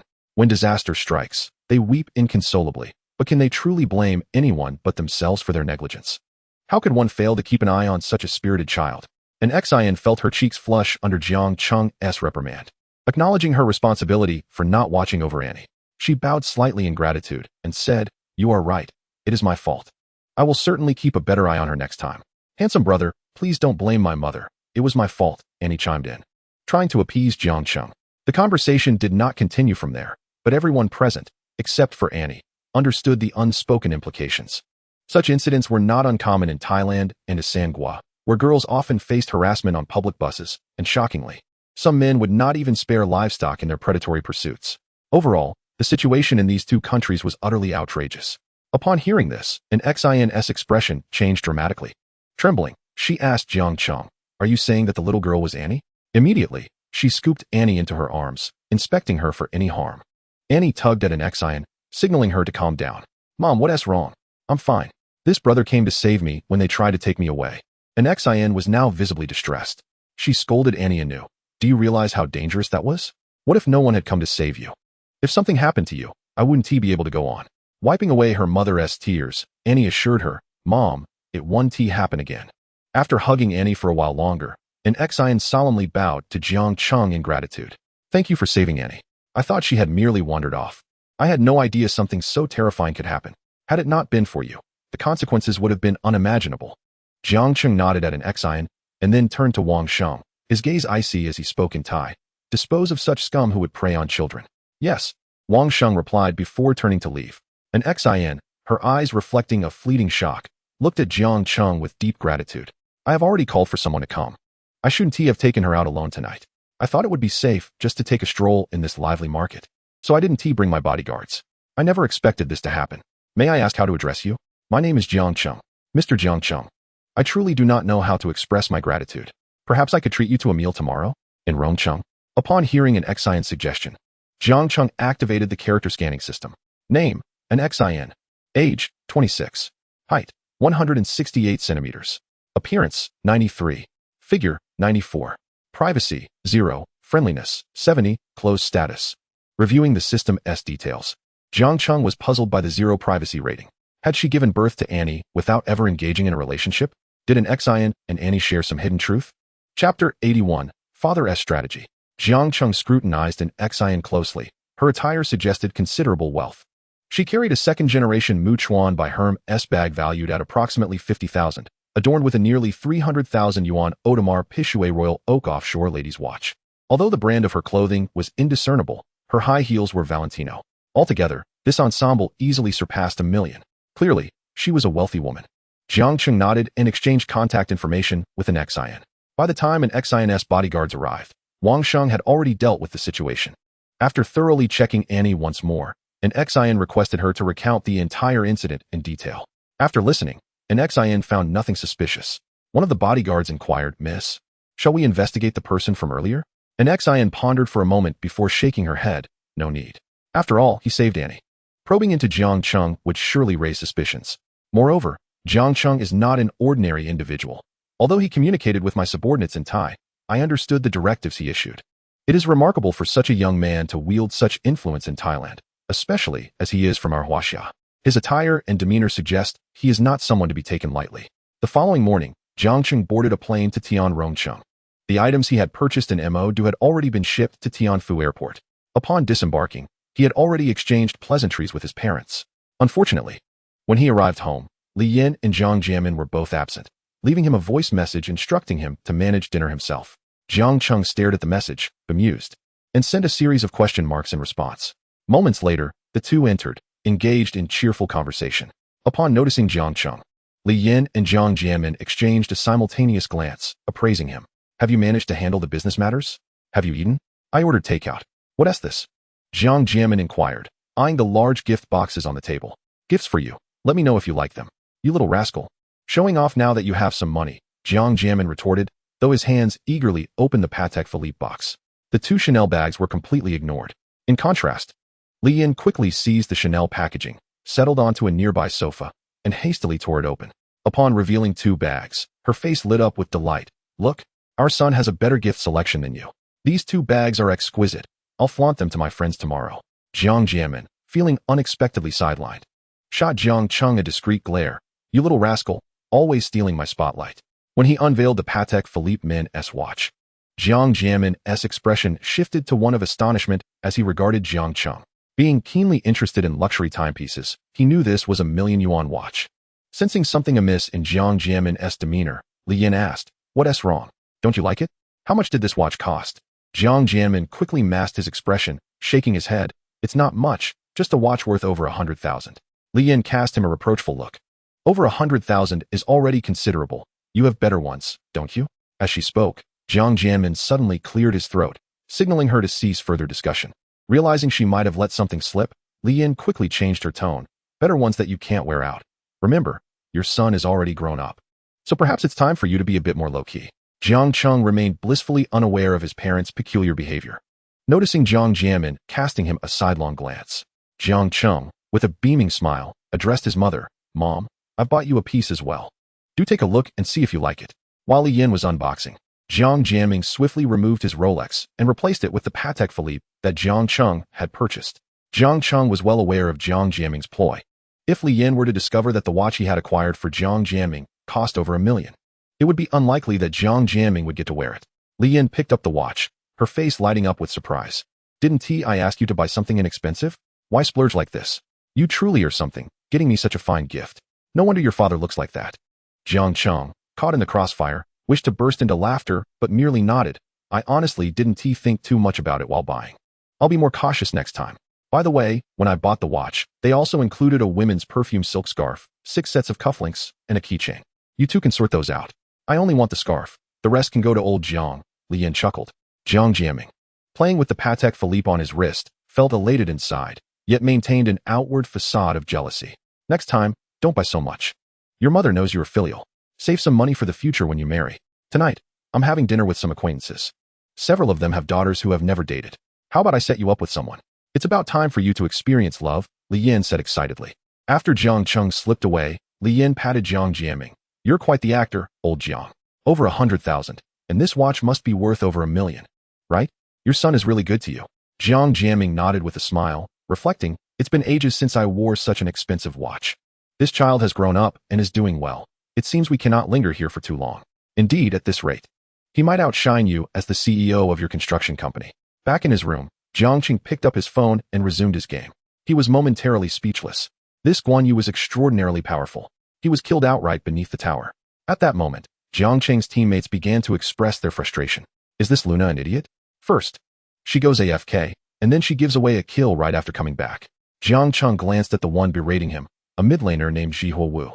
With a chuckle, Jiang Cheng opened the chat box and addressed everyone. "To the Guan Yu on the opposing team, if you give away a kill, I'll send you $100. The more you give, the more I'll transfer." He sent a total of 500 to start with. Guan Yu, unhesitant, responded promptly. Jiang Cheng switched the interface and transferred the money. "Received. You're amazing, big shot. I'll be right there." Guan Yu promptly approached Jiang Cheng and willingly handed over a kill. After securing the kill, Jiang Cheng typed again. "Whoever takes out our mid lane gets $100 per kill. Instant transfer. Received, big shot. I'm on my way to mid." Zhihuo Wu looked helplessly at the operations on the opposing team, filled with countless question marks. Initially skeptical, Zhihuo Wu, after dying 3 times, finally broke down. She continued to type angrily at Jiang Cheng. "What a brainless fool, calling for people to kill you in a game." Especially after Guan Yu had received 500 from Jiang Cheng, his demeanor became even more amiable. "Zhihuo Wu, your tone sounds just like my son S. Do you really think the internet is a lawless realm? Show some respect to my brother." Guan Yu, too, did not wish to act this way. But Jiang Cheng's generosity was hard to resist. Jiang Cheng had already sent her $1,000. It felt wrong not to contribute in return. One by one, the group berated Zhihuo Wu until she logged off. After she left, Guan Yu proactively sent a message. "Luna, do you want to duo next game? I'm a game streamer, and my skills are top-notch. I can play jungle for you." Guan Yu was a moderately well-known game streamer, and Jiang Cheng's inadvertent display of wealth had instantly livened her streaming room, drawing in considerable traffic. Moreover, this single game had earned her $1,000, surpassing her daily earnings from streaming. Jiang Cheng had no objections. Having someone to assist him in ambushes was certainly welcome, especially since Guan Yu's skills were indeed commendable. "Streamer? Which platform?" "Douyu streamer, named Xiao Xiao Su. Let us team up for the next match." "All right, big shot. I'll send you an invite shortly." Without a doubt, thanks to his financial prowess, Jiang Cheng effortlessly secured victory.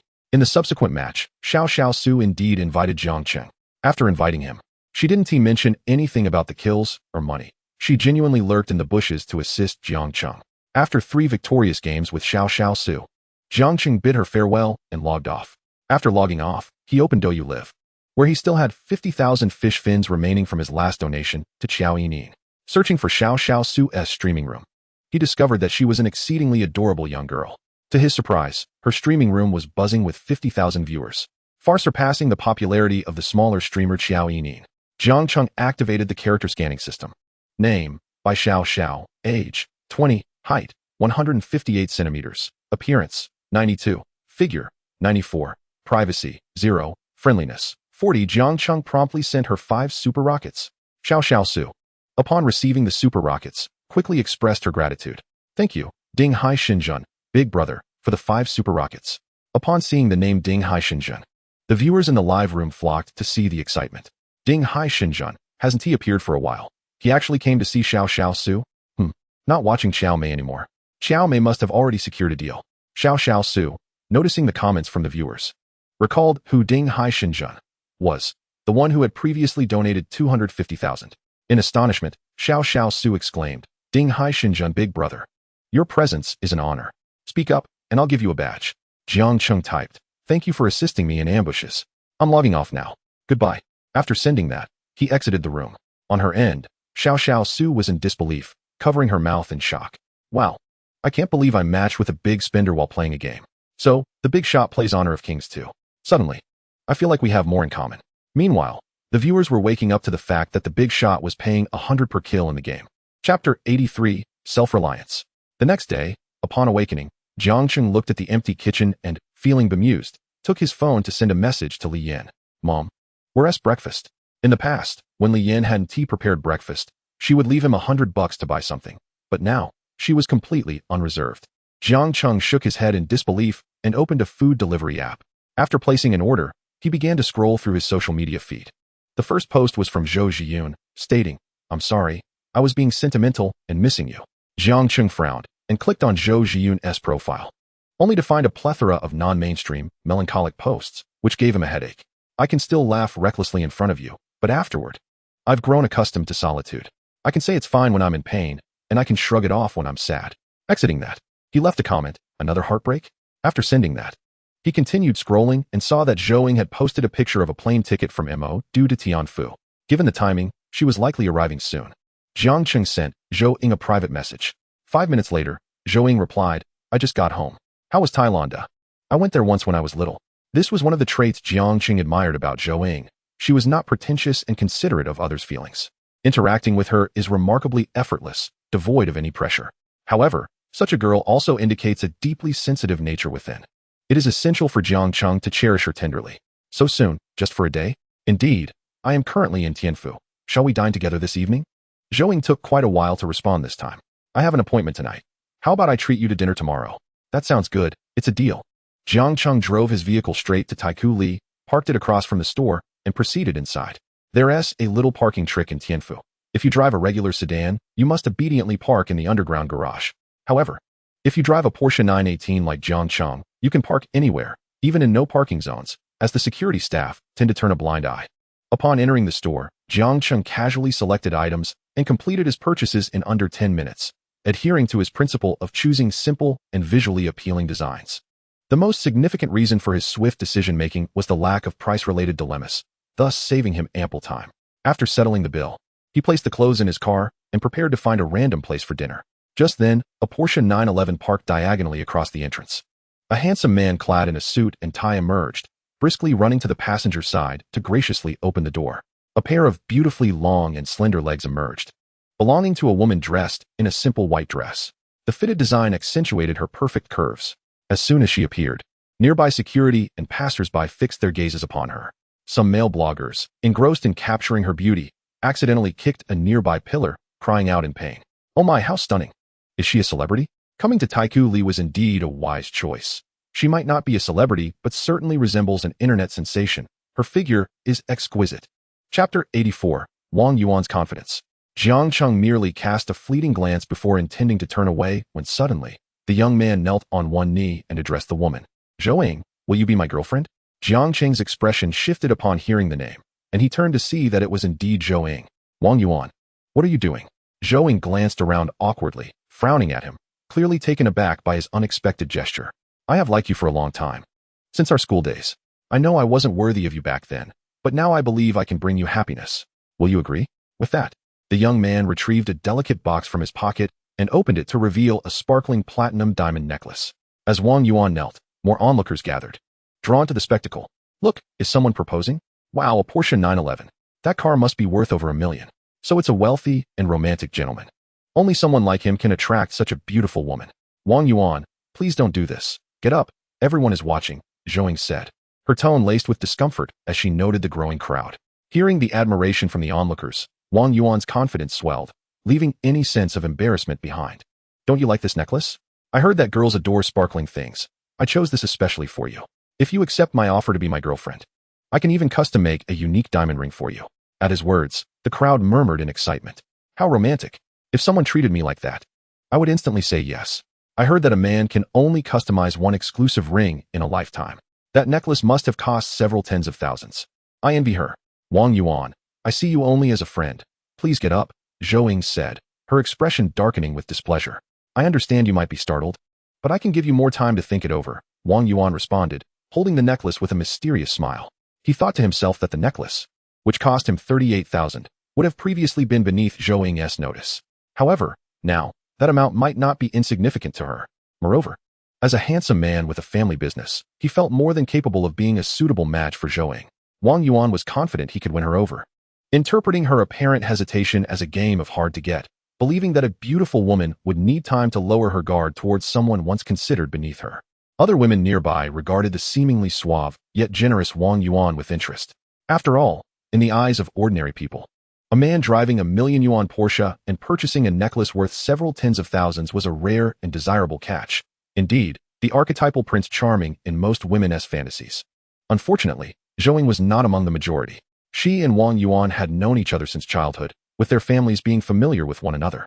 They had been quite good friends before his family faced financial ruin, leading to a decline in their communication over the years. Wang Yuan, if you continue like this, I will leave, Zhou warned, her demeanor growing increasingly severe as he remained on the ground. She had subtly indicated her discomfort several times, yet Wang Yuan persisted, seemingly intent on pressuring her into a public declaration. Chapter 85, Jiang Cheng's Maneuver. Wait, Zhou, I have a surprise for you that you will surely love. With that, Wang Yuan confidently clapped his hands. Instantly, several people appeared from the side, some holding flowers, others brandishing signs, and a few strumming guitars. One girl, holding a large bouquet of roses, handed them to Wang Yuan before raising a sign that read, "Say yes to him." Then, a group began to sing an overly nostalgic love song. I love you, loving you, just like a mouse loves rice. No matter the storms, I will still love you. The moment those dated lyrics filled the air, Zhou felt a wave of embarrassment wash over her. Among the crowd was an especially bold girl who exclaimed, "Oh my. This is the most romantic way of pursuing someone I've ever seen. Handsome. If she refuses, I'm willing to accept. I'm not lacking in looks." Her boyfriend, overhearing this, reacted angrily. "What are you saying? Have you forgotten you have a boyfriend?" Upon hearing this, the girl became even more agitated. "How dare you say that? You've never given me a surprise during our time together. Look at others, roses and love songs. What have you given me besides a 6 yuan spicy hot pot? Let us break up." With that, she stormed off. The boyfriend, enraged, shouted at Wang Yuan, "You pathetic man. You can easily customize multiple rings by just changing locations. Stop pretending to be so sentimental. Ladies, don't be deceived." Following that, he too turned and left. Wang Yuan, upon realizing that his plans had been disrupted by two eccentric individuals, restrained himself from uttering a curse and turned to explain to Zhou. "Zhou, do not heed his words. He is merely envious of my wealth. A talent such as mine deserves someone like you. Please agree to be with me. If you do, you shall never need to work again, and I will bestow upon you a monthly allowance of 50,000 yuan." With that, Wang Yuan immediately flashed a charming smile brimming with confidence. Observing Wang Yuan's overwhelming self-assurance, Zhou could only chuckle and shake her head in disbelief. While 50,000 yuan may appear substantial to an ordinary person, Zhou had traversed the tumultuous waters of life. Despite her family's decline, the allure of that sum held little significance for her. The crux of the matter lay in Wang Yuan's subtly superior attitude towards her, which left Zhou feeling quite uncomfortable. Wang Yuan was aware that he came across as somewhat ostentatious in Zhou Ying's eyes. However, he previously lacked the standing to be arrogant before her. Now, the scenario had changed. Much like a pauper who suddenly acquires wealth and indulges in extravagant spending, Wang Yuan found himself unable to restrain his desire to show off. At that moment, a notification from the system chimed. A special task has been issued. Option 1. Join the onlookers as a bystander and receive a card of premium fruits along with a record book of the most sensational gossip. Option 2. Assist Zhou in extricating herself from her predicament and receive a consumption boost card and a misfortune card. Jiang Cheng glanced at the options presented before him, bemused by the absurdity of the choices. Previously, he had utilized a food cashback card that yielded nearly 200 million yuan in returns. The consumption boost card was evidently of greater value. Without hesitation, Jiang Cheng selected the second option. After making his choice, he casually plucked a few red, yellow, and blue wildflowers from a roadside flowerbed and approached Zhou Ying, holding the bouquet of wildflowers.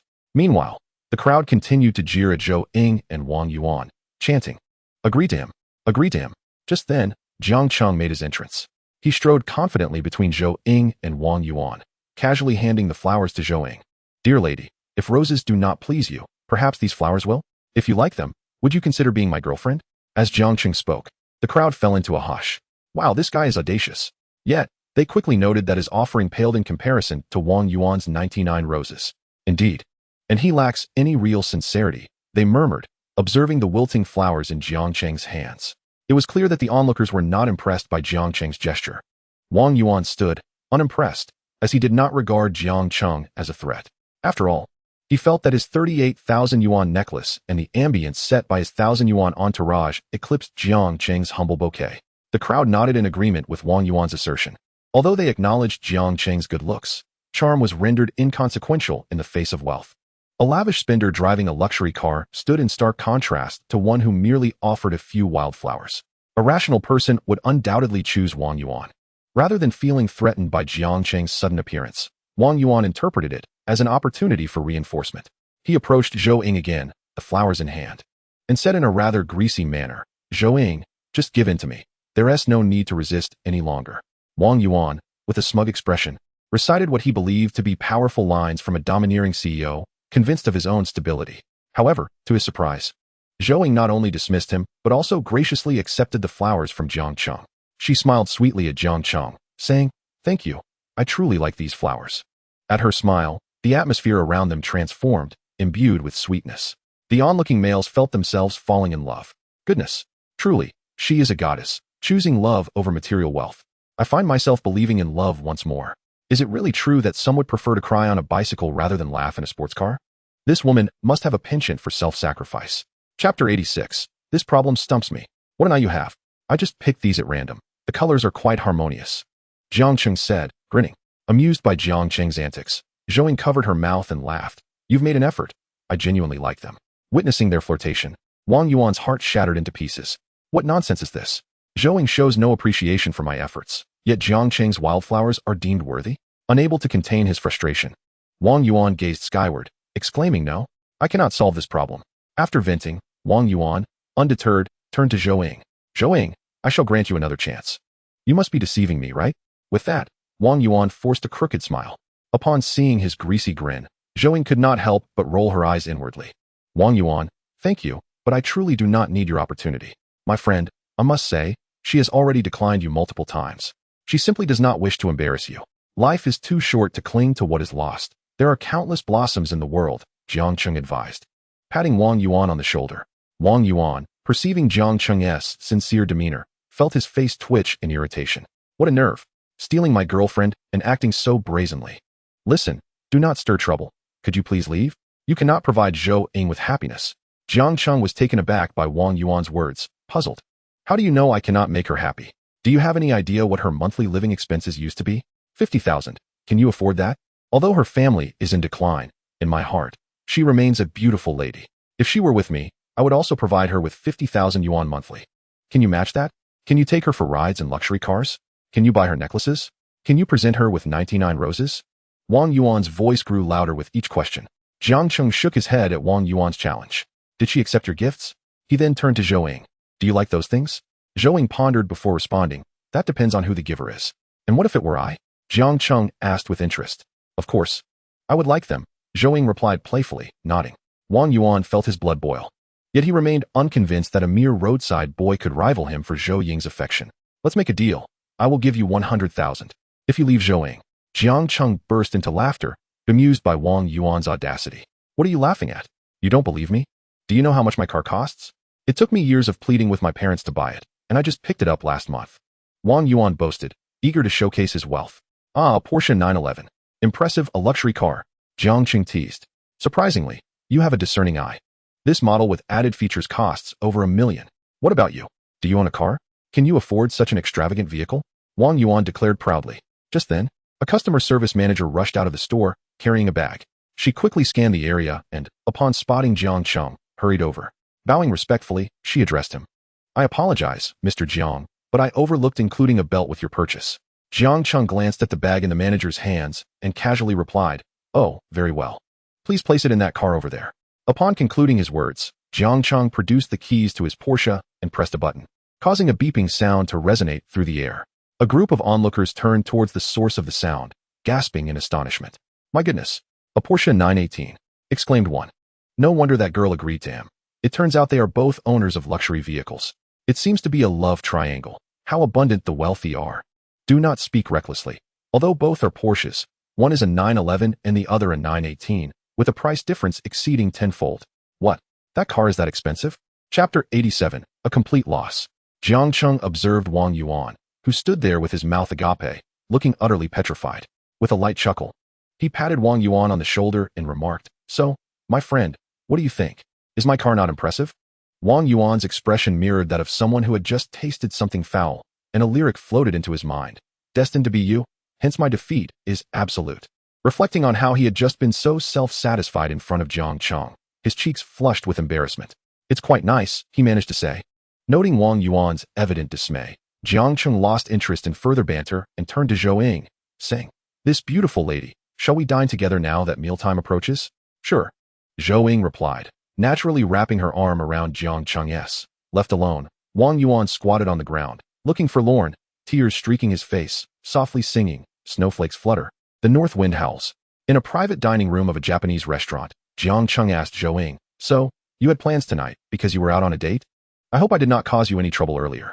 Upon hearing this, Zhou Ying waved her hands in a fluster. "Of course not. Wang Yuan has never pursued me. I came out today because he asked me to help him choose a birthday gift for his mother." Seeing her flustered demeanor, Jiang Cheng felt a surge of relief. "When I first saw you, I was quite saddened, thinking you had rejected me because of him." Zhou Ying, upon hearing this, felt a flicker of unbidden thoughts rise within her. She was momentarily uncertain whether Jiang Cheng was speaking truthfully or jesting. "After interacting with you, I've come to realize that it was quite normal for you to be popular in class. You still love to joke. Did the goddess truly take notice of me?" Jiang Cheng chuckled heartily. "You? Invisible? You underestimate yourself. If you were merely average-looking, perhaps one could call you an invisible person, but with your looks, you are quite conspicuous in class." Zhou Ying shook her head in disagreement. "While I may be decent-looking, I am not as popular as you claim. And few have pursued me. Did you not also refrain from pursuing me? That's because we were all young and insecure, aware that goddesses are to be admired from afar, hence no one dared to pursue you." This response ignited a glimmer of hope in Zhou Ying's heart. "Is that so? And what about you?" As Jiang Cheng met Zhou Ying's gaze, he nearly faltered, almost blurting out a bold advance. Resisting the urge, he cleared his throat and replied earnestly, "I attend school to focus on my studies, not to engage in romantic pursuits. I am different from others." After their meal, the two strolled through Tycoon. "It has been a long time since I visited here. The changes are remarkable," Zhou Ying remarked. "I never really came here often. To be honest, today is my first time." "Have you never come with your girlfriend?" Zhou Ying inadvertently asked, and immediately felt awkward, covering her mouth. "I'm sorry, I forgot you." And Zhao Jiao, upon hearing this, Jiang Cheng's inner scoundrel awakened, and he chuckled self-deprecatingly. "To be precise, I am merely an online acquaintance with her." Jiang Cheng glanced at Zhou Ying's friendliness index. He recalled having gained 5 points when purchasing his car, and another 5 at the bar, previously standing at 85 points. How had it now dwindled to 78? Did her friendliness fluctuate with her thoughts? He was surprised that Zhou Ying's friendliness increased so slowly, proving more challenging to win over than the average girl. In response to Jiang Cheng's words, Zhou Ying's eyes glimmered with a hint of curiosity. "Is that so? But with your looks and wealth, you need not worry about attracting female admirers. I do not particularly care if they like me, but I am quite eager to know your feelings." Seeing Zhou Ying shy away, Jiang Cheng refrained from teasing her further. Approaching the Cartier counter, he naturally took her hand, leading her forward. Suddenly, Zhou Ying's heart raced as she felt his grip. She attempted to withdraw her hand, but Jiang Cheng showed no intention of letting go. Thus, she remained silent, appearing bashful as she allowed him to hold her hand. The Cartier store in Tycoon boasted a minimalist yet elegant design. The expansive floor-to-ceiling glass windows, coupled with bright lighting, showcased an array of exquisite, shimmering jewelry upon entering. A sales associate, observing the tall and handsome young man accompanied by a stunning young woman, promptly approached them, sensing their potential as clients. As they stepped into Cartier, the dream realization system chimed with a notification. Option 1. Purchase a gift for Zhou Ying and receive 5 shopping cashback cards, each with a maximum balance of 500,000. Option 2. Pretend to browse and receive a 9 yuan and 9 jiao shipping package. Jiang Cheng stared at the system's prompt in disbelief. Surely, anyone with a modicum of intelligence would know which option to choose. Chapter 88. The Scoundrel's Tactics. At that moment, the Cartier store was not bustling with customers. In fact, with Jiang Cheng and Zhou Ying included, there were only 4 patrons. Zhou Ying's gaze wandered among the jewelry displays, appearing composed while her inner thoughts churned tumultuously. The sparkling gems reflected a myriad of lights, momentarily transporting her back to her high school memories, where she had carefully concealed her affections within meticulously copied math notes. Yet, she vividly recalled the day she saw Jiang Cheng holding Zhao Jia's hand as they walked down the corridor. The bittersweet taste of that memory lingering like an unripe lime, both sour and unforgettable. A saleswoman approached swiftly, smiling as she inquired, "Hello, sir and madam. How may I assist you?" Zhou Ying was momentarily taken aback, her bright eyes fixed on Jiang Cheng as she replied, "You are asking me? Didn't you say that whatever I gift you would delight you?" Jiang Cheng countered playfully. When her father's business was thriving, their home's dressing room overflowed with limited edition bags. Yet now, even the lighting of the Cartier display felt blinding. "I was merely jesting." Zhou Ying averted her gaze, catching the intensity of Jiang Cheng's affectionate look, a gaze that ignited a fire within her, consuming all her restraint and dignity. The complexities of past crushes and family upheavals intertwined within her, leaving her torn between the desire to accept his affection and the fear that it might all be a fleeting dream, leaving her with deeper disappointment upon waking. "I was not joking. I speak with sincerity," Jiang Cheng asserted, his expression earnest as he gazed at Zhou Ying. Her heart raced at his earnestness, and she felt an overpowering urge to withdraw her hand, yet Jiang Cheng's grasp remained firm. Zhou Ying discreetly glanced at the saleswoman, who was intently observing Jiang Cheng, and she couldn't help but chuckle at herself internally. A handsome, affluent man attracted attention wherever he went, and she felt she was no longer someone worthy of standing by his side. Noticing Zhou Ying's indecision, Jiang Cheng scanned the options and bypassed the less expensive pieces, pointing instead to a newly released Cartier leopard necklace crafted from 18K gold, valued at 80,000. "Sir, you truly have exquisite taste. This Cartier Leopard Series necklace is made of gold and black lacquer, adorned with 1 savorite garnet and 19 round brilliant cut diamonds, totaling 0.07 carats. It is part of our new classic series, and it looks stunning when worn." The female sales assistant swiftly retrieved the necklace, her face brimming with anticipation as she presented it to Zhou Ying. Upon seeing this, Zhou Ying graciously accepted it and tried it on. The exquisite little leopard lay delicately against Zhou Ying's elegant collarbone, captivating Jiang Cheng's attention. The intensity of his gaze caused Zhou Ying to blush. A few moments later, Jiang Cheng nodded affirmatively, declaring it quite suitable for her. As she donned the necklace, the cool touch of the 18-karat gold against her skin made her feel a wave of warmth wash over her. Jiang Cheng's focused gaze reminded her of countless nights spent secretly watching him. At that moment, the mixture of his assertiveness and affection rendered her both exhilarated and anxious. She understood that accepting such a lavish gift was not appropriate, yet she found it difficult to refuse this belated tenderness. Unaware of Zhou Ying's inner turmoil, Jiang Cheng continued to browse through other styles in the store, feeling a touch of disappointment with each option. Even the watches available were not particularly enticing, with the most expensive one barely reaching 230,000 yuan, accompanied by an 80,000 yuan bracelet and a pair of 8,000 yuan earrings. When it came time to pay, he barely managed to accumulate a total of 400,000 yuan. The sales assistant, witnessing Jiang Cheng's cheerful demeanor while making the payment, felt a surge of envy. Once Jiang Cheng left, she immediately began discussing with another sales assistant. Boyfriends from other families never disappoint. Did you see how happy he was when he paid? In contrast, that girl looked unwilling. Of course I noticed. He's handsome and generous. I can't help but envy him. Why haven't we encountered such boys? Exactly. Usually it's the girls who drag the boys into shop, and when it comes time to pay, those boys always look pained. It's rare to see one so joyful about it. Look at him. He specifically chose the expensive items. I'm so envious. Your commission must have increased significantly this month. The reason Jiang Cheng was smiling during the payment was that he utilized a cashback shopping card, earning a 50-fold rebate, equivalent to 20 million yuan. Not only did he buy Zhou Ying a gift, but he also profited significantly. With 4 cashback cards remaining, Zhou Ying, however, adamantly refused to continue shopping. She was unwilling to spend Jiang Cheng's money any further. They stood before an aging residential complex, clearly over 20 years old. Which floor do you live on? It seems this complex lacks an elevator. This is the one my father bought when he was young. It's been decades. All the other properties have been mortgaged. And this is all that's left. No elevator. We live on the 5th floor. Jiang Cheng nodded. Shall I escort you upstairs? Zhou Ying, feeling reluctant, released Jiang Cheng's hand and replied, please walk slowly. All right.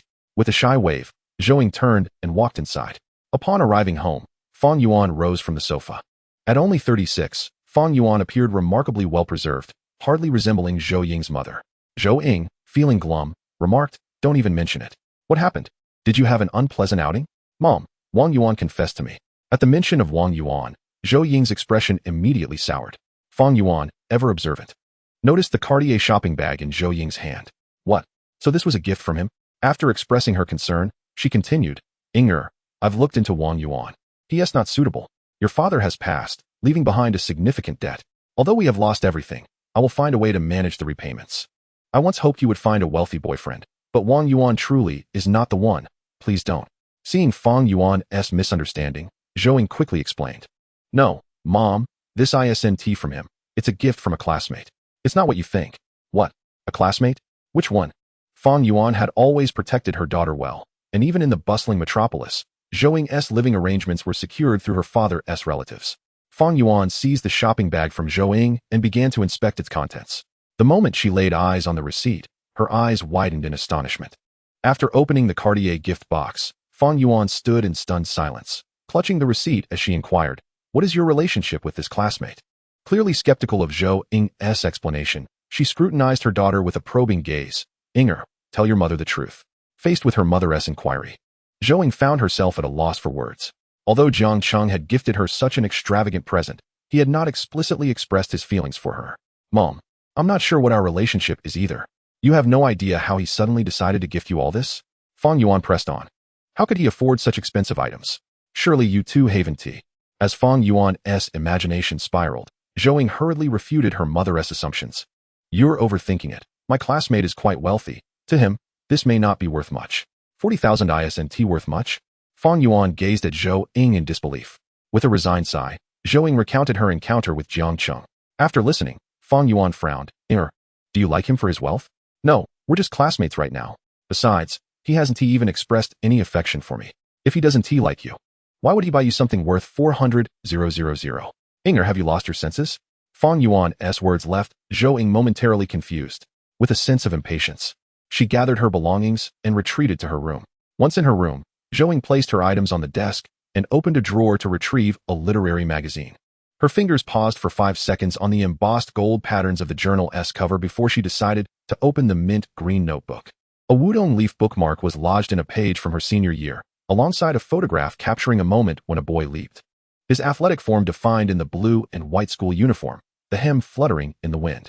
The sound of the principal's whistle intermingled with the music of morning exercises, while Jiang Cheng often slipped away to play basketball during free periods. That day, he made a stunning 3-point shot, and she captured the moment with her camera. Gazing at the photograph now, Zhou Ying felt her heart flutter once more, though tinged with a sense of regret, lamenting her family's financial ruin, which placed her at a disadvantage compared to Jiang Cheng. Jiang Cheng, seated beside Li Yan, received a piece of fruit she offered while inquiring, Dad, what's the matter? It's south about the amusement park project. It seems we want to secure it. I'm quite troubled. The amusement park? I heard negotiations were going well not long ago. Yes, but complications arose. Never mind, if we can't sign the deal, it's fine. You're making money now, so we want to need it. Jiang Cheng looked at Li Yan in disbelief, feeling that since he had laid everything bare, Li Yan had become even more carefree. Not only did she no longer worry about his well-being, but now she seemed to be giving up on making money too. The following afternoon, upon waking, Jiang Cheng checked for large shopping malls where he could utilize his cashback cards. He pinpointed a newly opened luxury shopping center. Compared to the crowds at Taikoo, the foot traffic at Tianfu Rongqing appeared considerably less. The entire mall was filled with high-end brands. After casually strolling around, Jiang Cheng took the elevator to the 2nd floor. While studying the directional signs, a pair of soft little hands tugged at his pant leg. A sweet voice chimed, Handsome brother, what are you doing here? Looking down, Jiang Cheng raised an eyebrow. Annie? Noticing Annie was alone, his expression darkened. Are you here by yourself?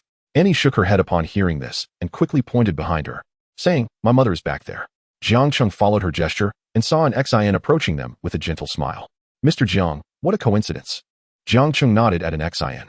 Sister Xin, are you out with her alone? An Xin understood Jiang Cheng's concern and replied bashfully, It's relatively safe in the country. I only brought a driver. I usually go out by myself, keeping an eye on her from behind. Annie, eager to charm, tugged at Jiang Cheng's pants, saying, "Handsome brother, I'm not running around now. I know my mother is behind me, and I will wait for her." Compared to their first meeting, Annie indeed appeared much more well-behaved. Jiang Cheng patted her head, saying, "You know not to run around. That's progress." "I understand everything the handsome brother says." Annie blushed as she spoke. Alexian sighed. "This child actually listens to you. When I talk to her, she often lets it go in one ear and out the other, but she keeps repeating what you say." After finishing, Alexian asked, "Are you here alone?" Jiang Cheng nodded, "Just came to stroll around." Upon seeing Jiang Cheng alone, Annie's eyes brightened, and she immediately grabbed his arm, playfully saying, "Can you accompany us? Today is my birthday, and my mother is going to buy me a birthday gift. Could you help me choose one?" Seeing Annie's request, Alexian quickly pulled her hand back, feeling embarrassed. "Annie, the handsome brother is very busy. It's enough for your mother to accompany you." Annie pouted, unwillingly breaking free from Alexian's grasp to hold onto Jiang Cheng again. "Handsome brother, are you very busy?" "Annie, stop it, or mother will get angry," Alexian warned sternly. Annie, feeling a bit timid, replied, "But you said you wouldn't get angry today." Upon closer inspection, Annie bore no resemblance to Alexian, her eyes a striking brown, resembling a doll. With her foundation, she should grow into a remarkable beauty. Jiang Cheng playfully pinched Annie's nose and asked, "Is today your birthday?" "Yes, yes. My mother promised to take me to the amusement park." "Brother, have you ever been to an amusement park?" Annie asked with eager anticipation. At that moment, a prompt from the system chimed. Option 1. Agree to accompany Annie, and you will gain the skill of deep affectionate gaze. Option 2. Decline to accompany her, and you will receive 2 bad luck cards. Without hesitation, Jiang Cheng chose the first option.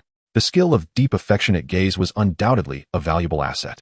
As the saying goes, possessing a pair of eyes that can exude deep affection is a captivating skill for most women. "I haven't been in a long time. How about I accompany you? I'll also buy you a birthday gift." Alexian quickly waved her hand. "That won't do. How can I accept your gift?" Realizing she had revealed her own feelings, Alexian's face flushed with warmth as she gently scolded, "Annie, what are you talking about?" "Jiang Cheng, I only mentioned to my father some things about you saving Annie. Please don't misunderstand." Jiang Cheng observed Alexian's shy demeanor. A flicker of light glimmered in his eyes. This feeling seemed rather peculiar. Ignoring Alexian's words, Jiang Cheng took Annie's hand and said, "Annie, let us go pick out your gift." After a brief exploration, Jiang Cheng decided to buy Annie a small children's bag from Chanel, priced at a little over 8,000. He opted not to use the cashback card. They wandered around a bit more, and Jiang Cheng also purchased some skincare products from La Mer for his mother, Lian. As a heavyweight in the cosmetics industry, a bottle of toner costs nearly 2,000, but the entire set was just close to 10,000. The prices remained somewhat low, and Jiang Cheng chose not to use the shopping cart either. Once they finished shopping, they decided against lingering any longer, as the amusement park would soon close. The 3 of them arrived at a large nearby amusement park, and Annie's excitement was palpable. Indeed, no child could resist the allure of an amusement park. "Annie," Jiang Cheng reminded her, and she immediately ceased her scanning and obediently replied, "Don't worry, Jiang Cheng brother, I will behave." After saying this, Annie took hold of Jiang Cheng's hand, and then immediately grasped Alexian's hand as well, saying, "Let us go." Noticing Alexian's somewhat unnatural expression as she glanced at him, Jiang Cheng pretended not to see. As evening fell, the amusement park lit up with neon lights, the warm yellow glow creating a more atmospheric ambience than during the day. The 3 of them walked hand in hand, exuding a heartwarming vibe. Annie wore a smile of happiness, alternating her gaze between Jiang Cheng and Alexian, as if they truly resembled a family. She frequently asked for various snacks from the amusement park, exclaiming, "Oh, is this a family? They look so happy." This family was exceptionally good-looking, the man was handsome, and the woman was beautiful. "I found myself wishing to have children, but only if my husband looked just as handsome." The envious glances and whispers from passers-by did not escape Alexian's notice. She discreetly stole a glance at Jiang Cheng, then observed Annie snuggling close to him. For a moment, she felt that if the 3 of them were indeed a family, it wouldn't be such a bad thing. At that moment, a Rolls-Royce pulled up at the entrance of the amusement park, clearly there to pick up Alexian. Before getting in the car, Alexian turned to Jiang Cheng and said, "Thank you for accompanying us today, and thank you for your gift. There's no need for formalities. Annie's happiness is what matters most." As they conversed, Jiang Jianming and another middle-aged man emerged from the side of the amusement park. Upon passing by, Jiang Jianming caught sight of the warm scene and paused, his eyes widening in surprise. He saw a sleeping girl resting against Jiang Cheng's shoulder, with a shy beauty standing beside him. Instantly, numerous incomprehensible thoughts flooded Jiang Jianming's mind. The other middle-aged man accompanying Jiang Cheng also noticed them and quickly approached. He greeted an Xian obsequiously. "Mizzen, what brings you here?" An Xian glanced at the man and replied coolly, "I brought my daughter to have some fun. You could have informed me beforehand so I could personally host you." At this point, Jiang Cheng finally noticed Jiang Cheng and asked, "Dad, what brings you here?" "I'm here to accompany them for some fun," Jiang Cheng replied, unable to discern Jiang Cheng's intentions, and simply frowned in response. Seeing Jiang Cheng address Jiang Cheng as father, an Xian's face lit up with a smile as she greeted him warmly. "Hello, uncle. It's my first time meeting you. I'm an Xian. I've often heard Jiang Cheng mention you. I'll personally bring Annie to pay a visit another day." An Xian clearly did not anticipate that Jiang Cheng had not disclosed their relationship to Jiang Cheng. Her words were indeed easy to misinterpret, and Jiang Cheng was currently caught in such a misunderstanding. His heart skipped a beat, but with so many people around, he refrained from saying anything, merely nodding. With Jiang Cheng's acknowledgement, he finally felt relieved. That evening, Jiang Cheng continued to play the game Honor of Kings with Xiao Xiao Su. After some time, Li Yin emerged from her room, looking rather heavy-hearted. After a moment's thought, she knocked on the door and entered Jiang Cheng's room. Upon seeing her enter, Jiang Cheng looked at her in confusion and asked, "Mom, what's wrong?" Li Yin, with an awkward expression, hesitantly inquired, "You see, our group of sisters often chat, and recently, since you all have turned 18, it's about time for young people to discuss romance. Your mother has shown me several lovely girls. Let me show you." After speaking, Li Yin took out her phone and opened WeChat, intending to share the photos with Jiang Cheng. Jiang Cheng waved his hand, speechless. "Mom, no need for that. Who does blind dates these days? I don't want it." After being rejected, Li Yin felt a pang in her heart. Why not? "Do you have a girlfriend?" Of course, he had many, but revealing this to Li Yin at this moment was not appropriate. Jiang Cheng could only respond, "This matter is quite complicated. I will tell you later." Outside the door, Jiang Cheng, having overheard, could no longer contain himself. He entered, frowning at Jiang Cheng. "There are some things I pondered over last night. Initially, I didn't want to say anything, but I believe it's necessary." "What is it?" "That girl you were with tonight, doesn't she have a child?" "You mean an Xian? So what if she has a child?" Upon seeing Jiang Cheng's nonchalant demeanor, Jiang Cheng and Li Yin exchanged glances, their expressions growing heavier.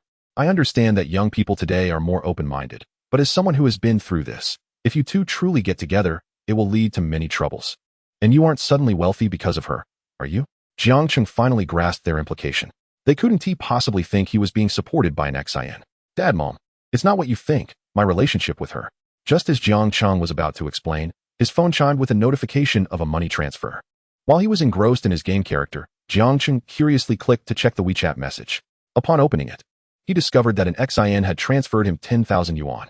Not only did Jiang Cheng see this, but Li Yin and Jiang Cheng also noticed. It is often said that there are three most embarrassing moments for a young person. First, being caught by parents while performing a slow-motion action with their hands. Second, being overheard by female classmates while commenting on a female teacher's figure. And third, being discovered writing an embarrassing story by someone familiar. Although Jiang Cheng had not experienced any of these, he still felt a tinge of embarrassment. Seeing the complicated expressions on Li Yin and Jiang Cheng's faces, he reluctantly recounted the events that transpired in Thailand. After listening, Jiang Cheng and Li Yin finally felt relieved. "It's all your father's fault. You startled me. I thought I was going to be a grandmother." Chapter 92, Personal Vendetta. After completing the amusement park project, Jiang Cheng and Li Yin went on a business trip. Leaving Jiang Cheng alone at home. Bored, he picked up his phone and began scrolling.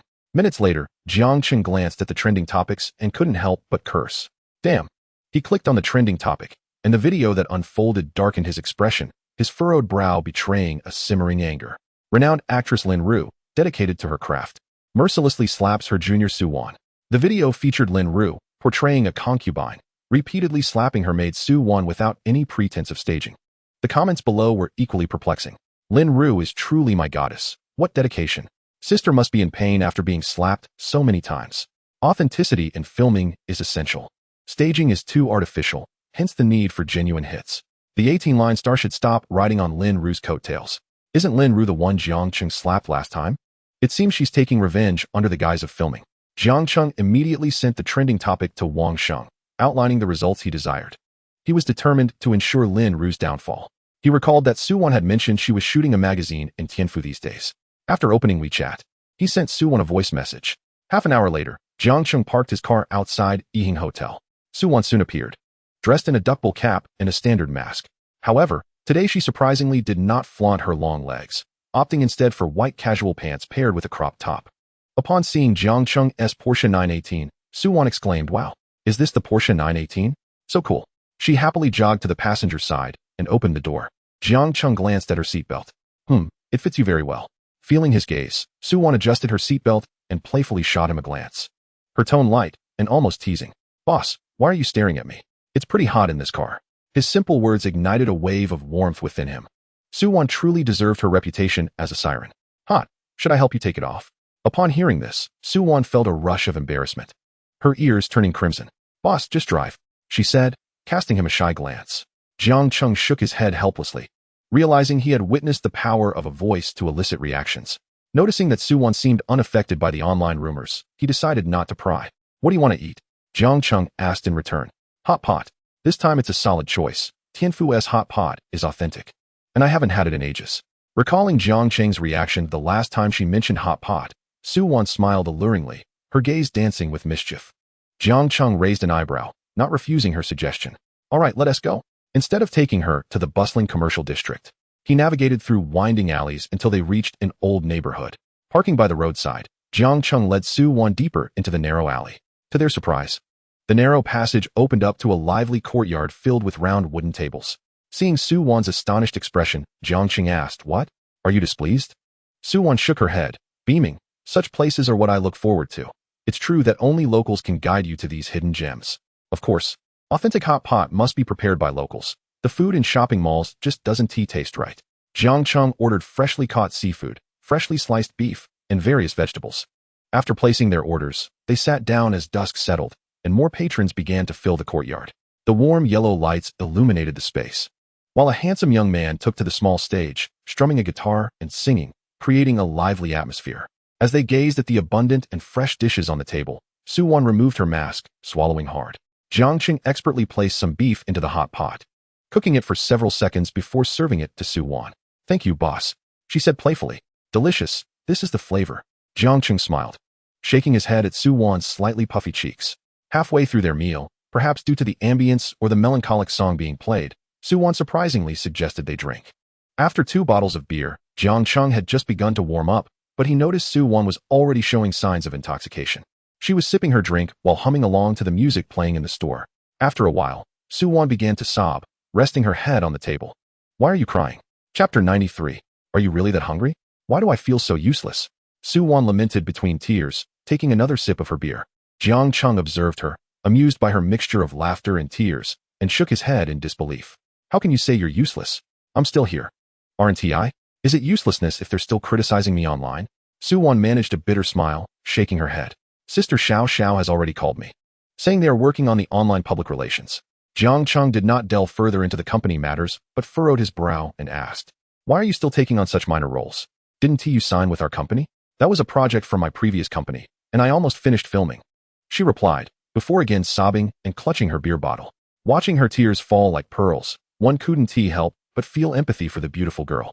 Jiang Cheng refrained from offering too much comfort, as his concern stemmed from the fact that she was an artist under his management.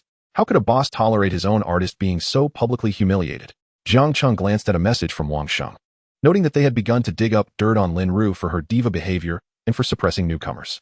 After a while, Su-won became thoroughly intoxicated and her phone had died. He called for a cab to a nearby hotel and booked a double room. He laid Su-won on the bed, and upon observing her alluring figure, particularly her ample bosom, he felt a surge of heat rise within him. Daring not to linger on such thoughts, he reminded himself that taking advantage of someone in distress would be an unpleasant endeavor, and it was likely there would not be another chance. Better to keep things at a gentle pace, as one encounter would not make a difference. Jiang Cheng mentally reassured himself before reluctantly turning to leave. Taking a deep breath, he stepped outside, quickly took a shower, and went straight to bed, hoping to avoid any unworthy thoughts. Soon, he fell into a deep slumber. However, in the dead of night, a series of soft sounds roused him, followed by the sound of water flowing. It seemed she was in distress, perhaps needing to relieve herself. After a short while, he heard the sound of her showering. Just as he was about to drift back to sleep, he felt someone enter the bedroom. Su-won, still dazed, lifted the covers and nestled beside him. A captivating fragrance wafted into Jiang Cheng's nostrils. Alarmingly, it seemed as if Su-won was unaware, her body pressing against his. Truly, her figure was remarkable, with an impressive elasticity. Though they were drawn closer together, Jiang Cheng dared not make any bold moves, preferring to gauge the situation lest Su-Wan awaken. After some time, he realized that remaining still would not suffice, and it seemed he would spend the night awake otherwise. Moreover, Su-Wan's small hand was restless in her sleep, playfully tracing the contours of his well-defined abs. After a moment's contemplation, he decided to take decisive action. Unfazed, he lifted Su-Wan's chin and kissed her. Startled, she let out a soft sound. That single utterance ignited a fire within him, and he found himself embracing her, kissing her fervently, causing her to awaken fully. She gasped and pushed him away. "No, what are you doing?" Su-Wan exclaimed. One could not deny that she was truly a siren. Her enchanting eyes, though filled with tears of fright, inexplicably thrilled him further. Had he not been a principled man, Su-Wan would have certainly found no escape. Jiang Cheng feigned a headache, clutching his head and mumbling, "Su-Wan, why are you in my room?" Su-Wan glanced around, her expression mirroring confusion. Shaking her aching head, she swallowed hard. Noticing Jiang Cheng's impressive physique, realizing he was equally captivated, she instinctively adjusted her strapless dress. Earlier, during their intimate entanglement, he had seen her fully. Now, any attempt to conceal would only serve to heighten the awkwardness. Unsure of how to navigate the situation, Jiang Cheng took the initiative, saying, "It seems sharing a room with you is far too risky. I nearly lost my innocence just now." Su-Wan was left speechless, caught between embarrassment and indignation.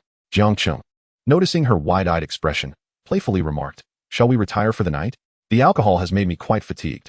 At his suggestion, Su-Wan regained her composure, quickly grasping the neckline of her dress, covering her flushed cheeks, and hastily exited the room, her bare legs moving swiftly. She had never experienced such proximity with a man before. Glancing at the redness on her skin, she whispered to herself, "Was I really that hungry?" Chapter 94.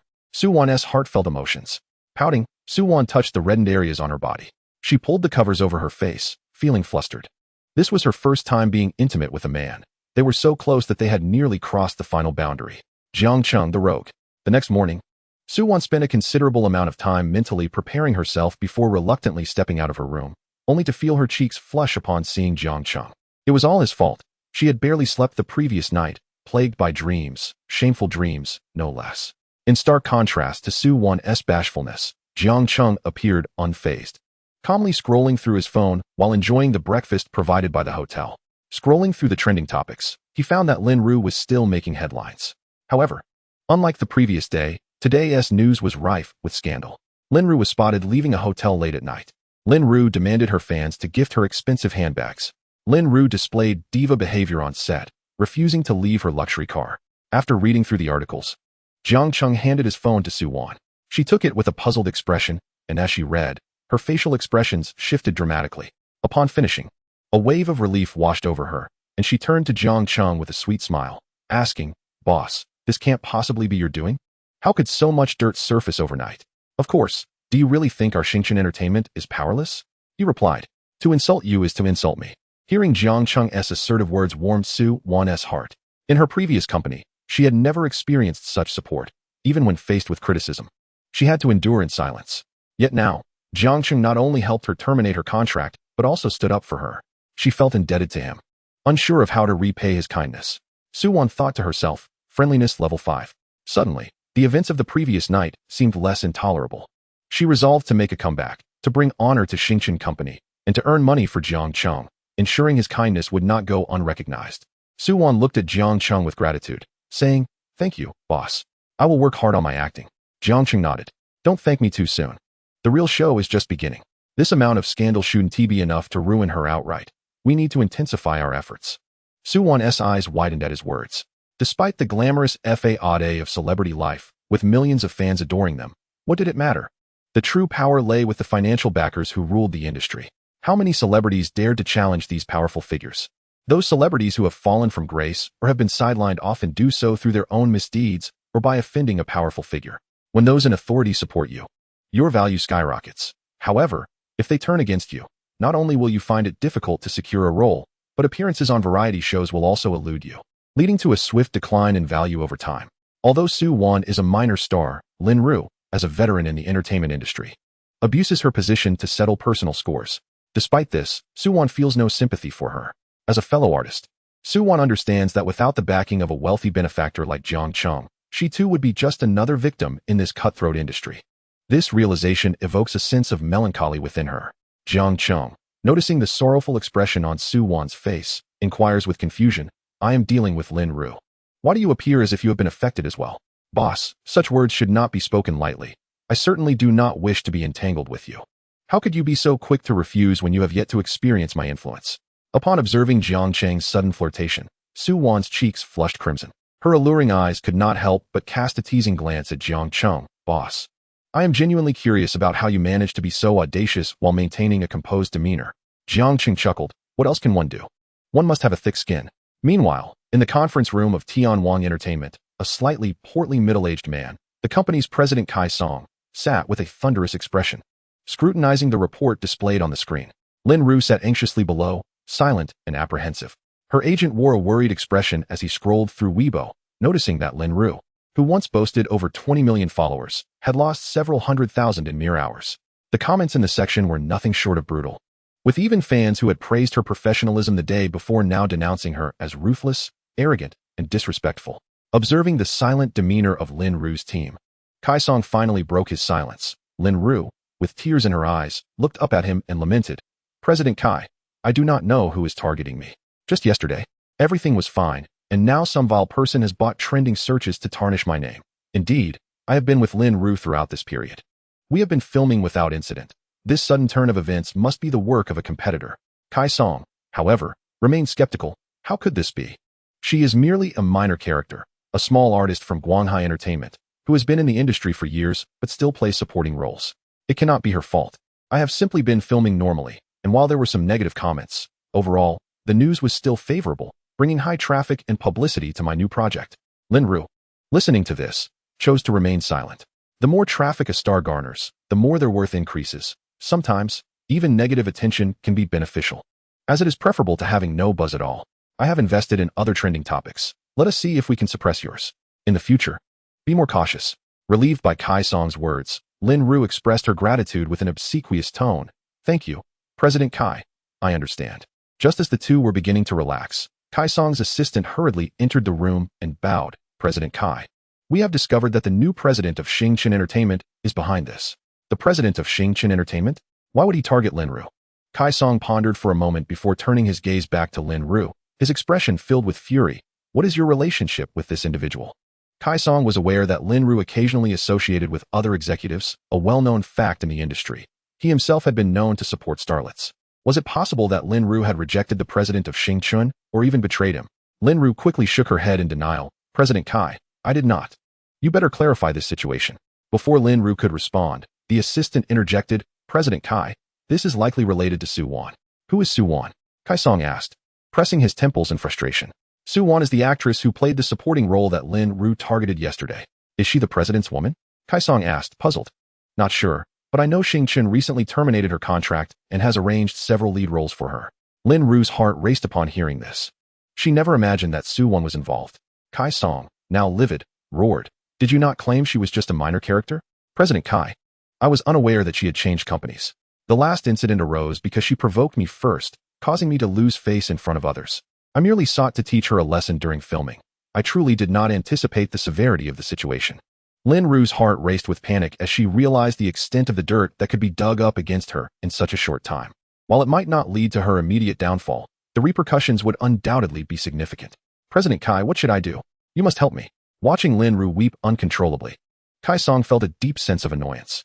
Reluctantly, he acknowledged that only a handful of stars in their company were profitable, and Lin Ru was one of them. She held numerous endorsements, and if she were to fall from grace, the breach of contract fees alone would amount to billions. Kai Song took a deep breath. You will issue a statement. We at Tian Wang Entertainment will protect her. Shingchen should tread carefully, for we are not to be trifled with. Understood. I will handle it immediately. The assistant rushed out of the meeting room. Relieved by Kai Song's commitment to protect her, Lin Ru eagerly expressed her gratitude. Thank you. President Kai, thank you. Remember, this is your last chance. If such incidents occur again, be prepared to be sidelined, Kai Song warned before storming out. After the news from Tian Wang Entertainment was released, Yu Xiaoxiao promptly video called Jiang Cheng. As Yu Xiaoxiao's stunning visage filled the screen, Jiang Cheng couldn't help but break into a mischievous grin. Xiaoxiao, please hold your phone further away. Your voice is rather piercing. Is this better? Yes, a bit higher. From above. Yu Xiaoxiao obediently adjusted her phone according to Jiang Cheng's directions. Once Jiang Cheng was satisfied with the view of her alluring figure, He nodded approvingly. Yes. Just like that. Perfect. Realizing what had just transpired, Yu Xiaoxiao blushed and shot Jiang Cheng a playful glance, yet she maintained her pose. My dear Chairman Jiang, do I look good? Jiang Cheng continued to admire the view while nodding. Indeed, it would be even better if we could capture your lower half. How cheeky. Enough of that. Let us discuss serious matters. Are we not discussing serious matters? I find you to be the most pressing topic. You always tease me. Tian Wang Entertainment intends to protect Lin Ru. Should we proceed? Of course we must proceed. We cannot allow Lin Ru to slip. Otherwise, where would we stand as Xingchun? This is the perfect opportunity to set an example. Yu Xiaoxiao, feeling slightly envious, remarked, Chairman Jiang, you truly know how to care for people. Do I? Am I not the one who is most aware of your feelings? Of course, I long for your affection. A day apart feels like an eternity. Yu Xiaoxiao giggled, covering her mouth. I will wait for you. The entertainment industry is a realm where business is merely beginning to unfold. The more ostentatious your entrance, the better. When connections are insufficient, strength must compensate. In the face of capital, stars possess little say. With enough wealth, anything is possible. Jiang Cheng aims for everyone in this circle to remember the name Xingchen Entertainment along with his own. This is what one might call striking the mountain to startle the tiger. On this very night, the clash between Xingchen Entertainment and Tianqing Entertainment began to spread like wildfire. From 1 person to 10, and from 10 to 100. At that moment, the stars of this industry, even those with millions of fans, trembled in fear. Meanwhile, all the lurking paparazzi were stirred with excitement. The various executives in the film and television industry were eager to uncover Jiang Cheng's background. However, regardless of the circumstances, everyone memorized the same name overnight, Jiang Cheng. Just then, in a bar in the magical city of Modu, a group of men sat at a table, indulging in their drinks. Suddenly, a portly man clad in colorful attire, named Jiang Cheng, excitedly glanced at his phone and exclaimed, Does anyone here know the actress Lin Ru? It seems she has been trending lately. My uncle says she is nothing but a flirtatious troublemaker. Beside him, Dewey chimed in. I heard in a group chat that the boss of Xingchen Entertainment is pursuing her. If anyone has a way to get involved, there is a bounty. Upon hearing this, Qin Fun, who had been engrossed in his phone, looked up at Jiang Cheng and asked, Xingchen Entertainment? I haven't heard of it. Whose company is it? Jiang Cheng quickly replied with the gossip he had gathered. As far as I know, it's a new company, and the boss is named Jiang Cheng. He is said to be quite young. What? Jiang Cheng. Upon hearing that name, Wang Zheng, sitting beside Qin Fun, finally spoke, looking somewhat stunned. Do you know him? Qin Fun turned to Wang Zheng, inquiring. Wang Zheng nodded. Qin, don't you remember? You added him on WeChat before you went abroad. He was the one who competed with you for a watch at the auction. I've been hanging out with him a lot lately. I forgot to mention it to you. He bought my LaFerrari outright, but I hadn't heard that he started a company. Could it be a coincidence with the same name? As Wang Zheng finished his statement, the others widened their eyes in astonishment. Which LaFerrari did you order? Paid in full. Are you joking? Jiang Cheng asked, curious. I remember now. I added him before going abroad. By the way, what business does his family run? Qin Fun asked, intrigued. Wang Zheng shook his head. I'm not sure. I looked him up before, but couldn't find anything particularly noteworthy. His family runs a construction company. But he did buy my LaFerrari outright. Moreover, at the auction a few days ago, he spent over 20 million just on watches. And then another 50 million on my car the next day. He seemed completely unfazed. So he is not an ordinary person. At 18, I couldn't even dream of having that kind of cash flow. Hearing Wang Zheng's words, the expressions of those present became more animated, each one staring at him in disbelief. 18? That much cash flow? Spending over 70 million in 2 days? Not investing in companies or assets, but directly purchasing cars and watches? How poor could his family possibly be? Just like Wang Tsong, whose father provided a 500 million entrepreneurship fund. You expect us to believe that his family merely runs a construction company? Chapter 97, Lin Ru's Collapse. Among those present, only Qin Fun, Jiang Cheng, and Wang Zheng had reached their small financial goals, but they were all nearing 30. I need to confirm if he really owns Xingchen Entertainment. After speaking, Wang Zheng picked up his phone and sent a message to Jiang Cheng. Upon receiving a response from Jiang Cheng, Wang Zheng felt a pang of envy. It really is him, he remarked, shaking his head in disbelief. Jiang Cheng suppressed his excitement and shock, asking curiously, why is he targeting Lin Ru? Is she his ex-girlfriend? Wang Zheng shook his head. I asked. No, it's not that. He is upset over his newly signed artist, and this is just to vent. Upon hearing this explanation, the others looked bewildered. After a brief pause, they hesitantly asked, is that artist his girlfriend? Wang Zheng shook his head again. No, he claims they are just friends. And she's a freshly signed artist. Now that's impressive. If I were Lin Ru, I'd just end it all and go for the bounty, then retire. She is bound to fade into obscurity, Dewey joked. If she stops being a star, she'll just become a minor socialite. Would she accept that? Wang Zheng scoffed. That's true. These past few days, all the gossip has been about her. She's probably finished unless she can leverage this negative fame to resurrect her career. But given the current online sentiment, the resistance seems stronger, Qin Fan remarked, shaking his head. Indeed, Jiang Cheng has guts. He has gone head-to-head with Tianwang Entertainment right from the start, he continued. Yeah, Lin Ru is a prominent figure in Tianwang Entertainment. If they want to protect her, it's going to cost them a fortune in public relations.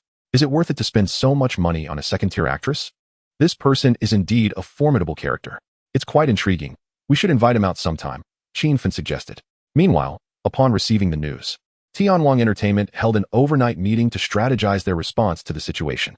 At that moment, Lin Ru, seated at the edge, wore a pale expression as tears streamed down her face like unending raindrops. In the past, if she had looked this way, the men in the meeting room would have been sympathetic. However, now that the entire debacle stemmed from her, the shareholders and executives looked upon her with increasing disdain, crying, "What is the point? Where was this emotion when you were striking others? You've become arrogant with a bit of fame. Now what will you say? Even if you fade into oblivion, the company can still promote another Lin Ru.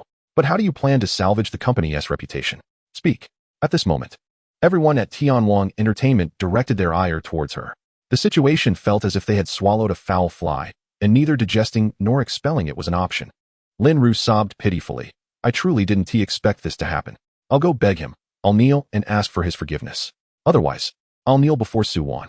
All the executives, you must protect me." Lin Ru was acutely aware of her numerous scandals.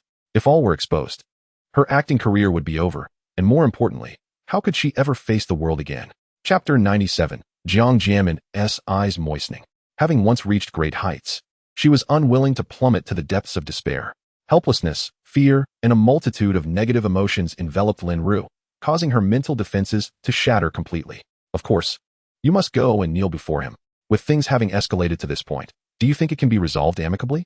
Do you have any idea how much the company has spent today just to buy trending searches? You know your annual profit barely exceeds 10 million. And this money has just evaporated seeing everyone attack Lin Ru again. Zhang Song impatiently interjected, "Enough of this nonsense. Who can contact the boss of Xingchen? Let us arrange a meeting and see if there is room for negotiation." Without even glancing at Lin Ru, Jiang Song issued his orders. Jiang Jiamin, beaming with delight, turned to Jiang Cheng and said, "The amusement park project has been secured, although it wasn't explicitly stated. It's likely due to your friend that the project was awarded to our company." "Oh," Jiang Cheng nodded. Li Yan added, "Your father was initially ready to abandon it, but completing this project will yield at least 50 million in profit. Additionally, he is negotiating another promising project that could bring in substantial profits. Things are going well. You should ask your father for a gift. I really don't understand why you men are so fond of these exorbitantly priced watches," Li Yan remarked disdainfully. Shaking her head, Jiang Cheng looked at his mother in surprise. "Mom, you're aware of this brand of watches?" Hearing this, Jiang Jianmin cast a sidelong glance at Li Yan and then said, "Your mother knows nothing. To her, watches are just expensive items. You choose whichever model you like, and I'll reimburse you." Li Yan quickly shifted the topic, saying, "Let us go. I'll cook tonight, but let us eat out instead." Upon hearing his parents' remarks, Jiang Cheng recalled that he had received a call from the Benz dealership yesterday, informing him that the CH-50 he had purchased for Jiang Jiaming had arrived at the Tianfu dealership. After a brief contemplation, he took out his phone to message the dealership as he was just about to head out. The three of them traveled in Jiang Jiaming's Audi to a nearby restaurant for a hearty meal. On their return, Jiang Cheng expressed his desire to drive, suggesting that Jiang Jiaming and Li Yan sit in the back. The fact that Jiang Cheng had obtained his driver's license and could drive seemed to evoke no surprise from Jiang Jiaming and Li Yan. Jiang Cheng couldn't help but think that it must be the system at play again. He steered the car towards the Benz dealership, and it was not until they arrived at the entrance that Jiang Jiaming and Li Yan appeared bewildered. "Why have you brought us here? Are you buying a car?" Before Jiang Cheng could respond, the sales manager from the dealership and his staff immediately greeted them. "Mr. Jiang, welcome." Jiang Cheng nodded and explained, "Dad, Mom, remember I went to the car show recently? I ended up buying a car, and I'm here to pick it up." Listening to Jiang Cheng, his parents showed little reaction. Under the guidance of the sales manager, the three entered the lobby, where a vehicle draped in a cover stood prominently in the center, surrounded by balloons and flowers. The sales manager respectfully addressed Jiang Jiaming. "Mr. Jiang, please unveil it."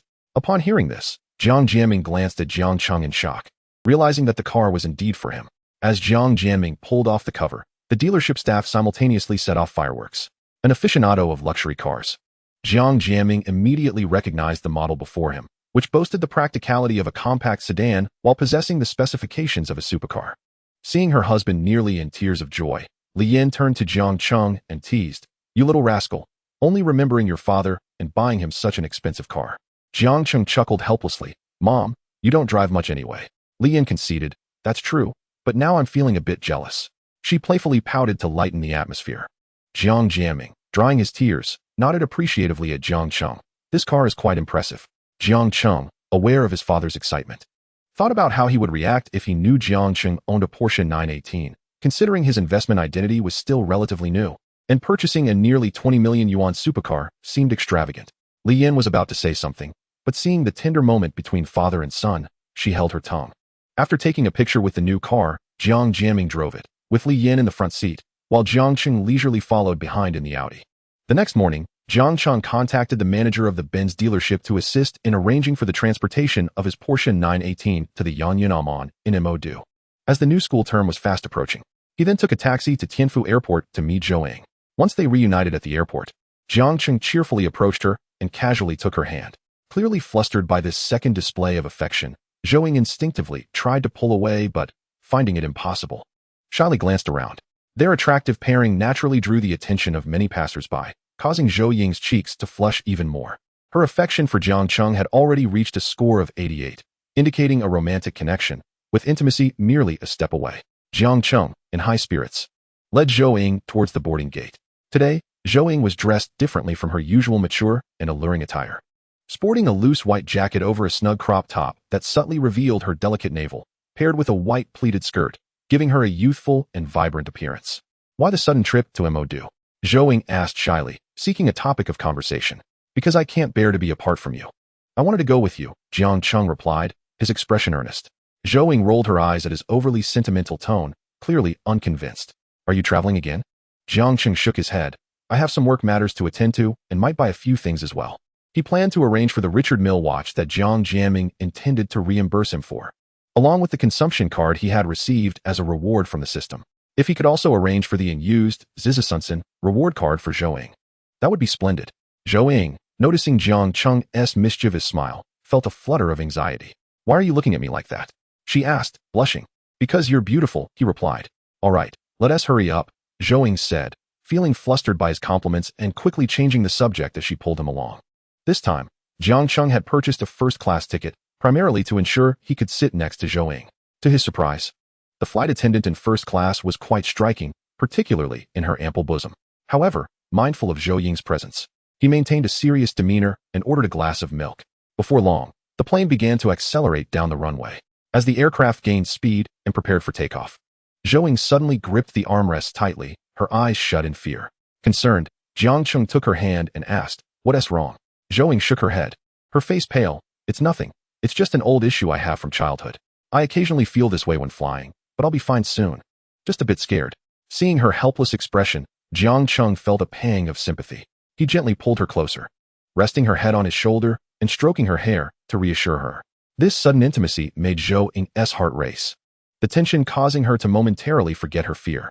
She swallowed hard and looked up at Jiang Cheng, expressing her gratitude. "Thank you, Jiang Cheng. I'm all right now."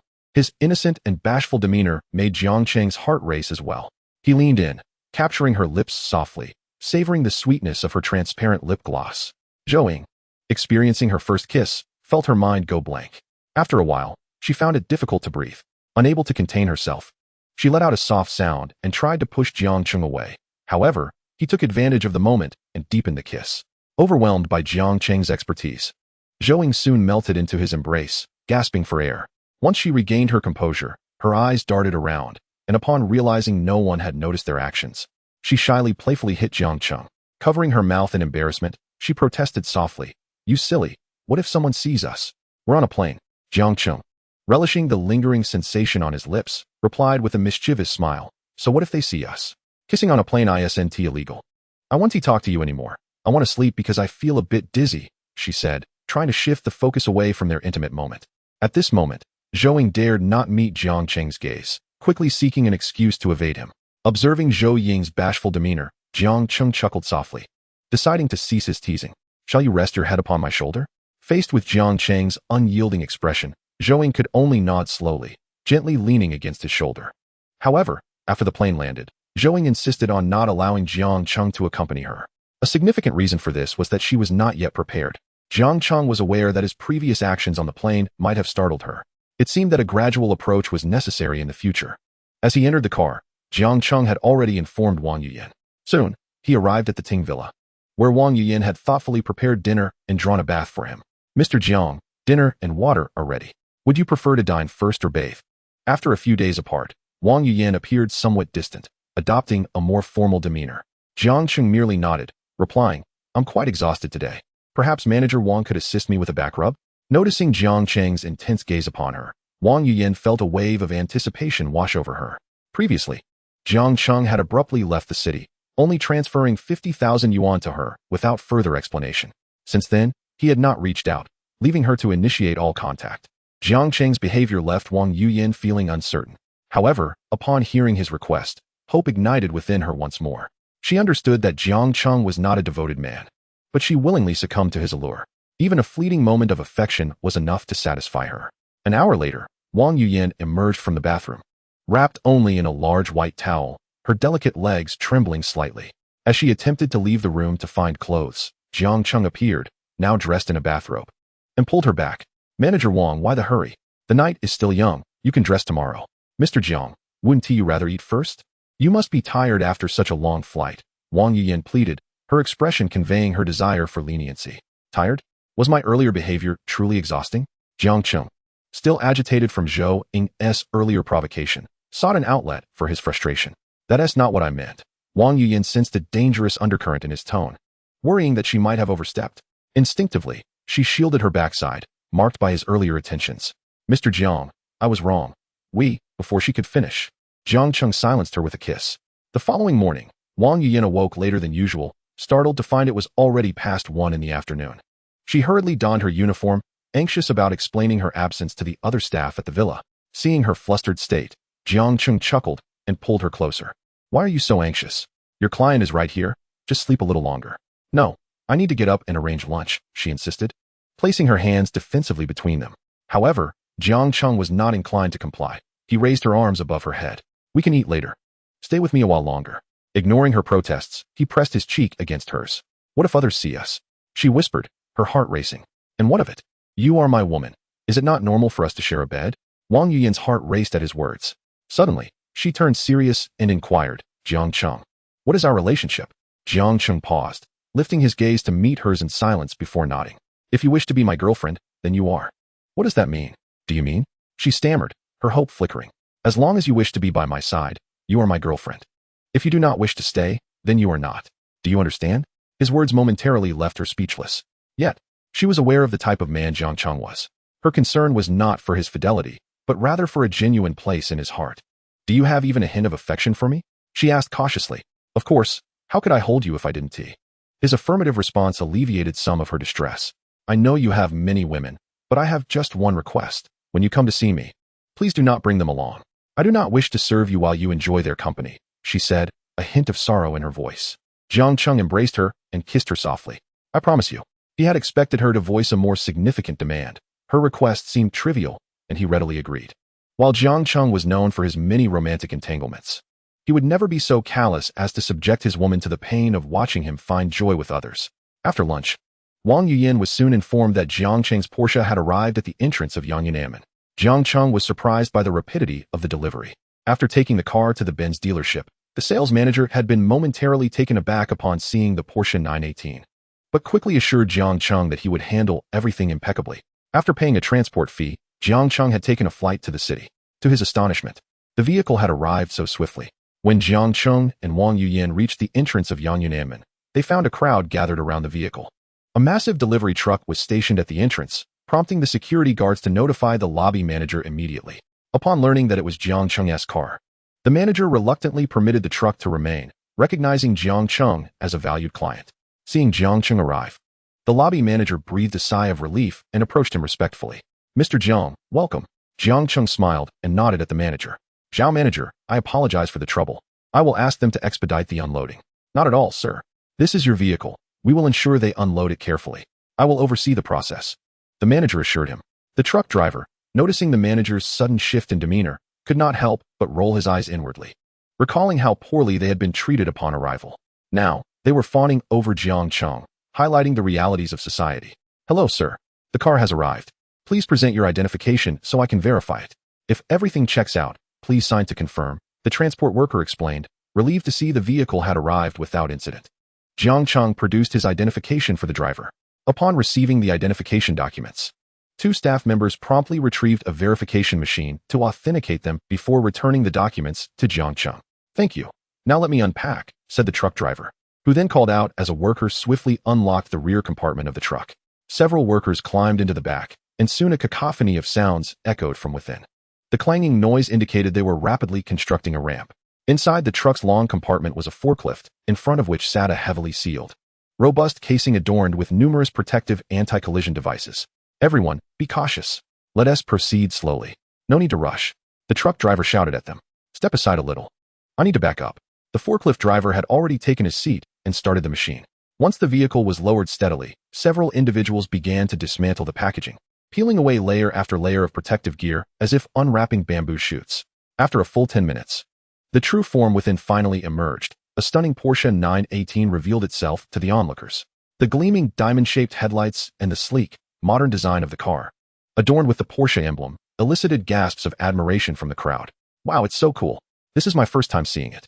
The Porsche 918, the pride of Tianfu? Such wealth. Who could afford a Porsche 918? I wish I could sit in it. The women in the crowd gazed at Jiang Cheng with fervent admiration, their eyes filled with envy as they glanced toward Wang Yuyan. Jiang Cheng surveyed the pristine vehicle, nodded in satisfaction, unlocked the car, and stepped inside. Instantly, the front headlights illuminated, and the roar of the supercar's engine sent adrenaline coursing through those present. This was the allure of supercars. Merely gazing upon one could elevate one's spirit.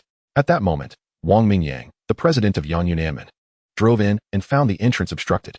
He frowned at the throng blocking the hotel's entrance and, with a scowl, exited his vehicle. Manager Zhao, recognizing Wang Mingyang, plastered on a smile and said, "President, you've arrived. It's Mr. Jiang from our hotel. His car has just arrived and is currently being unloaded. I'll have the area cleaned up immediately. My car has been parked for quite some time. What does it matter to me what they are unloading? Is the hotel business still operational?" Wang Mingyang's reprimand left manager Zhao pale, beads of cold sweat forming on his brow. Had he made a mistake? Previously, Wang Mingyang had insisted on doing everything possible to ensure Jiang Cheng's stay at Amen was exceptional. Manager Zhao felt truly distressed. "I understand, President. I will promptly ask the guest to move the car." He hurried over to the Porsche and knocked on Jiang Cheng's window. As Jiang Cheng lowered the window, Wang Mingyang's eyes widened in shock.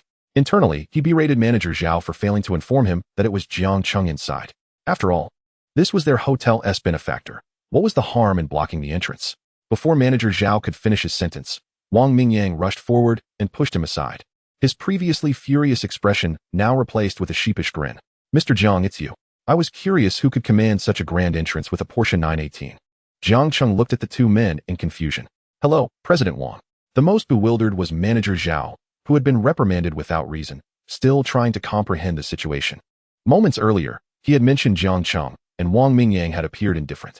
The staff, witnessing their president's sudden politeness towards Jiang Cheng, exchanged glances, their expressions shifting.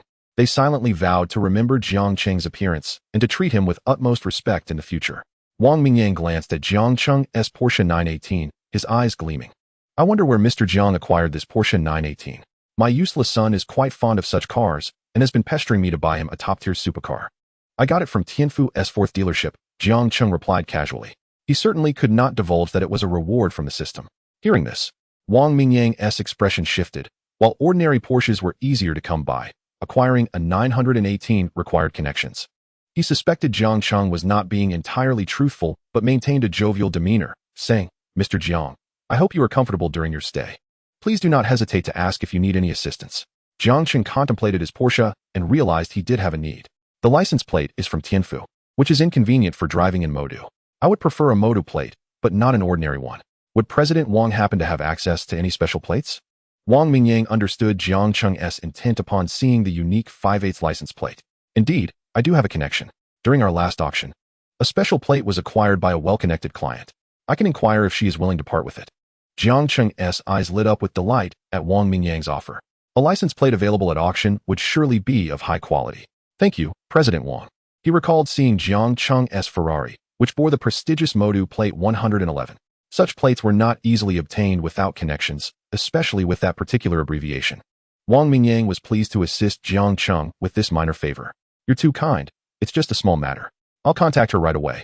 That evening, Jiang Cheng received a call from Wang Mingyang, who had arranged a meeting at the Rongjia restaurant at number 3 Whitean.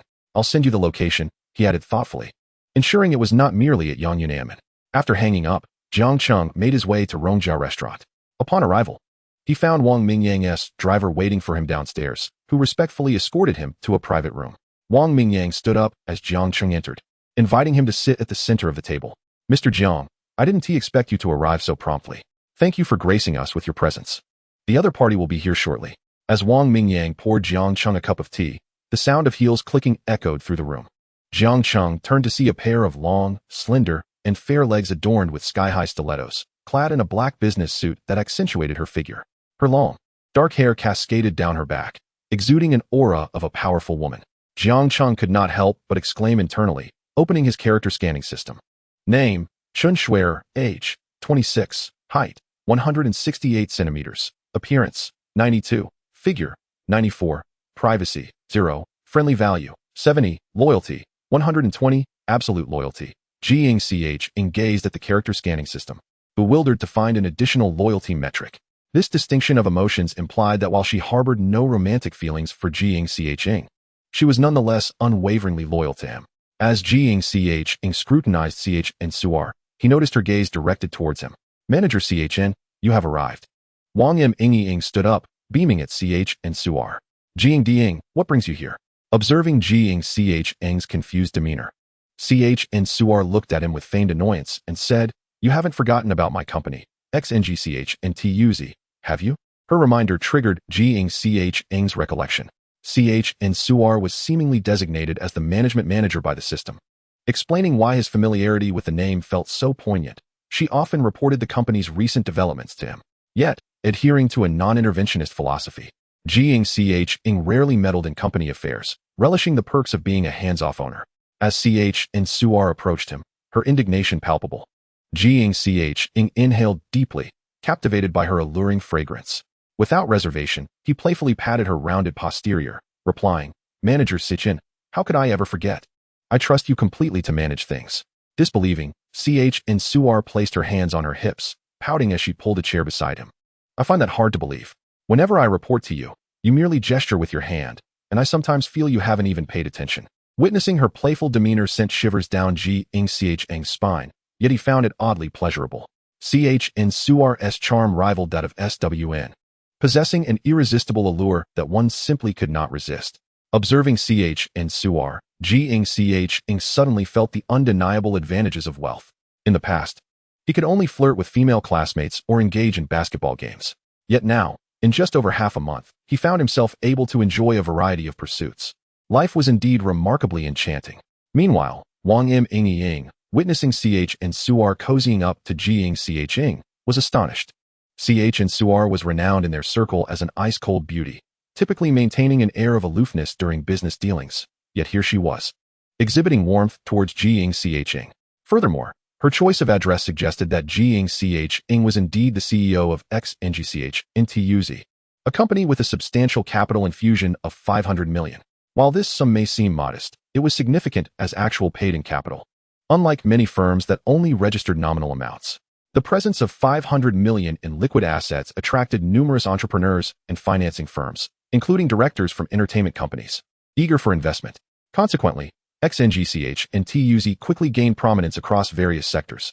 Suar was a celebrated elite manager, having acquired a prestigious financial management certificate at the age of 18, alongside numerous accolades in various fields. By 19, she had already made her mark in the industry. Heralded as a prodigious talent in investment, many multinational corporations vied to offer her lucrative salaries. It was a surprise when she recently transitioned to the newly established XNGCHNTUZ as a manager, leaving the industry astounded. Jiang had previously reviewed her credentials and recognized that her presence in his company was a boon from the system. However, he understood the reasons for her joining XNGCHNTUZ, which remained unknown to others. Wang Yiming internally speculated that CHNSUR's willingness to affiliate herself with Jiang Cheng's investment firm hinted at the vast potential behind him, far exceeding initial perceptions. After all, a talent like CHNSUR would possess a keen intuition. Thus, Wang Yiming's admiration for Jiang Cheng deepened. Knowing that CHNSUR had previously worked for a multinational corporation valued in the hundreds of billions. Mr. Jiang and manager CHN are acquainted? Wang Yiming remarked, astonished. Jiang Cheng chuckled. I had no idea the person Wang Xing introduced was manager CHN. What a coincidence. Immediately, Wang Yiming raised his teacup, altering his address to Jiang Cheng. Jiang Diang, it is an honor to finally meet you.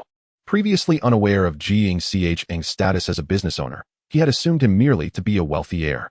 The revelation of his entrepreneurial success, combined with having such an impressive ally as CHNSUR, suggested that Jiang Cheng's future was indeed promising.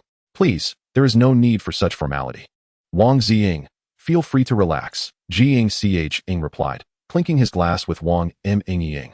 After setting down his glass, CHNSUR smiled brightly at Jiang Cheng, winking playfully as she said, Jiang Diang, our company has recently invested in several promising projects and properties. Did you have a chance to review the materials I sent you yesterday? Jiang Cheng felt a tinge of embarrassment. He had been preoccupied with WNYYN the previous night, leaving little time for such matters. He had only skimmed the critical sections and recalled CHNSUR mentioning a profit of over 20 million within a week. He had not paid it much mind since the funds had already been transferred to him, and he had neglected to review the investment details. While he might have reservations about others, he held complete confidence in CHNSUR, being a system-appointed asset. CHNSUR had perceived Jiang Cheng's indifference, but chose not to confront him. Initially adjusting to her role, she found it peculiar that Jiang Cheng had never reached out to her since the company's inception. Internally, she lamented the hardships of being an employee. By the way, Jiang Diang, Wang Xing mentioned someone was interested in a license plate from MD. That would be you, correct? Jiang Cheng nodded. Yes, you were the one who bid on that license plate? Wang Yiming quickly interjected. Manager CHN recently purchased a license plate worth 5 million at our YNYNNMN auction. When Jiang Diang mentioned it, I immediately thought of you. It seems there is no need for me to introduce you two further. CHNSUR readily agreed. I was initially hesitant to part with that license plate, but since it's for Jiang Diang, that's a different matter. It's on my car. I'll bring it to you shortly. Jiang Cheng nodded in satisfaction, his gaze inadvertently drawn to CHNSUR's delicate thighs. Were it not for Wang Yiming's presence, he might have indulged in a more tactile assessment. Thank you, Manager CHN. You can deduct the payment for the license plate directly from the company account. I won't stand on ceremony. CHNSUR replied cheerfully. At that moment, Wang Yiming chimed in. Jiang, you plan to transfer the plate to the 918, correct? You'll need to make a few trips to the Vehicle Administration Office for that. Seeing Jiang nod, Wang Yiming continued. I have contacts there. If you need assistance, I can help you sort it out in one trip. His suggestion was subtle, and since Wang Yiming had offered his help, Jiang graciously accepted, smiling. I appreciate it, Wang Xing. Upon entrusting matters to Jiang Cheng, Wang Mingyang felt a surge of happiness. In his perspective, a wealthy individual like Jiang Cheng undoubtedly had no shortage of people willing to assist him. Most crucially, Jiang Cheng had not refused his help, embodying the essence of reciprocal resource exchange. This is the nature of a society built on human connections, an intricate dance of give and take. An enjoyable meal unfolded, during which Chen Shuer not only managed her company adeptly, but also catered to Jiang Cheng with utmost care at the dining table. After receiving Chen Shuer's Shanghai vehicle license plate and assuring her that he would make a point to visit the company for a thorough inspection, Jiang Cheng swiftly departed in his car. The following afternoon, after rising from slumber, Wang Zhong called Jiang Cheng. Hey, Jiang, what have you been busy with lately? I just arrived in Mo yesterday and took a day to rest. What a coincidence. I was just thinking of inviting you out. Oh, what do you have in mind? Please, enlighten me. I plan to visit a private collection gallery to see if there are any treasures worth acquiring. Care to join me? Jiang Cheng was familiar with private collection galleries, where one could purchase rare items at a premium, artifacts, exquisite watches, jewelry, and more. Sounds intriguing, Jiang Cheng replied with interest. All right, I will send you the address and introduce you to a few friends. Jiang Cheng nodded in agreement. Early that morning, Chen Shuer had arranged for Jiang Cheng's Porsche to be registered at the Vehicle Management Center. As Jiang Cheng gazed at the newly affixed Shanghai license plate, satisfaction bubbled within him. Starting the Porsche 918, the alluring roar of its engine resonated, akin to a black beast rampaging through the streets of Mo2's Bond. Wow. A Porsche 918. The license plate 88,888 is impressive. I wonder which rich heir is flaunting it so early in the day. The car swiftly reached its destination, a mansion by the Bond. Several supercars of varying colors were already congregated at the entrance, with a group of young individuals chatting casually nearby. Just then, an unfamiliar Porsche approached, its loud engine drawing their attention. As it neared, Jiang Cheng recognized the lineup of luxury vehicles: McLaren, Ferrari, Aston Martin, Bugatti. Clearly, this gathering was a convocation of affluent heirs. A glance revealed Wang Zheng among them, suggesting these were the friends he had mentioned over the phone. Jiang Cheng parked beside their vehicles and calmly exited the car. As he opened the door, the young individuals clad in various designer brands curiously sized him up. Wang Zheng, spotting Jiang Cheng, eagerly approached and patted him on the shoulder. "Old Jiang, I knew it was you." A Porsche 918. Jiang Cheng smiled and wrapped an arm around Wang Zheng's shoulder. "Just arrived yesterday." Wang Zheng introduced Jiang Cheng to the others. "This is Jiang Cheng, the wealthy individual I mentioned before." "Nice to meet you." Jiang Cheng nodded. Qin Fun, along with Jiang Xin and Wei, greeted him as well. "Your license plate is quite striking, perfectly matching Qin's 99,999. Jiang Cheng responded nonchalantly. "A beautiful lady gifted it to me yesterday. I offered to pay, but she insisted on refusing." "I'm genuinely envious," Jiang Xin remarked with a grin. "By the way, the owner of this private collection gallery is also a woman. Perhaps she'll refuse to take your money too." Jiang Cheng raised an eyebrow, intrigued. "Is she older?" "Not particularly, but she does have children," Wang Zheng clarified. Jiang Cheng understood the implication and shook his head. "Having children complicates matters." "Wow, turns out you're quite the martial arts expert," Jiang Xin quipped. Jiang Cheng noted that these individuals displayed none of the typical airs of the wealthy, leaving a favorable first impression. "I must confess, I have long awaited a wealthy woman who could see through my bravado. The doctor advised me to avoid hard foods due to my dental issues. Given your situation, perhaps you should spare the other gentlemen." Jiang Xin laughed heartily. Wang Zheng, aware of Jiang Cheng's background, found humor in the situation. "If you consider yourself from an ordinary family, what does that make me? A garbage collector? Look at the car you drive. It surpasses my two vehicles combined. Do you think any wealthy heir can casually pay in full for a supercar costing millions? While they may possess wealth, it is often not directly in their hands. They receive only a fraction of their family's funds, which, while substantial for an average person, can quickly diminish in the lavish lifestyle of Mo2's elite. Just the maintenance of their supercars alone could easily amount to tens of thousands monthly, not to mention expenses related to nightlife, luxury goods, and travel. A few million in cash for a car is manageable, but tens of millions is a different story." Jiang Xin nodded in agreement. "If you're a garbage collector, then what am I? I've noticed that wealthy individuals have become increasingly adept at pretending to be less fortunate." The group burst into laughter at Jiang Cheng's wit. "All right, you all are quite amusing. One of you hopes to be supported by a wealthy woman, while another claims to be a garbage collector. Let us stick to tradition. Whoever spends the most tonight will treat us all," Qin Fun declared with enthusiasm. Jiang Cheng shook his head, bemused. He was speaking the truth. Yet no one seemed to believe him. "I wonder if there will be any unique items this time," Wang Zheng said, rubbing his hands together in anticipation. As they conversed, they entered the gallery. Jiang Cheng, the owner of this private collection, is a renowned expert in luxury watches. "There are many exquisite pieces here that are hard to find elsewhere. We usually come here when she is available, and since you showed interest in Richard Mille last time, I thought you might enjoy it," Wang Zheng explained, gesturing to Jiang Cheng's wrist. Curiously, Jiang Cheng inquired, "If it's a collection, why sell them?" Wang Zheng shook his head. "I'm not entirely sure. Sometimes the pieces are for sale, while at other times they are not. It seems to depend on the owner's whims. By the way, the two watches you purchased at the last auction were from her collection." Jiang Cheng nodded in understanding after Wang Zheng's explanation. Upon entering, the security personnel promptly closed the mansion's gates behind them. Shortly thereafter, an elderly gentleman in a butler's uniform approached, bowing respectfully to Jiang Cheng and the others. "The owner is on her way. She asked me to welcome you in the meantime. Please, this way." The male butler guided them into the inner reception room, a spacious area adorned with a grand fireplace. Beside the fireplace were several antique French sofas and an elegant tea table. The walls were decorated with numerous oil paintings, showcasing a tasteful and sophisticated arrangement of furniture and decor. It was evident that the owner of this residence was a woman. After the butler served them tea and snacks, he activated the large projector in the center of the reception area, displaying a selection of recently acquired watches and jewelry. Jiang Cheng and the others could leisurely examine the items, trying on any pieces that caught their interest. As Jiang Cheng gazed at the exquisite collectibles, his eyes sparkled with excitement. Indeed, as Wang Zheng had mentioned, These were top-notch treasures, featuring various jade pieces, diamond rings, necklaces, and watches. The group engaged in animated discussions about the displayed items. After a while, Jiang Cheng settled on a complex Lang watch priced at $1.5 million. Wang Zheng had his eye on a popular Patek Philippe 6104, adorned with a starry sky design, priced at $4.5 million. The usually quiet Vida also found a Patek Philippe 5160 priced at over $150,000. Meanwhile, Qianfen was captivated by a Richard Mille 38, valued at $8 million. Brother Qin, if you manage to acquire that watch, won't you suffer from back pain while cruising at night? Wang Zheng teased. Indeed. Wearing that watch would be more stylish than driving a Lamborghini. Which girl could resist you while you're out dancing at night? Jiang Cheng chimed in playfully. You bunch of old lechers, can you be serious for once? I'm purchasing this watch merely to check the time, without all your convoluted nonsense, Qianfen retorted, playfully nudging Wang Zheng. Jiang Cheng then added with a jest, Brother Qin, if you don't want that watch, let me take a shot at it. I find it quite appealing, and being young, I could attract those women instead.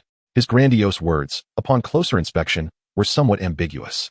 Noticing Jiang Cheng's hesitation, Qianfen inquired, have you not found anything you fancy? I do have my eye on something, but it seems the Patek Philippe 5374 ISN T marked for sale. I think it's quite nice though. Upon hearing Jiang Cheng express interest in a watch worth over 10 million, the others exchanged glances. Not doubting his financial capability, but rather astonished by the sheer audacity of his choice. So, you're after an even more extravagant piece. I suspect your family must run a money-printing operation, Qianfen remarked with curiosity. Indeed, Lao Jiang, with your striking looks, if you wore that watch. Would there be any chance for us when we go out to meet women? Wang Zheng continued teasing. Not necessarily. Though I may be known as the Zhao Zilong of Changshan, there are plenty of girls who might fancy your style too. Do you think I would believe that? However, the piece you're eyeing is likely not for sale at the moment, so you might have to wait, Wang Zheng concluded. At this, the butler looked at Jiang Cheng with a hint of surprise and respectfully nodded, stating, Indeed, sir, those not marked as available are temporarily held by the owner. You may try your luck when we open again. Chapter 109, An Old Acquaintance. Jiang Cheng gazed regretfully at the Patek Philippe 5374 on the screen. The watch featured a sleek, deep blue dial with a platinum case, complemented by a hand-stitched crocodile leather strap in a vibrant twilight blue, adorned with a diamond buckle, lugs, and bezel, along with blue rectangular gemstones corresponding to the blue lacquered dial. These designs imbued the complex watch with an air of opulence. Grand, mysterious, luxurious. Lao Jiang. Why not come back next time?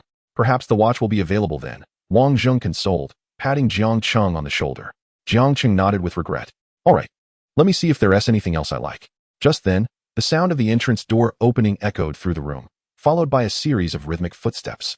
Among them, the distinct sound of high heels caught their attention, approaching with a measured pace, presumably the lady owner they had heard about. The sound prompted the group to pause their chatter and look toward the reception room entrance. Soon, a pair of exquisite, fair legs stepped into view, first revealing elegant black stiletto heels. Looking upward, one could see a slender figure clad in a black professional dress. Her lustrous black hair was styled in an elegant French ponytail, with diamond earrings the size of pigeon eggs adorning her delicate earlobes, exuding an undeniable presence. Jiang Cheng was taken aback as he recognized her familiar face. It was her. As she entered, everyone greeted her warmly. Sister Xian, good to see you again. Sister Xian, you look even more beautiful. And Xian smiled gracefully, apologizing. I'm sorry for being late. The traffic here is just as congested as in Rongqing. Have you all been browsing? Upon surveying the room, her expression shifted from cold detachment to surprise. She quickly moved to Jiang Cheng's side, exclaiming, Jiang Cheng, what are you doing here? An Xian's radiant smile momentarily stunned the others present. While they often discussed watches, they had never seen her smile so brightly at them. Jiang Cheng nodded towards her. I didn't expect this place was yours. Yes, how did you end up in Modu? Weren't you in Rongqing just a couple of days ago? An Xian inquired with delight. Bored, and I just arrived yesterday. I arrived yesterday too. Had I known you were coming, I would have invited you along. You wouldn't believe how much Annie has been talking about you. Lamenting that if she came with me to Modu, she wouldn't get to see you. It took quite some effort to convince her to stay back. Hearing an Xian chatter about the mischievous Annie, Jiang Cheng couldn't help but chuckle softly. Annie really is a little devil. Clearly thrilled to see Jiang Cheng. An Xian was engrossed in their conversation, inadvertently leaving the others to the sidelines. The group observed their interaction with bemusement, particularly noting an Xian's rarely seen shy demeanor. The elderly butler also watched in astonishment. Having managed the establishment for years, he had always seen an Xian maintain a professional demeanor with other guests, never displaying such warmth towards anyone. Jiang Cheng, Do you two know each other? Qin Fan asked with interest. The others recalled an Xin was also from Rongqing, making it unsurprising that wealthy heirs from the same place would know each other. I was planning to introduce Sister Xin to you today, but I didn't realize you two were already acquainted. Wang Jing almost let slip the term old flame, but managed to restrain himself, sheepishly rubbing his nose. Chapter 110, A Generous Gift. I didn't realize Sister Xin was also a watch collector, Jiang Cheng remarked, surprised. He had initially expected an older woman, not an Xin. This is merely a pastime of mine. Since my childhood, I have cherished the collection of various valuable items, and over time, my collection has grown substantially, prompting me to establish this museum. Whenever I visit MD, I take the opportunity to open the museum. Today, it is indeed a happy coincidence that you are here as well. How did you find the exhibits you just viewed? Did any particular timepiece catch your eye? An Xin inquired with an expression of curiosity. I did find something appealing, but unfortunately, they are all unavailable for purchase. I will consider whether to explore other options. Jiang Cheng replied. Upon hearing this, an Xin smiled and generously said, What difficulty is there in that? Which piece do you desire? I shall gift it to you. At her words, Wang Zheng, Qin Fan, Jiang Xin, and Dou Wei were taken aback, their eyes widening in astonishment. A complimentary gift? Sister Xin, we often have to meet conditions when purchasing watches from you. Yet for Jiang Cheng, you are offering a gift, and it is an unavailable piece. This is clearly preferential treatment, Wang Jing teased. Fearing they might misunderstand, an Xin straightened her expression and clarified, Jiang Cheng is different to me. Even if he wished to take everything from here, I would willingly bestow it upon him. After all, Jiang Cheng had rescued an eye, and an Xin felt a deep sense of gratitude, eager to express it through her generosity. Without Jiang Cheng's intervention, Annie's fate could have been dire. She might have endured unspeakable suffering. The carefree existence she enjoys now, nestled in an Xion's embrace, is a testament to that. An Xion had long sought an opportunity to repay Jiang Cheng, but had found none until now. Seeing an Xion utter such ambiguous words, the others could not help but indulge in their curiosity. They exclaimed in unison, clearly astonished by the weight Jiang Cheng held in an Xion's heart. It is noteworthy that the items in this private collection are among the finest in MD. Not only the watches, but also in Xion's other collections of jade, diamond rings, and antiques hold a total value in the billions. Could these all be gifted to Jiang Cheng? Noticing the envious gazes directed at him, Jiang Cheng shrugged helplessly. Sister Xin and I share a platonic relationship. Why do you regard me with such looks? An Xin then realized her words might easily lead to misunderstandings. She did not mind, however, and simply said to Jiang Cheng, Which piece caught your attention? I will fetch it for you. Jiang Cheng shook his head. That is not appropriate. I cannot accept your generosity without a price. I came here to make a purchase. Seeing Jiang Cheng's firm stance, an Xion's brow furrowed in concern. Since he was unwilling to accept her gift, she resolved to support him in future endeavors. All right, I shall retrieve it, she said, then seemed to recall something and added. I have some other collectibles. Would you like to see them as well? Jiang Cheng nodded with interest, of course. Upon hearing an Xion's invitation, Qin Fan and Wang Zheng's eyes sparkled with excitement. For enthusiasts of fine watches, this was an invaluable opportunity. Typically, they could only view the collection on the large screen, and only selected pieces were brought out for examination. The prospect of exploring the collection firsthand was tantalizing. Sister Xin, may we accompany you? Jiang Xin could not restrain her eagerness. Chapter 111, The Pinnacle of Watch Collecting. Jiang Xin was aware that his question might tread upon the sensitivities of collectors, but he, too, wished to indulge in this rare opportunity. The other three looked at him in surprise, while they also desired to enter. They were all genteel individuals and would not disrupt the established norms of the circle. Just as they expected an Xin to decline, she unexpectedly nodded after a few moments of contemplation with Jiang Cheng. With an Xion's unprecedented agreement, the glances exchanged among the group sparkled with anticipation. Each harbored their own thoughts as they followed an Xin towards a massive iron door at the end of the corridor. The door was adorned with numerous electronic locks and scanning devices. After a successful scan, an Xin stepped forward and engaged the fingerprint lock, facial recognition, and password entry. Soon, the heavy door creaked open. As the door swung wide, several bodyguards clad in black suits followed them inside. Jiang Cheng could not help but cast a curious glance at an Xin, who smiled back and explained, This is simply standard procedure. They have become accustomed to it. Observing an Xion's graceful figure, Jiang Cheng could not help but admire her physique.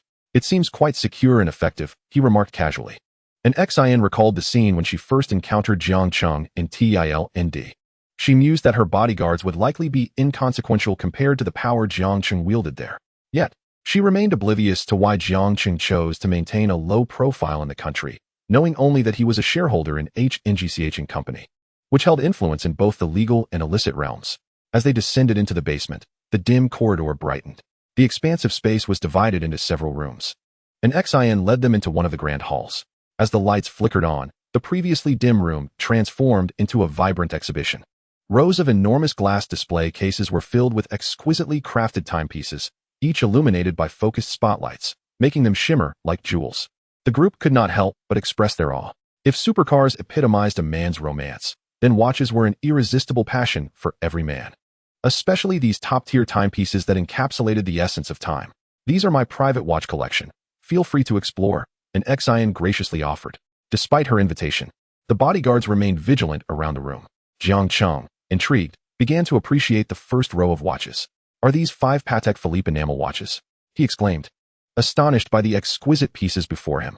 I had no idea you possessed so many, Sister XIN. Qin Fan echoed, equally amazed. Although Patek Philippe enamel watches may not command the highest prices, their uniqueness stands unrivaled. Each year, Patek Philippe releases dozens of new enamel models.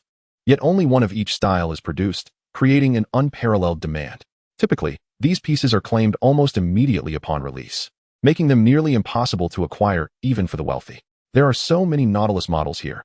You truly are a top-tier watch collector, Boss XIN. Is that the Rolex worn by the lead character in the Hollywood film 007? It looks incredibly stylish. In the film ZH&GZH3, Arnold Schwarzenegger sports the Royal Oak offshore chronograph from the Audemars Piguet collection. The Patek Philippe Sky Moon Tourbillon 6002 has now surpassed 20 million, has it not? This timepiece, like the 5364 selected by Brother Jiang, is also a remarkable chiming chronograph. Impressive indeed. As the group strolled through the exhibition, they could not help but express their admiration. Although some of the watches were not exorbitantly priced at the time of production, their rarity rendered each piece a limited edition that is almost priceless. In Chapter 112, something felt amiss. While Jiang Cheng admired these exquisite timepieces, an XIN attentively provided insights into their functionalities and the years she had spent curating her collection. What do you think? Are there any other watches that catch your eye? An XIN generously inquired. Her intention was clear. Should Jiang Cheng express a liking for any piece, she would eagerly present it to him. Observing an XIN's eagerness, the others felt envious but remained silent about their own desires to acquire a watch. Each of them was financially capable, and if they truly wished for a particular timepiece, they could likely obtain it. Thus, despite the admiration, they refrained from uttering anything that might undermine their dignity. Jiang Cheng nodded and replied, there are many watches here that I am fond of, but these are your collection. I would not want to deprive you of your treasures. I shall stick to my earlier choice. He understood that an XIN's generosity stemmed from his previous act of saving Annie, yet he also recognized that, were he in her position, he too might be reluctant to part with such valuable items. However, Jiang Cheng was mistaken this time. An XIN's offer was genuine. She knew that he was not lacking in wealth, but Jiang Cheng declined her offer, aware that their conversation was not entirely private given the presence of others. Thanks to Brother Jiang, I have truly broadened my horizons, Wang Zheng exclaimed, patting Jiang Cheng on the shoulder. Jiang Cheng teased him, come on. I have no idea how many postures you have. If you want to learn, go seek a young lady. Hey, don't say such things. That's not my style. Qin Fan interjected. His curiosity piqued as he approached to whisper, I recall that Boston seems to be about our age, and I've heard she has a child. Are you and she? Jiang Cheng shook his head in denial. What? The third time? Does she have a crush on you? DeWei questioned incredulously. Wow.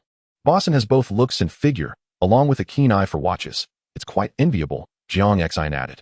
Jiang Cheng shook his head. You are overthinking it. Her child simply likes me. He preferred not to divulge his experiences in Thailand, considering it was their first meeting. A love beast, not even sparing a child. Wang Zheng feigned shock. The group continued their playful banter until an XIN entered with the watches they had chosen, prompting them to shift into a more serious demeanor. They all agreed on the prices they had previously discussed. However, when it came to Jiang Cheng, an XIN insisted on selling the Patek Philippe 5374 at her purchase price rather than the current market rate. Jiang Cheng, let me explain. I acquired this Patek Philippe 5374 in 2016 at a relatively low price of 18 million. If you insist on the current market price, I cannot agree. Let's find a middle ground. This way, you can buy with peace of mind, and I can sell with peace of mind. After some discussion, they settled on a price of 23 million for the Patek Philippe 5374. Jiang Cheng had successfully acquired a scarce, high-end watch at a remarkably low price, eliciting envy from the others. The current market price for the Patek Philippe 5374 had already soared to 30 million. Once the price was agreed upon, an XIN addressed the group. As per our usual arrangement, should any of you wish to part with these watches in the future, please consider selling them to me first under the same conditions. The group nodded in agreement, no problem. After signing the priority transfer contract and completing the bank transfer, everything was settled. Jiang Cheng pointed to his newly acquired Patek Philippe 5374, feeling that his previous million-dollar watch now seemed insignificant. Xinjia, could you help me put it on? And Xin smiled and nodded. Of course, come here, let me help you with the clasp. Once secured, she attentively adjusted the watch for him. Thank you. And Jia, it feels different when you do it, both comfortable and snug. The others, aside from an Xin, sensed an oddity in their conversation but could not quite articulate it. They could only silently commend Jiang Cheng for his elevated status. Excellent. Truly impressive. In Chapter 113, the group left the mansion after completing the bank transfer. Having previously agreed that the one with the highest expenditure would treat, Jiang Cheng, beaming at his new watch, inquired about their next plans. He still had 4 cashback cards left and was contemplating where to spend them. Not wanting to appear coy, the others agreed, as their spending habits were well established, with tens of thousands being negligible for them. Yes, we typically play this way after buying watches here. Although it is mostly Brother Qin who treats, Wang Zheng remarked while rubbing his hands together. All right, I'm not familiar with this city. Please guide me, Jiang Cheng replied nonchalantly. I have a friend who recently opened a bathing and resort club. I've been once. The atmosphere is exceptional, and the service is top-notch. How about we go there? Qin Fin suggested. A bathing resort club? Is that place reputable? Jiang Xian asked eagerly. Who cares about reputation? Qin Fin said with a mischievous grin. His comment sparked excitement among the group. Jiang Cheng rubbed his lower back and said, hearing that makes me feel like my back is a bit sore. I desperately need a massage. His remark drew laughter from the group, who seemed to genuinely enjoy his personality. Me too. I felt a bit tired sitting earlier. Like Jiang Cheng, I urgently need a massage. I'm different. I just want to soak in a bath, preferably one with a young lady, Qin Fin added, teasingly. As the group continued their light-hearted banter, it was clear that Qin Fin held a favorable opinion of Jiang Cheng. If today had not gone well, he would not have invited Jiang Cheng to the next outing. In this circle, individuals like him would not associate with someone simply because of their wealth. Mutual respect and compatibility were essential. If Jiang Cheng had been unpleasant, no matter how wealthy he was, Qin Fin would have disregarded him, despite his family's discreet affluence. As night descended, the Bund of Shanghai came alive with throngs of people. Neon lights illuminated the streets, and an array of attractive individuals and luxury cars began to emerge. The deep, resonant growl of 5 supercars lined up caught the attention of many admirers. Wow, is that the license plate 99,999? Isn't that young Master Qin's car? And another one, 88,888? A Porsche 918? Which young master is that? The crowd gasped, envious that the goddesses would soon be swept away by them. After approximately 15 minutes of driving, the traffic finally began to ease. At that moment, Qin Fin's vehicle turned onto a straight, narrow road. A few hundred meters ahead, a series of grand Chinese-style buildings came into view, the scene before them imbued with a poetic allure. Jiang Cheng, though internally awestruck by the sight, maintained an outwardly composed demeanor. After a few individuals exited the vehicle, a staff member guided them inside. The environment was indeed delightful, with the air feeling remarkably fresh. Noticing the positive remarks of his companions, Qin Fin revealed a hint of pride in his voice, stating, the lower levels feature regular amenities. But I will take you to the top floor, where the real enjoyment lies. Surely, you're not referring to something inappropriate? Jiang Cheng interjected. I thought we were here to relax, not to engage in strenuous activities. Qin Fin laughed heartily. You are correct. The top floor is accessible only to internal members. I will arrange for you to obtain a membership card, so you can come back whenever you wish to indulge. The group ascended to the top floor, where a manager swiped the access card, and with a beep, the doors finally opened. Upon entering, they were greeted by a lavish lobby adorned with opulent decorations. A massive crystal chandelier cast a warm glow, while the surroundings exuded a sense of luxury and refinement, blending classical culture with humanistic design, creating a remarkably comfortable atmosphere. As soon as they stepped inside, 2 rows of elegantly dressed hostesses bowed in unison, welcoming them with sweet, melodious voices. The dozen or so women were all fair-skinned and beautiful, clad in breezy, short dresses. Shall we dine first, and then enjoy some massages afterward? Qin Fin inquired, seeking their opinions. Chapter 113, The Hierarchy of Wealthy Heirs. Everyone nodded in agreement. They were all worldly individuals and had encountered various beauties, thus remaining composed. As they dined and engaged in casual conversation, the top-tier Boston lobsters and king crabs were available for unlimited consumption, yet these delicacies held little allure for the group. Midway through the meal, a male manager entered, accompanied by a cadre of a dozen women dressed in revealing attire. These women appeared to have been meticulously selected, even more exquisite than those who had greeted them earlier. Young gentlemen, these are our specialty massage models, skilled in technique and capable of fulfilling all your desires. The manager announced to them. Qin Fun encouraged, come, since this is your first outing, select one to join us for dinner, and later, they can provide massages. Despite their appearance, their massage techniques are quite professional. It has indeed been a while since I've had a proper massage. Trying an authentic one sounds appealing, Jiang Cheng concurred. Reflecting on the scene before him, he recalled his experiences in Thailand, yet he thought it prudent not to be overly discerning during a night of leisure. Such occurrences were commonplace in affluent circles, so there was no reason for surprise. Jiang Cheng activated the relationship scanning system. Among the 8 women, 2 had a privacy score of 0, while the others hovered around 5. The scores were quite favorable. He scrutinized the 2 with 0 privacy and selected a seemingly innocent girl with a somewhat anime-inspired appearance. Although both had a privacy score of 0, one appeared excessively slender, lacking any curves. Jiang Cheng preferred women with a more voluptuous figure. Name, Xiaoming. Age, 20. Height, 162 centimeters. Appearance, 90. Figure, 94. Privacy, 0. Friendliness, 55. Stranger status. Jiang Cheng pointed at Xiaoming and said, I'll take her. Upon realizing she had been chosen, Xiaoming's expression shifted from pale to flushed as she looked at Jiang Cheng. The male manager, noticing Xiaoming's hesitation, coldly reprimanded, Xiaoming, why are you dawdling? Hurry over and ensure you serve young Master Jiang well.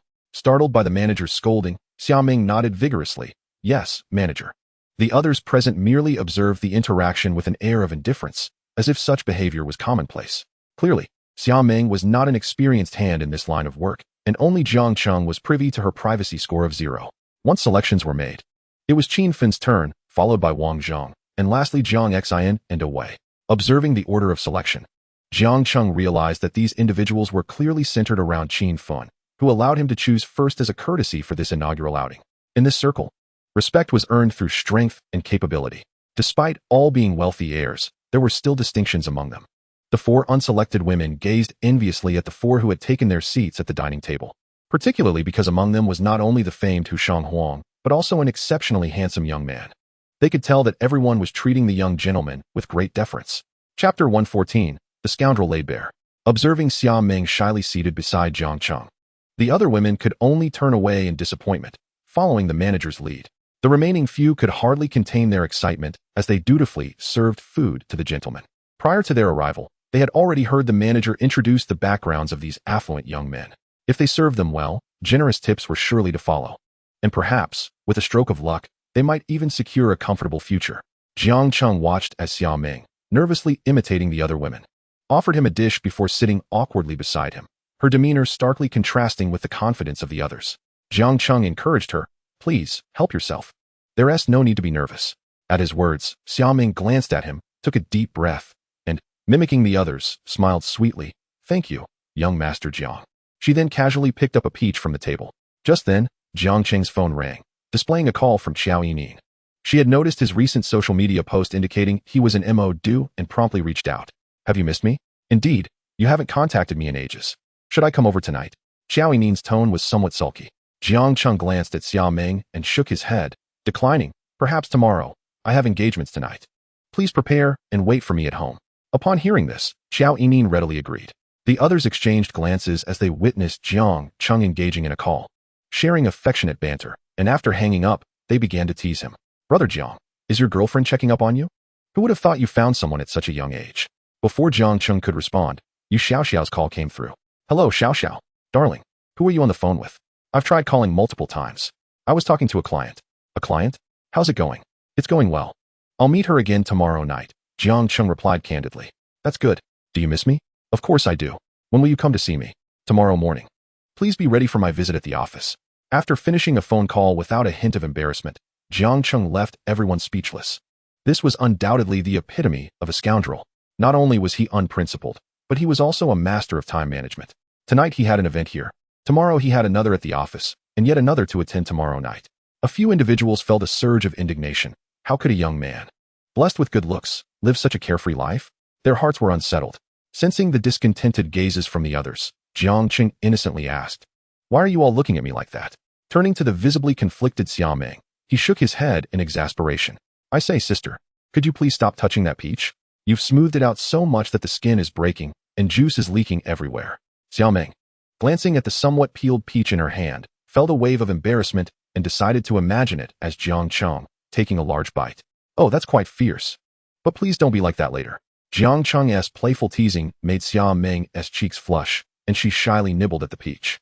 Well, this is much better. The rest of the group erupted in laughter at Jiang Cheng's antics. Qinfen chuckled heartily. Don't think just because you're young and fit that you can be so reckless. Young people should take care of themselves. You'll understand when you reach my age. Wang Zheng chimed in. Exactly. How can you have so many girlfriends while leaving the rest of us single dogs to suffer? Jiang Xian added. So you are the legendary master of time management? Jiang Cheng shrugged nonchalantly. As long as I type quickly, what's wrong with having multiple partners? If I get tired of typing, I can always send voice messages. It's not as if I can't manage. Seeing Jiang Cheng's carefree demeanor, the others couldn't help but feel envious. In comparison to you, I suddenly feel rather conservative, one remarked. Back when I was 18, I wasn't as fickle as you. The group was momentarily puzzled by Jiang Cheng's sudden commentary. Wang Zheng raised his glass, took a sip, and frowned. What are you talking about? I can't visualize a scene involving pool and golf balls. Right, and what about table tennis? Dewey added with a laugh. Ah, you just don't understand. Table tennis may be yellowed, but it serves no purpose. It's just a back and forth with nowhere to go. But pool is different, with one stick. You can pocket many black balls. Golf, however, is a regrettable choice, as you're limited to just one hole. Jiang Cheng elucidated his perspective on various sports, prompting a collective epiphany among the group. They all shared a knowing laugh. You're quite the character, they conceded, and Wang Zheng cheerfully raised his glass. Come on. Let us celebrate. Cheers to a wonderful day. After indulging in food and drink, the group took a private elevator downstairs to enjoy a soak in a hot spring. This exclusive, vast natural hot spring was reserved solely for elite members. The edges were adorned with black marble, and the surrounding area featured many non-slip pebbles, illuminated by soft lights amidst lush greenery, ensuring ample privacy. At that moment, Jiang Cheng and his companions, wrapped in white towels, relaxed in the water, openly comparing their physiques. It was evident that Qin Fun and Wang Zheng had lean builds, while Jiang Xian, though not overweight, carried a soft physique indicative of a lifestyle lacking in exercise. Dewey had a build typical of an average person. In contrast, Jiang Cheng's body, transformed by the system, was remarkably sculpted, resembling the physique of a fitness enthusiast.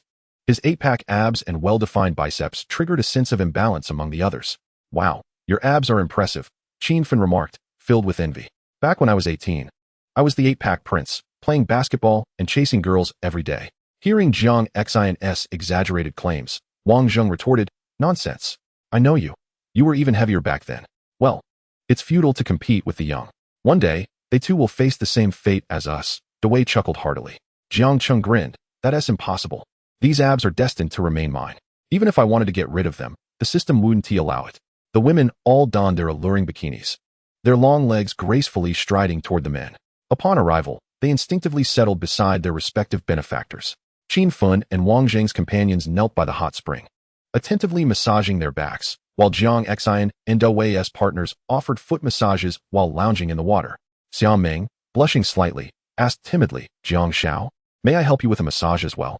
Jiang Cheng, glancing at Xiao Meng in her light green bikini, noted that although she was the shortest among them, her proportions were admirable, especially given her curvaceous figure.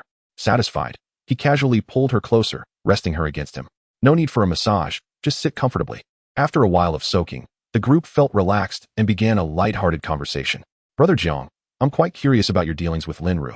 Did that woman truly remain faithful to you? Jiang Xian inquired. Lin Ru had since become embroiled in scandal, particularly after the news of her illegitimate child surfaced, leading to her fall from grace. Many brands that had signed endorsement contracts with her swiftly terminated their agreements, demanding exorbitant penalties. Under the immense pressure of these penalties, Tianqing Entertainment found itself unable to support her, as the cost of doing so was too high. It was more prudent to promote a new talent. Thus, facing a barrage of setbacks, Tianqing Entertainment was reluctantly compelled to abandon Lin Ru. Currently, Lin Ru struggled even to secure minor roles as a background actor, effectively being sidelined from the industry.